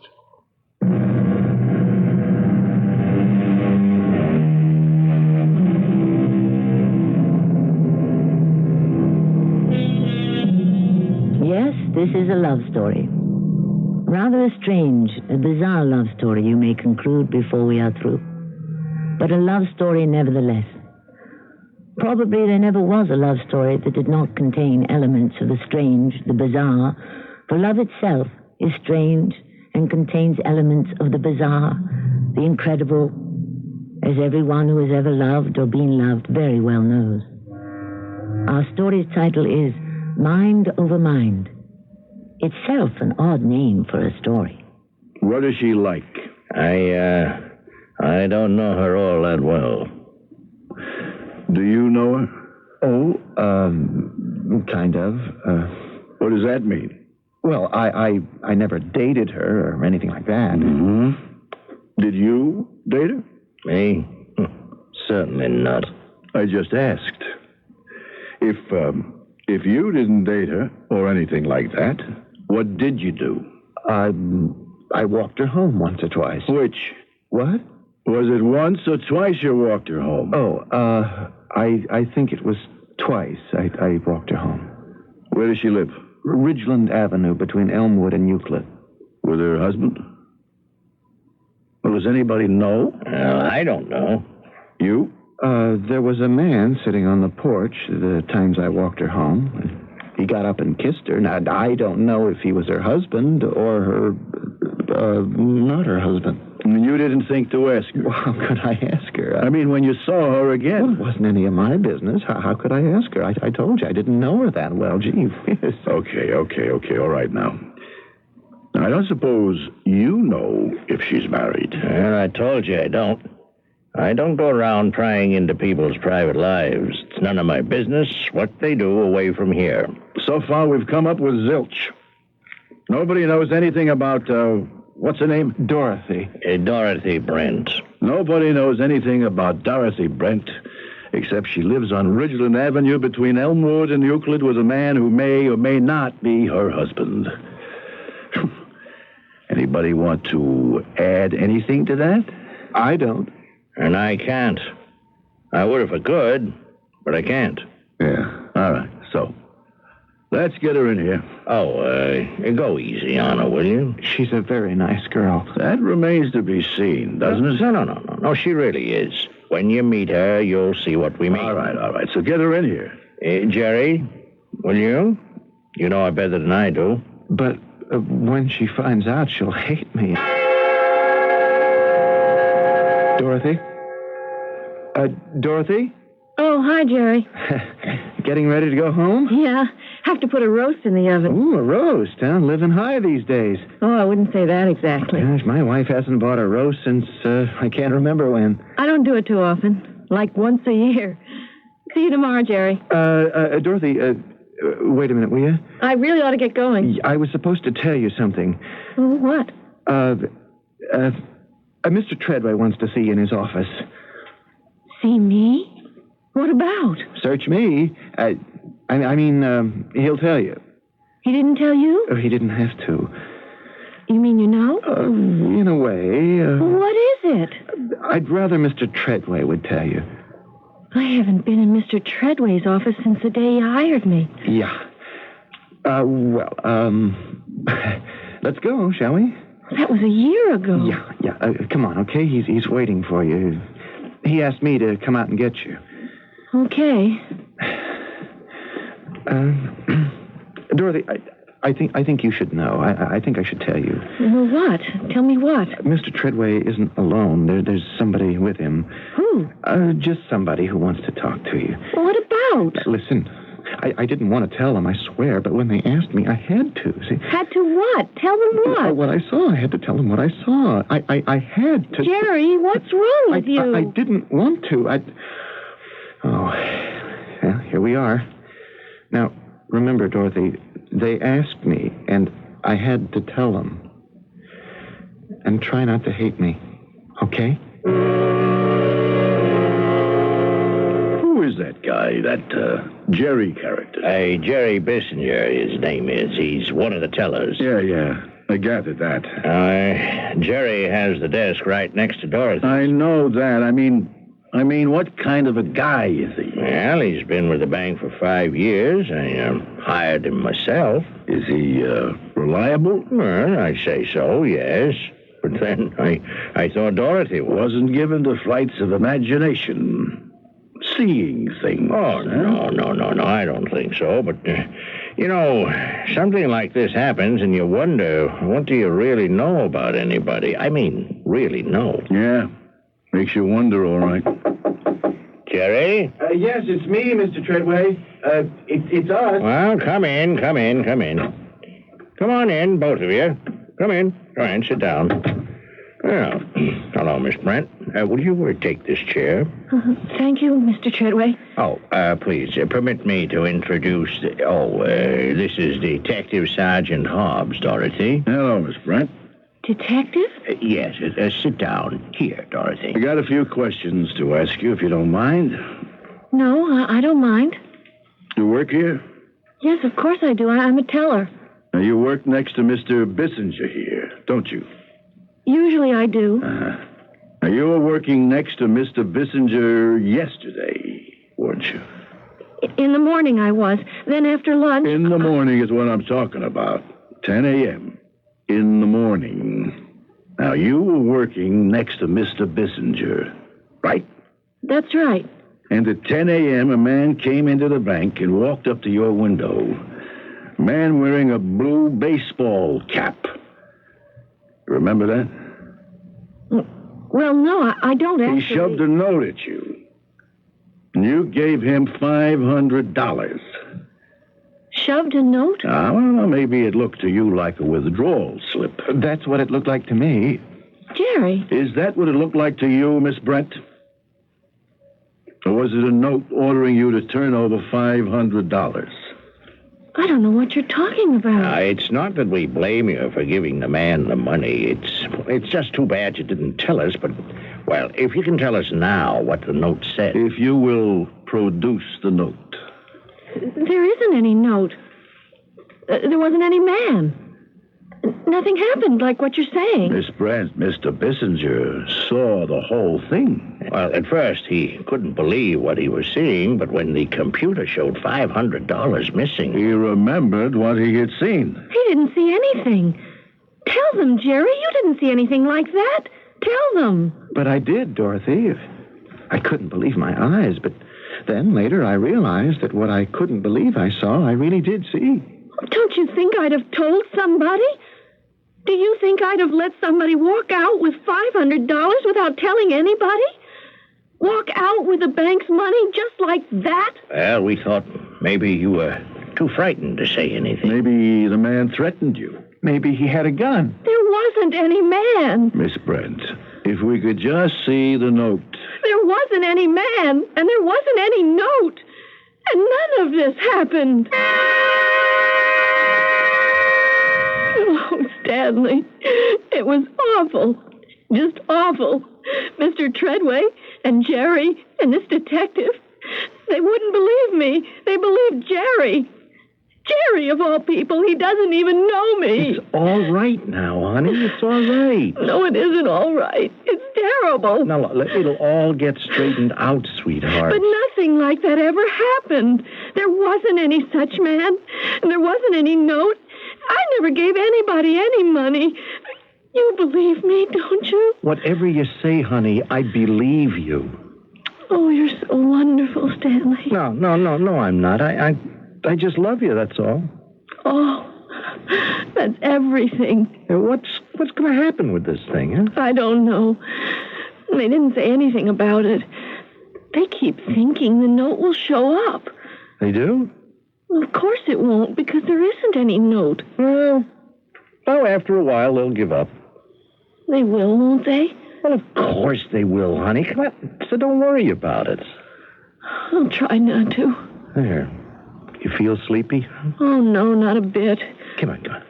Put your head down on the couch. I feel like I'll never be able to sleep again. You will. Believe me, you will now. That's it. Come on. Put your head down.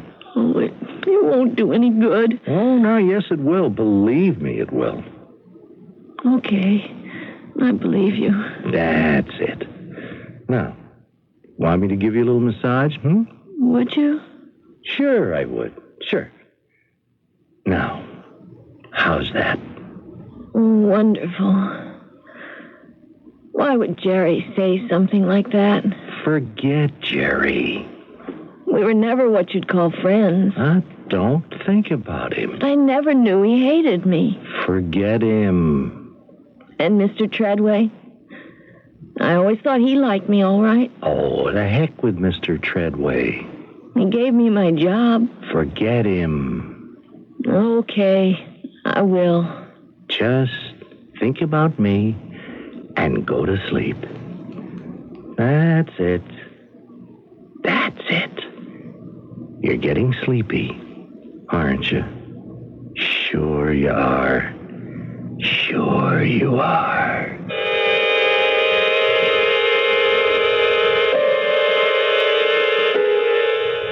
A loving couple, wouldn't you say? A tender scene, a delicate exchange of devotion and dependency. But we have only completed the first act of our story. There are 2 more acts to follow, in which we will explore in more detail the complexities of this relationship. As of now, it would appear to be one of gentle love. Who knows? We'll come back shortly with Act 2. Speed up repairs and assembly projects by cleaning stripped nuts and bolts with a Master Mechanic 28-piece tap and die set from True Value Hardware Stores. Hi, Pat Summerall to say this quality set includes 22 taps and dies plus accessories for just $37.99. Then tighten those nuts and bolts with the Master Mechanic 5-piece combination wrench set, just $10.99. Both these Master Mechanic tools promise satisfaction or free replacement, and they're sold exclusively at participating True Value Hardware Stores and home centers. Hotel coupon and discount offers are confusing and limited.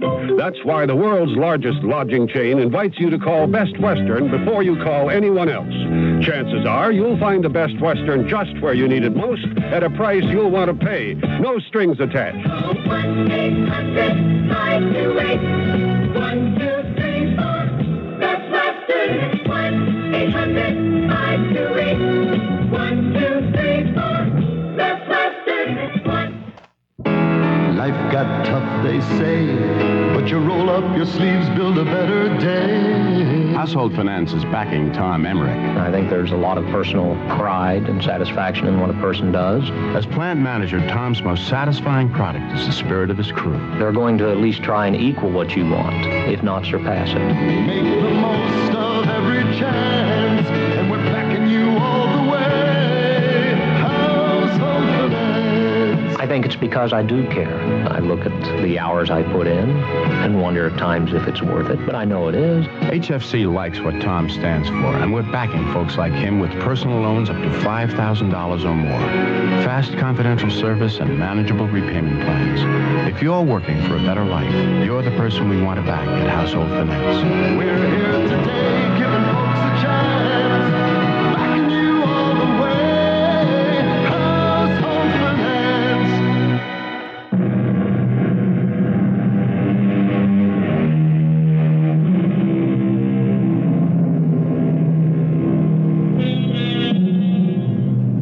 Is our Dorothy an innocent, naive child? Is Stanley an adoring, gullible lover? Is Jerry a malevolent influence in both their lives?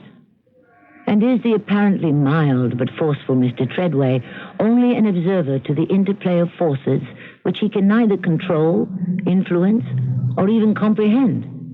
And our detective sergeant, Mr. Hobbs, what of him? Perhaps we will progress a bit further in our investigation of all these people as we listen to Act Two. Listen, Jerry, maybe it really was a withdrawal slip. Oh, it was, Mr. Treadway. I'd recognize one of those any place. I see enough of them. It really was one. Well, they couldn't have been a regular customer at the bank. I never saw him before. Well, that doesn't prove anything. I've been here 5 years, Mr. Treadway. That ought to mean something. I mean, probably the only reason I looked up is because I'd never seen him before. And it doesn't follow that there was anything written on the withdrawal slip. It could have been, well, a regular transaction. Well, of course, that's what I thought it was.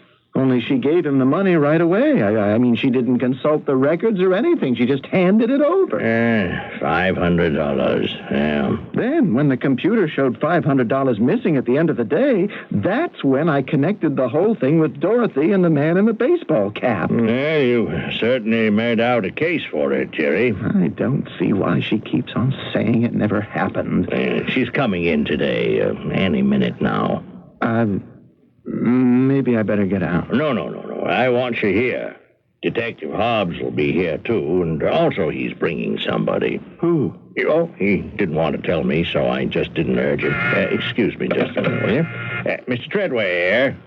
Oh, yes. Well, ask him to come in. The both of them. Oh, and when Miss Brent arrives, send her right in. Thank you. Mr. Treadway? Yes, Detective Hobbs. Come in, sir. Come in. Mr. Bissinger, at the right name? Yes, hello. How are you? I'm just fine, thank you. I would like you to meet Mr. Treadway?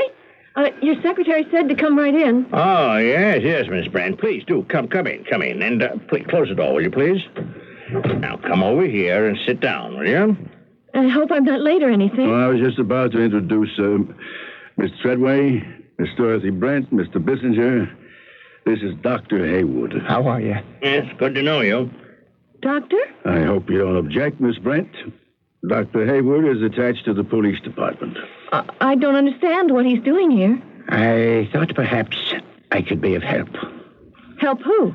Well... Help me? Possibly. I don't need any help. Well, neither do I. Now, Jerry... I know what I saw, Dorothy. No, you don't, Jerry. Because nothing like what you say happened really happened. I don't know why you're doing this to me. I've never done you any harm. I don't know why you should try to hurt me. I suppose you have your reasons. Maybe I hurt you sometime without even knowing it. If I did, I wish you would tell me, and maybe we could straighten it out. But we're never going to get anywhere if you keep on telling these lies. They are not lies. I saw what I saw, and that's what I told Mr. Treadway and the detective here. Now, I haven't got anything against you, but I know what I saw. All right, now, hold on there. I know what I saw. You didn't see anything. All right, now, let's everybody take it easy. You tell her to take it easy, Doctor. Both of you take it easy, okay? Now, Mr. Bissinger... would you be good enough to tell me what you've already told Detective Hobbs and Mr. Treadway? Will you do that for me? Just tell me briefly what you saw. He didn't see anything, Doctor. Bear with me, Miss Brent. Will you do that? Just be patient, and maybe we can get to the bottom of this very perplexing situation, which I'm sure causes you a lot of pain. Yes, it does. So, let's allow Mr. Bissinger to proceed. All right? All right. But he didn't see anything because there was nothing to see. Go ahead, Mr. Bissinger. Well, it was yesterday morning about 10 o'clock, Doctor. A little before, a little after, but about 10 a.m. This man walked up to Dorothy's station. He had on a blue baseball cap. Now, you don't see too many of those. But these days, people wear anything they feel like wearing. So, he shoved this piece of paper under the plastic window, and Dorothy opened the cash drawer and took out 5 $100 bills and handed them to him. He took them and walked out. That's all? That's all. And I didn't think anything about it. I thought a little bit about it because we usually don't hand out that much money without checking to see if the depositor has that much in his account. But I figured she probably knew him, so I forgot about it. Until the computer showed 500 missing, and then I remembered.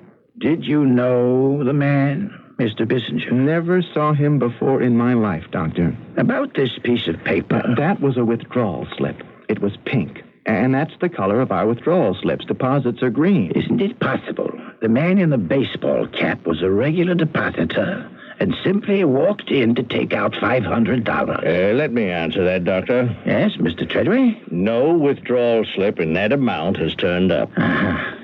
Well, does anyone have a theory as to why Miss Brent handed over the $500?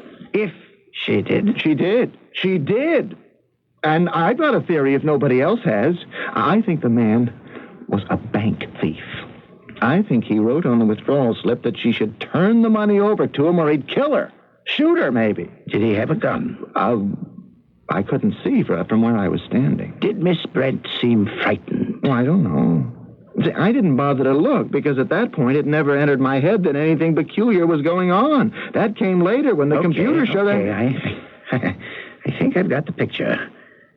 Now, Miss Brent, I'm sure you want to say something. No. No? I've already said it. Nothing like that ever happened. Do you remember handing out 5 $100 bills to a man in a blue baseball cap? There wasn't any such man. But Mr. Bissinger says he saw him. He couldn't have. And he says he saw you give the man 5 $100 bills. He couldn't have because I didn't.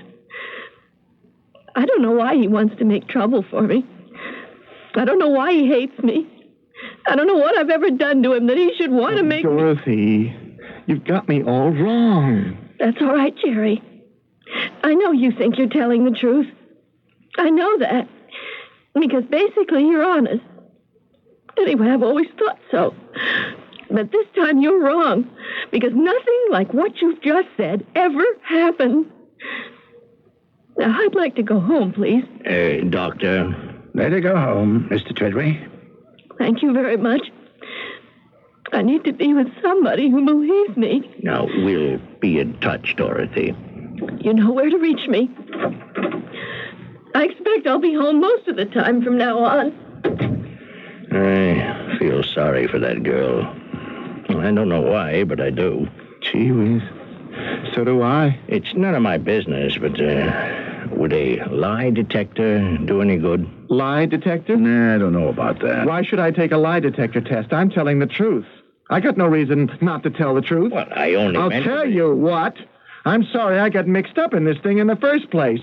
I should have known better. You try to do the right thing, and what do you get? An invitation to take a lie detector test. Let a machine decide if you're telling the truth. Well, no thanks. Not for me. No. There seems to be a contradiction between what you say and what she says. So let her take a lie detector test. I'm telling the truth. But she says she is. So let her prove it. Dr. Hayward. What? What do you think? Yes. I feel sorry for her, too. No, I mean, what do you think about a lie detector test? Well, not for me. I won't take one. There is no reason why I should. Doctor, what about a lie detector test for Miss Brent? Lie detector test? Oh, no, I don't think so. Not too reliable, those tests. No. It's obvious. The poor girl is in a trance. A trance? A trance-like state would be more accurate. It's a little like somnambulism, sleepwalking. Not precisely like, because the subject isn't asleep. No. She is in a trance state. Probably she was yesterday, too.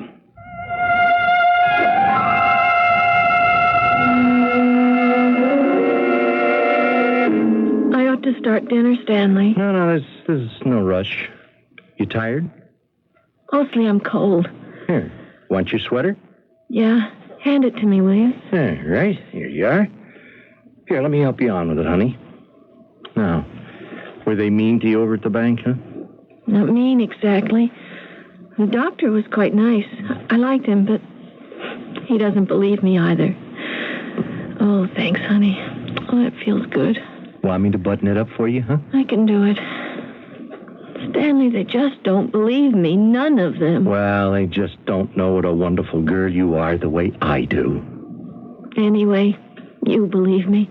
You bet I do. Want me to answer that? No, I will.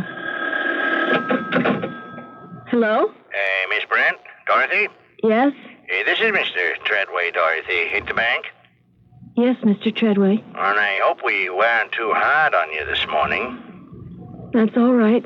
Now, you have to understand we're all very confused about this whole thing. I do understand. Well, we even talked about the possibility of a lie detector test. Okay.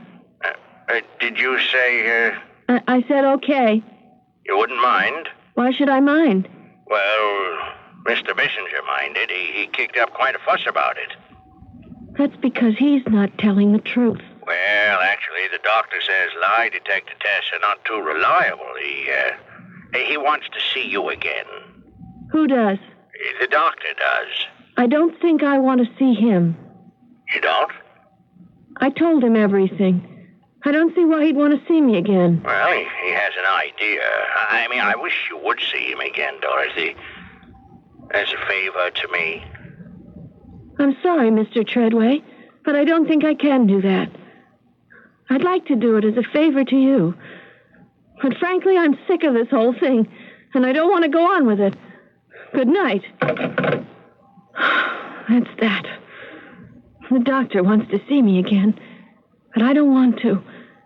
You heard what I said, Stanley? Yes, I think you're absolutely right. You feel okay, honey? I feel cold, kind of. You want me to turn the heat up? That's not a bad idea. Well, no sooner said than done. Stanley! Huh? What is it? Look! Look what I found in the pocket of my sweater. What? Well, what is it? It's a withdrawal slip. You mean it? This is the sweater I had on yesterday. Dorothy, do you think that... Stanley, call Mr. Treadway and tell him I'll see the doctor. Go on, call him. And tell him I've got the note. Tell him Jerry Bissinger must have been right. What does the note say? Nothing. Not a thing. It doesn't say anything.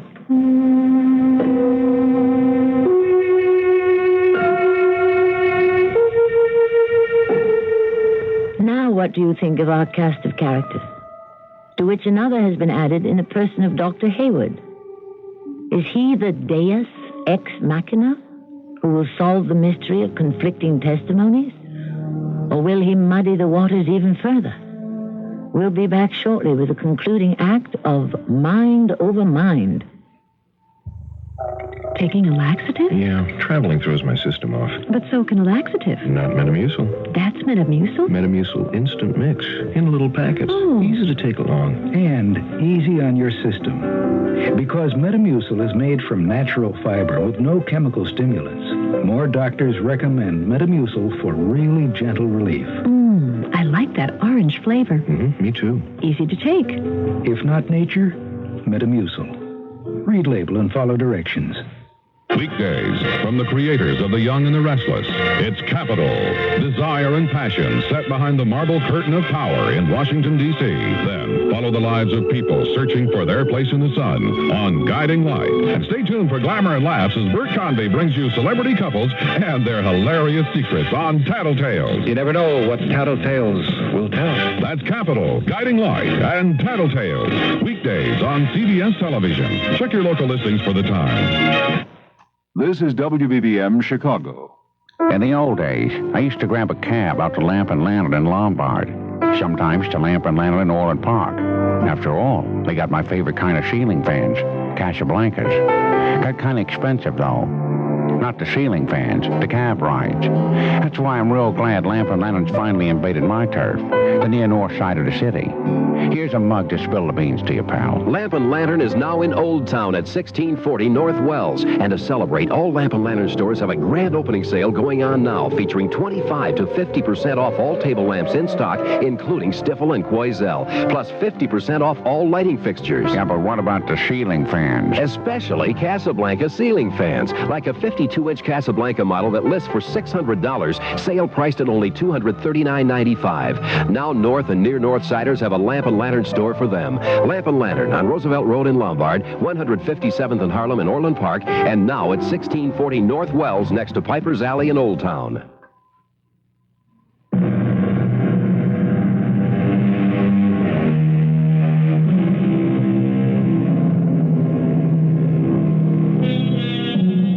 Dorothy has denied the truth of Jerry's contention that she had turned over $500 to a man who handed her a note at her teller's window. And then she discovers evidence that Jerry could have been right. In the pocket of her sweater, she finds a withdrawal slip, the very sort of paper Jerry claimed the note to have been written on. But complications have developed. The small slip of paper holds no message whatsoever, no writing of any kind. I feel bad about this, Doctor. Trust me, Mr. Treadway. Yeah, she was so positive and so calm about it, so serene. Now, I have to tell you, I believe the girl. So do I. You do? You mean you don't believe Jerry Bissinger? No, that's not what I mean. Oh, well, then you don't believe the both of them. Yes, I can. And yes, I do. Sounds like you got something up your sleeve, Dr. Haywood. Well, you could say that. Doctor? Oh, excuse me. Yes? Oh, yeah, ask her to come in, please. She's here. Good. Mr. Treadway, I'd like to be alone with her. Now, after the preliminaries, could you make up some excuse to leave? Oh, yes, I suppose I could. Well, Dorothy, hello. Hello, Mr. Treadway. You know Dr. Haywood, of course. Hello, Dr. Haywood. I am so glad you decided to come back, Dorothy. I had to. I found this in the pocket of my sweater. Oh? May I see it? It was the same sweater I was wearing yesterday. This is a withdrawal slip. I know. But it's blank. There's nothing written on it at all. I know. I have some things to attend to, so if you'll please excuse me. Yes, of course, we will excuse you. Couldn't you stay, Mr. Treadway? It's, better if he leaves us alone, Dorothy. But I... He'll come back, Dorothy. I'll wait outside, Dorothy. Now, if you need me, I'll be right there. Well, all right. Now, don't be frightened. I'll try. Close the door, will you? Well, Dorothy? What's going to happen? Nothing very alarming. Sit in this chair, will you? All right. Good. And I am going to pull up this chair facing you. Nothing very disturbing so far. No. Tell me something. Do you like me at all? I don't even know you. I know that. This is only the second time we've met. But don't you think that we all get a certain impression of people right away? And what was your impression of me yesterday? Nice. I thought you were nice. Just nice? That's all? Just nice? Strong. Strong but kind, too. Like a... Yes? Like a father. That's what I would like to be. Like a father. Good, strong, kind father.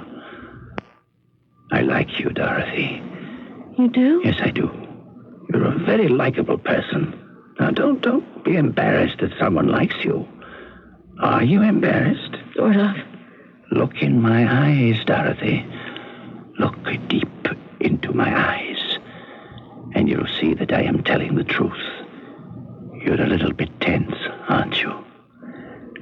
I guess I am. Well, you just try to relax. Just let yourself go limp. Or close your eyes. Now, let go of the tension. All of it. Let go. That's it. You feel it leaving you? I think so. So do I. Now, let your head fall back against the chair. That's it. Back and back. All of you is beginning to relax, isn't it? Yes. Limp and relaxed. No tension anywhere.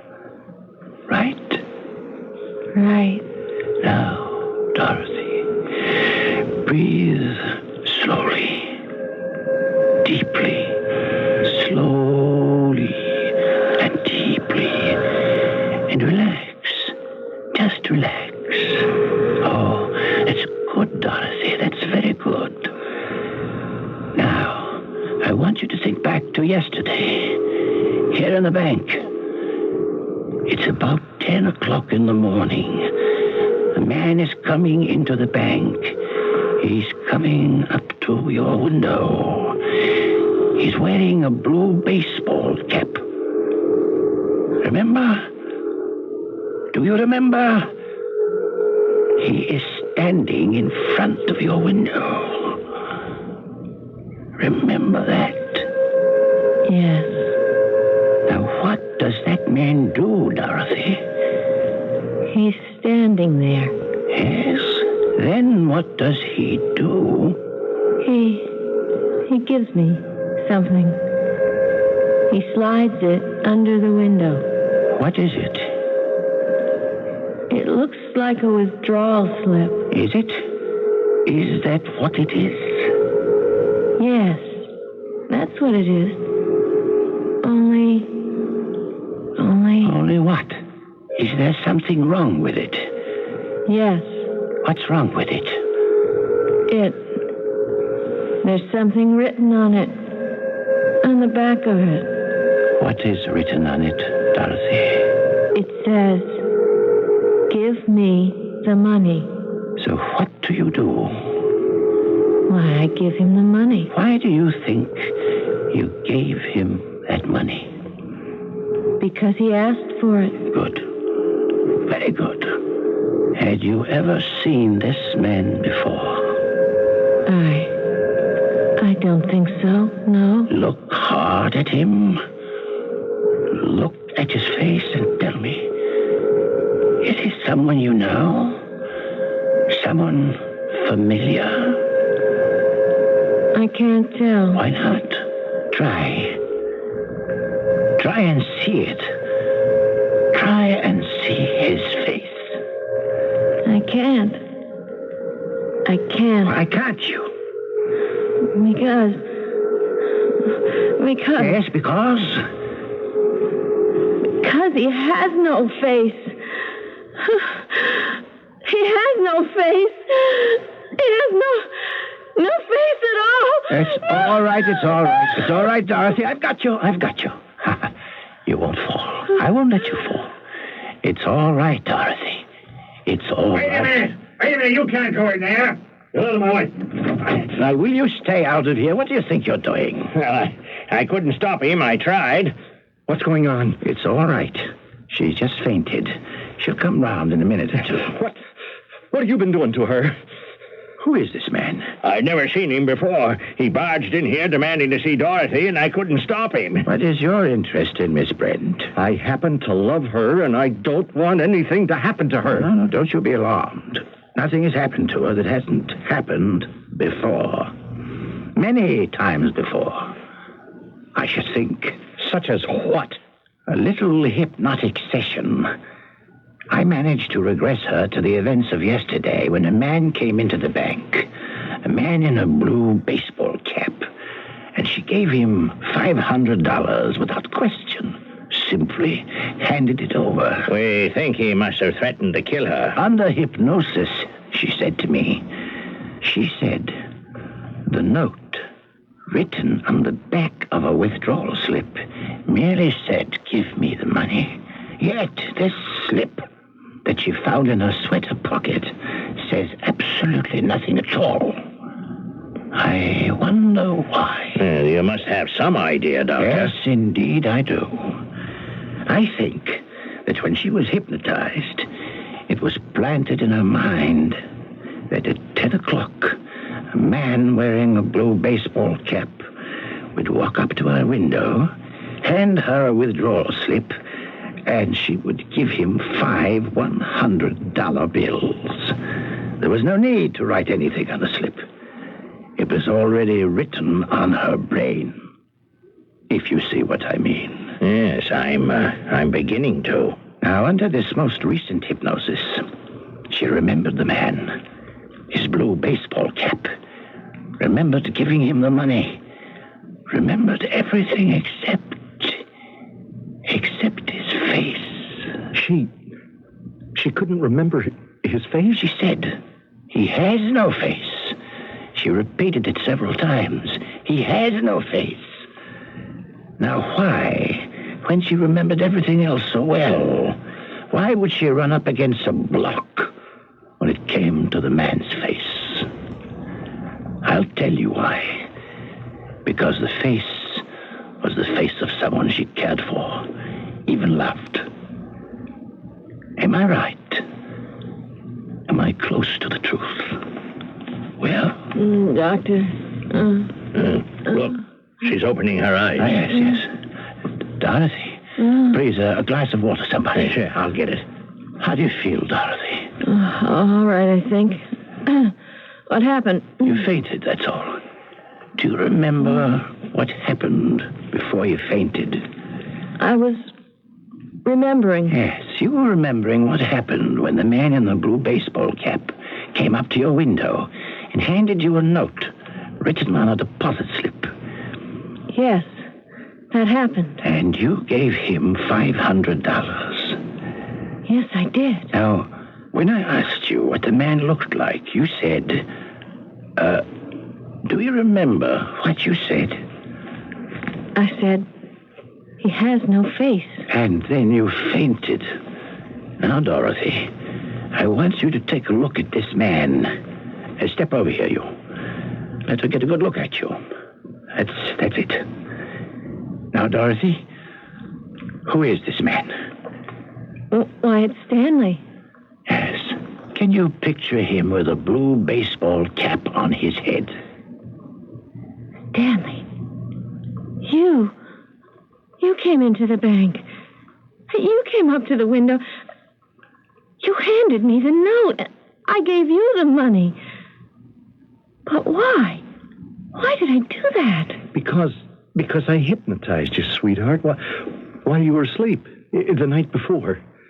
Doctor, you know that natural sleep can be changed into hypnotic sleep. Yes, of course I know. Well, I've been doing this to Dorothy for a long time. Why would you want to do that? Well, I don't know. To be sure I wouldn't lose her, maybe. To see if I still had this magical power. See, I've had it, since I was a kid, but I just never used it before to get money. And now you have. No, not to keep. I mean, I never meant to keep it. Magical powers can't be used, for material gain. Oh, here's your $500. If I kept it, my powers of magic would just disappear. Yes, of course. Magic is always amazing, isn't it? Well, I think I'll be going. I'll leave Dorothy with you. Yes. I think you'd better. All right. Oh, I'll be waiting at home for you, Dorothy. When you feel like it. If you feel like it. I never knew. I never thought. Why would Stanley want to do something like that to me? Well, he ought to be horsewhipped. I'd like to beat him up myself. Do you feel like going home to him, Dorothy? I don't know. How can I? If I might make a suggestion. Please do. Dorothy, would you care to come and stay with my mother? She'd be very happy if I took you home with me for a while. I mean, until all this wears off. She'd like you. She'd take good care of you. And so would I.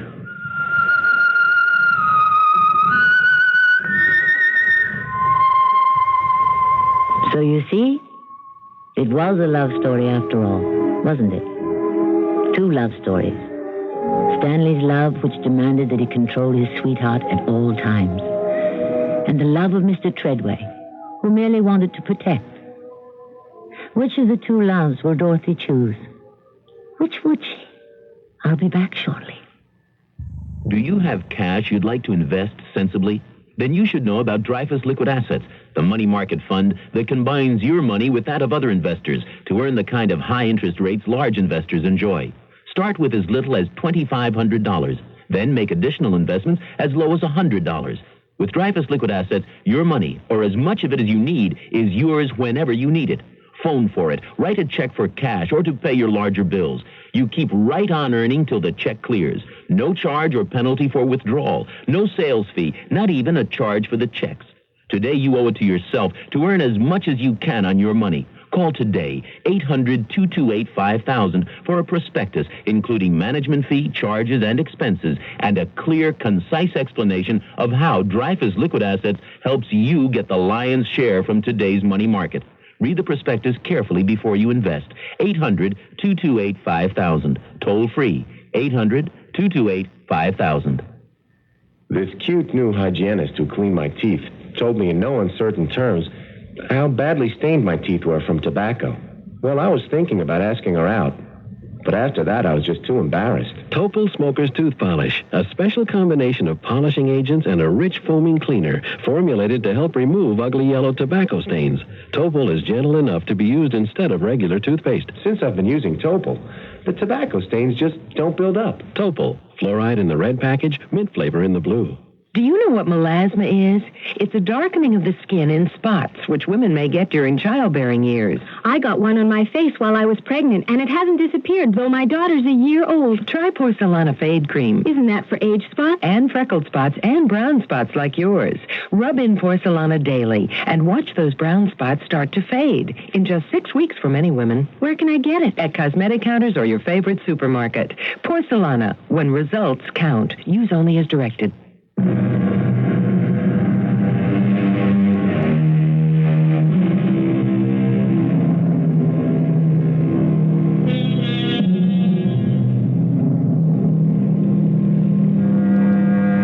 Each of us has at one time, I'm sure, been in love. Think. Did it not partake of the nature of hypnosis?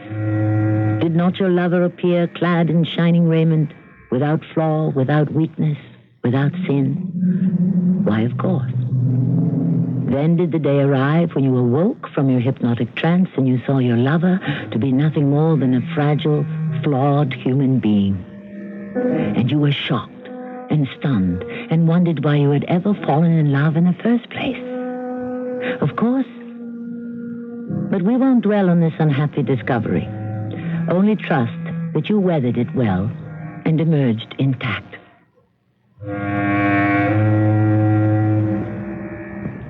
Our cast included Jada Rowland, Earl Hammond, Bernard Grant, and Russell Horton. The entire production was under the direction of Hyman Brown. This is Tammy Grimes inviting you to return to our Mystery Theater for another adventure in the macabre. Until next time, pleasant dreams.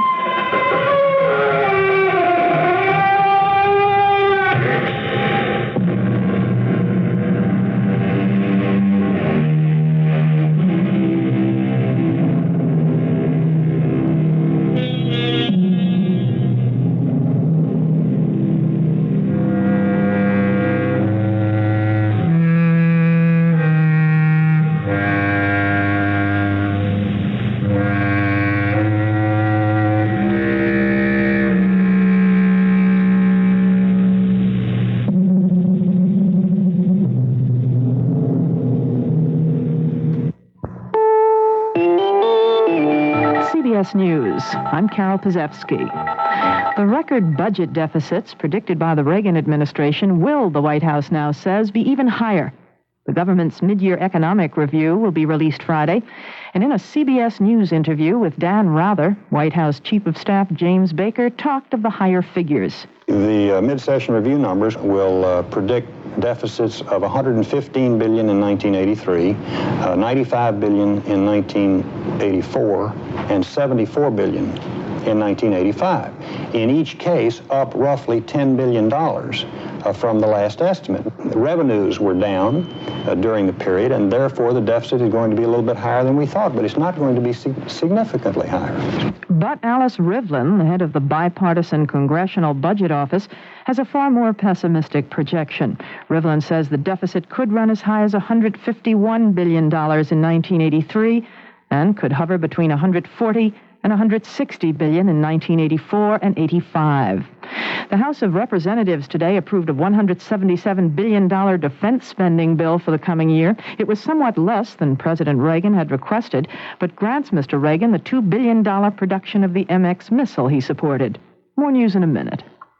I'm driving home last night when I see a white glow about 400 feet up ahead. The closer I got, the brighter the glow, so I slowed way down. That's when I saw the dog. That glow was his collar reflecting my headlights. Lucky he wore that Hearts collar, or I never could have stopped in time. Protect your dog or cat right now with the Hearts 2-in-1 Plus Nighttime Safety Reflecting Collar, the first flea and tick collar that reflects oncoming car headlights and kills fleas and ticks for 5 months. The Hearts 2-in-1 Plus Reflecting Collar. Now the Hearts Flea and Tick Killer can be a lifesaver, too. 200 years. That's how long the great American home of John Paul Jones has beaten the weather. To help protect it from many more, Sears brought the Weather Beater. Durability for years to come. Now on sale. Weather Beater low luster satin exterior now $10.99. Save $7. And a special bargain. Latex interior flat. Washable one-coat coverage now half price at $5.99 a gallon. For great paint and value, you can count on Sears. At the United Nations, the Palestine Liberation Organization representative read a document issued at an Arab League meeting in Saudi Arabia.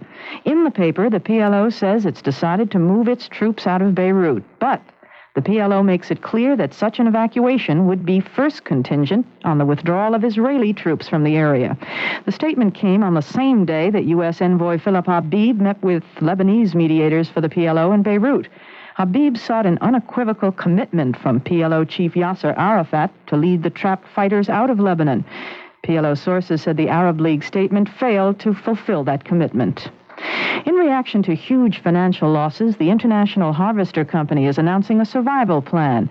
Meredith Vieira has the story. International Harvester's restructuring plan includes the closing of several of its plants in Louisville, Memphis, and Indianapolis. And the company said one more plant, to be named in 30 days, will also have to go. Harvester truck assembly workers in Fort Wayne, Indiana, are afraid that plant will be theirs. For the past 2 years, Harvester has been slowly gearing down in Fort Wayne. It has laid off 6,000 of the 10,000 workers there, and its economic problems have spread to other businesses in the area that sell supplies to Harvester. If the company pulls out, Mayor Winfield Moses says unemployment here could skyrocket from 13 to 20%. It would be a major blow to us. It would be a real, that would be terrible. Fort Wayne has come up with a financial incentive plan that it hopes will convince Harvester to stay put. But right now, the company's future and Fort Wayne's look rocky. Meredith Vieira, CBS News, Fort Wayne, Indiana. Police in London's predominantly black neighborhood say they do not regard recent violence there as a prelude to major outbreaks similar to those that occurred last year. More news after this. Giddy up, and what do you say at rodeos? Yeehaw. Yeehaw? Yeehaw. Oh, yeehaw, okay. We're at a rodeo for another Bell System quiz. What do you like about rodeos? Well, my dad was in it. Your dad was in a... Yeah, he was a champion bull rider. Oh, do you make long-distance phone calls on the weekend? Yeah. All right, if you were to make a long-distance call this weekend, dial direct without operator assistance anywhere, state to state, and talk for 20 minutes, how high would your bill be? $15. It's $4.06, including tax for 20 minutes. I'll be really looking forward to small phone bills. Good. This rate applies anytime Saturday and to calls completed by 5 p.m. on Sunday. Different discounts apply to Alaska and Hawaii. I'm going to call Ford. He's a friend of mine. Okay, so you remember that rate now, huh? I forgot. Wait a second. Oh, $4.95. No. 20 minutes? Hey, you're horsing around with me now. You're right. I don't remember. $4.06 for 20 minutes. 20 minutes. Yeehaw! Now to cut that out. Reach out and touch someone. Dial station charges apply. The Samuel Morse painting called Gallery of the Louvre has been purchased from Syracuse University by the Terra Museum of American Art in Evanston, Illinois. The price, $3.25 million, the highest amount ever paid for an American painting. The painter is the same Samuel Morse of telegraph fame. In his work, Morse attempts to expose Americans to European art treasures. It shows author James Fenimore Cooper viewing paintings at the Louvre Museum in Paris. I'm Carol Pazewski, CBS News. This is CBS News Radio 78, WBBM Chicago. 11:30 now, and this is Alan Bickley on News Radio 78 in Chicago. This is CBS News Radio 78, WBBM Chicago.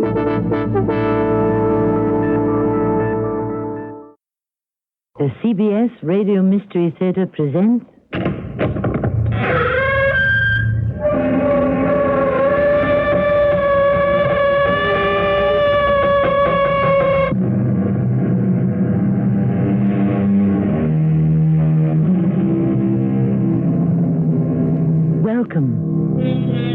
Come in. I'm Tammy Grimes. Life, says Mr. David McCord, is the garment we continually alter, but which never seems to fit. Perhaps, then, the lesson we should learn from this is both clear and simple. Instead of trying to alter the garment, we might do better to try to change ourselves. But hasn't it always been easier to let out the waistline than to go on a diet?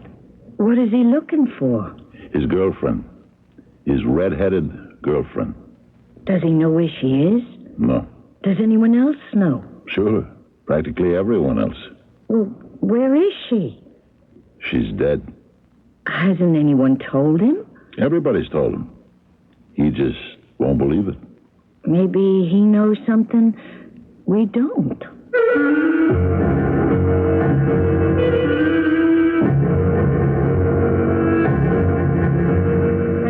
Our mystery drama, Redhead, was written especially for the Mystery Theater by Sam Dan and stars Fred Gwynne. I'll be back shortly with Act One. It was just a habit I got into. Whenever I laughed, I kind of covered my mouth with my hand like this, you know? One day, it dawned on me that I was doing this because I was embarrassed by my teeth. They were really yellow from smoking. Topol Smoker's Tooth Polish, a special combination of polishing agents and a rich foaming cleaner, formulated to help remove ugly yellow tobacco stains. Topol is gentle enough to be used instead of regular toothpaste. My teeth are nice and bright again. Topol, mint flavor in the blue package, fluoride in the red. Mr. Gardner, those old newspapers are too heavy for you to lift. My back just told me the same thing, Sally. Now, you just sit there. I think my dad has some Doan's pills in the house. Doan's pills. Just what this nagging backache needs. Good advice. Doan's pills for temporary relief of simple backache pain due to overexertion, stress, or strain. Use only as directed. Hello? Hi, Mr. Gardner. How's your back tonight? My back's doing just fine, thanks to you and those Doan's pills. I do so enjoy sharing knowledge. So being, I shall share some with you. York Furrier of Elmhurst is the finest furrier in the world by a considerable margin. York Furrier is the finest because of attention to detail. I like that. Because of quality, exclusivity, because of fashion and fur design, and because York Furrier uses only the finest fur from the world over. I'm telling you all this, which you probably already knew, so that I can tell you about York Furrier's August Fur Sale, where you can select from York's wonderful fur creations and save hundreds or even thousands of dollars. You really shouldn't pass it by. August Fur Sale savings from the finest furrier in the world, York Furrier of Elmhurst. I do so enjoy sharing this with you. The finest furrier in the world, York Furrier of Elmhurst, helping you to say it best for over a half century. 107 North York Road, Elmhurst.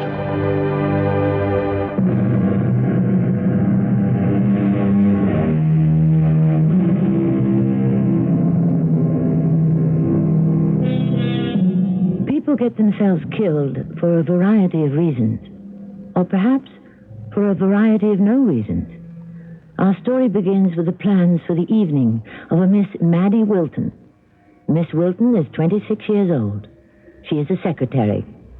She would love to have her own apartment, but rents being what they are, she lives with her widower father. Maddie Wilton is going to be murdered tonight. Do you know why? I dyed my hair. Yeah, I finally went and did it, Ellie. Well, I thought it would be a light red, but it turns out to be kind of auburn. I sort of like it. Okay, so you tell me. Where shall we go? So how about that place, Harrigan's? Well, let's give it a whirl. About 10:30. Teens. Well, we may run into some cowboys. Although with our luck, they'll probably be rustlers. Yeah, I'll meet you there.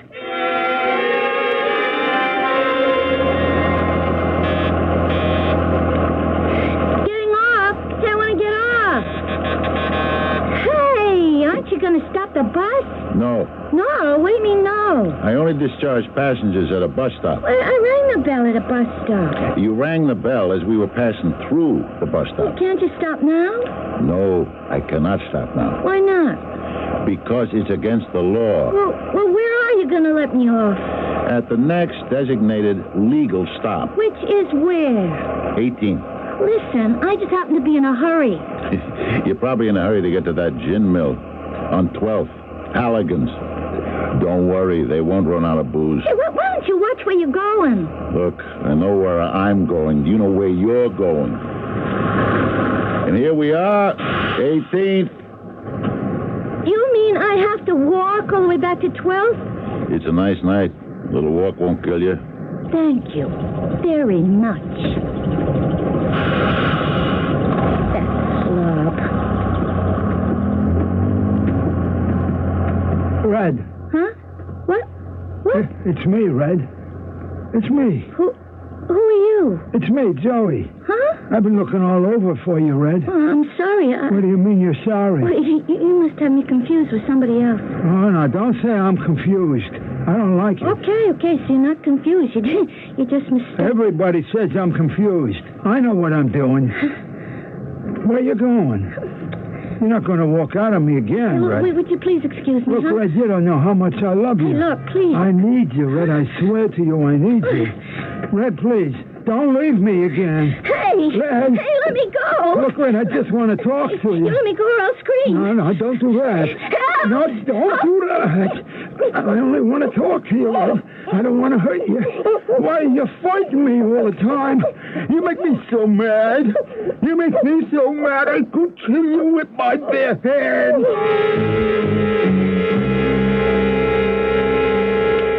Alice, you want to pour me some more of that coffee? It's your third cup, Harry. So what? It's my only vice.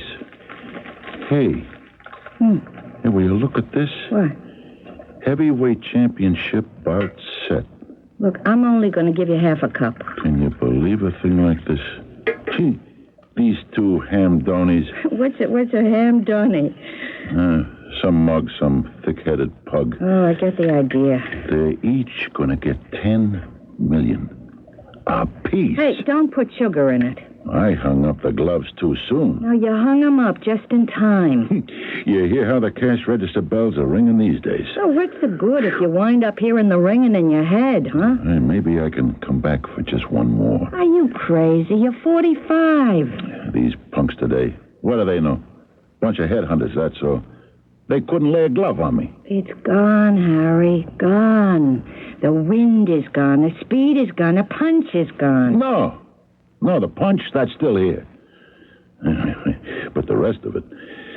Oh, if I could have just one more good payday. You got it, Harry. I don't care how much they make. Look how many of them are like you. After 23 years in the ring, you can see straight, think straight, you can hear straight, you can talk and walk straight. Oh, for crying out loud. Now what? Is he still fighting? Who? Joey Malloy. Who's Joey Malloy? You remember Cannonball Joey. I fought him 22 years ago. My first bout as a pro. I knocked him out in the third. And he's still in the ring? You're lucky, Harry. Oh, you got a good job driving the bus and... With what we were able to salt away. I mean, just the two of us, no kids. Yeah. No kids. What's in the front part of the paper? Oh, there was a murder last night. So what else is new? Oh, these girls who've been getting killed. This is the fourth one. Yeah, well, I don't have to read about that. Hey, you know what ties them all together? Each one of them had red hair. And each killing was on a Friday night. Some nut. Oh, look at her picture. Oh, she's so beautiful. It could break your heart. Maybe if I started working out again. You know, Harry, if Mary had only... You know, I believe she'd have grown up to look just like this girl, this Madeleine Wilton. Huh? Look. No, I don't want to look. Oh, Mr. Oates Salts, who lives at the corner of Van Buren and 17th. He thinks he heard the bus stop at about 10:45. I'd like to run in a cannonball Joey Malloy again. And very soon after that, he's sure he heard a woman's voice scream for help. Hey, maybe I could slip him a couple of bucks. Harry, isn't that about the time that you're driving up Lower Van Buren? I mean, around 11:15? Whereabouts are you on Van Buren, Harry? At what, 18th, 19th, 20th? What's the difference? But this girl, Harry, she was found dead on Van Buren and 17th at just about that time. What girl? The one who was killed. She could have just gotten off your bus. Give me that paper. Harry, what's the matter? Oh, no. Harry? No. Harry, what is it? Good Lord. Harry, look what you did. Harry, where are you going? Harry, tell me.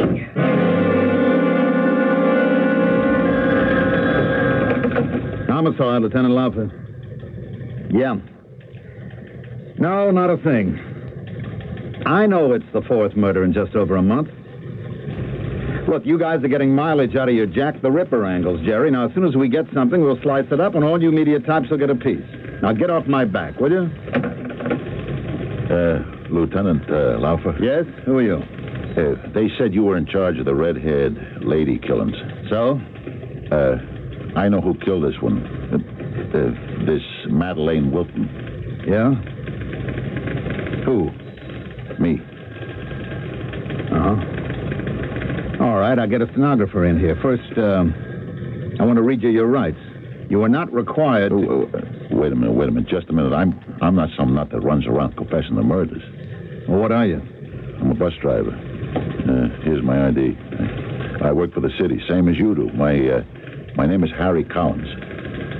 Harry Collins? Why is that name familiar? Now, last night, this girl... Why do you look familiar? The one that got murdered, the latest one, this Madeleine Wilton. She gets on my bus at the Circle. I head up Van Buren, and I let her off at 18th. Yeah? And then I drive away. Well, then how did you kill her? Because she didn't want to get off at 18th. Where did she want to get off? 12th. Why didn't you leave her off at 12th? Because she didn't pull the bell in time. And I was out of the designated stop. If I let her off at 13th or 14th or 15th, even 16th, she'd still be alive. But no, I made her ride to the next stop, the next legal stop, and that's where he was waiting for her. You don't know that he was waiting for her? He was waiting for somebody like her. See, if I'd left her off where she wanted, she'd be alive today. Mm-hmm. Well, it wasn't your fault. You know what she said to me when she got off? She said, "You mean I have to walk all the way back to 12th?" And then you know what I said? I said, "It's a nice night. Little walk won't kill you." Yeah, that's what I said. No, go ahead. Tell me it ain't my fault. Go ahead, tell me. Look, these things happen. What does that mean? Now I recognize you, Harry Collins, the old fighter. The old fighter, yeah. Sure. Many's the time I saw you at St. Ambrose Bowl in the city arena. You always gave the crowd their money's worth. Hey, you looked great. Boy, you sure knew when to quit. Well, it was a pleasure to meet you personally, Harry. Yeah. So what's going to happen now, Lieutenant? To me? To you? Well, on account of me, she's dead. Isn't there some way I should have to pay for that? Look, Harry, all you did was obey the law. Had you stopped on any block other than a designated, any cop could have given you a ticket. Any spotter for the bus line could set you up for a fine. So she's dead because I obeyed the law. That's crazy. Look, we're doing everything we can. We generally get guys like this after a while. Lieutenant, what am I going to do? Well, first thing, you better go home. How can I go home? Life has to go on, Harry. Yeah. Now, listen, anytime you feel you want to talk to somebody, come on in and we'll shoot the breeze. If you get close to this guy, you let me know, too, huh? Sure, Harry. Sure.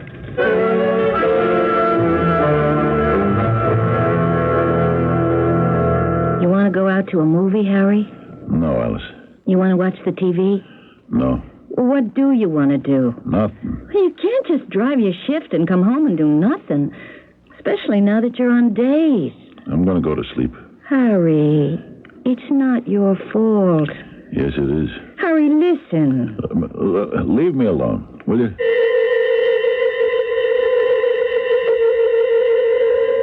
Here we are. 18th Street. You mean I have to walk all the way back to 12th? It's a nice night. A little walk won't kill you. A little walk won't kill you. Harry? A little walk won't kill you.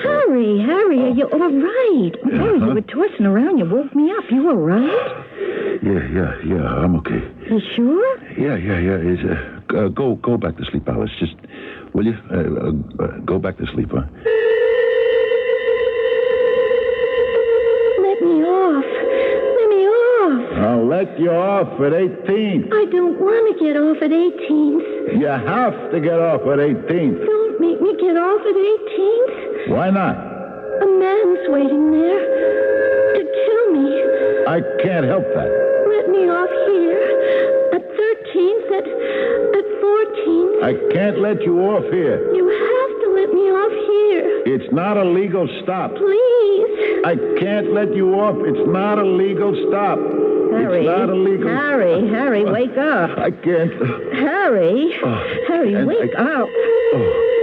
Oh, yeah. Harry. Yeah. Harry, you got to get hold of yourself. Yeah, I know. Look, Harry, you want to see a doctor, huh? Maybe I should see a priest. If that'll help. No, it's no good. I couldn't tell him either. What couldn't you tell him, Harry? I couldn't tell him the real reason why I didn't let that girl off at 12th Street.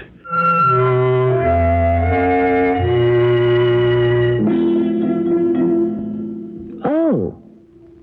And here all along we thought we knew. Obviously we don't. Well, Harry may balk at revealing the real reason to a doctor and even to a priest. But you know he is going to tell it to us just as soon as we return with Act 2. If squeaky doors, sticky locks, and rusty tools are a problem around your house, True Value Hardware stores offer a simple solution. Hi, Pat Summerall to tell you WD-40 lubricating oil is the answer to these and many other problems caused by rust and corrosion. Among its many uses, WD-40 will free sticky doors and windows, as well as rusty bicycle chains and wheels. And it's just $1.29 for a 9-ounce can. So look for the familiar blue and yellow can with the bright red cap at participating True Value Hardware stores and home centers. Hello, I'm Nancy Marchand. When we speak of priorities, there's one that comes first with most of us, the well-being of our families. Unfortunately, millions of families in developing countries know only poverty, hunger, and sickness. You can help them through care. Your contributions will provide the means for survival today and self-support tomorrow. Contribute to CARE. Box 576, New York 10156, or your local care office. They're here, Chicagoland. Super plums from Jewel. These aren't ordinary plums. Oh, no. They're bigger, much bigger. A super size with a super taste. And what variety? Discover extra-large Friar plums with a delicate flavor. Or luscious Simcas. Oh, so big and slightly tart. Next, the royal favorite, Queen Roses. Our super plum variety is extra sweet and juicy. But that's not all. Choose Kelsey's, big yellow-skinned beauties with a splash of red. Or Western Blacks, Their jumbo size make them perfect for baking. And don't forget our grand roses, a really grand snacking treat. They're all super plums and great values because through Wednesday, these plum favorites are all only 89 cents a pound at Jewel. Been a friend of the family for 50 years. Your friend of the family, friend of the family, your friend of the family, Jewel.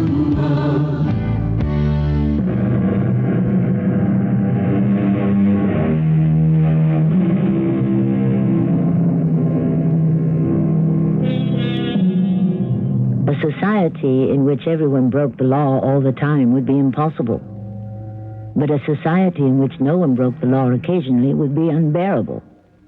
Just as the occasional white lie enhances friendships, so does a little harmless, unimportant wrongdoing make life easier and happier for so many of us. Within reason, of course. You said you didn't let her off before 18th because there was no designated bus stop. Well? Yeah. Well, that's what I tell you. Harry. And that's what I tell myself now. Do you mean you had another reason for refusing to stop the bus and let her off? Yeah. What reason? You looked at a picture in the paper. You remember what you said? I said she was beautiful. Yeah. How beautiful? Harry, what are you driving at? How beautiful did you say she was? I don't remember. You remember. You said she was so beautiful, it could break your heart. Well, it broke mine. If Mary had grown up, she'd look just like this. Well, I saw it, too, the minute she got out the circle. Suddenly it was our own little Mary. The same pretty face, but on a girl in her 20s, and that red hair. It's all right, Harry. When she wanted to get off at 12th Street, I knew where she was going. Halligan's. Man, I just didn't want a daughter of mine to go to a joint like that. Oh, Harry. I just didn't want my daughter to go to Halligan's. Why not? I understand it's just a singles bar. All the young people go to places like that today. No. Not my daughter. No, she'd have been different. Wouldn't you have wanted her to be different? Oh, Harry, listen. Do you have any idea how I feel? Yeah, but where do you go from here? Are you going to burn up the rest of your life in useless anger? Alice, I did something criminal. Stupid. I can't let it rest. Don't let it rest. Try to make up for it by doing something wise and decent in her memory. Like what? Well, like you could help somebody to... Hey, Harry, the morning we read about it in the paper, you remember there was this item about that poor punch-drunk pug, that guy Joey? Malloy. Yeah, you felt so sorry for him. You wanted to give him $100. Did you? Well, I guess with all this, I just forgot. Do a good deed, Harry, for her. Give him the 100. Give him more, Harry. Help him.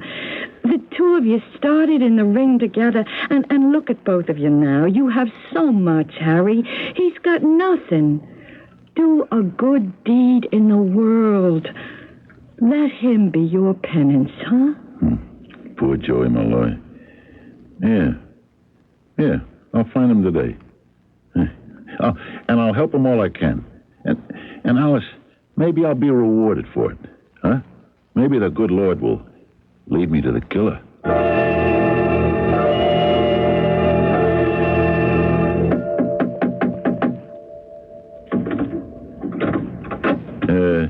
Anybody here? Hey, who are you? The door was open. Did I wake you up? Oh, yeah. You're Joey Malloy, all right. I recognize you. You know who I am? No, I can't remember. I'm Harry Collins. Harry Collins? Yeah, you and me. We fought at St. Ambrose 22 years ago. We was both up from the amateurs. Harry Collins. Yeah, now I remember. Cannonball Joey Malloy. That's the name my manager gave me. Hey, sit down. Come on, sit down. I know this place looks like a dump, but I'm going to move to a new place. Sure, I remember you now. It was your 6th round at St. Ambrose. I knocked you out in the 3rd, right? Yeah, right. Yeah, sure. Well, what can I do for you, Harry? I I've been looking for you all these years, Joey. You have? You remember, right after the fight, we went out to celebrate together? Oh, we did? Yeah. And I lost all my dough. Somebody stole it off me in the locker room. And you said, hey, let me lend you a C-note. You remember that? Sure you do. And I'll even tell you who was with us. My wife, Alice. You remember her, the blonde? Oh, and Red was there too then, huh? Yeah, Red? Yeah, my girl. Yeah, she had this red hair, so I called her Red. You remember that, Harry? Sure. Now I remember. Anyhow, before I forget, you want to take back the C-note? Well, thanks, Harry. Yeah. Hey, you want to come see me a week from next Friday night? Chick got me a match at the Grove. Say, Joey, you and me, we're getting kind of up there. You know what I mean? When you're fighting again, Harry, I owe you a rematch. You want it? No. I hung him up, Joey. You hung? Why? You look in great shape, man. Hey, listen, you want Chick should get you some action? Yeah, Chick, huh? He could always get you on a card at Appleton or Van Buren, even a Grove, all in places. All in places. Where can I find Chick? Oh, he should be hanging around a gym. You know Teddy's over to 4th Street? Yeah, Teddy's.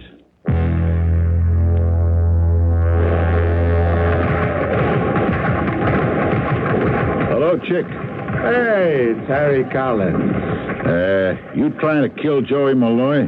What's that supposed to mean? You got no more business in the ring than I have. And I'm in twice as good shape as he is. Well, you ought to know, Harry. Nobody fights unless he gets an exam by the doctor on the boxing commission. Some exam. He holds a glass to your mouth, and if you're breathing, you can go on. I don't write the rules. No, Chick. You just break them. Did I ever hold a gun to his head? No. You held out something worse. You held out a dream. A rosy dream of becoming a champ. I was lucky. I had a wife who was in my corner, all the way. She made me wake up. But who'd he ever have? You. It's not my fault. You couldn't talk to him. Nobody could. Not even his girl. Not even Red. He wouldn't listen. So she walked out on him 10 years ago. What could I do? Could I leave him all alone in the world? So I get him a couple of rounds now and then. At least he can eat. You're so big-hearted looking after his interests. Tell me, you still take your cut? Hey, look, I gotta live too, don't I? Why? Did you see Joey Malloy today? Yeah, Alice. And? If you ever hear me say anything about trying a comeback, just look me square in the eyes and keep saying, Cannonball Joey Malloy, Cannonball Joey Malloy. It's that bad, huh? He looks like he's been hit by a cannonball.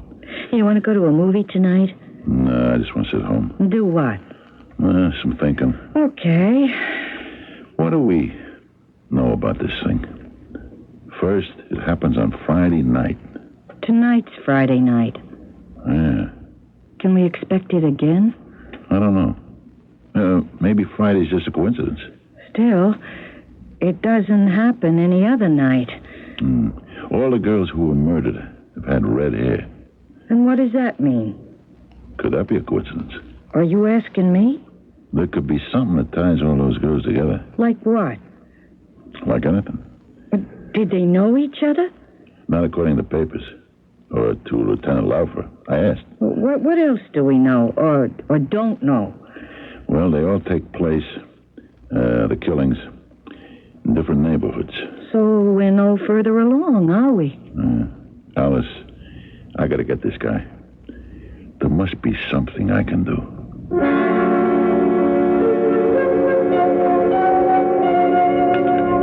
You want to pour me another cup of that coffee? Yeah, sure. It's my fourth. How come you're not giving me lip? It's just that you're so upset, so unhappy, I don't have the heart to. Yeah. So listen, turn on the radio, huh? I already heard the news. And? It didn't happen last night. You sure? Well, it would have been on the radio, no? Yeah. So it didn't happen. Now I wonder. About what? What else didn't happen last night? What do you mean, what else didn't happen? Let's say this guy, whoever he is, goes out and kills because certain conditions are there. Mm-hmm. Well, last night, they weren't there, or not all of them was there. Like what? Okay, this isn't it, but like maybe he needs a full moon. Oh. Yeah. Take a look at this. Maps. What? Where all the murders happened, see? Uh-huh. See, this was the last at Van Buren. Yeah. And the one before at Nostrand. Before that at Appleton. Mm-hmm. And before that, see, right here, Grove. Yeah, okay. So what? I don't know. So what good are those maps? Well, I thought maybe... You thought maybe what? I don't know. If only there was a connection between those girls who were killed. But there's no connection with anything in this whole business. Hey, wait a minute. Maybe there is. What? Or maybe it's just a coincidence. What is? Those 4 neighborhoods. Hey, they all got one thing in common. Can you spot it? No. See, each one has a fight club. What? Yeah, the Van Buren Velodrome, Nostrand Gardens, Appleton Arena, and the Grove. Of course, but it doesn't have to mean anything, but... Yeah, but maybe it does. The murders all took place on a Friday night. Uh-huh. Friday night was fight night. But last night was Friday night, and there was no murder. Yeah, but there were no fights scheduled either. Well, why not? Because it was Good Friday. All the neighborhood clubs are always dark. So where does that leave us? Wait a minute. Harry, what are you thinking? I don't know. Right now, I'm not really sure of what I'm thinking. Why is it always a woman? Maybe he hates women. And why does she have to have red hair? Hey, we're building something here that's tied in with prize fighting, aren't we? Why can't it be a fighter? A fighter? Yeah, a big guy. Uh-huh. Strong enough to kill somebody with his bare hands. Well, who could that be? I'm not sure. What do you mean, you're not sure? You mean you actually have an idea who it could be? Forget it. Forget it? I might have said too much.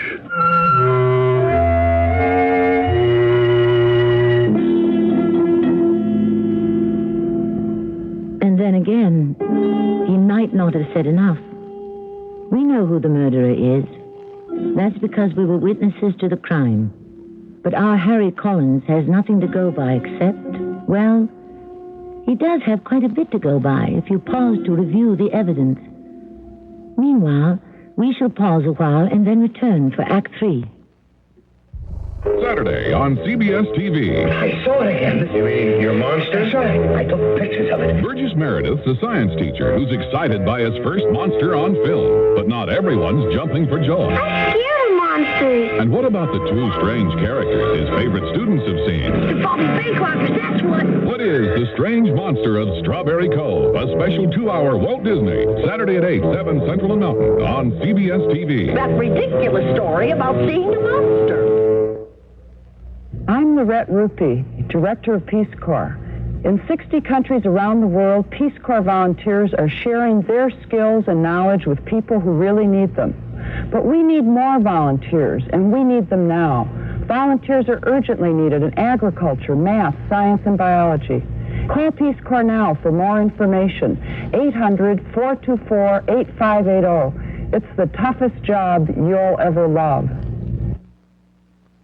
WBBM Chicago. Life got tough, they say, but you roll up your sleeves, build a better day. Household Finance is backing Russ Pilarski.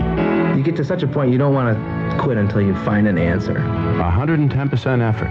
It's evident in the architectural drawings Russ creates. It's more than just pretty and ugly. There's guts to a building.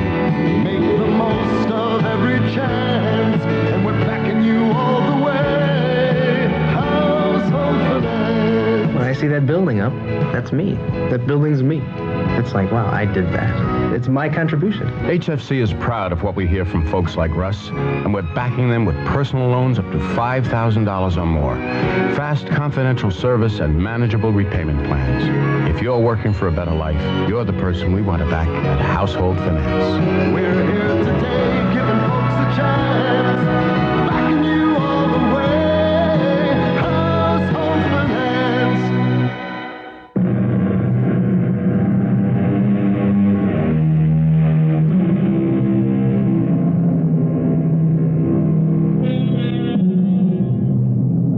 Love, it has been said, is like a two-edged blade. One edge is joy and the other is despair. One cuts away all the tiresome and mundane things that keep us earthbound and sets us free to soar to the heights. The other edge can pierce the heart, and thus we descend to the depths. Love, what glorious deeds, what desperate crimes are committed in its name. You're saying it's a fighter, Harry. I'm not saying anything. Yeah, but you suspect. Look, let me figure it out first. Now where you going? I have to see a guy. Hey, Harry. What do you want from me now? His last 4 fights, Chick. He was knocked out in every one, right? It's a matter of records. What happened to him after? After what? After the fight was over. What happens after every fight's over? Goes back to the dressing room, showers, gets dressed, and goes home. How do you know he goes home, Chick?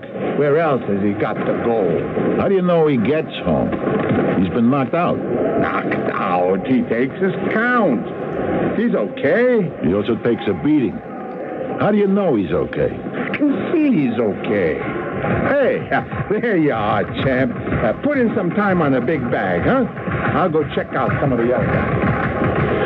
Hello, Joey. It's you, Harry. Hey, you want to work out with me? No, Joey, no. Just thought I'd stop in and say house tricks. That's great. That's great.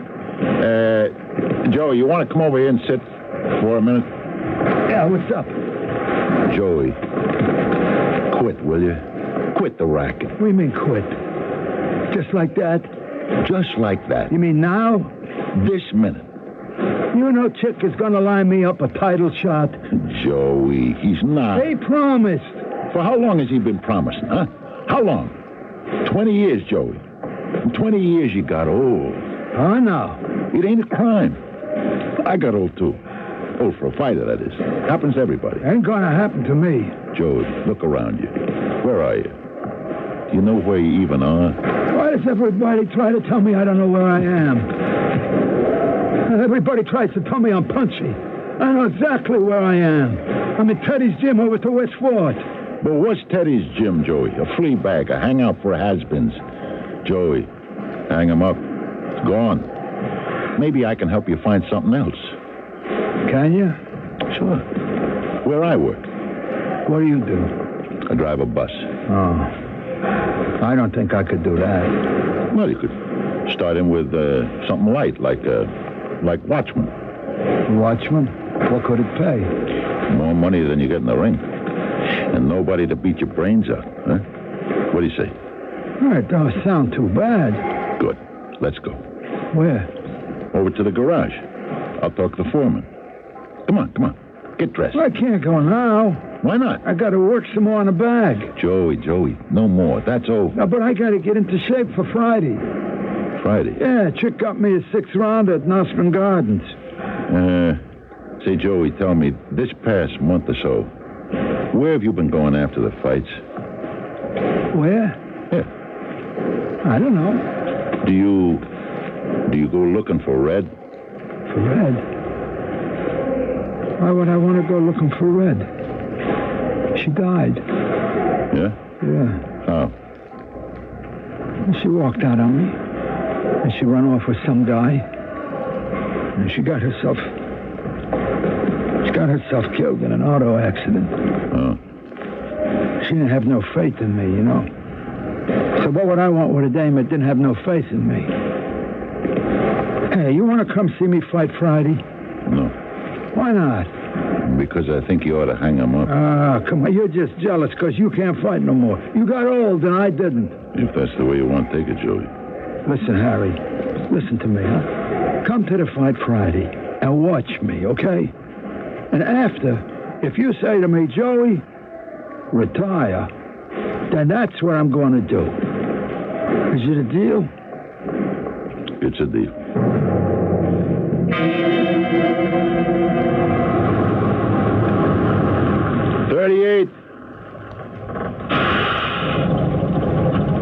Hello, Harry. Hey, Lieutenant. How you doing? I called you to Thatcher, Harry, and he told me you'd be here along about now. I want to talk to you. You mean you found something? Maybe, but I need your help. Oh, yeah, sure.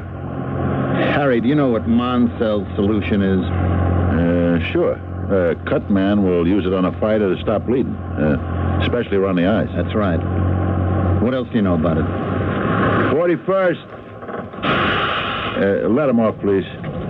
Lady, put the fare in the box. What else do I know about Moncell's solution? I know it's illegal. That's right. You can blind a guy. The commission finds a manager or a second that uses it, they'll set him down for life. We think we got a clue, Harry. Yeah? What? This. See this? What's it look like? Looks like a little piece of plaster. Plaster that you'd stick on a cut. Many of the times I wore a piece of that after a fight. This dead girl, Madeline Wilton. It was found in her hand. 46th. Who's getting off? Step down. Now, we figure she tried to fight the guy off. She must have clawed at his face, caught at this thing, and it came off under her nails. Yeah? Now, at the lab, they found some pieces of hair from an eyebrow. I can tell you about getting hit there. That's why I quit. Further tests showed traces of Moncell's solution. Sure. They put it on to stop the bleeding, so the referee won't stop the fight. Does the poor guy risk going blind? What do they care? Well, where does this take us, Harry? These girls were actually beaten to death. A fighter? Yeah, maybe. Kind of a down-and-out fighter, maybe? Kind of boxer that would have an unscrupulous manager? Does that make any sense? Yeah, I guess it does. Well, we're asking around, trying to get a line on that kind of a guy. I figured I'd talk to you. Who would you suspect? Who would I suspect? Yeah. Lieutenant, I've been away from her for a couple of years now. A couple? Exactly 6. There have been a lot of changes. Anyone come to mind, Harry? Well, look, let me make the rounds, talk to a couple of guys. All right, would you do that? You know how it is in this racket. Nobody likes to talk to a cop. You could really help us, Harry.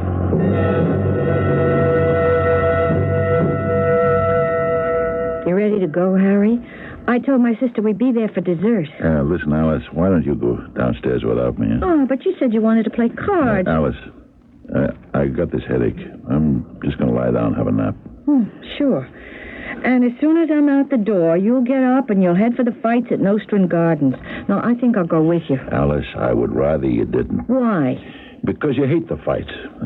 Especially the kind they got there tonight. Oh, no more than you do. Harry, are you looking for him? Looking for who? Do you know who he is? Tell me. I'm not sure. But you got an idea. Yeah. Then tell the police. I can't. Why not? Because I could be wrong. Well, then there's no harm done. Yeah, plenty of harm. They could nail him for it. But if he's innocent... There's too much going against him. Yeah, but still, if he's innocent... Alice, he could never prove he's innocent. Not even to himself. So what can you do? I want to give him a chance to prove it to me. One way or another. Innocent or guilty. And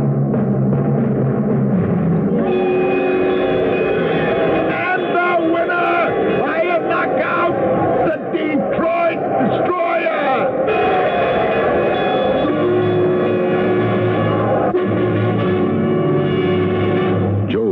Joey. You okay? Oh, yeah. Yeah, I'm all right. Joey, who am I? You're Harry Collins. You knocked me out. Joey. Always nice of you to come by, Harry. Joey, that was 23 years ago. You sure got some punch, boy. You know something? Joey, I want you to come with me tonight. I can't punch like you, Harry. I ought to quit this racket. Yeah, you sure better. I ought to get out now while I'm still young. I mean, I'm only 22. Joey, let me help you get dressed. First, I gotta take a shower. Joey, we got no time for that. Oh, you wait till I tell Red that I'm quitting. You better tell Chick you're quitting. Huh? Oh, listen, will you do that for me, Harry? Sure. Because I can't talk to Chick. I'm a little scared of him. Sure. Okay, here, now your shoes. Scared of Chick? Why? Well, he'd talk me out of it. He could make me do anything. I don't even want to see him. Will you take care of it for me, Harry? Sure. Look, I'll be back in a couple of minutes. You just sit here. Wait for me. Don't go anywhere. You hear? Yeah, sure.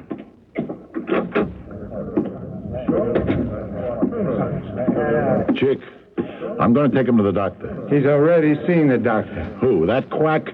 Yes, your name and what day it is. So what do you want, Harry? I'm going to go get my car and bring it around the side. Stay by this door. And see that he don't leave. You understand? Okay. What are you getting so excited? Alice, what are you doing here? I can't trust you out by yourself at night. Okay. Then make yourself useful, huh? Drive around to the back entrance. I'll be out with him in a minute. Joey! Hey, Chick! I told you to keep an eye on him. Where is he? How do I know where he is? You mean you let him go out alone? What's it to you? I don't think you take enough of a cut from Joey. So here's one from me.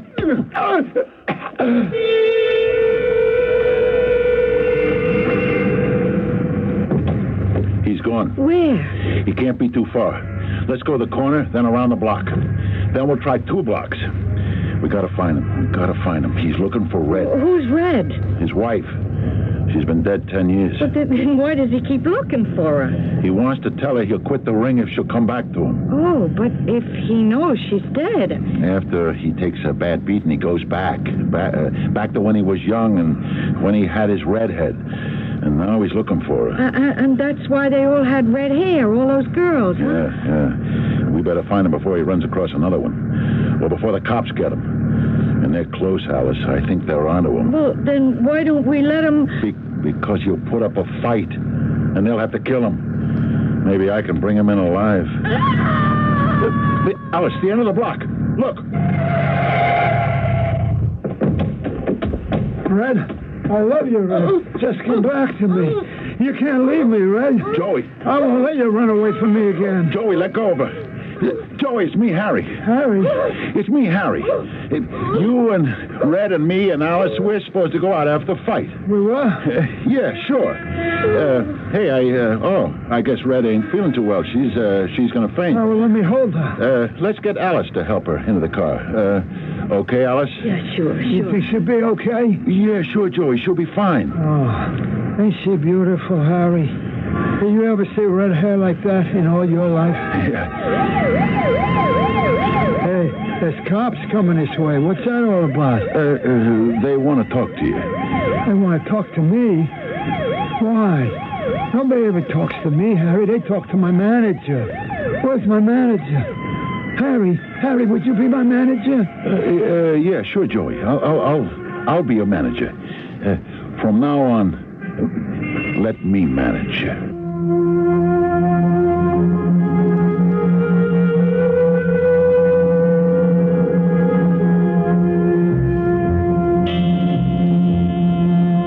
And he did. Of course, there was very little to manage, ring-wise, that is. But Harry saw him through the trial where the verdict was guilty due to insanity. And he visits Joey regularly in the sanitarium where society endeavors to correct its mistakes. Of course, there's no hope for Joey. It's all too far gone. And so I suppose we can say that the punishment fits the crime. Except, of course, that Joey wasn't the only criminal. I shall return shortly. If you'd like to take advantage of the current high interest rates in today's money market, but want your money available when you need it, take a moment now to call this toll-free number, 800-228-5000. Ask the operator to send you information on Dreyfus Liquid Assets. Find out just how much income growth you can get from one of the world's largest money market mutual funds. With Dreyfus Liquid Assets, you have the advantage of making withdrawals by phone or paying larger bills with free redemption checks and continue earning high yields, compounded daily till your check clears. You can put money in or take it out anytime with never a sales charge or a penalty. But call now, 800-228-5000 for free information and a prospectus, including management fee, charges, and expenses. 800-228-5000. Study the prospectus carefully before you invest and learn how Dreyfus Liquid Assets can help you get the lion's share from today's high interest rates. 800-228-5000. Toll free, 800-228-5000.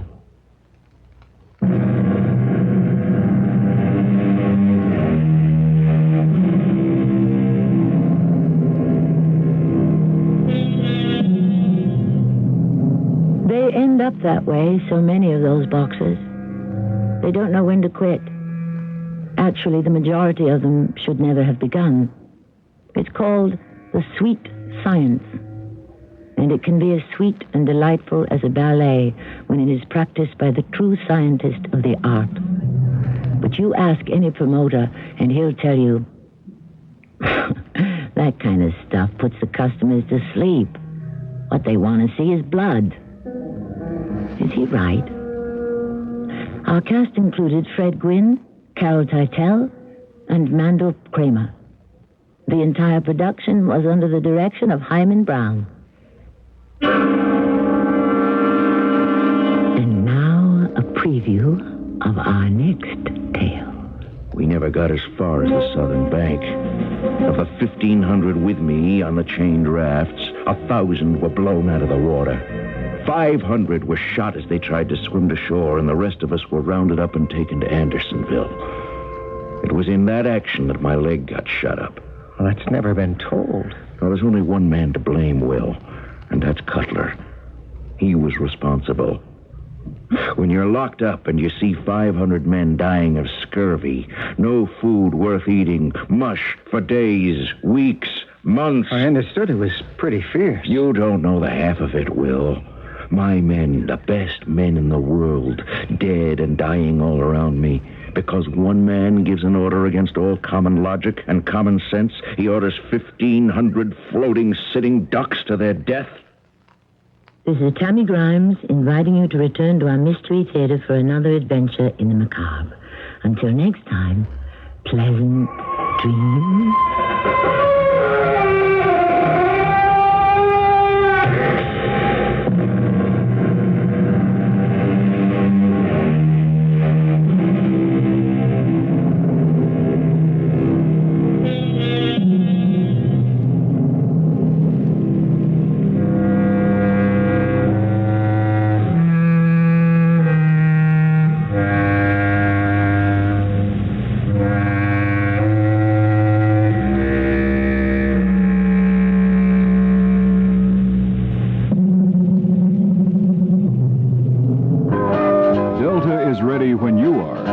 Non-stop or through flights from Chicago to more than 35 cities, plus good Delta connections to another 20. Ready with 49 flights and thousands of seats every day. Ready to handle your travel needs to Texas with morning and early evening non-stops to Dallas-Fort Worth. Both are roomy 727 jetliners, and you'll save a Royal Service dining on Delta's dinner non-stops. You've got 2 non-stops coming back from Dallas-Fort Worth on Delta 2. And if you're headed for other places in Texas, Delta takes you non-stop to Houston, straight through to Austin, and gives you good connections to San Antonio. And when it comes to fares, every day is discount day on Delta, to cities all across the nation and abroad. In many cases, there's no lower fare going. So for low fares and convenient flights to Dallas-Fort Worth and many other cities, call Delta Airlines or see your travel agent. Delta is ready when you are. CBS News, this is Rob Armstrong. For the first time since the Israeli invasion, there are reports Israeli tanks have entered West Beirut, the part of the city where PLO and leftist guerrillas have been trapped. Peter Sherman is in West Beirut and has the latest. Heavy artillery fire has been heard in Beirut for more than 5 hours. Israeli bulldozers, followed by a column of 20 to 25 tanks and armored personnel carriers, reportedly have crossed the Green Line, dividing the eastern and western sides of the city, and demolished earthen barriers erected by the forces of the Palestine Liberation Organization and its Lebanese leftist Muslim allies trapped here in West Beirut. One report says the Israeli tanks are advancing along a main road that connects the Green Line road with the coast. The report does not say how far on that road the tanks have gone, but it says tanks are using loudspeakers to warn residents to take cover. An advance on the route, coupled with the reported advances up from the southern suburbs, where huge fires are said to be burning, could isolate the main PLO forces that have been trading rocket and artillery fire with the Israelis in the southern outskirts, surrounding them and cutting them off. Without more, it would not capture completely the downtown portions of West Beirut, where PLO fighters have taken refuge, many with mortars and anti-aircraft weapons, but not the front-line fighters. But the noose around those guerrillas would be drawn even tighter. Peter Sherman, CBS News, Beirut. There are some reports coming from Beirut that the long-awaited Israeli assault on West Beirut has in fact begun, but so far that question remains unclear. The UN Secretary-General Javier Perez de Cuellar earlier ordered UN observers to take up positions in Beirut, even though Israel has not said it will cooperate in the UN effort. The Israeli cabinet is to debate the question of the UN observers on Thursday. At this hour, the UN Security Council has gone back into session on the Lebanon crisis. CBS News continues in a minute.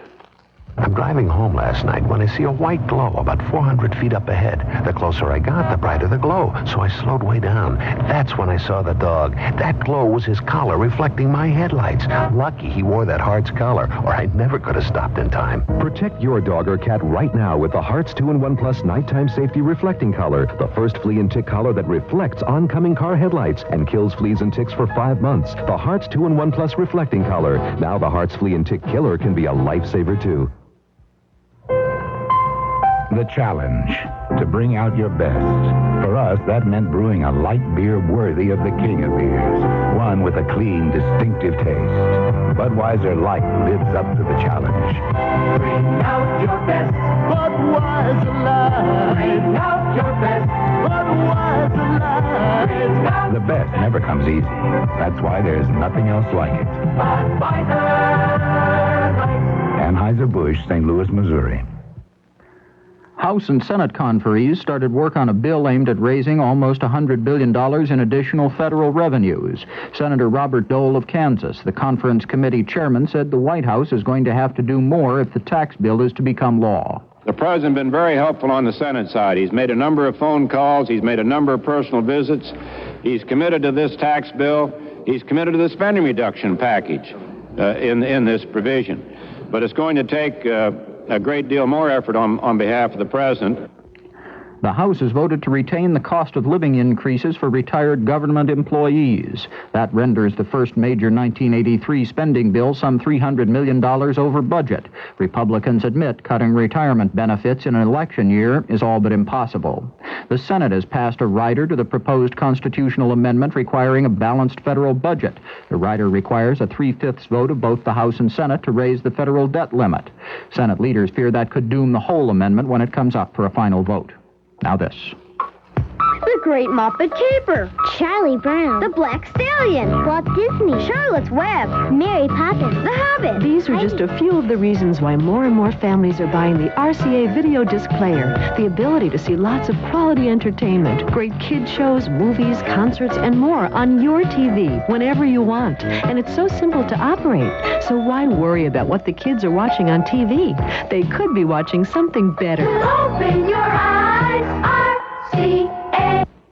Beth, what size does this dress come in? I think only up to 12. Wish I could get down to 12. Well, try a diet. With those diet pills? Something else. AIDS. AIDS? The AIDS diet plan with appetite-suppressant candy cubes. Both AIDS cubes and diet pills help curb hunger, but AIDS do more. Help satisfy your need to taste, chew, and enjoy. Yes. Cheesecake, Mary? No, thanks. These days you have willpower. I have AIDS. AIDS help curb hunger and satisfy taste. Use only as directed.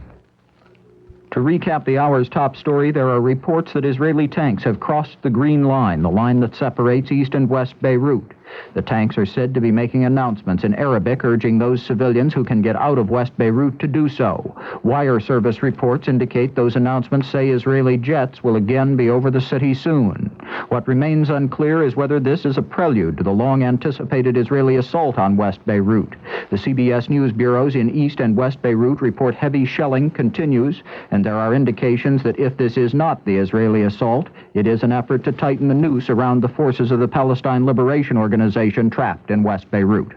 I'm Rob Armstrong, CBS News. This is CBS News Radio 78, WBBM Chicago. Good evening, everyone. It's 11:30 now. This is Alan Bickley on News Radio 78 in Chicago.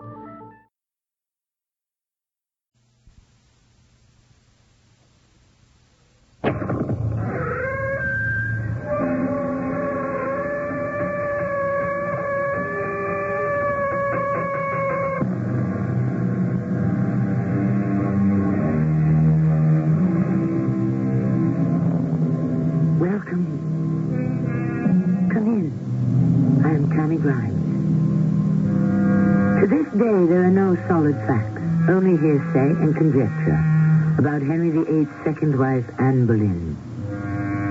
Was she a scheming Cyrus, a witch, a wanton who intrigued her way to Henry's side? Or a much-maligned, courageous woman whose inability to produce a male heir for England was the sole cause of her destruction? King Henry, would you look at this list of names? Norris, Brereton, Weston. Where are they more? Where did you get this list, Norfolk? From Lord Cromwell. And what do they signify? It is with horror that I answer you, Your Majesty. These are men who have intimately known Anne Boleyn. Oh, when she was Anne Boleyn, or when she was my wife, the Queen? When she was the Queen, Your Majesty.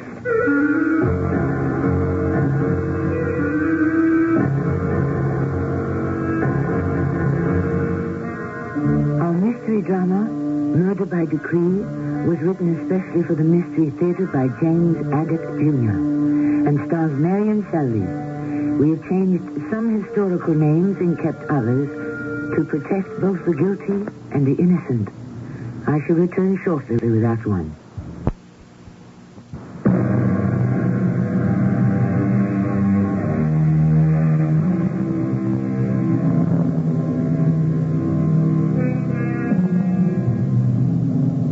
Take you to a time when primogeniture was on the mind of most sovereigns. The custom was that the eldest son shall inherit the crown, or in exceptional cases, the eldest daughter. And when he wasn't in the tilt yard, jousting, it certainly was on the mind of Henry VIII. It is January 1536, and his second wife, Anne Boleyn, is about to give birth, she hopes, to a son. Her old and valued lady-in-waiting, Lady Rosalind, enters the royal bedchamber. Good morning, Your Majesty. It is cold without, but the sun is shining. You are up and fully dressed. Good day to you, Rosalind. Perhaps my child will be born on a sunny day. I hope. Oh, I hope. It was a difficult night, Your Majesty. All of England prays for the child of Anne Boleyn. It will have much meaning for the court. And for me? To endure so many miscarriages. If I fail again, what will Henry say? What will he feel? Disappointed, but no more than you. Oh, Rosalind, you accept so much. But how can I explain my fears? Henry becomes more and more anxious with each passing day. That's why I arose early this morning. I wanted to talk to him, to assure him that all was well. But he had already left for the jousting. Men tilting one another from their horses. Oh, it worries me. I wish he wouldn't. Men are like children when they put on armor and climb on horses. But he's jousting with men half his age, who've trained for long hours. It's really much too dangerous for a king. He's 45. How long may he expect to live? He acts like 20. But he's not. At the most, he'll live to 55. His father, Henry VII, died at 52. Henry VI, 50.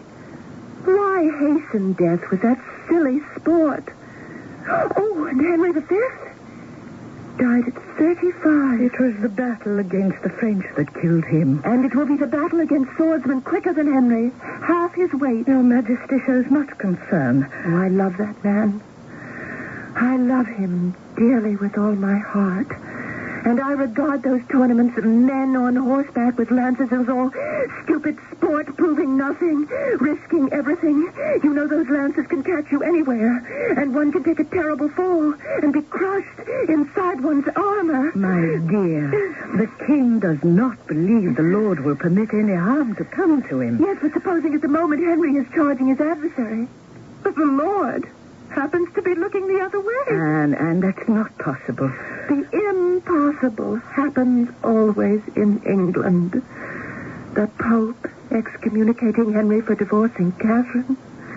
Why, in the eyes of Rome, I'm not even married to Henry. Do you think our Lord approves of such goings-on? What I'm saying is, if Henry is killed before my child is born... And you are a widow without having become a wife. Or at least a mother. If Henry dies first, I'd be set aside. And his daughter by Catherine would inherit the throne. Not I, but she. A woman has never been king in our history. Well, there's always a first time. I can see England ruled by a queen in the future. Why not? Oh, my lady, I think it is time. No, it's just a twinge. But could it be the start of labor? Pray for me. Pray for me and my child, Rosalind. And pray he's a boy. I'll go to the chapel this afternoon. Perhaps I should go with you and say prayers for Henry's safety.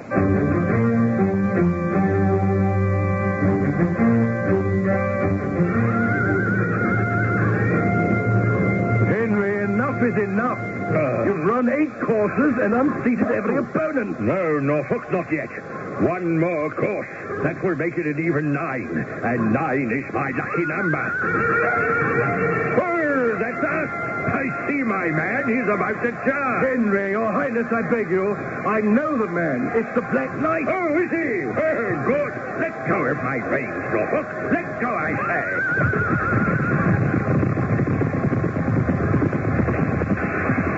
Help me! The king has been thrown from his horse. He's not moving. His helmet's been knocked off. He's staying wide. Squire, I'm really seeing him by the shoulders. You follow me, and we'll have him out of the course. I have him. Slowly now, slowly. Why did I let him run this course one more time? Why did you, your grace? Henry insisted. He said 9 was his lucky number.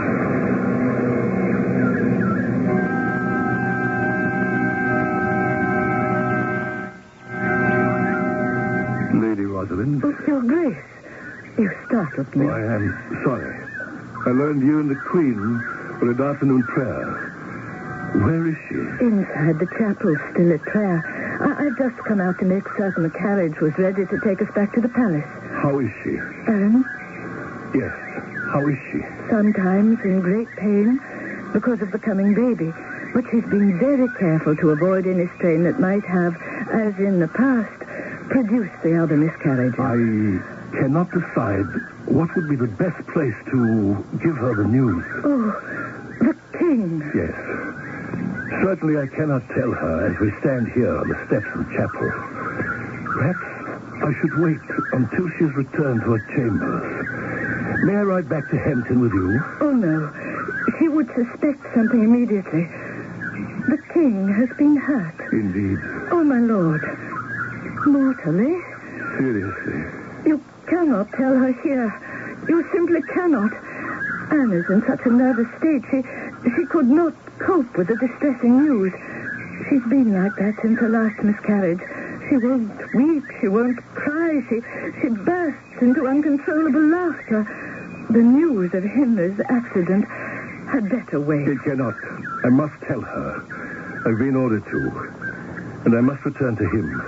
He's still flat on his back. Henry needs... Norfolk, is that you?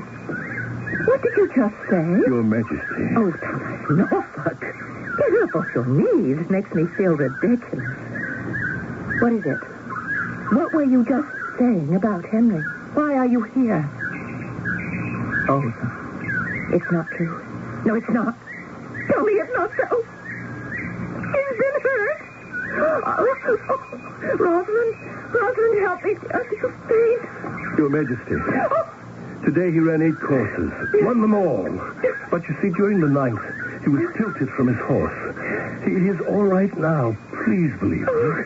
The doctors have all looked him and he's resting comfortably. Your Grace, support her. Let's see if we can bring her over to the bench behind the hedge. Come along, now, lady, come along. Hold on to me. I knew I should have waited. It was cruel to tell her so much at this time. Why did I? Oh, I'm better now. I can disregard these pains if I can know the truth. The moment you said Henry been hurt, Thomas, I just felt a wrench in my body that I never felt before. Henry sent me here especially, Anne, to reassure you. How badly is he hurt? My lady, I told you he is all right now. But what happened? I want the truth and all of it. His Majesty had completed 8 jousts, and won each, tilted his adversaries to the ground and scored. But in the 9th, he himself was unseated, and he fell heavily to the ground. We carried him to the royal tent, removed his armor. Need I continue? Oh, yes, please go on.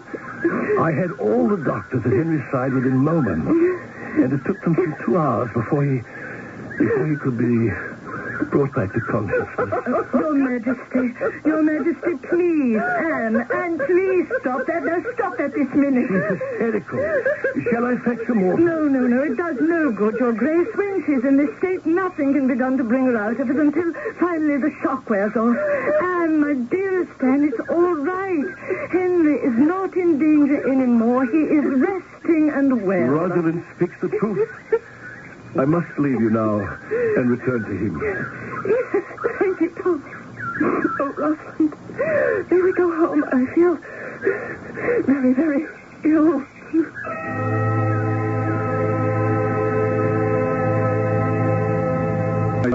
Rosalind, grieve not. It is the Lord's will. Your Grace, how could he be so cruel to her? When did labor begin? Yesterday, after you left us at the chapel. Was the infant actually born? Yes, born dead. The 4th try. It is cruel. I hope she will have the courage to try again. If she is permitted to. Permitted? What does that mean? Aren't you aware of the youngest lady-in-waiting here? Oh, Jane Seymour. The king isn't serious about her, is he? I thought it was a mild flirtation during Anne's pregnancy. No, it's more than that. Has she been told yet about the boy? The midwives have just gone to a chamber to tell her. I must go in to be with her. Please, give her my deepest regret. Of course I shall, Your Grace. Norfolk! Norfolk, are you in the Queen's antechamber? Yes, Your Majesty. What is this screaming all about? The Queen, Your Majesty. Not again. The midwives are with her now. It's over with, is it? A son, Your Majesty. Born dead. Dead, eh? Useless. I know how deeply you feel this loss. Yes, well, you're quite mistaken. I don't feel a thing. Are you going in to see her? Yes, when it suits me. Not before. May I venture a suggestion, Henry? Yes, venture away, Thomas. There's nothing gained whether we venture or not. I was talking to the French doctor at the court of Francis I. Yes, indeed. He's been aware, of course, of the Queen's many miscarriages. And it is his learned opinion that if your Royal Highness could, Well, could what? Well, this is a little difficult to put into words. Oh, Thomas rubbish. But Thomas Norfolk, the highest voice in Britain, the greatest admiral, or the man who defied Wolsey and spoke up for my divorce from Catherine? Oh, no. Nothing is too difficult for you to say. Henry, if you could refrain from exerting your marital rights with the Queen for 6 months after a miscarriage or a deceased baby, the next child would be born and live. Yes, well, now, the weeping and wailing seems to have subsided in there, so I shall enter the Queen's bedchamber. Will you be kind to her, Henry? I will be patient. I will not remonstrate. But as for kindness, may I suggest when next you attend chapel, ask the Lord himself, is he being kind to me?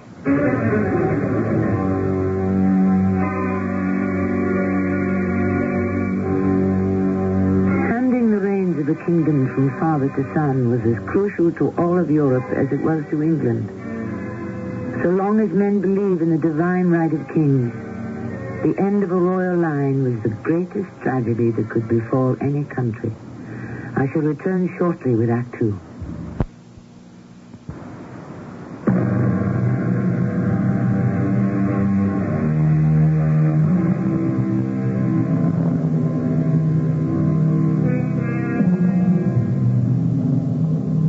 This is the saddest day in the life of Anne Boleyn.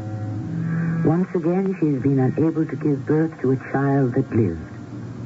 See her face, tear-stained upon the pillow, embroidered with the crest of the falcon, a bird whose wings are clipped even as those of Anne, the second, but not the last wife of Henry VIII. You may leave us, Lady Rosalind. The king and I wish to be alone. Yes, indeed. The Queen and I seem fated to remain alone. Somewhere in this castle, someone is giving birth. I hear the cry of delivery as I mount the stairs. One of the ladies in waiting, perhaps, or the wife of a groom, a scullery maid. But not the wife of a king. Lady Rosalind, you may leave us all alone. If there is anything you desire, I am outside the door, my lady. Then please do not listen. I have no need to listen, Your Majesty. I understand your grief and would not intrude upon it. Henry, I haven't seen you since the tournament. You suffered a terrible fall, I was told. I ordered Norfolk to tell you it was nothing. My leg caught in a stirrup and I became unbalanced. But my love, I was so worried. You have no idea. Well, I'm sorry if the news troubled you. Norfolk told me immediately he left, you went into labor. I suffered a great deal. For how long, I don't know, a day, a week. I don't know why the baby was so hard to deliver. Yes, indeed. I had lucid moments, then I'd fall asleep, and then the baby and you all came together in my thoughts. I'd see you lying on the jousting field or in the tilt yard with no one to help you. Oh, come now. It was not that bad. 2 hours, unconscious. Not that bad.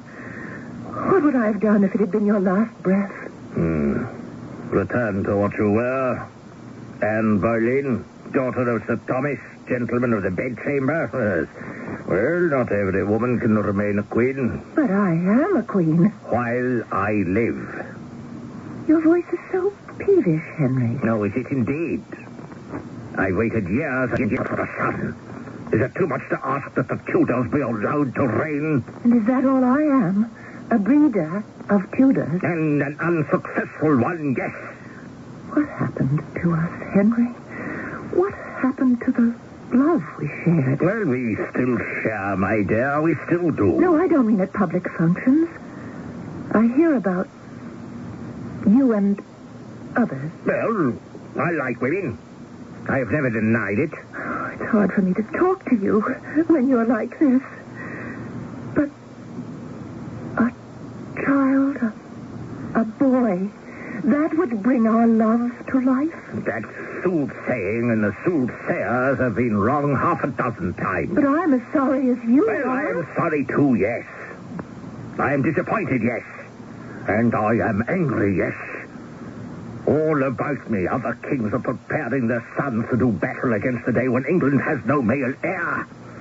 I swear to you, Anne, that day will never come. If I have to wedge and bed every woman in this land. I am told you have already begun. And I have never stopped you, she-devil. Well, I see clearly that the Lord does not wish to give me a male heir by you. You make me say things, Henry, that were better left unsaid.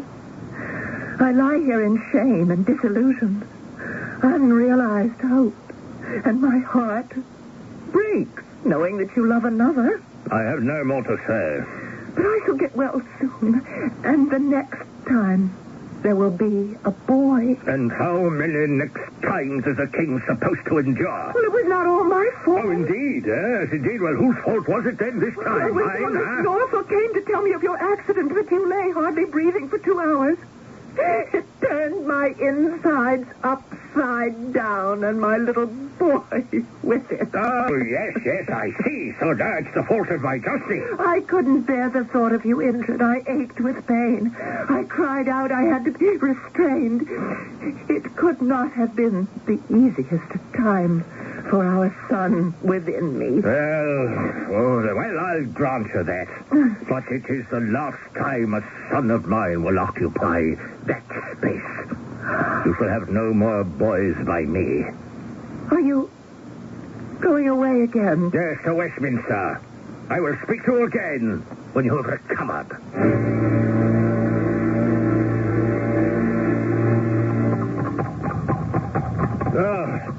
Women, Norfolk. Do you know what Anne had the nerve to say to me? Henry, calm yourself. Oh, to put it mildly, le majesté, huh? I made that woman, and I can break her.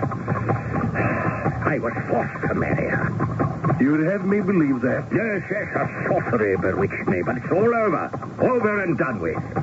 It's because of young Jane Seymour, isn't it? Well, might be. She's a charming creature. I won't be punished if I marry her, I can assure you of that. Your Majesty, who has punished you? Who would dare? For a wise man, you talk like a fool. A man is denied a son.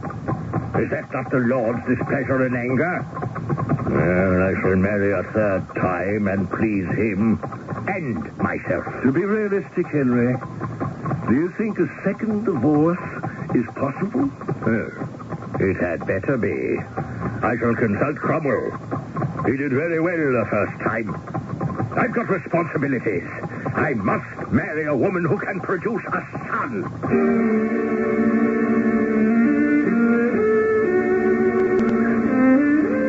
Oh, Rosalind, I feel 1,000 times stronger. How long has it been since we began these morning walks? A month. 6 weeks. Well, I've regained my strength. And thanks to you, I've stopped feeling sorry for myself. What's that? Shining up there in the path? Oh, it's only a locket. Don't put it away. Let me see it. Well, it belongs to the Duchess of Norfolk, I'm certain. Thomas's wife. Oh, is it beautifully made? But I've never seen her wear it. Oh, it's completely covered in these seed pearls. It's exquisite. I'll see she gets it back, Your Majesty. I'm dying to see what's inside. Now, got it open. Rosalind, this locket does not belong to the Duchess. Whose is it? Please don't ask me. You have seen it on the neck of one of my ladies-in-waiting. No, I haven't. Who? Tell me. I don't know, Your Majesty. Have you noticed, Rosalind, that when you wish to keep something from me, you call me Your Majesty? And all other times, I'm just plain Anne. This locket belongs to Jane Seymour, doesn't it? Jane Seymour? You heard me well. Jane Seymour, my youngest lady-in-waiting. Anne, I beg you, don't let it upset you. It doesn't. Not in the slightest. I have known for some time that Henry's roving eye has settled upon little Miss Seymour. Oh, it's rich, isn't it? My dear. Rich, really rich? My dear, please. Oh, he sees her wherever I am. Oh, yes. Hampton Court, St. James, Westminster. And there's nothing I can do about it. At least when she's in my service, I know her whereabouts. If I let her go, Henry will see her in secret elsewhere.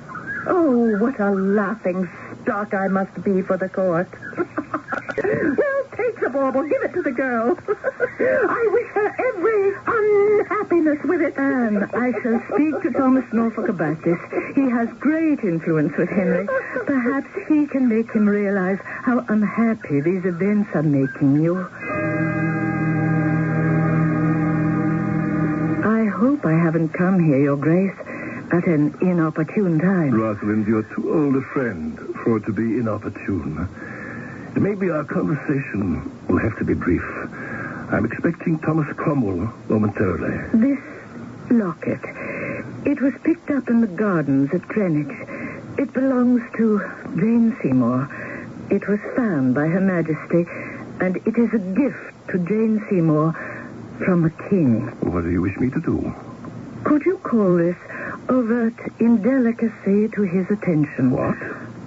Remonstrate with His Majesty because he chooses to give a gift to the Seymour woman? What in heaven's name could I say? That it distresses the Queen. Oh, no. He'd regard that as lèse majesté. High impertinence.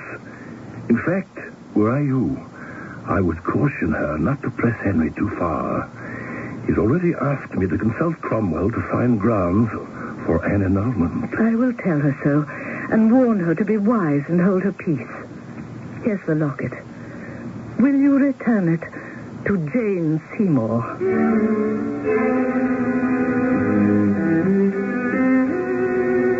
What do you say, Cromwell? It is very serious. Then you agree? The problem is, Norfolk, that had Anne Boleyn given birth to a son, there would have been no problem. What is that bauble in your hand, Norfolk? The locket belonging to Lady Jane. Oh, she was waiting outside when I came in. Why don't we have her in? Who knows? She may give us an inkling how to approach this ticklish subject. Jameson, have Miss Seymour come into the tower room. No, Norfolk. There is no way for Henry to obtain another divorce. After all, this is England.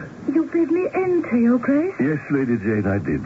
Lord Cromwell, Lady Jane, you care to put a few questions to her? No, not at all. Why don't you dispense with the locket? I believe this belongs to you. Why, yes. Oh, where was it found? In one of the gardens. I would like to caution you to be more careful in the future. The Queen found it. Rosalind? Jane? Where's everybody? Oh, she's followed me here. What shall I do? I do not wish to see the Queen or be seen by her. Norfolk, get word to me so that we can meet elsewhere. His Majesty is concerned and anxious. Rosalind, are you in the tower room? I shall leave by the back stairs. Why don't anyone answer me? What is all this secrecy? Nothing secret at all. I was just having a conversation with one of your ladies in waiting. But didn't I just see Thomas Cromwell disappearing down the back stairs? Cromwell, Norfolk, and Seymour. What are you three plotting? Nothing, Your Majesty. You keep quiet. I'll deal with you in a moment. Your Majesty, there is no plotting whatsoever. Cromwell asked to see me. At the same time, I asked Lady Jane Seymour to come in so I could... Return that filthy trinket I see on a gold chain about her neck? How dare you wear that in my presence? Take it off or I shall pull it off. I will not. It's mine. Ah! Oh! Sorry I broke the chain and not your neck. You give that back to me. I want you to have a look at this locket. Open it up. Go on, please do. Now tell me, whose face is that staring out at you? I don't know. You know? Well, I know. And Jane knows. You give it back to me. I had it made. You have no right. I am the Queen. And I have no right. Did you hear that, Norfolk? So, you had what is inside this locket made, did you, Lady Jane? You employed the court painter, did you? To paint the miniature for you? Norfolk, wouldn't you say it is quite an accurate representation of my husband? And the artist, none other than the great Holbein himself, wouldn't you say? You had Holbein paint the king's miniature for you, Lady Jane? Oh, you liar, you hussy. It's not my fault. The king gave it to me. Oh, did he now? And what did you give him in return? Oh, please, answer me. Anne, Norfolk, what the devil is going on here? Answer me, you husband stealer. Your Majesty, please, I beg of you. Anne, take your hands from that girl. Stop it, I say. Step. Well, that's better. Jane, go. Go on. Go to your quarters. He's right. Oh, yes. As usual, Henry is right. It is not my job to choke the vixen to death. I'll have her snuffed out by experts. Henry, I want Jane Seymour taken to the Tower of London immediately. I am sorry, my dear, but that is impossible. There is someone else who will have to be placed in the tower first. Is there? Well, who might that be? You, my dear Anne. But for the present, I ask that you be at peace. Norfolk, there's Cromwell. Find him and fetch him.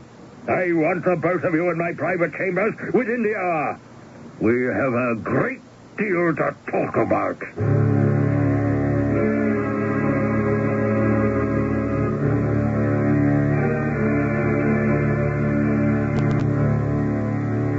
Henry and Cromwell did have much to talk about. For it was Cromwell who circumvented the Pope by establishing the royal supremacy over the Church and advancing the Reformation. But on the way to help Henry, heads will have to roll. Lives forfeited to the whims of the times.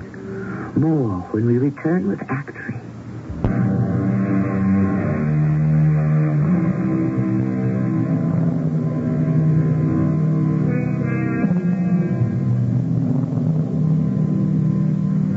It is unthinkable that the Tudor line should stop because no male heir exists. You are Henry VIII, King of England. What do? You set the problem before the most powerful man in the country, who for reasons of honor and state spins a web of lies, so that legally your fruitless wife can be murdered. The Duke of Norfolk and Thomas Cromwell start hatching the plot. Cromwell, what options do we have so that Henry can divorce Anne and find himself a woman who will bear him a son? We have none. Not one alternative, Thomas. Divorce or annulment are out of the question. Only one plan remains. Anne must be discredited, fined treasonable, and die under the axe. Then Henry, a widower, can marry whom he pleases. Which means Jane Seymour, for she is the only woman who pleases him. And when? As quickly as possible, so that Henry appears as the injured party. Henry dishonored? But that would mean... Yes, it does. Anne Boleyn must be proven adulteress. Once proved, the battle is won. Not because adultery is ground for divorce, but illicit intrigue against the king is treason. How will you find witnesses? Or traitors? Those who cannot be frightened with threats will be bought. Do you really think Henry will believe that of his wife? If I believe it, he will. I shall be shocked, amazed, and grieved. The rest will follow. And where to begin? I think with the person closest to the Queen, Lady Rosalind. She will not falsify evidence against Anne. She will. I shall wager on it. Knowingly? Oh, no, I didn't say that. But she will talk, nevertheless.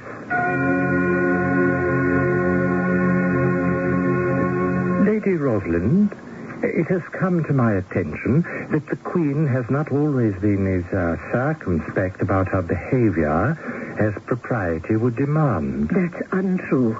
She has always been meticulous in her treatment of those at court, carefully avoiding those who would make overtures.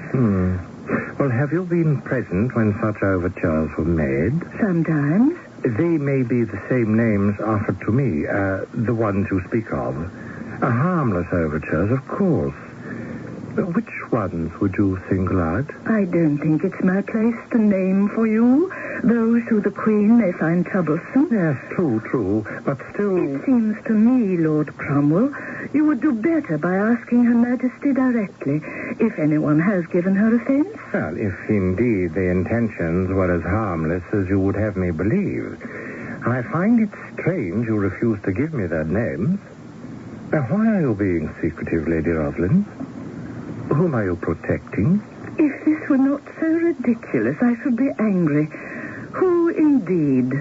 Do you wish me to name every foreign ambassador who has ever complimented Her Majesty? Only those of our court, if you please. Sir Henry Norris is an admirer, and has said so quite openly. The King encouraged him.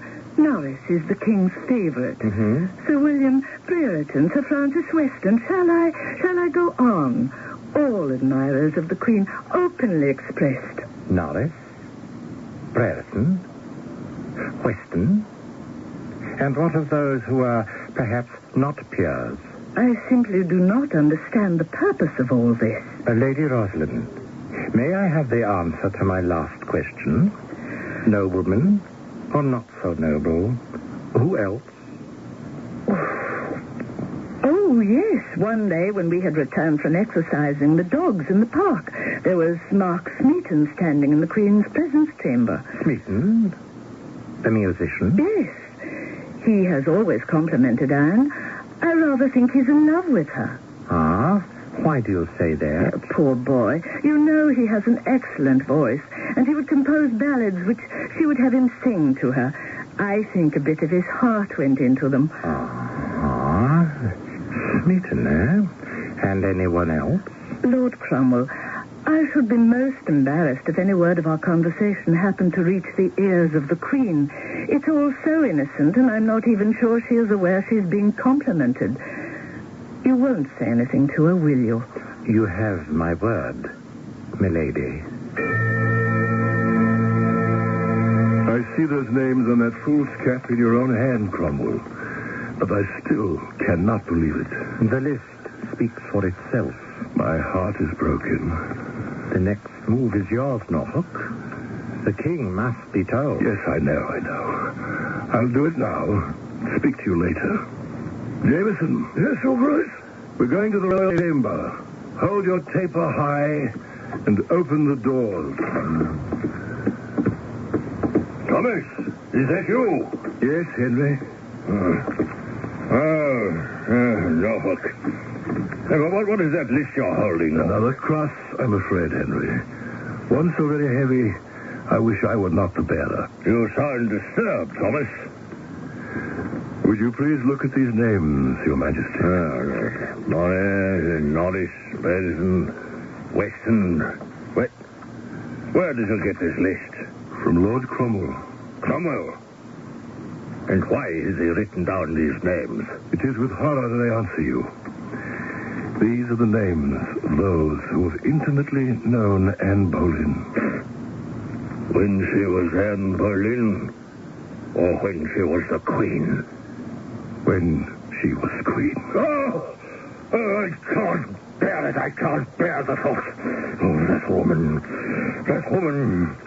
You knew of this. No. I never dreamed such a thing, Henry. Never. Yes, of course. The days, the weeks when I was away adjusting, or at the hunt. She had all the opportunity. How learned Cromwell of this? Inquiries through her personal maids and ladies in waiting, I believe. Oh, the lies, the cheating. What does Cromwell advise? To have these men arrested. Oh, yes, of course, naturally, quickly, and without ado. Arrest them! Torture them! I'll have them drawn and quartered. Oh, how could she? And when she would say, oh, be careful, Henry. You are 45 years old. Do not risk yourself at jousts. She would have me believe it was her concern, her love for me. Yes, I see it all now. It wasn't that she feared danger to my life. She hoped it... Oh, how easily I was taken in.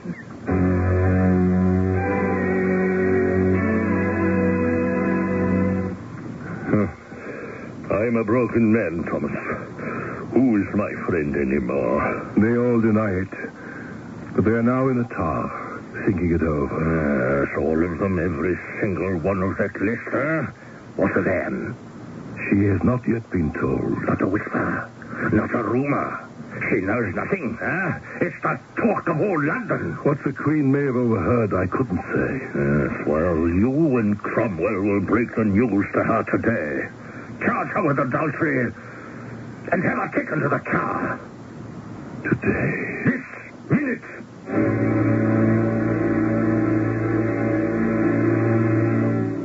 I don't know how to answer these charges. Are these words, have you brought them to me from Henry himself? His orders were you were to be told this morning.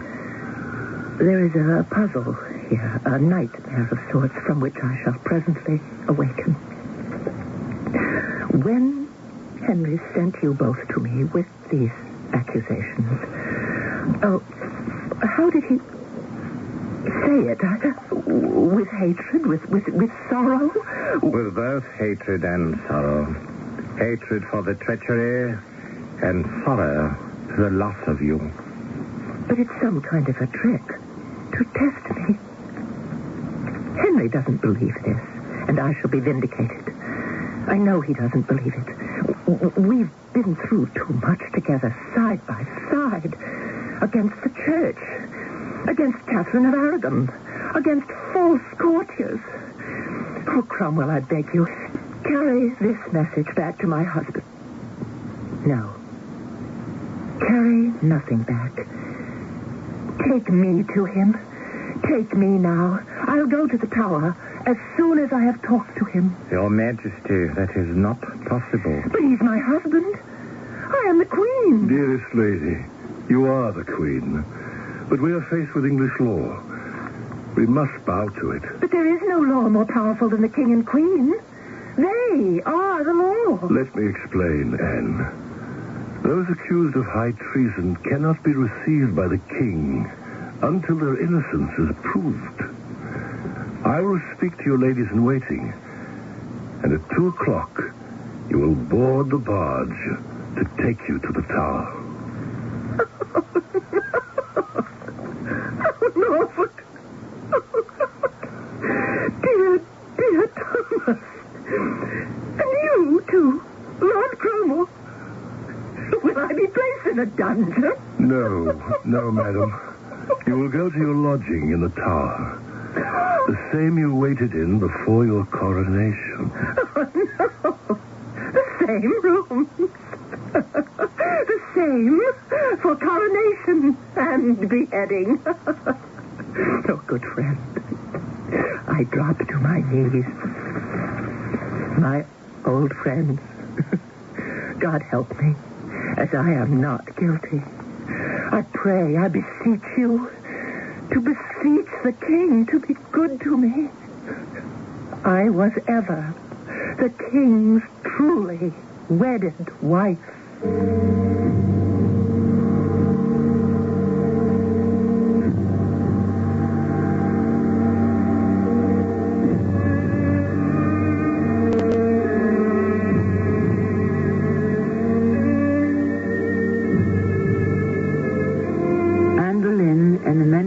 With her were led to the scaffold and died at the hands of a headman and his axe. To the end, Anne protested her innocence, as did all the accused but one. He had been tortured until he swore away his honor. I shall return shortly.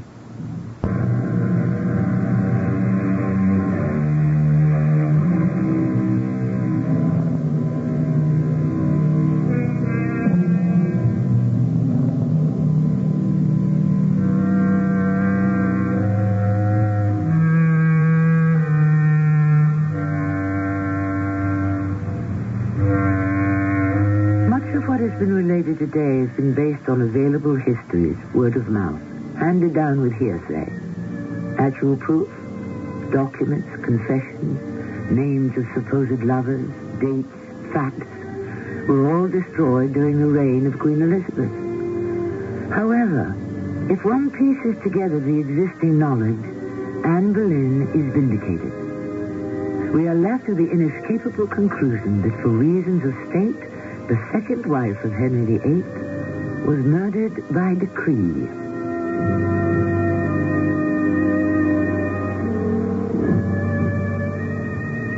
Our cast included Marion Seldes, Earl Hamlin, Carol Teitel, and Bernard Grant. The entire production was under the direction of Hyman Brown. And now a preview of our next tale. If he will still look death in the face with such indifference on the eve of marriage as he did eating cherries at dawn. So, that is why you're leaving Kampala. The man said he was at my service, didn't he? I don't like to keep anyone waiting. Why are you so determined to fire that last shot, Sergio? Because he slapped you? Or because when he shot you believed he missed killing you deliberately? Nicholson, it's getting late. I've one more bag to pack. And I don't want to miss the 6 o'clock coach. Suppose you find George in Madras. Suppose you arrange to fire that shot, and you miss. Then what? It is again his turn to fire at me. And if this time he does not miss, remember it is the eve of his wedding. He risks more than breakfast. Sergio, forget the duel. This is Tammy Grimes inviting you to return to our Mystery Theater for another adventure in the macabre. Until next time, pleasant dreaming.